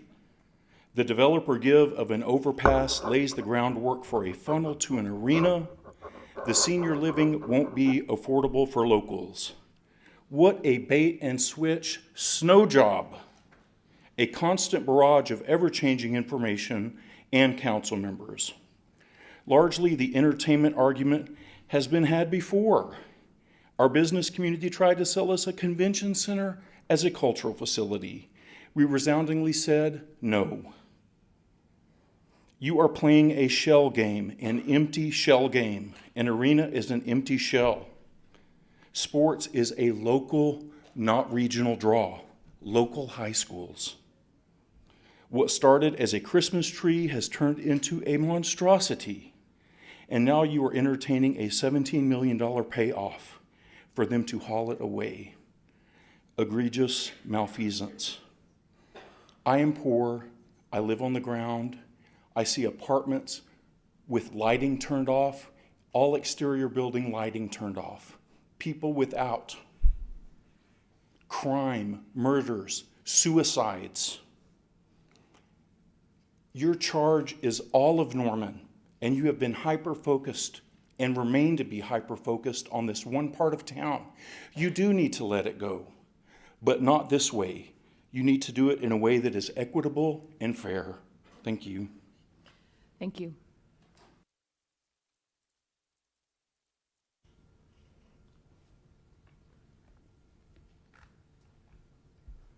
Evening. My name is Bob Vanderwater, 1214 Magnolia Street in Norman, and I am not going to be able to speak to dollar specifics. I am not that well versed in the projects you're talking about. I've heard a lot of numbers here tonight, very impressive. However, and I am in favor of the senior center. Now, I don't feel like a senior, but I am one, I qualify. The Pisces project has been talked about for years. I think we should develop an aquatic center. Went today to the Norman Public Library, the new Central Library. Extremely impressive. Somehow we have managed to raise the money to build such a beautiful facility that must be a regional draw now that it gets, when the word gets out about it. It's very, very impressive. We need to do the same with the Aquatic Center and the Pisces and the Senior Center to really serve the needs of Norman people. The TIF sounds like something that is going to, as was mentioned earlier, be a quagmire for the future. And if we can get out of it with a $17 million settlement, I think we definitely need to do that. I hear a lot of very vague terms tonight: regional draw, cultural center, lifestyle center, now called the town center. That's supposed to be sort of like a town square feel, apparently, it's supposed to have. Legacy Park. I ask myself, what regional draw are we talking about? Just the surrounding towns? I don't know what we could build here that they don't already have. If we're wanting to build the largest ball of twine to try and attract people as they come down I-35, or I think there's a town in Kentucky that built a Noah's Ark that was basically full size. Yes, it made news for a short while, and maybe people do stop there. I don't even think if we built one of those, though, or something similar, it would have more than a temporary, draw. People that come to Norman because the university is so beautiful. The town has, and in fact, it used to be more beautiful. The town has got a lot of other attractions, but mainly the town is here, I believe, to serve the people that live in the town.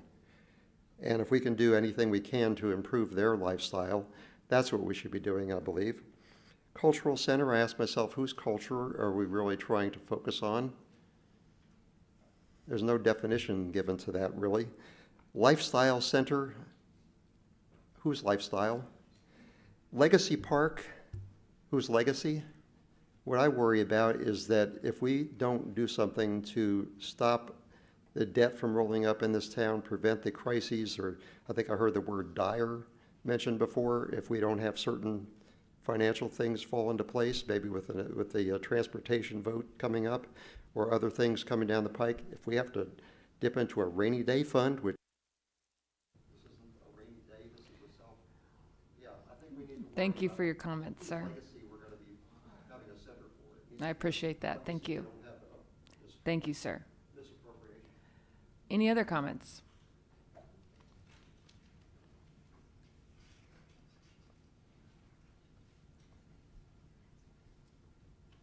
Hello. Thank you, Mayor Clark. Greg Burge, 3805 Anna Lane. As most of the people in this room are aware, with typical new development, the private developers would pay for infrastructure costs up front. That's the standard. However, the UNP is a bit special. We all know that as well, as it's been discussed. Rather than go on a project-by-project basis, all parties involved originally agreed to a well-crafted master plan that set up the rules of the game. We've had letters read tonight from former Mayor Cindy Rosenthal, who was a part of that. Very intelligent people put together an agreement. Those rules were deemed fair. They were deemed fair by all parties, including the developer, who willingly entered into that agreement. Fast forward to today. We've spent nearly $30 million on transportation infrastructure through the TIF. That publicly funded infrastructure has been and will continue to be supporting many profitable commercial investments in that location. Again, the developer would have been obligated to pay massive amounts of their own money to help fund these projects had it not been operating through a TIF. In return for this benefit, the developer agreed to build the Lifestyle Center. If they didn't, then they would alternatively provide the city with an $8.3 million clawback that has been referred to many times today. That was deemed fair at the time. The proposed amendment removes this massively important element of the project plan. It's a terrible idea. It represents a massive giveaway of valuable public resources. Beyond this, the existing obligations held by the developer involve incentive packages. These incentive packages, as they stand now, are somewhat difficult to meet. The proposed amendment would replace these qualifiers with very easy-to-meet incentives, would again represent a giveaway to the developer. From my point of view, as a concerned citizen of the city of Norman, and as a professional economist, and as a member of the UNP TIF Oversight Board, it is absolutely unconscionable to now amend the project plan in this manner. These modifications do not seem to be in the best interest of Norman citizens. They instead seem to blatantly benefit the developer at the expense of those residents. It is my opinion that other feasible options should be explored and that this amendment should not be supported. Thank you.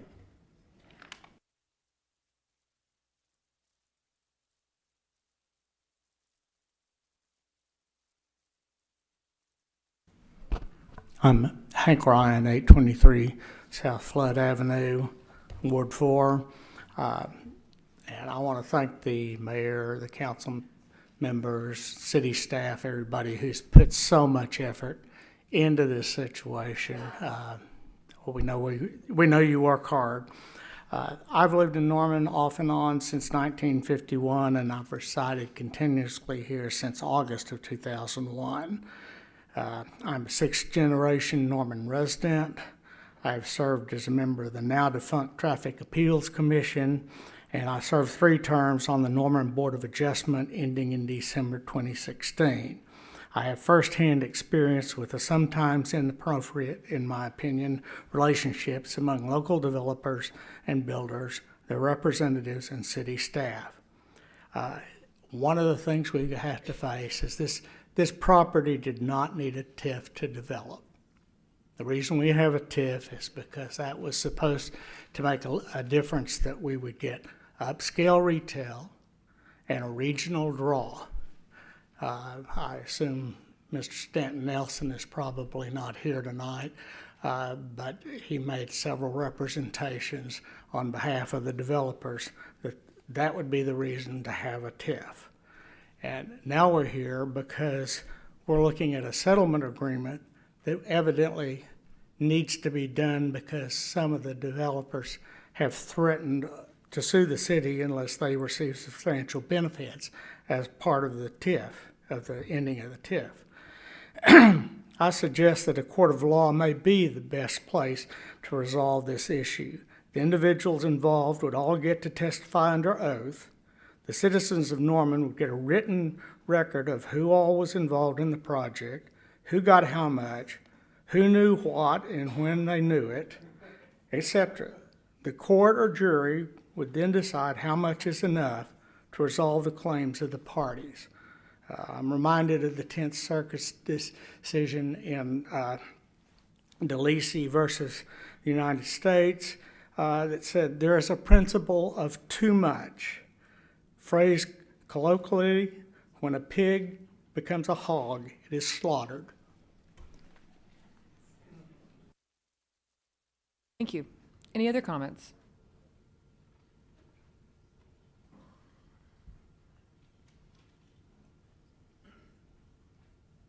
Cindy Rogers, 633 Reed Avenue, Ward 4, also OU economic faculty. A couple of my colleagues were here, and I'm very happy that they came.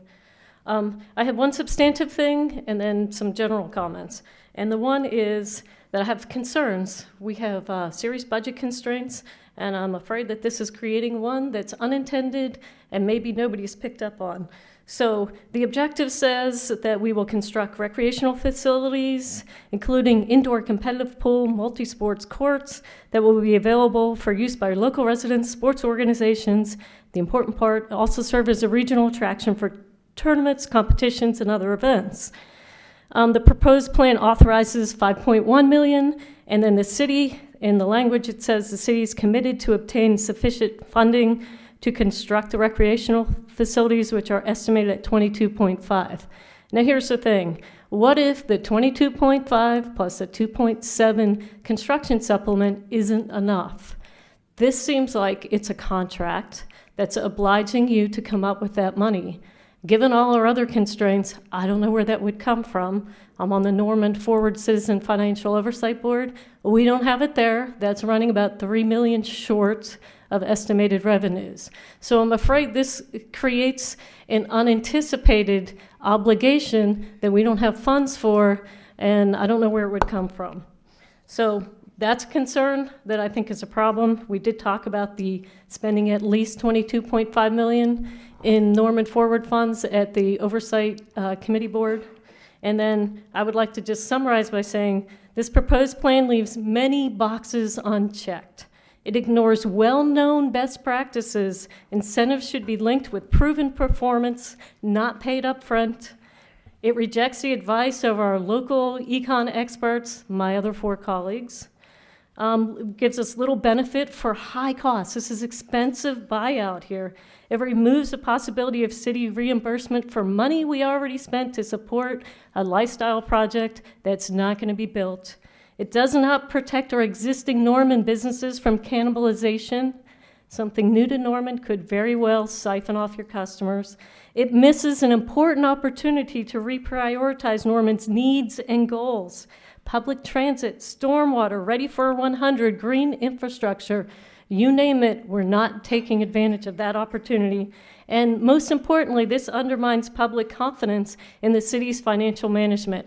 We made some contracts, we had a plan, and now this actually just throws that out the door for something we would never sign on to begin with. And I find that, I find it reprehensible as an economist. This is like nails on a chalkboard.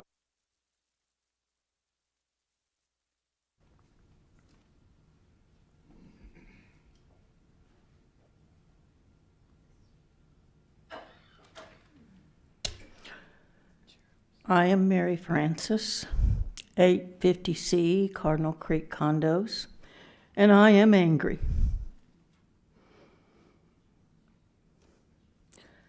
First, you call a hearing, and much of what is said is not heard, because all you have to do is lean into your mics or pull your mics up close to you, and then the rest of us, and I've talked to several people, and they also were not able to hear what was being said by much of the time. Second, once again, the text was too small to read. And you give all the time you need to develop your ideas, but only 3 minutes to your constituents. Not even the typical 5 minutes that we previously always had. And those with this is probably the most egregious, those with the expert background. Dr. Holmes, who was the Director of Finance and Revenue for Governor Bellman, wasn't able to finish his statement. These are people who have the research, who have done decades of research.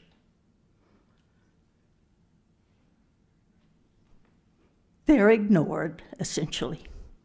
by some of the people on this council.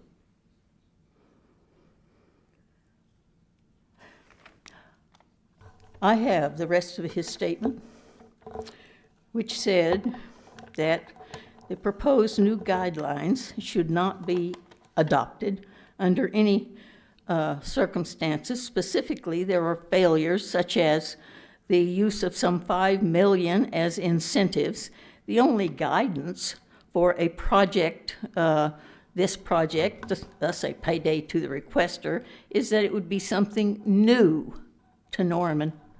I would argue, he said, that my bar is new to Norman because I serve a particular wine, or I make the martini with special olives.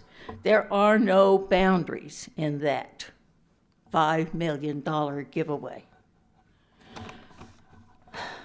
Why have we abandoned the current long-standing guidelines that were in place for subsidies for businesses that require an analysis of the employment impact? Employment, not something new.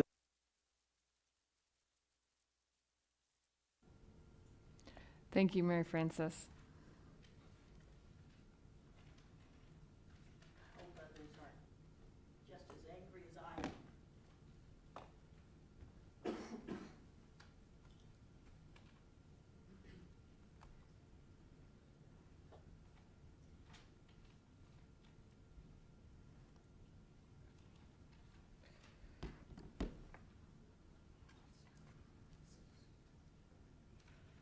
Are there any other comments?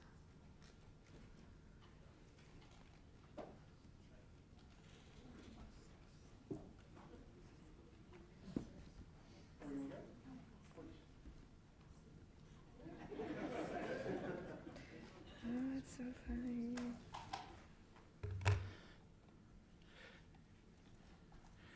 My name is Steve Ellis, 633 Reed Avenue. The proposal before you here tonight doesn't end the TIF. It keeps it going with all sorts of problems available for that. It isn't a settlement agreement because we haven't been sued for anything and there isn't a legitimate suit threat. It's rather a political decision about how and where to allocate funds. There's literally no one in this room who thinks that this is a good idea overall, that if we came to a deal that looked like this with zero pressure, that we would sign this. I think Lex Holmes was very good on that, as was Dr. Burge. In fact, we know that expenditures in the TIF area cannibalize the rest of Norman, and there are at least 6 people who are on council now who have testified to that. There are a few special interest groups who would benefit from this proposal, but we've got other ways to help groups like that out. The only sensible case for this proposal is budget pressure. And that, frankly, is sort of a frustrating argument to hear at this stage in the debate, because any sufficient decrease in the project plan would save the budget. But instead, we negotiated sort of the maximum giveaway version of a change in the project plan, and then we refused to talk about it for 4 months. So that's all water under the bridge. We can still save the budget tonight without doing this plan, and we do that by adopting the sort of Bierman-Patron proposal to eliminate the Culture Center funding. And here's the advantage of doing it that way rather than doing it this way. We follow the economist's advice, which is to keep the incentives that we have online. We have more bargaining leverage to save further money rather than spend further money, because right away, the developers will owe us for roads based on development agreement number 1. And as was pointed out earlier this evening as well, the developers will need to get to spend some money on the lifestyle center the way it goes right now, just to avoid the clawback, if nothing else. Those are conditions under which we could have much more productive negotiations, rather than a negotiation which was essentially to say, look, we just need future revenue. You can have all the rest of the money. As a matter of fact, if you really look at what's going on with the way the incentives go, this new project plan's more expensive in terms of what we'll actually spend than going with the old project plan. The old project plan, frankly, was not good. But this is worse. So we can reject it tonight, still save the budget. Thank you. Thank you.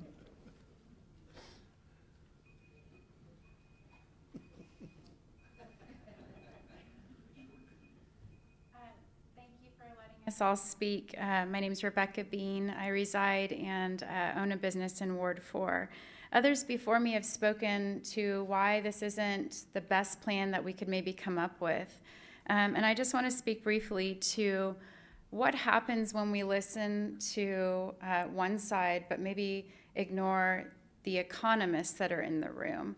What does that do to the public trust? I was just in the women's restroom, and sorry to all the gentlemen out here who will never get to hear the great conversations that go on in the women's room.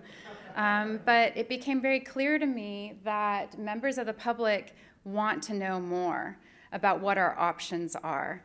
And the council member that was also in the restroom spoke so intelligently to what we could be still exploring, that there are many options left on the table. And I would ask you, as our representatives, people that I knock doors for, people that I put my name behind, and some people that I didn't necessarily agree with, but that I still appreciate their service. I would ask that you take very careful consideration as to what happens when the public doesn't feel that their voice is being heard, when we have very serious issues about transportation, about how we're going to get the most vulnerable from one side of our town to the hospital when it's in the process of moving, how we're going to deal with our stormwater, how we're going to take care of our infrastructure needs. What is going to happen to the public trust when we know, as you said, Mayor Clark, on June 25th, that many people are speaking out against continuing a TIF or going forward with agreements that don't meet our needs. When Alex, you said, I believe also in June, that you were working to end the TIF. How we do that is so important. We've got to listen to the economists in the room. These are the people who do this for a living, and I appreciate that you are working to support the needs of all of our city and representing all of us. It matters, Joe, that you've been against this TIF for 10 years. I stand with you on that. And I ask that we end this and move forward on all of the wonderful projects that are being asked for in this room tonight in a way that preserves the public trust.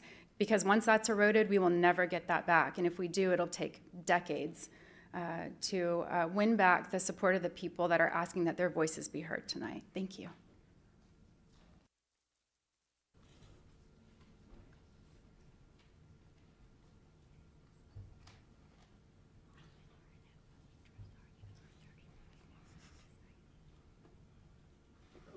Three minutes of fame, okay. Paul Arcaroli, 405 Garland Court. I wanted to do what everybody in this room would be doing or thinking, is that we want to thank you all for sitting here, for being the people in the hot seat. You inherited a legacy. None of you were here when it started. It's been tainted, it's stunk from the early on, and you have to deal with the stink.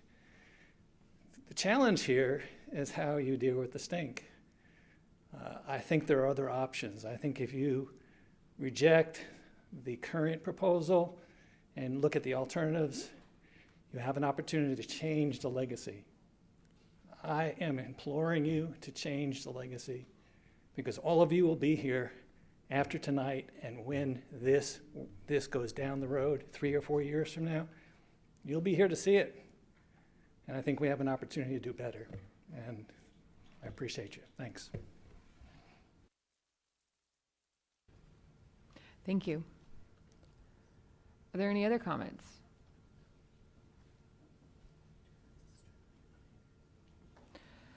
All right, seeing none,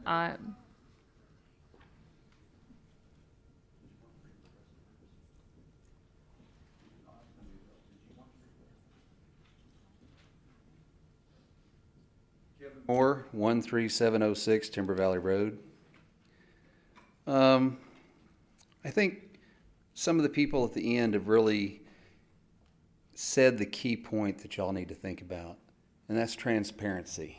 From the very beginning of this, everything was hidden behind closed doors. Everybody kept saying, oh, we're under threat. It's negotiations. Well, I'm an attorney and I've dealt with a lot of that type of stuff, and what was being said was a bunch of bull. Okay, blunt. Because we know at the end you guys are going to bring out some type of proposal. And here at the end, when you bring out the proposal, you say to us, we have no other time. Our budget is busted. We set it up this way, so we had no more time. And so you have to take it or leave it. We really don't care what you have to say, public. And if you're saying to your public, we don't care what you have to say, they're going to come back to you and say, we don't care having you here. So that's the key. When he says, what are we going to do with the stink? We're going to ignore it? We can't.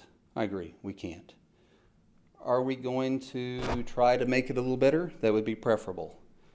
Are we going to put in a stockyard so that you can't smell how bad it stinks because it's worse? That's what you're doing.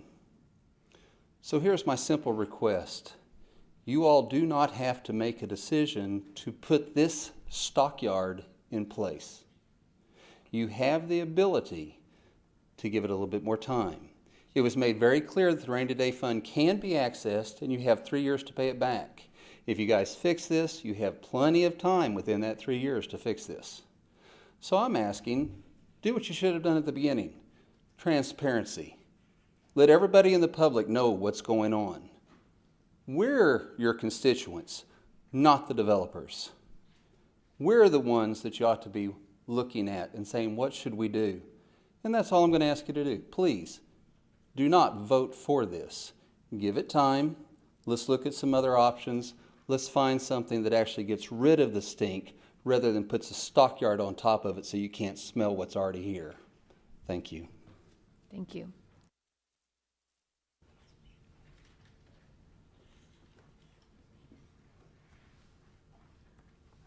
My name is Corey Abernathy.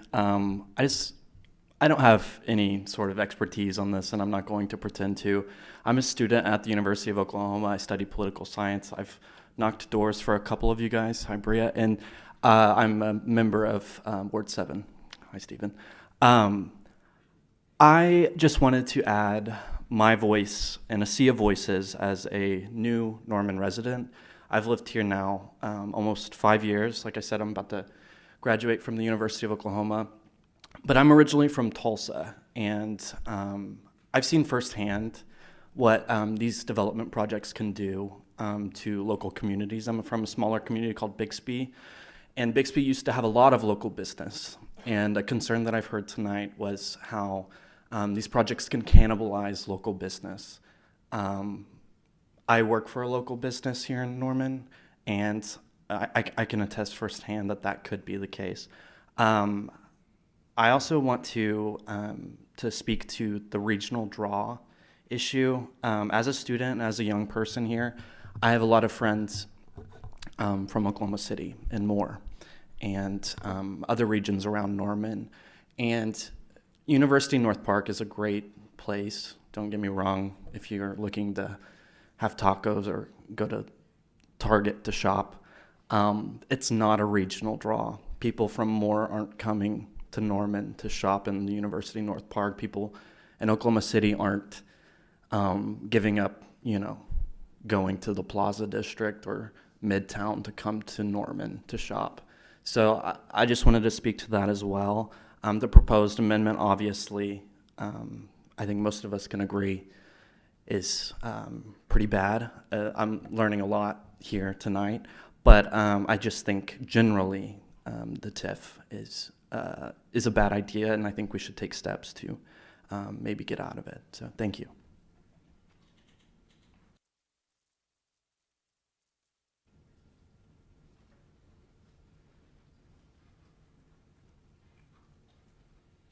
Derek Houston, faculty member of the College of Education, Ed Leadership and Policy Studies. I have one question, and I want to say thank you, Mayor Clark. To whose benefit does this agreement work for?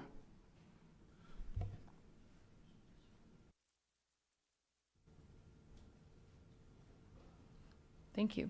Are there any other public comments?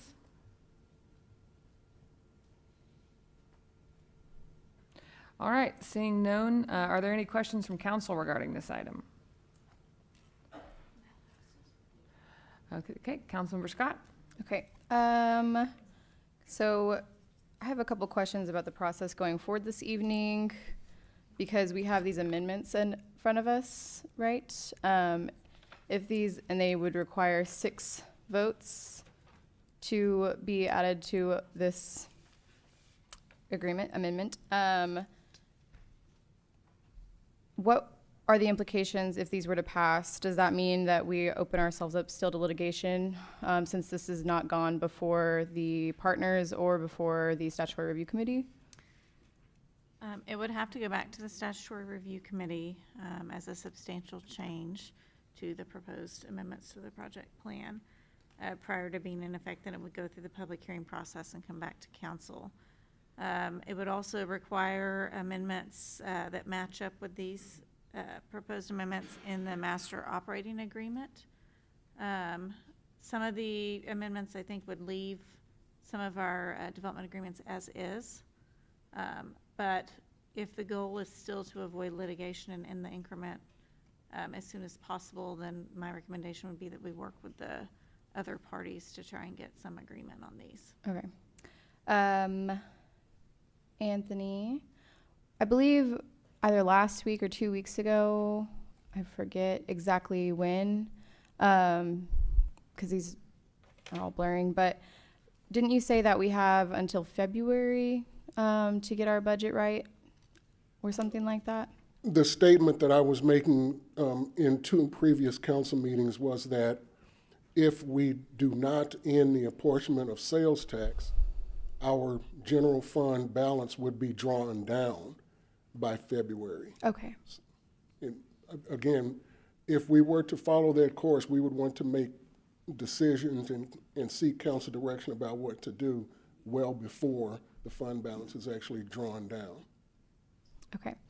And we are effectively, if without these amendments and just moving forward with the project or the plan that we have been negotiating for months, we would be effectively ending the sales tax increment to the University North Park area, correct? Correct, as of June 30, 2019. And balancing our budget. And we could move forward on the Norman Ford projects, is that correct? Yes. The indoor aquatic center as well as the multi-sport facility. Okay. So I have a couple of other comments just based on what I heard tonight. Some things that kind of frustrate me. I know I may not be as smart as some of the people in this room. I'm not a professor, and I'm not, as smart as maybe people on this dais, but I do know that we have... Did you cut me off? Oh. I go 3 minutes. Okay. That's so fair, but moving on. So I do know that we have budget issues, and as a public servant who doesn't get paid very much at all whatsoever, basically a volunteer for our city, we have a responsibility, like some people said, to the public trust to provide our public services. And it really frustrates me when people of privilege come to us and say, well, let the city get sued. Tie up those funds, let us get sued, let's not provide these services that people absolutely rely upon. I feel very strongly about that, and I don't think that anything we do is going to be particularly pleasing to any party, but we have to move forward and we have to do what we need to do to ensure that we continue to provide these services. We don't have the luxury of doing what's politically popular, so I'm prepared to move forward with the amendment as is this evening.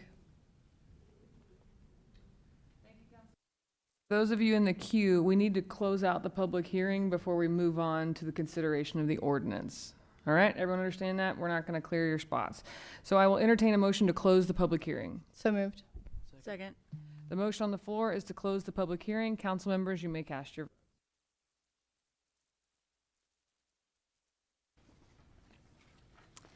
All votes have been cast, and the motion to close the public hearing passes unanimously.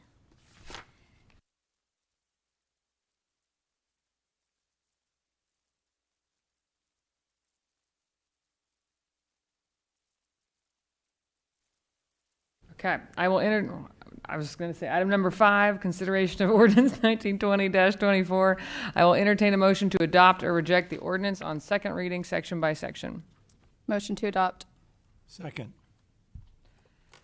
Public comments are received in the prior public hearing. Are there any questions, comments from council regarding this item? And now we'll go back to Councilmember Bierman. So what we're going to be asked tonight is whether or not we want to approve this amended and restated master operating agreement. And to me, it comes down to one of two questions.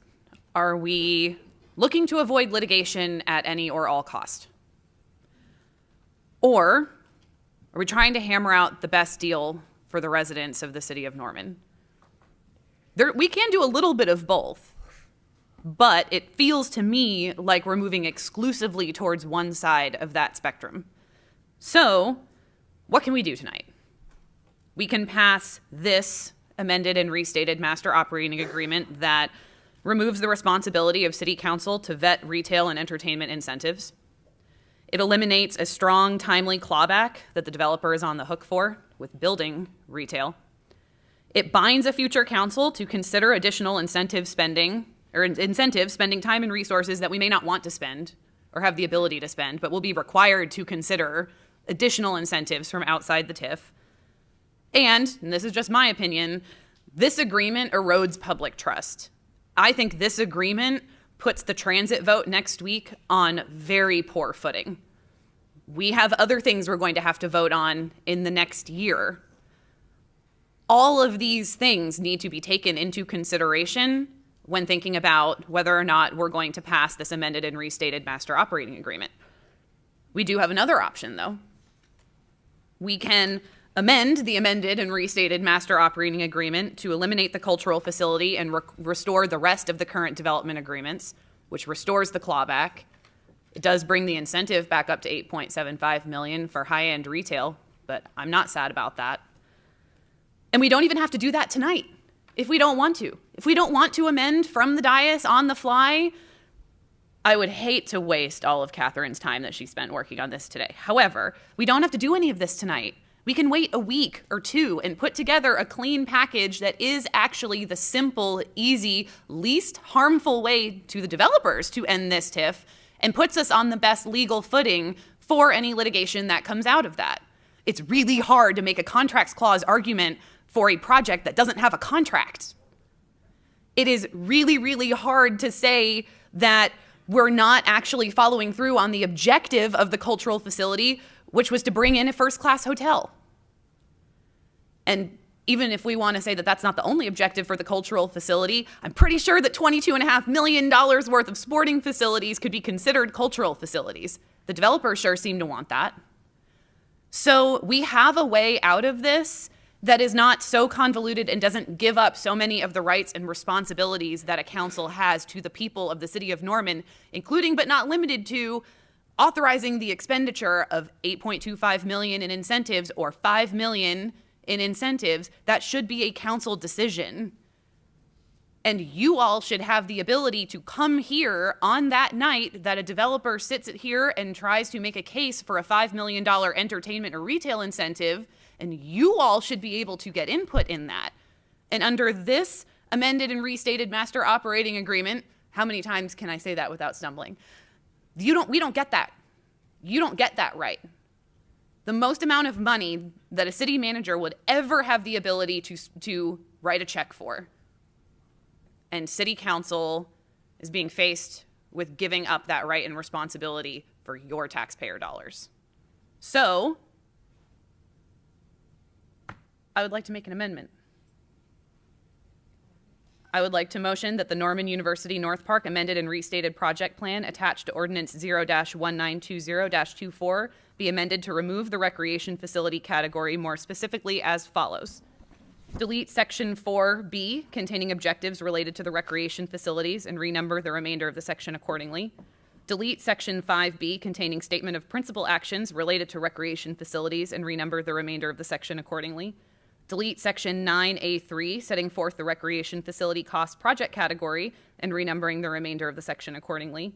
and delete section 9B3, setting forth the allocation of project costs to the recreation facilities category and renumbering the remainder of the section accordingly, and amending the total remaining authorized project costs to $11,824,394.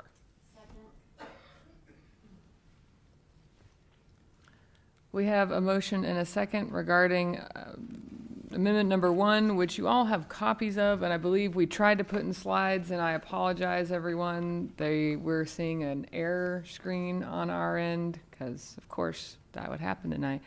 The motion has been made. Are there any questions from council regarding this motion?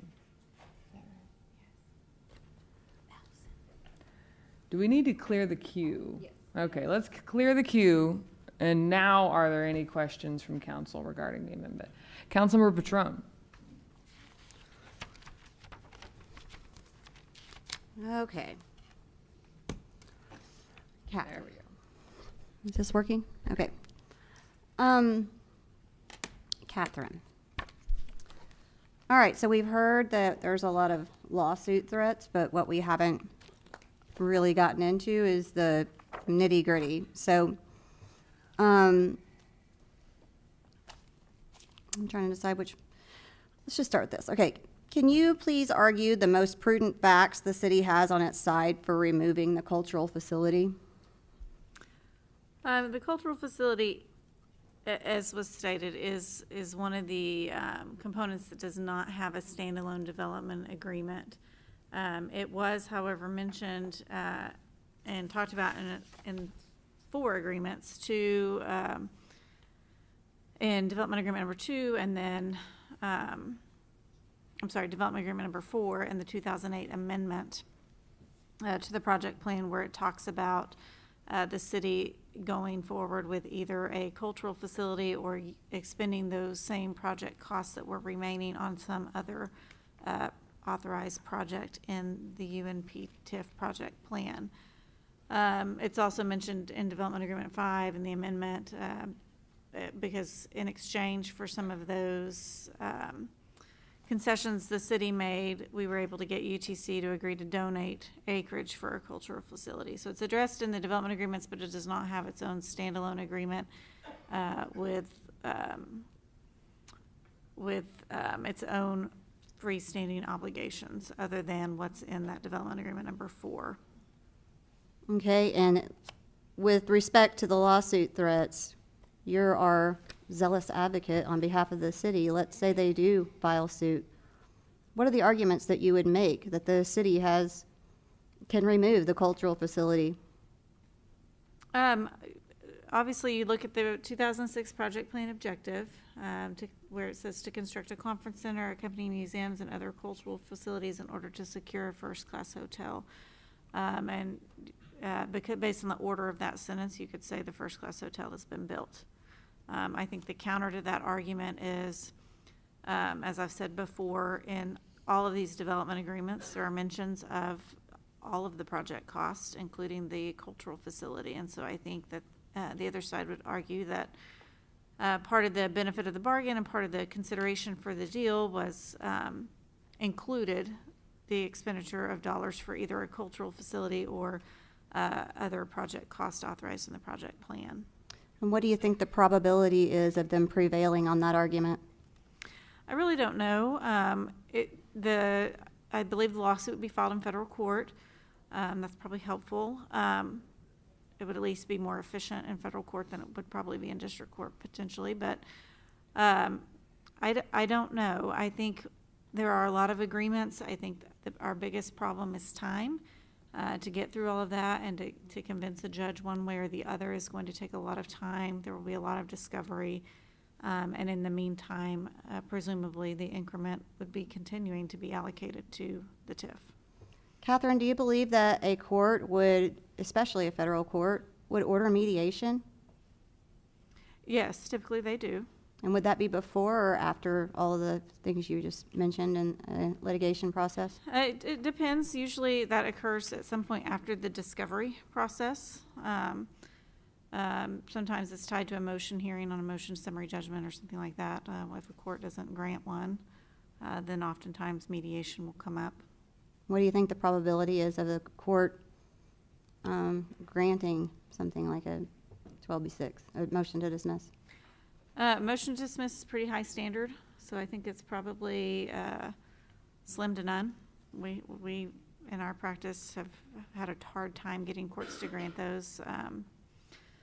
You know, they just have a high standard, and courts tend to favor letting the parties make their case outside of the motion process. So do you believe you'd have a pretty good argument for why well, let me ask you this first. What is a cultural facility? It's not defined in the project plan, other than to be accompanying museums and other cultural facilities in relation to the conference center. That's why I think when there was discussion by council to use cultural facility funds for North Base, there was an objection there because it couldn't be construed as an accompanying museum and other cultural facility in North Base instead of the increment district. We've talked over the years about, what does that mean? The Pisces project was mentioned earlier. I remember that meeting in probably maybe 2008. We talked about a weather museum. We talked about an expo center. Over the years, all sorts of options have been explored, but to date, and until the council resolution asking that we consider using these funds for the recreation facilities, we didn't really have, or actually it was the senior center before that, and then the multi-generational square, we didn't really have a good request or a good definition or determination of what a cultural facility would be. So did the statutory review committee say that the only reason we couldn't use the senior center as a cultural facility was because it was going to be going at North Base? The request in front of them, and I was not involved directly in this process, but my recollection is the request in front of them was consider using the $8.75 million to construct for cultural facilities to construct a senior center in North Base. And to that they said no, and they relied on the 2006 project plan objective, which talked about the cultural facility in relationship to the conference center and hotel area. Okay. So I have other questions on this. Since we don't know what it is, and has that project ever been something that the developers could make claim to, like, oh, this is what we're gonna do, we're gonna make a cultural facility, and so you need to give us our incentive money? I don't think there's any obligation in the agreements as they stand now that the developer would construct the cultural facility, just like they weren't going to construct the conference center or the hotel. I think these were funds set aside within the 2006 plan for those projects, regardless of who constructed them. So when we undertook those public meetings early into or late in the 2000s, we talked about facilities the city might want, the city might build, or contract with someone to build, including the National Weather Center Museum or Gymnastics Hall of Fame, Pisces project, whatever it was. It was talked about as a possible city project. And I apologize. I know you guys are having trouble hearing me, and I'm so short. I cannot lean any further into the microphone. So I promise I'm trying. I'm sorry. So it was a city project in all of those conversations? In those conversations, yes. In the plan, it's not specified one way or the other. Okay. So I actually think that sending it to the statutory review committee is a really good idea so that they could tell us what it is, because if they say, actually, you still owe money for a cultural facility, perhaps they could tell us what that is. And how did the cultural facility come about? I don't know. I wasn't here when the project plan was initially put together, but it was contained in the category for the conference center and hotel. And when I started and after the project plan was adopted, there was nothing more defining it than that language in the project plan. And was it mentioned in Mr. Hammond's letter to Mayor Rosenthal when he asked that we not build that we not buy the conference center from him? Did he ask that we build a cultural facility? his request was in February 2008, and that was the first request we received to reallocate the conference center purchase costs, a portion of them, from the conference center cultural facilities category to the Rock Creek overpass. That was around the time that ODOT agreed to allow us to have the overpass that we'd been requesting for years and years, apparently. What he said in that request was he would like the remaining funds to be spent on a lifestyle center or other project costs. As that worked its way through the statutory TIF committee process and they amended the project plan, there were amendments at the council level to try and reduce the overall project authorizations by some percentage.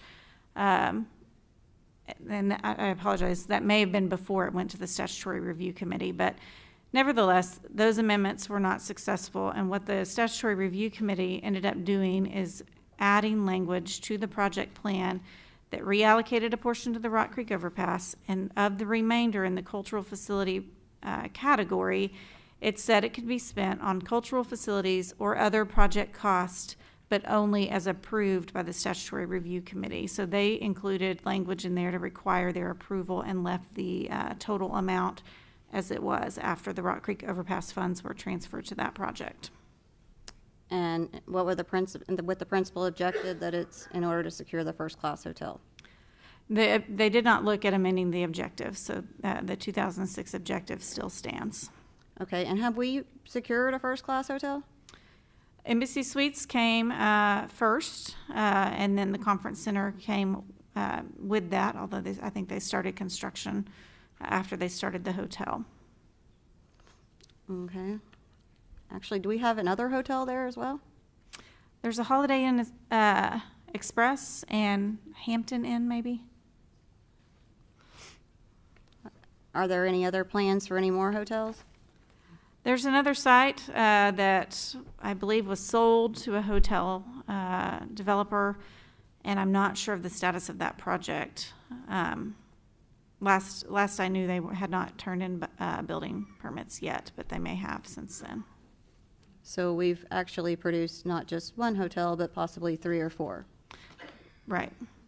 So we've more than satisfied that particular portion of I'm not sure all of the hotels are first-class hotels, but I think you could classify Embassy Suites as a first-class hotel.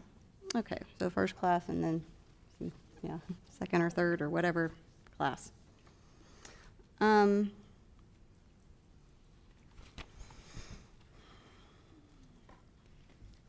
I think where I'm at with this is that I would like to know from the statutory review committee, they may be fine with it. And if so, then that gives us the opportunity to actually represent the people and restore the public trust and try to make some sense of this madness. Because I have a feeling that there are other details that might be problematic, or I hope they are, to other people up here, and it would give the opportunity for us to be able to revisit this rather than just deciding I don't want to do this anymore, so I'm going to pass it.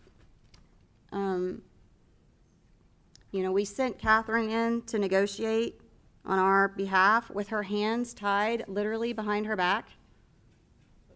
They had all of, not literally, figuratively, figuratively.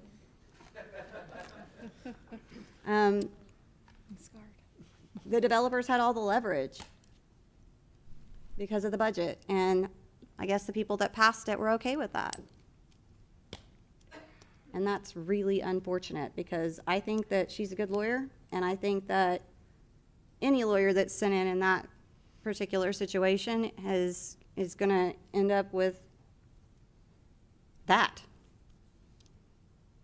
So this gives us the opportunity to swing the leverage back to the city and let her go zealously advocate on behalf of her client and get us a something that we all can live with. And the truth of the matter is that I feel like the developers, I would like to negotiate in good faith with the developers, and I'm probably in the minority with all of you on that. I mean, I feel like that we can come to something that we can all live with. Are we going to be perfectly happy? No. Are they? Probably not. But this is so one-sided that it would be a dereliction of my duty in protecting the city's money, because that's your money. That's you guys' money. It's not developer money. It's yours. And so to act like that fund belongs to them it's not true. And if we're going to get into the type of shopping that's in there that they didn't live up to their promises, and we ended up with dollar stores and whatever, then, you know, that's taking sales tax dollars, which we already know are very regressive, from the people who shop the regular discount stores. It wasn't Gucci that's out there. That wasn't Chanel. Councilmember Carter's asking me to hurry. Apparently, I'm boring him. So, I hope that you all will support this and give our city attorney the opportunity to go in, and it's just really unfortunate what had happened there. Thank you, Councilmember. Councilmember Holman. So, these amendments I didn't see till just a few hours ago, and I don't know the full impact of them other than a brief summary from the city attorney at the bottom of this. So I don't know that I would feel comfortable voting to send these amendments forward tonight, but I am not opposed to postponing this for a couple weeks until the 26th of November, to be specific, to find out, one, to take these to the TIF partners and get their feedback on them, but also see if there is even a possibility of convening the TIF Statutory Review Committee, which I've heard one member already say there's no chance we're going to meet before January. So, yeah. So again, these could be good amendments. I'm not quite sure because I just saw them, but I am not opposed to taking a little bit more time to find out so that we can do this right. But I am very concerned about every day that we take and delay action and its impact on the city's budget and our ability to provide the essential services that everyone relies on right now, today. As our finance director mentioned, we are facing a potential $6 million budget shortfall that we will have to make decisions about, not next year, not by June's budget time, but in the next 2 months. We will have to make decisions to fill a $6 million budget gap if we do not end the TIF increment now, immediately. We all want to end the TIF up here. Every single one of us wants to end it. And that's what we've been working for over a year now. These are all just the handouts I've gotten in the last 8 months about this specific issue alone. These were all public meetings that everyone was welcome to attend, every single one of them. This is not from an executive session. This is from public meetings and public hearings that we've been having about this specific issue for over a year. It's not been in secret. We've disclosed everything with you about what we've been trying to do and why we're trying to do it. So, I've heard a lot of good arguments today, and again, I am not ready to go forward with voting for these amendments right now, but I am willing to postpone for a few weeks so that we can get some more information about it and so that I can learn a little bit more about the impacts of these myself. So that's where I'm sitting on it currently.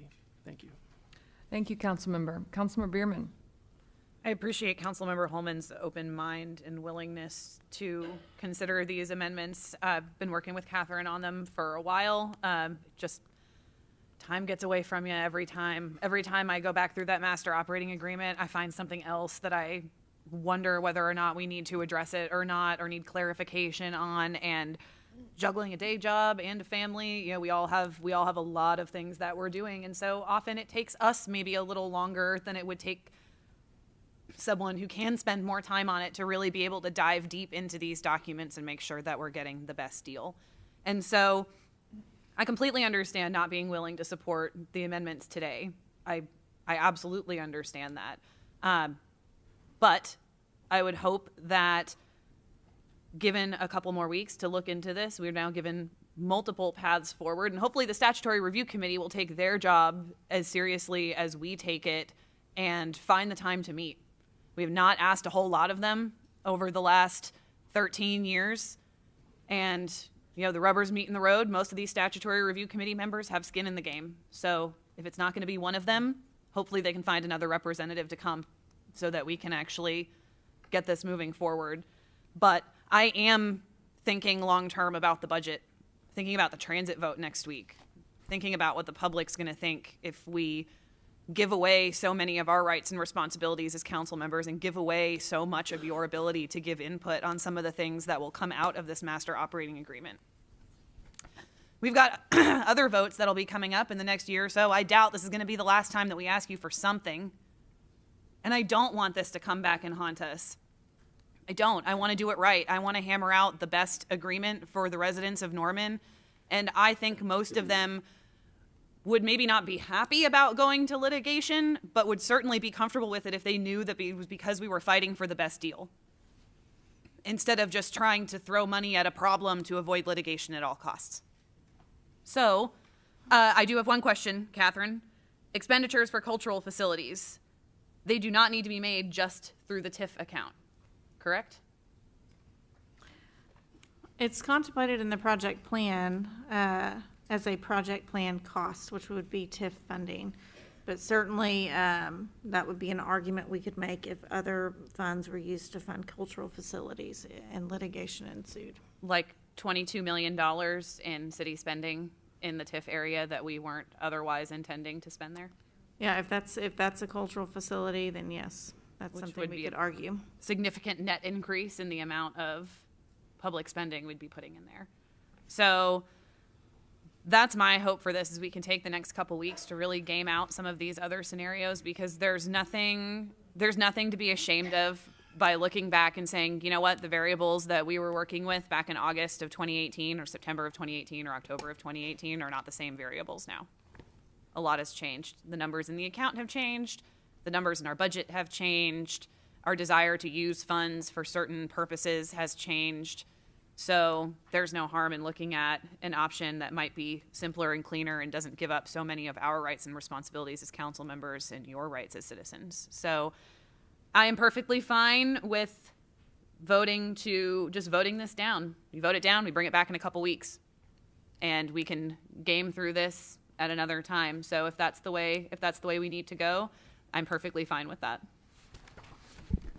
Thank you, Councilmember. Councilmember Carter.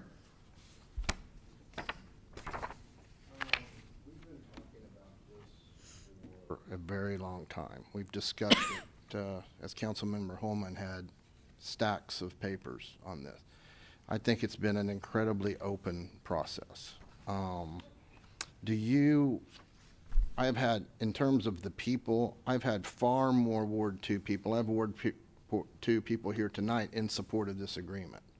I think this premise that it's not, that the people are opposed to this and it erodes public trust is not an assumption that I agree with. I know we're going to just disagree. And so, but my question, is, there's a wise person once said, do you risk it all for great gain, And it's the proverb of a bird in the hand's worth two in the bush. We negotiated this, Ms. Walker, for 4 months, and it was happening every Friday, and every one of the council members had the opportunity to give her a call, and I did it on a somewhat frequent basis. How is it going? And she went through it. They're wanting this, we're wanting that. Give and take. It was a settlement. It's a settlement. And this whole premise that it's not fair or we're angry, I can kind of sort of agree with it, but it's just the way settlements go. And in all deference to the economics professors that are here tonight, you're not attorneys. And we're getting called out for not listening to the economics professors, but I've been on council now for over a year, and I can't remember a lawsuit we've won. So this confidence of winning a lawsuit is I think, a little naive. It's a judgment call. As this process went through, we were moving toward a unilateral disengagement with the TIF. We were moving that way. We got to February and March. We were given a letter that said that we were going to be subject to likely litigation. We listened to the facts from our staff attorneys in regard to that. And my best conclusion is that it was a flip of a coin. A flip of a coin if we were to win or lose some kind of lawsuit. Now, can you promise me that if we do these amendments, we will win 100%? Is there a promise? I mean, come on. Can you guarantee me 100% if I pass these? No, you can't. Right now, we have, Ms. Walker, is this agreement 100% going to avoid a lawsuit? Yes, the master operating agreement that goes along with the project plan amendments and is contingent on it does contain a section addressing release of liability related to all of the previous development agreements. So we have a bird in the hand, a bird that balances the budget, gives us resolution to two vitally important Norman Forward projects, addresses important infrastructure issues with the northwest part of town, and gives us closure to something that this city really needs closure from. This has been a divisive issue for 13 years. In terms of the incentive, you know, they've had an incentive, a $17 million incentive for 13 years that they haven't been able to produce anything on. I don't have a lot of confidence that they'll produce on this $5 million incentive. I think in 2026, this money comes back to the city. We can apply it to the swimming complex out there. We can apply it. You know, there's a great number of people that are for this settlement, not just the 20 or so activists that show up at this meeting every 2 weeks. And so, you know, I disagree, Stephen. I think it's time for us to end this thing.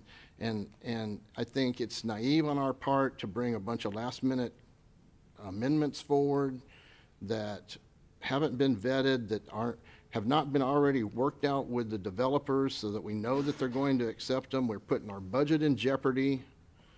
We're putting these important projects in jeopardy. We're putting our staff focusing on worst-case scenarios and allowing them, you know, they need closure so that they can start moving forward with these projects and start planning with them. You know, we need to pass this transportation. There's a series of dominoes. This 8 days could be the most monumental 8 days in Norman's recent history. We get closure here. We check the boxes of several Norman Forward projects. We've got a budget that gives us $500,000 for public transportation. We got forester. We got tree ordinance, tree issues. We got ADA compliance. We've got low-cost spay-neuter and all these programs that are important to most of the people in this room that has secure funding for. We get public transportation bond passed next Tuesday, and if we vote to approve the bonds for the hospital, we've changed the complexion of health care in this city for the next generation. It's a huge period of time, and it begins tonight. It begins with the momentum that we create tonight, and I urge my fellow council members to vote against these amendments, not to delay it any further. Let's pass this ordinance and close this chapter in Norman's history. Thank you, Councilmember. Councilmember Scanlon. I came here tonight prepared to vote on the proposal that Catherine had negotiated. And I've agonized over that for weeks, going through stacks of paper similar to what Stephen held up, talking to people on both sides of the issue as best I could.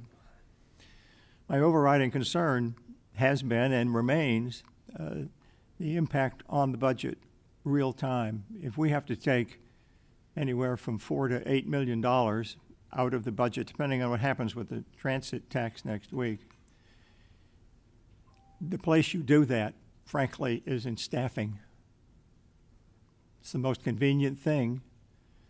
Contracts that the city has on various things usually have penalty clauses, and therefore you can't just walk away from them. But staffing, you can negotiate with unions and so on. That hits our employees where they live, and I don't like that very much. I may be naive in holding that thought, but it really keeps me awake at night. It's a big, flipping deal.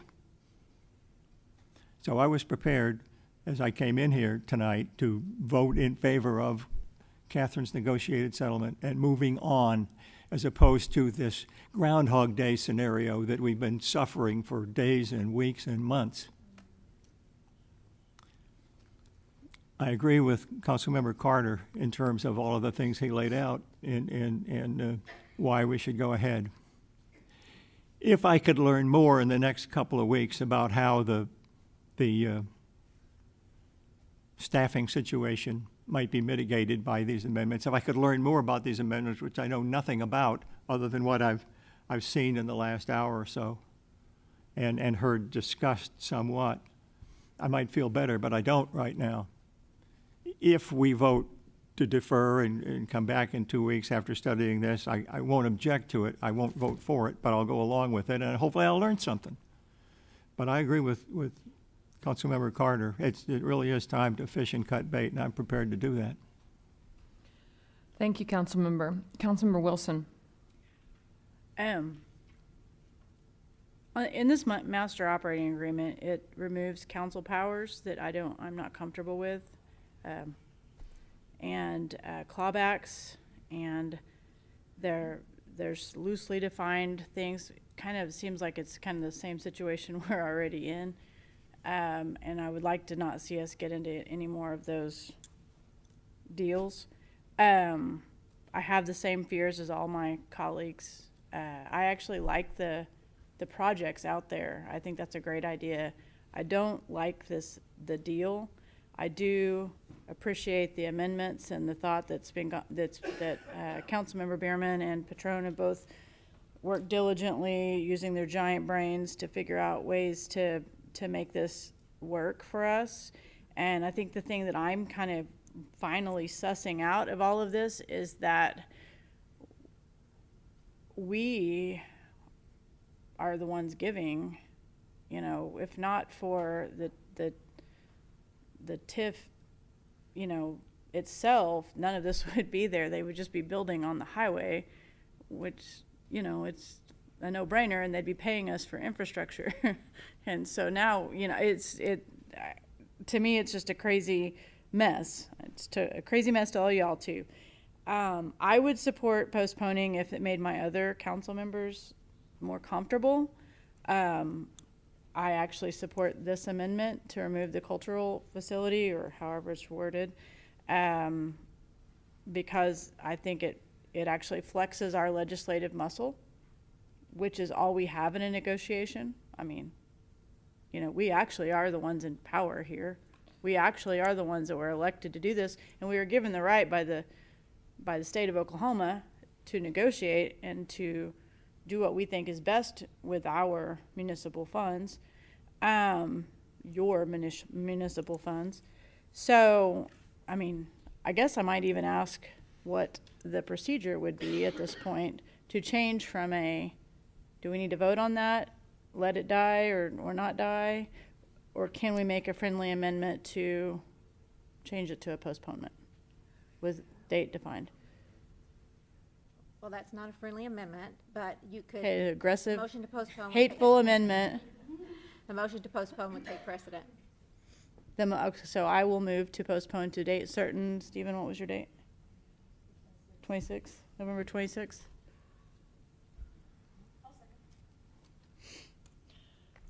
So then we need to vote on that, right? Point of information. Yes? Is it only postponing the amendment or the entire item?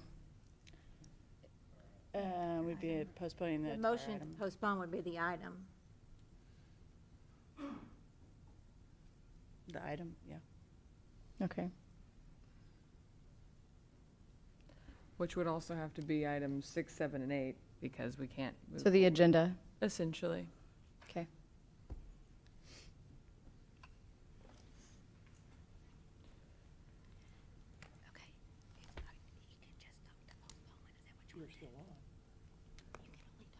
do I need to do anything else?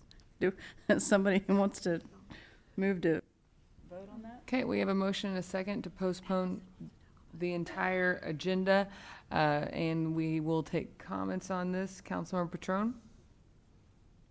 Well, I want to speak to what Councilmember Bierman brought up on the transit vote. And I think that this is I think it's actually better to postpone it. And I appreciate the idea of this coming up, because I think that I certainly, from all the feedback I've gotten, it's probably been 95 to 5% of people who are just vote no, Allison, just vote no. I mean, they have, and they're going to take it. I think this is a really smart, and I'm going to say this right now. If we get to postpone this, I certainly hope that you all out there will at least help us some go vote for transit, and that would be in the affirmative. Yeah,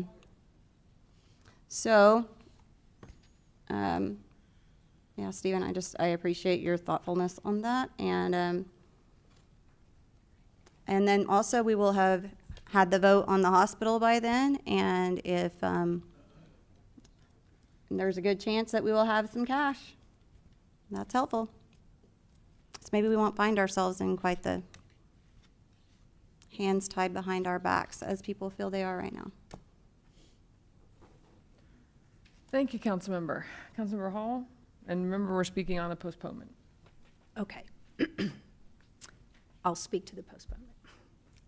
I also am in favor of postponing, and I think the simplest way to say that is because I have also agonized about this over the last few weeks, and I know most of you have been part of the process for a very long time, and I respect how you've gotten to where you have gotten, but I find myself trying to deal with the here and now, and coming on council just a few weeks ago. And I think the circumstances from where I'm sitting have completely changed from when this was first considered, and so that's been something that I've been thinking about. And the cultural, okay, I won't speak to that. So I think it's important to explore another path. My constituents in Ward 4 have, those that I've heard of, have overwhelmingly had some misgivings and concerns about the negotiated agreement, like I think many of us do. And I think we do have another path. I think the possibility of what happens with the hospital vote will certainly play into what our options might be. I think I said previously that we're all for ending the increment. We're all for balancing the budget. I think we all agree that we want to end the TIF. This current negotiated agreement does not end the TIF, and that's one of my biggest concerns. So I am in favor of postponing. Thank you, Councilmember. Councilmember Scott? Seeing as we had so much difficulty getting the statutory review committee to meet this summer, what is the likelihood that they will be able to meet before the November 26th date to review these amendments?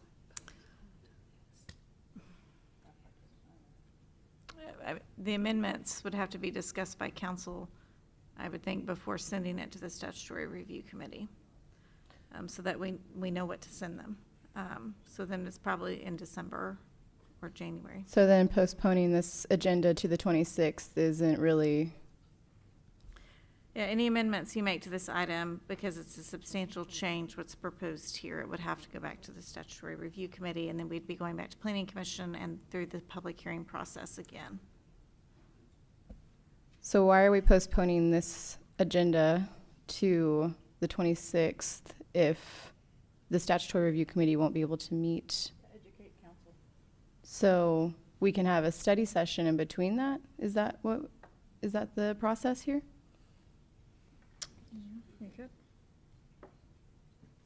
Or are we just wasting more time? Just curious. Would a later date be more appropriate? I think if you want the statutory review committee to review these changes to the project plan, you've got to have the discussion about what changes you want to make before it can go to the statutory review committee. And that can be on the 26th. If this is amended to the 26th, it can be whenever it's not amended, postponed. It can be whenever it's postponed to. Should we just discuss the amendments tonight while we're here? It's up to you. I mean, we'd have to vote on it on the 26th anyway, right? It's the agenda. Yeah, you have to vote on the postponement first. Just checking. Make sure I know the process. Thanks. Thank you, Councilmember. Councilmember Holman, before you jump in, I will mention I chair the Statutory Review Committee.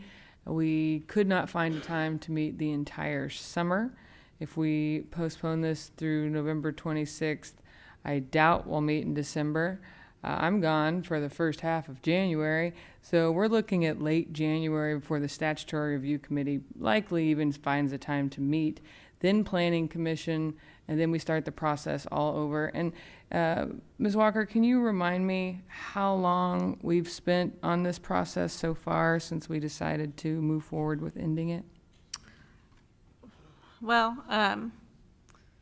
starting in January, I was having weekly calls with the developer, and that led to an MOU based on conversations with council that was adopted in March, and then continuing negotiating throughout April, May, June, July, or June, led to a term sheet at the end of June, and then continued with the project plan amendments through the remainder of July. So it's been a number of months. Can you tell me how long we have until the current TIF proposal is fully funded? I believe we think it will be fully funded in December 2020. Okay. Councilmember Holman? So what I would want to know about on the 26th would be along the lines of, I would hope by then you might be able to have a discussion with the TIF partners about these amendments, and gauge their opinion about it, and also see when the Statutory Review Committee might be able to meet. So find out, send out some feelers, see when, if there's any chance that they would even meet in early December or mid-December. And then I would also want information about how the two Norman Ford projects would be funded if we don't do them here at the UNP site. Where would they be located, and how much it would cost to acquire property and prepare that property for development of these two projects if we don't do them here. And I would also like to know, the road improvement projects are needed regardless of what happens. There is traffic congestion existing all around this area. It's only going to get worse. And if TIF funds are not used to complete all of the projects that have gone beyond the original 2006 agreed upon amount, how will the city of Norman do those projects? How will we come up with our local share of those projects should we not use TIF funds to do it?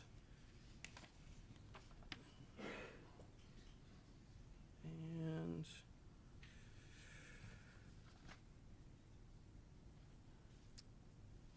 so yeah, those were the things that I would be looking for on the 26th that I would hope we could find out before then, and just some general more information about these amendments and their impact overall. Thank you. I have a question. It's about the Norman Forward facilities. If we approve this plan tonight, how quickly can we get started on moving forward with the projects that we promise to voters? I mean, we talk a lot about public trust, and I'd like to know, Judd, maybe this is you, how far behind are we on with construction of these facilities? And how, again, if we approved it, when we approve it, how quickly can we move forward in fulfilling that piece of public trust? Because we can never do a TIF again, which, good God, I hope we never do in this city. But you know what I would really like? Norman Forward 2. I'd really like to continue to invest in quality of life. So I'm glad that we're concerned about public trust. We've been talking about it for 30 years. But what about the future of public trust in this community and quality of life projects that benefit our current residents and bring sales tax revenue into this community? That's what I would like to know. But Judd, if you could answer those for me, I'd appreciate it. I'll do my best. Not sure I can predict that. The process, the design process for the aquatic facility, multi-sport facility has begun. As you know, the process is in its early stages and has proceeded far enough to know that the budgets are challenged. That's been mentioned several times already. The sooner we know what possible subsidies, if you will, that might be available from whatever source, the better. Obviously, that will enable us to keep the design process that's started on track. It's currently on track to finish in about a 10-month time period, followed by construction with whatever we can afford to build. So, and were you moving forward with design because we thought it was going to be built here with a certain amount of funds? Yes, we started the design process just as soon as as the council determined the location. We waited for, I think, I don't know exactly, a couple of years at least, while we looked at different site options. Once we decided on what those options were, we started, and we're trying to deliver them as quick as we can now that we have sites. But we're going to need to subsidize them and to deliver what the public is hoping for. And so the sooner we get to that, the better. I mean, in terms of knowing, for the design team to know what they're able to design to, if that makes sense, and the budget that they're able to work with. Thank you. Councilor Bierman. Boy, Norman Forward 2, that's sure not something I see happening if we continue down this road. But I also distinctly remember this exact caution being given back earlier this year, being made to our Norman Forward entities when they asked to be tied to this negotiation. I was really concerned about that back then, this exact thing happening, feeling like we had to make a decision now because of those projects. And I also question the purpose of public hearings if the only outcome is either, well, we vote or don't vote. You know, I really chafe at the public being told, well, you can come and you can listen and you can give your input, but there's going to be no change in the timeline, maybe not even changes in the votes, and certainly not any changes in the content. So I would like to think that we care more about feedback and the ability to make changes that could come out of these public hearings by not being afraid of that particular timeline. We have a Tuesday study session. We have the opportunity for a 5 p.m. conference session on the 26th prior to the council meeting.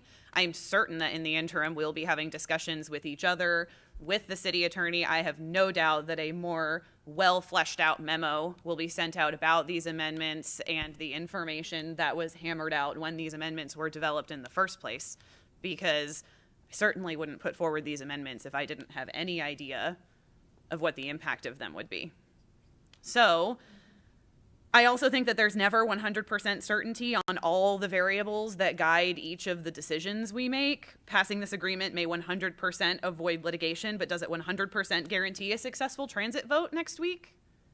Does it guarantee 100% a restoration of the public trust for anything else we'd like to do in the future, like Norman Forward 2? I'm not willing to make that trade. I'm not. I'm not afraid of a little bit of extra time on the timeline. We have the possibility of making up to a 5% minor change to the UNP TIF plan. That would bring in about $2.7 million. It is not a long-term fix. It is certainly not a long-term fix for an entire year's worth of Norman Forward allocation money, not Norman Forward, UNP TIF money, not coming into the general fund this year. But it would get us a little bit more time if we still felt like we were up against too tight of a timeline to get all this done.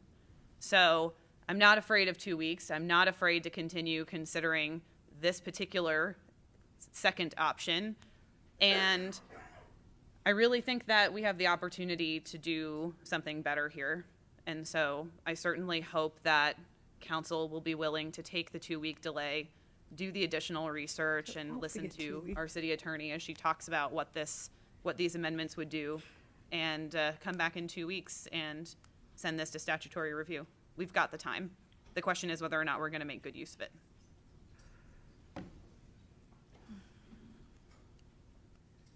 Thank you, Councilmember. Councilmember Carter. Councilmember Holman, you had some really good questions. I just wondered if there's any of them that the staff could answer tonight. Like the other what were those questions again? Like what other sites are available and what their costs? I think I heard some mention of that tonight, of what the Optimus, the North Park location was going to be. Would that be an unreasonable thing to ask of staff right now, or should? Could be. Yeah. So I presented earlier the North Bay site, which is the site that was previously considered by council. The purchase price was for 14 acres because at that time we were considering the location of the senior citizen center there as well. Similar price per square foot. The additional cost associated with this site include the cost to demolish the hangar, the cost to put in the road improvements, which was required by the contract with OU. And then we know we'll have other infrastructure costs related to stormwater and then to public water and sewer lines to the site. Stormwater, we think, is around $450,000. The cost of extending public water and sewer lines is unknown. My recollection is that those lines extend along Flood Avenue, and so they would have to be extended from there to the site. As far as other sites go, I'm probably not the best person to answer that question. I know that other sites have been talked about by council, but this is the other site that was given serious consideration by council.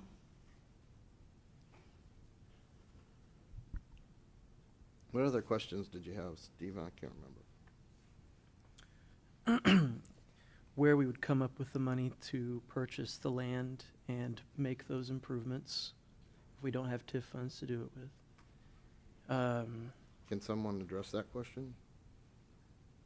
I don't believe there's adequate resources in the capital project fund to cover the $4.5 million price tag at North Base. I'm not aware of funds available in the current year budget. Those could be provisions identified in the upcoming budget or a reprioritization of some of your existing projects that have not yet been let for contract.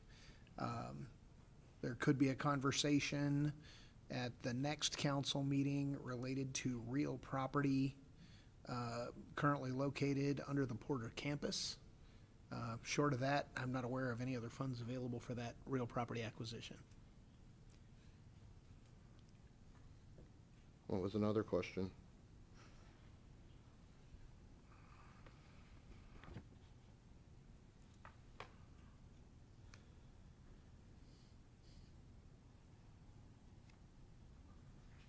The roadway improvements, where does the city get the money for that?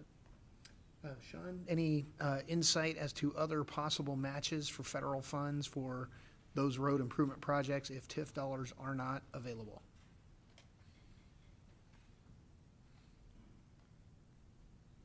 I might ask Catherine to put that slide back up that shows I think there were 5 roadway projects.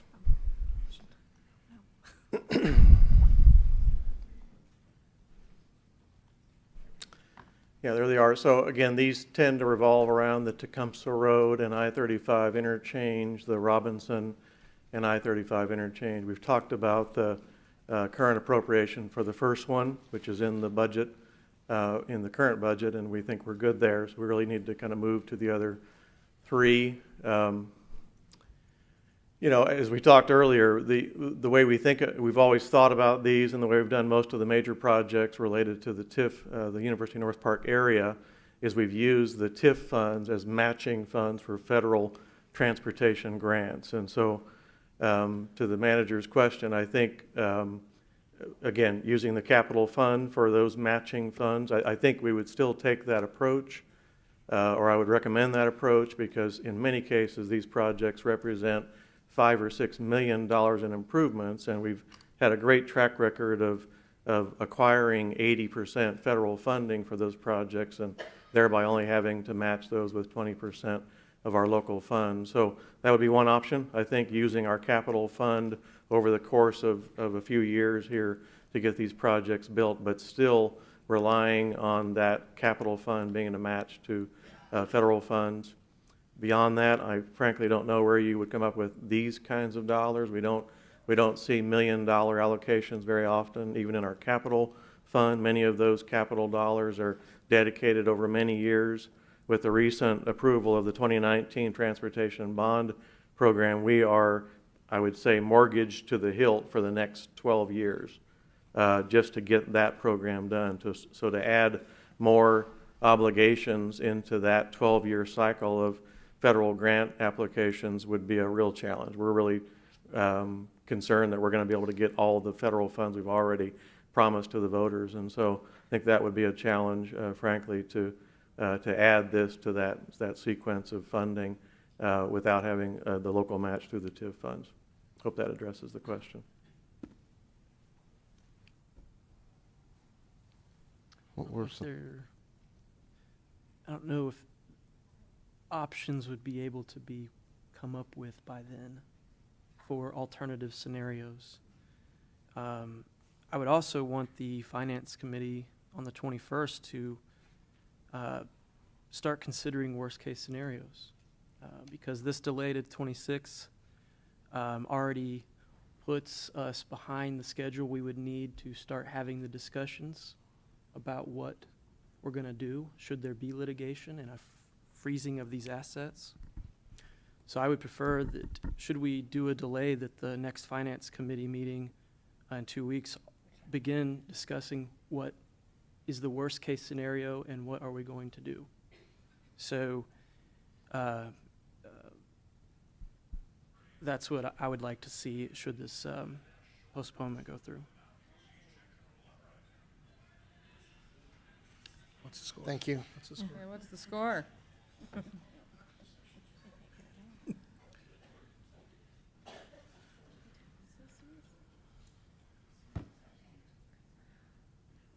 All right, Councilmember Carter, are you? Yeah, done with thank your you. questions? Thank you, Stephen. I have another question, if someone can help me with that.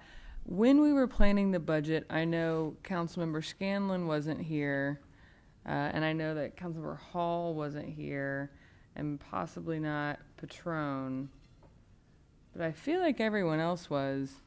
Did we not ask them to plan a budget with our goal of ending the TIF? Like, did I hallucinate that? Because I feel like we're going backwards. I mean, we can postpone, but we've already directed staff to do this, and now we're asking them to find a solution to something we're messing up, even though we asked them to do it. Does anyone else feel that? Because you were here, I was here, you were here, and you were here. So the supermajority of us were here for that. Correct me if I'm wrong. Okay, so no one's correcting me, so just making sure. Councilmember Patrone. So I would like to ask, along the, what would you like to know in 2 weeks? if Mr. City Manager, there were some things said tonight that really concerned me about the underfunding of the Norman Forward projects. And so I would like to see if it would be possible that the architect that gave the presentation to the Norman Forward ad hoc, I've tried to listen to it. Their first audio was corrupted through no one's fault. It just, didn't work. And then I can't seem to pull up the file. I've tried. It's not coming up on the iPad or iPhone. I guess it doesn't like Apple very much. So what I'm hearing about subsidizing is concerning to me because of equitable arguments of other ones coming forward, and then the at least 22.5 million in this document. So I don't know what that means. If we're on the hook for, you're going to spend a minimum of 22.5, but we'll let you know what the final tab is. So I'd just like to hear what is it that they can get to stay within their budget with Norman Forward, like we've given budgets to other projects, and if we can make those dollars stretch further, if it was to go another place, or if we can work with the developer about maybe not paying top dollar for land, because I know that it would be good to have them next to the hotels. But more than anything, I'd just like to hear what the architect had, the presentation that was there, and so we can ask questions. Because that would help. Work on the audio file first, and if not, we'll combine our notes and grab the details from the architect's presentation. What the architect did highlight is not an unfamiliar conversation at this stage in the development of the balance of our Norman Forward projects. Staff would tell you that additional funding for softball and baseball fields would go a long way. We believe that additional funding for the senior center would look really good in the final construction drawing, and of course the indoor aquatics and indoor multi-sport facility right now do not look like what was envisioned based on the current budget of 22.5 million, even when we consider the price of land available in University North Park and construction subsidies. So each one of those projects could definitely benefit from some additional council allocation, and as those dollars make themselves available, we will absolutely bring to you recommendations on how those dollars might best be spent so that we can continue to achieve the level of top quality Norman Forward projects that we saw when we cut the ribbon on that brand new library. All right. So thank you very much. I appreciate that. Thank you, Councilmember. Councilmember Carter. Councilmember Patron just asked, I think, if the developer would be willing to renegotiate the price of the land. Didn't you go through a very complex land negotiation process, and do people normally do that? I think it would be unlikely, based on my conversations with them. What they did agree to do was donate 2 acres and sell the remainder at a below market value. We had a previous agreement that called for a $5.50 per square foot, $5.50 per square foot for it to purchase land above the donation, and they reduced that. I think it was $4.50 or something like that for 10 acres and a donation of 2. So I think it's unlikely they'd come down from that. My understanding is property in that area has been selling for 10 plus a square foot. So I think they would see that as a pretty sizable reduction already. Thank you. Thank you, Councilmember. Councilmember Bierman. Would these Norman Forward projects be facing budget constraints regardless of where they were located? It would probably be worse if it was at North Base, just given all of those other infrastructure costs that were not included in the original budget, in addition to the land acquisition costs that were not included in the original budgets. Let's say somewhere like Ruby Grant, somewhere the city already owns. We've already got the land, so no land acquisition costs there, probably some infrastructure, but. Yeah, I mean, I think what they've talked about so far has not included the supplemental funds from the TIF. And yeah, so, the yes, supplemental funds they would be stretched, certainly. So it's really not a question of where they're located. They're going to be stretched in their budget anyway. Right. I mean, the good part about this plan, as far as those projects go, is it provides the land acquisition cost, whereas in another site, you wouldn't have a source for those things, and then it includes the construction supplement. Of course, potentially another site, we wouldn't need land acquisition cost too. Right, that assumes that we'd be at North Base or somewhere else that we'd have to purchase. Thank you. Thank you, Councilmember. Councilmember Hall. I wanted to speak to the Norman Forward projects as well, because one of my concerns at looking at this with all of the Norman Forward projects that the city manager just mentioned is even in University North Park, it's my understanding that because of the budget challenges, they're still not getting the kind of facilities that they need to actually meet the standard of the regional draw, because they've had to scale back on the pool, they've had to scale back on the number of basketball courts, and although it's still a quality of life project for possibly our residents in Norman, even as this is proposed, they are not really going to be able to have either an aquatic center or a multi-sports complex that checks the box of allowing them to be competitive for tournaments and being a regional draw.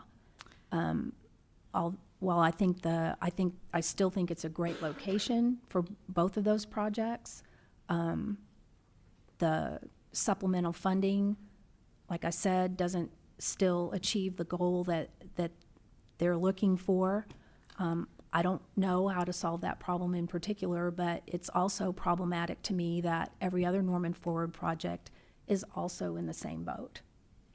So that is of concern to me, and I've really tried to, we've talked about the audio file, but I've actually talked to people, representatives from both organizations, to make sure I really understood were we meeting the regional draw part as currently proposed. And I don't think we're doing that, which is unfortunate, because that's part of what we're trying to achieve. And I also wanted to circle back, Mayor Clark, about those of you who have been on this journey for a really long time, and your decisions about making budget choices for this year. And that's another area of concern for me, because I'm not sure what I would have done if I'd been part of the council in the last year. But it seems like we really put ourselves in a tough negotiating position by betting that this was all going to unfold and that we were going to tie our budget to the outcome of all this. And to me, the biggest irony of all of this is if we maintain the status quo, we would end the TIF, end the increment, end the TIF, like we all want in December of 2020. And I realize we have serious budget concerns for this year, but I think that has been, part of the issue, that we've tied ourselves up by making those decisions. And, I may have made the same decision if I'd been here, but that's been problematic to me too. And I think just the whole story of this TIF and how it's unfolded since its inception has created so much distrust in our community. There's definitely been some positive benefits. We have a vibrant area that in financial terms has been hugely successful, but I think as a community we've paid the price from the very beginning, when expectations were laid that really have never been met. And we don't have a cultural center, we don't have a lifestyle center 13 years later. And I think so many decisions and so many problems that we've been trying to solve have that air of lack of confidence from our community because of this distrust that's been sown the seeds of this. So yes, we need to resolve it and we need to move on, but we need to do it in a way that restores some of that trust. Thank you, Councilmember. I think maybe a final thought for me before we allow public comment on the motion to postpone. We're not just postponing this. We are continuing the TIF in a way that will tie it to our next city council elections, wards 2, 4, 6, and 8. We are delaying Norman Forward projects.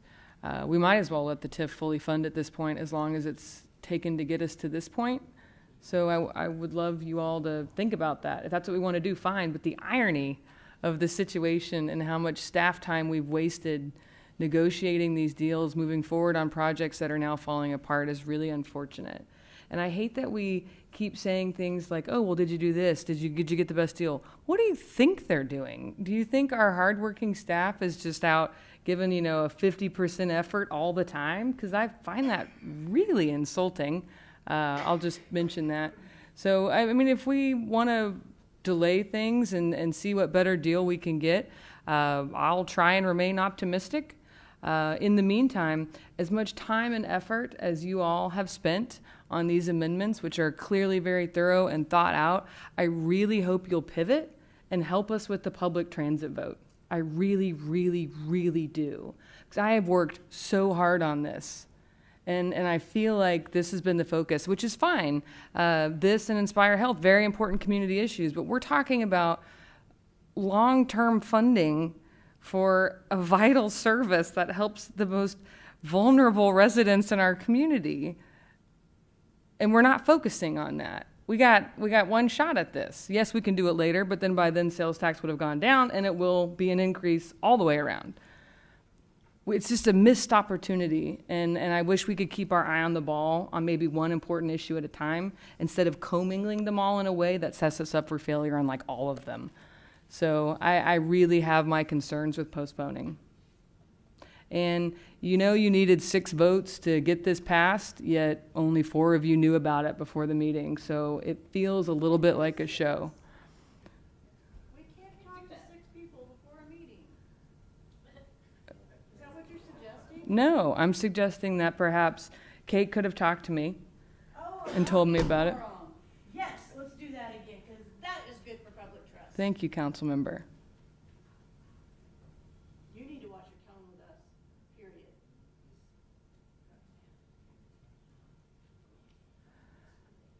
With that, You either. It isn't appropriate for you and you. okay, let's go to public comment.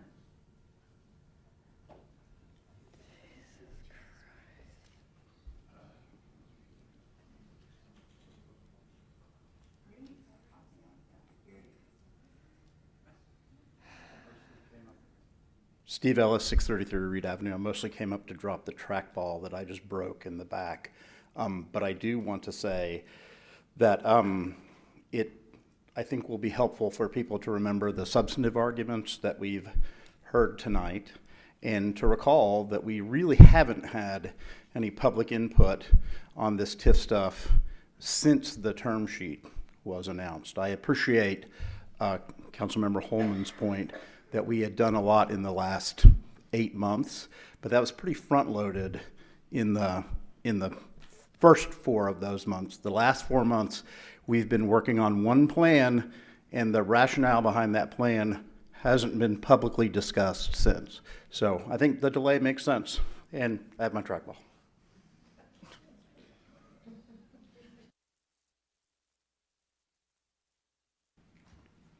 I still live at 1228 Leslie Lane. I am still Alva Brockus. Y'all have lost me. I've lost count of how many meetings I've been to. I watched the stormwater stuff fall apart because this council couldn't sell it, couldn't decide. I watched you do it one night over pot, for Pete's sake. You had a whole plan in place.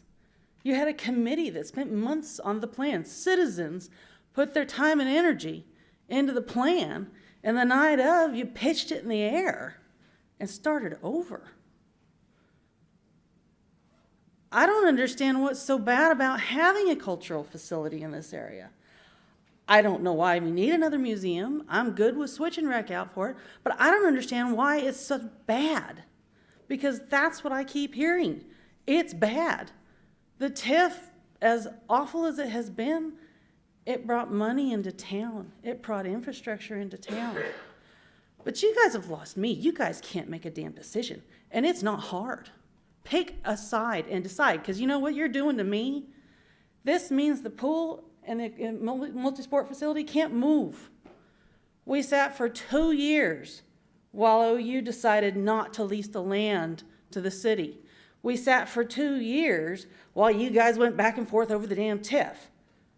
We just want to build our facilities so that our children can use them, and our adults can use them, and our seniors can use them. But you guys can't just choose a side and do it. Put it off 2 weeks. It sounds like you'll get no more answers than you already got this evening from your staff that, frankly, are saints for sitting here. Choose something and be done with it. This is stupid.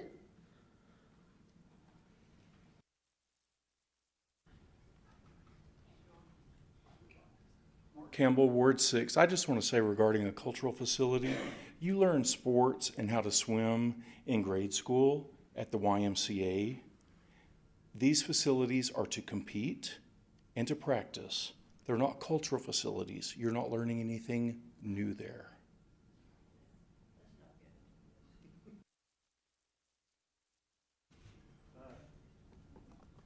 I'll try to accentuate the positive as much as I can and give some information. Rob Norman, 4604 Greystone Court. Ms. Hall, to your point, please return Jane Remy's calls that she's made to you from our board to talk about this issue with you. She advised that she has tried to call you a couple of times. You may not have known about it. It may not have rung a bell, but as I understand, Sir, we need to address council as a whole. Okay. You've known each other for a long time. I would just ask that you do that and you can have a productive discussion. More to the point, to see what we need to get to, we really need to get to what they have in Oklahoma City for this type of multi-sport circuit. We need to get to 12 or 13 courts, and then we're going to be on a par with them.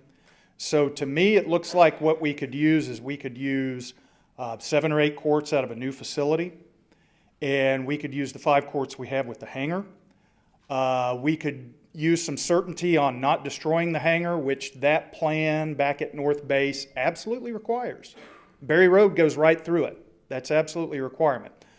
We've got to not do that. Other than that, I would echo my colleagues' sentiments with the indoor aquatic center.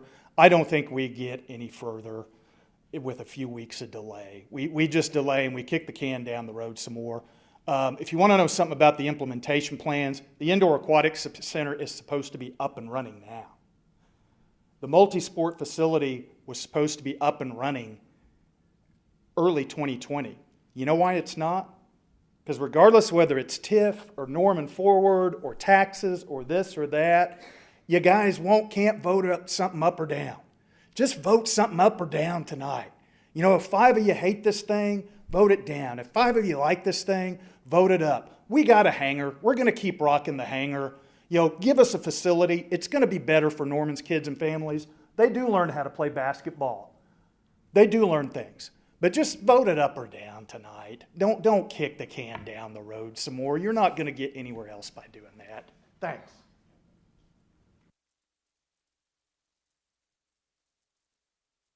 Cindy Rogers, still OU economics professor, still not a lawyer, still at 633 Reed Avenue, still at this meeting, still talking about the TIF. Since 2006, I've been talking about the TIF.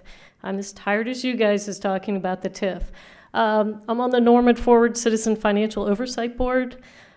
We've been very serious about holding to the budgets that citizens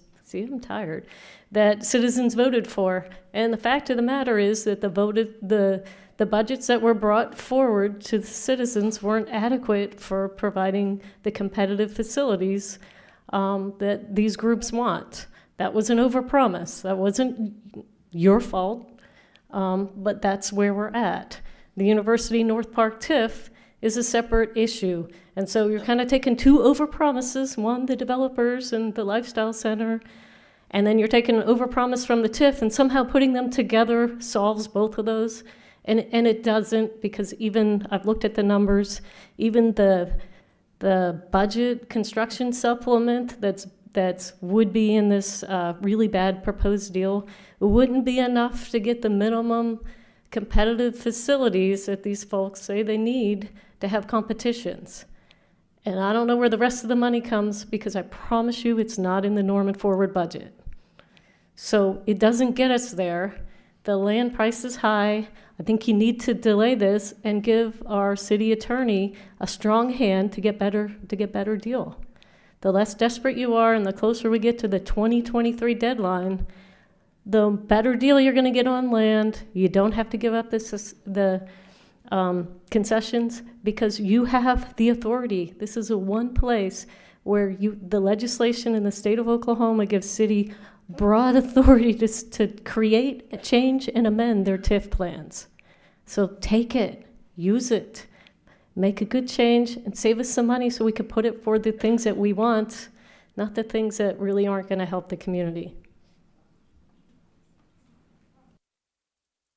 I'm done. Ward 7. None of us want to be in this situation. You're damned if you do, you're damned if you don't.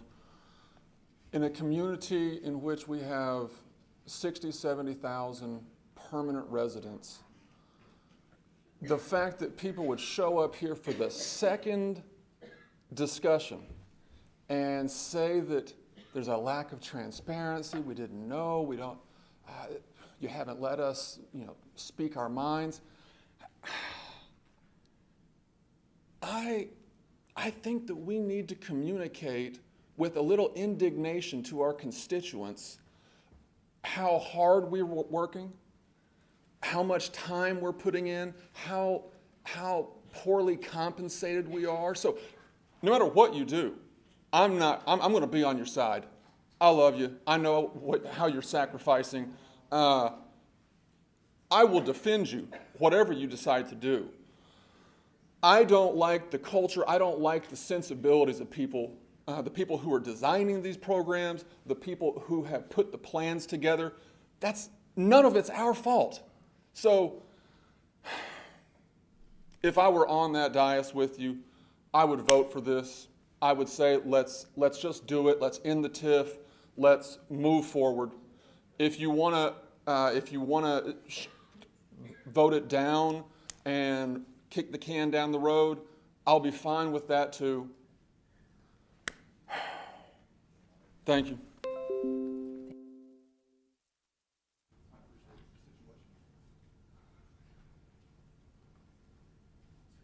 In one night, Paul Arcaroli, 405 Garland Court. First of all, I want to say that there were at least 3 people that weren't here, haven't been here for very long. So there is time to give those individuals time to really look at this. I think they deserve that, we deserve that. And to the comments that were made about putting attention to the transportation bond, I can tell you personally, at least my city council person has been working her tail off on promoting your transportation bond. So that kind of put me off a little bit. We have time. It makes me very uncomfortable when adults chastise one another on the diocese, especially when we start talking about upcoming elections.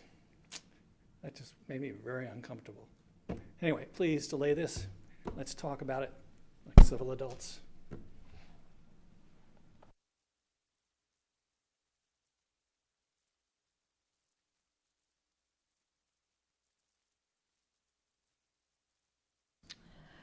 Mary Francis, 850C, Cardinal Creek.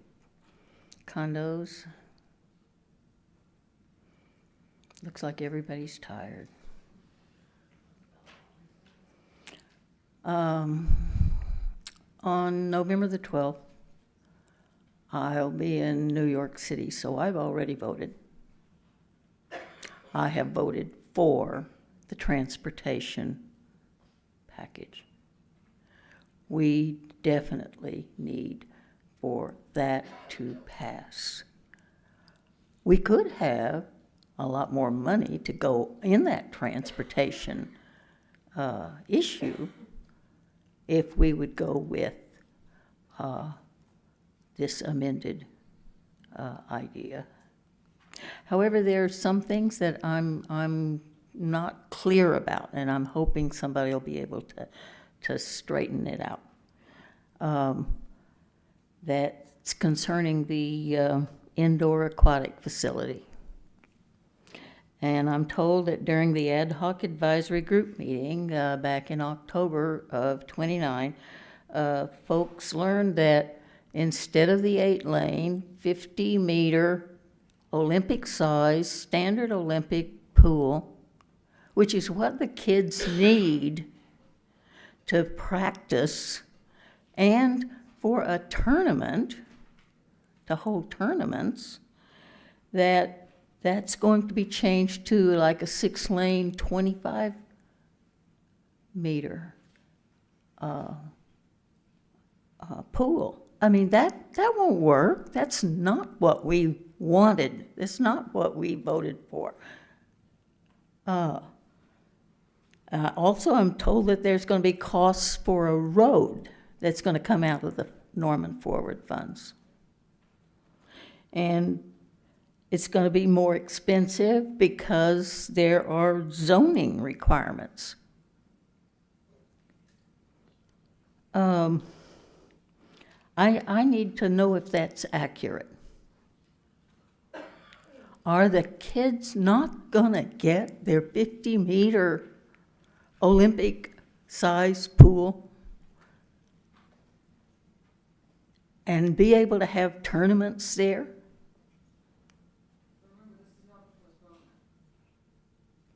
Okay. This is about the postponement. Yes. Okay. And I hope that with the postponement, if it passes, we'll have stood up to the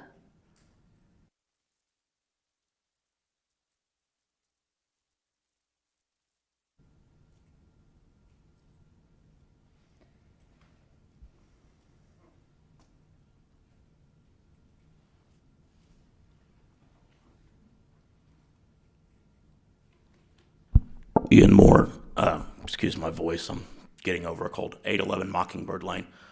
I'm relatively new to Norman. I've only been living here for about 15 months, give or take now. So a lot of this is new, but the substance of it does not appear new based on other governance that I've seen in a lot of different places. It appears to me that as a council and as a community, we want to get rid of something, and we're in such a hurry to get rid of this thing that we're willing to let it take over all other aspects of the community. You know, does transportation get held hostage for this? Does stormwater get held hostage for this? And that's what it appears is happening to me, or to this action. There is not going to be a perfect option. It's not going to happen. But there can be better options or other options, and that's been my frustration with this process the whole time, is it's been a this or this. It's a black and white. We can go left or we can go right. In this world, usually there's a middle ground to that. There has to be something that can make both parties equally unhappy. That's the negotiated solution. What makes both parties unhappy is probably the right answer. And I would say the same thing with every other project that they brought up with this. There is no black, there is no white. The world is a shade of gray, and it's which gray you decide to pick. By delaying it, at least we can discuss what shade of gray we want to pick, what other options may not be there or been presented to the public. The public has a right to know what the options are. And to this point, we have do this or do this. Well, there's stuff in the middle that can be done also. The last thing I'd say is I hope everybody can remember that we're on the same team here.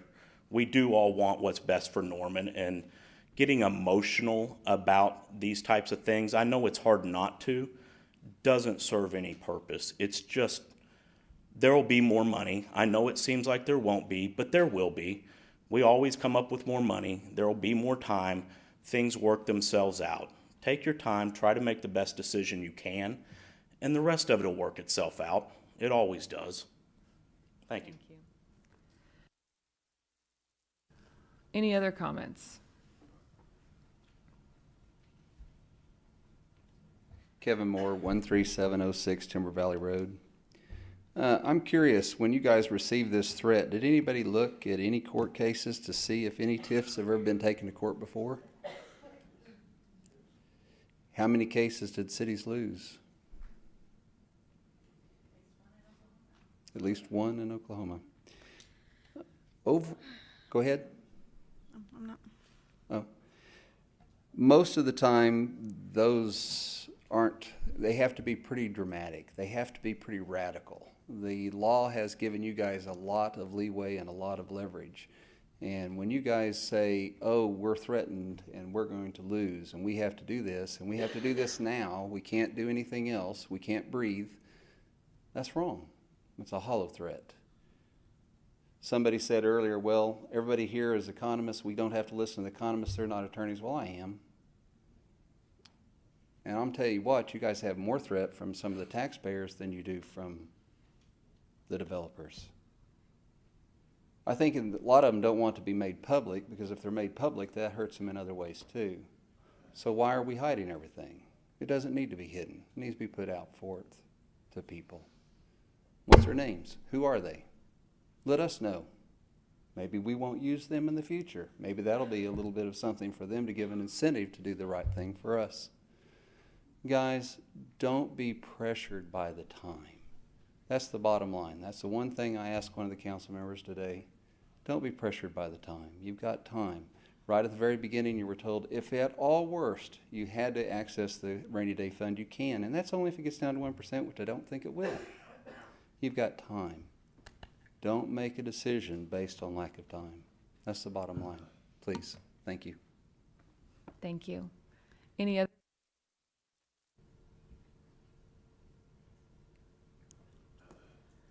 All right, seeing none, any final comments from council regarding the motion to postpone? All right, seeing none, council, you may cast your vote.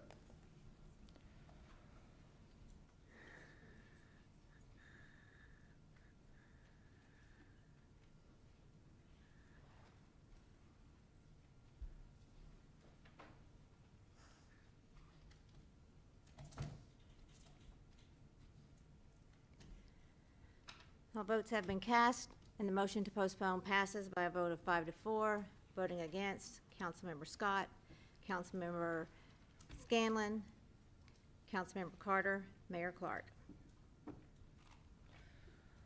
All right, I think we don't need to postpone everything else. It was all together.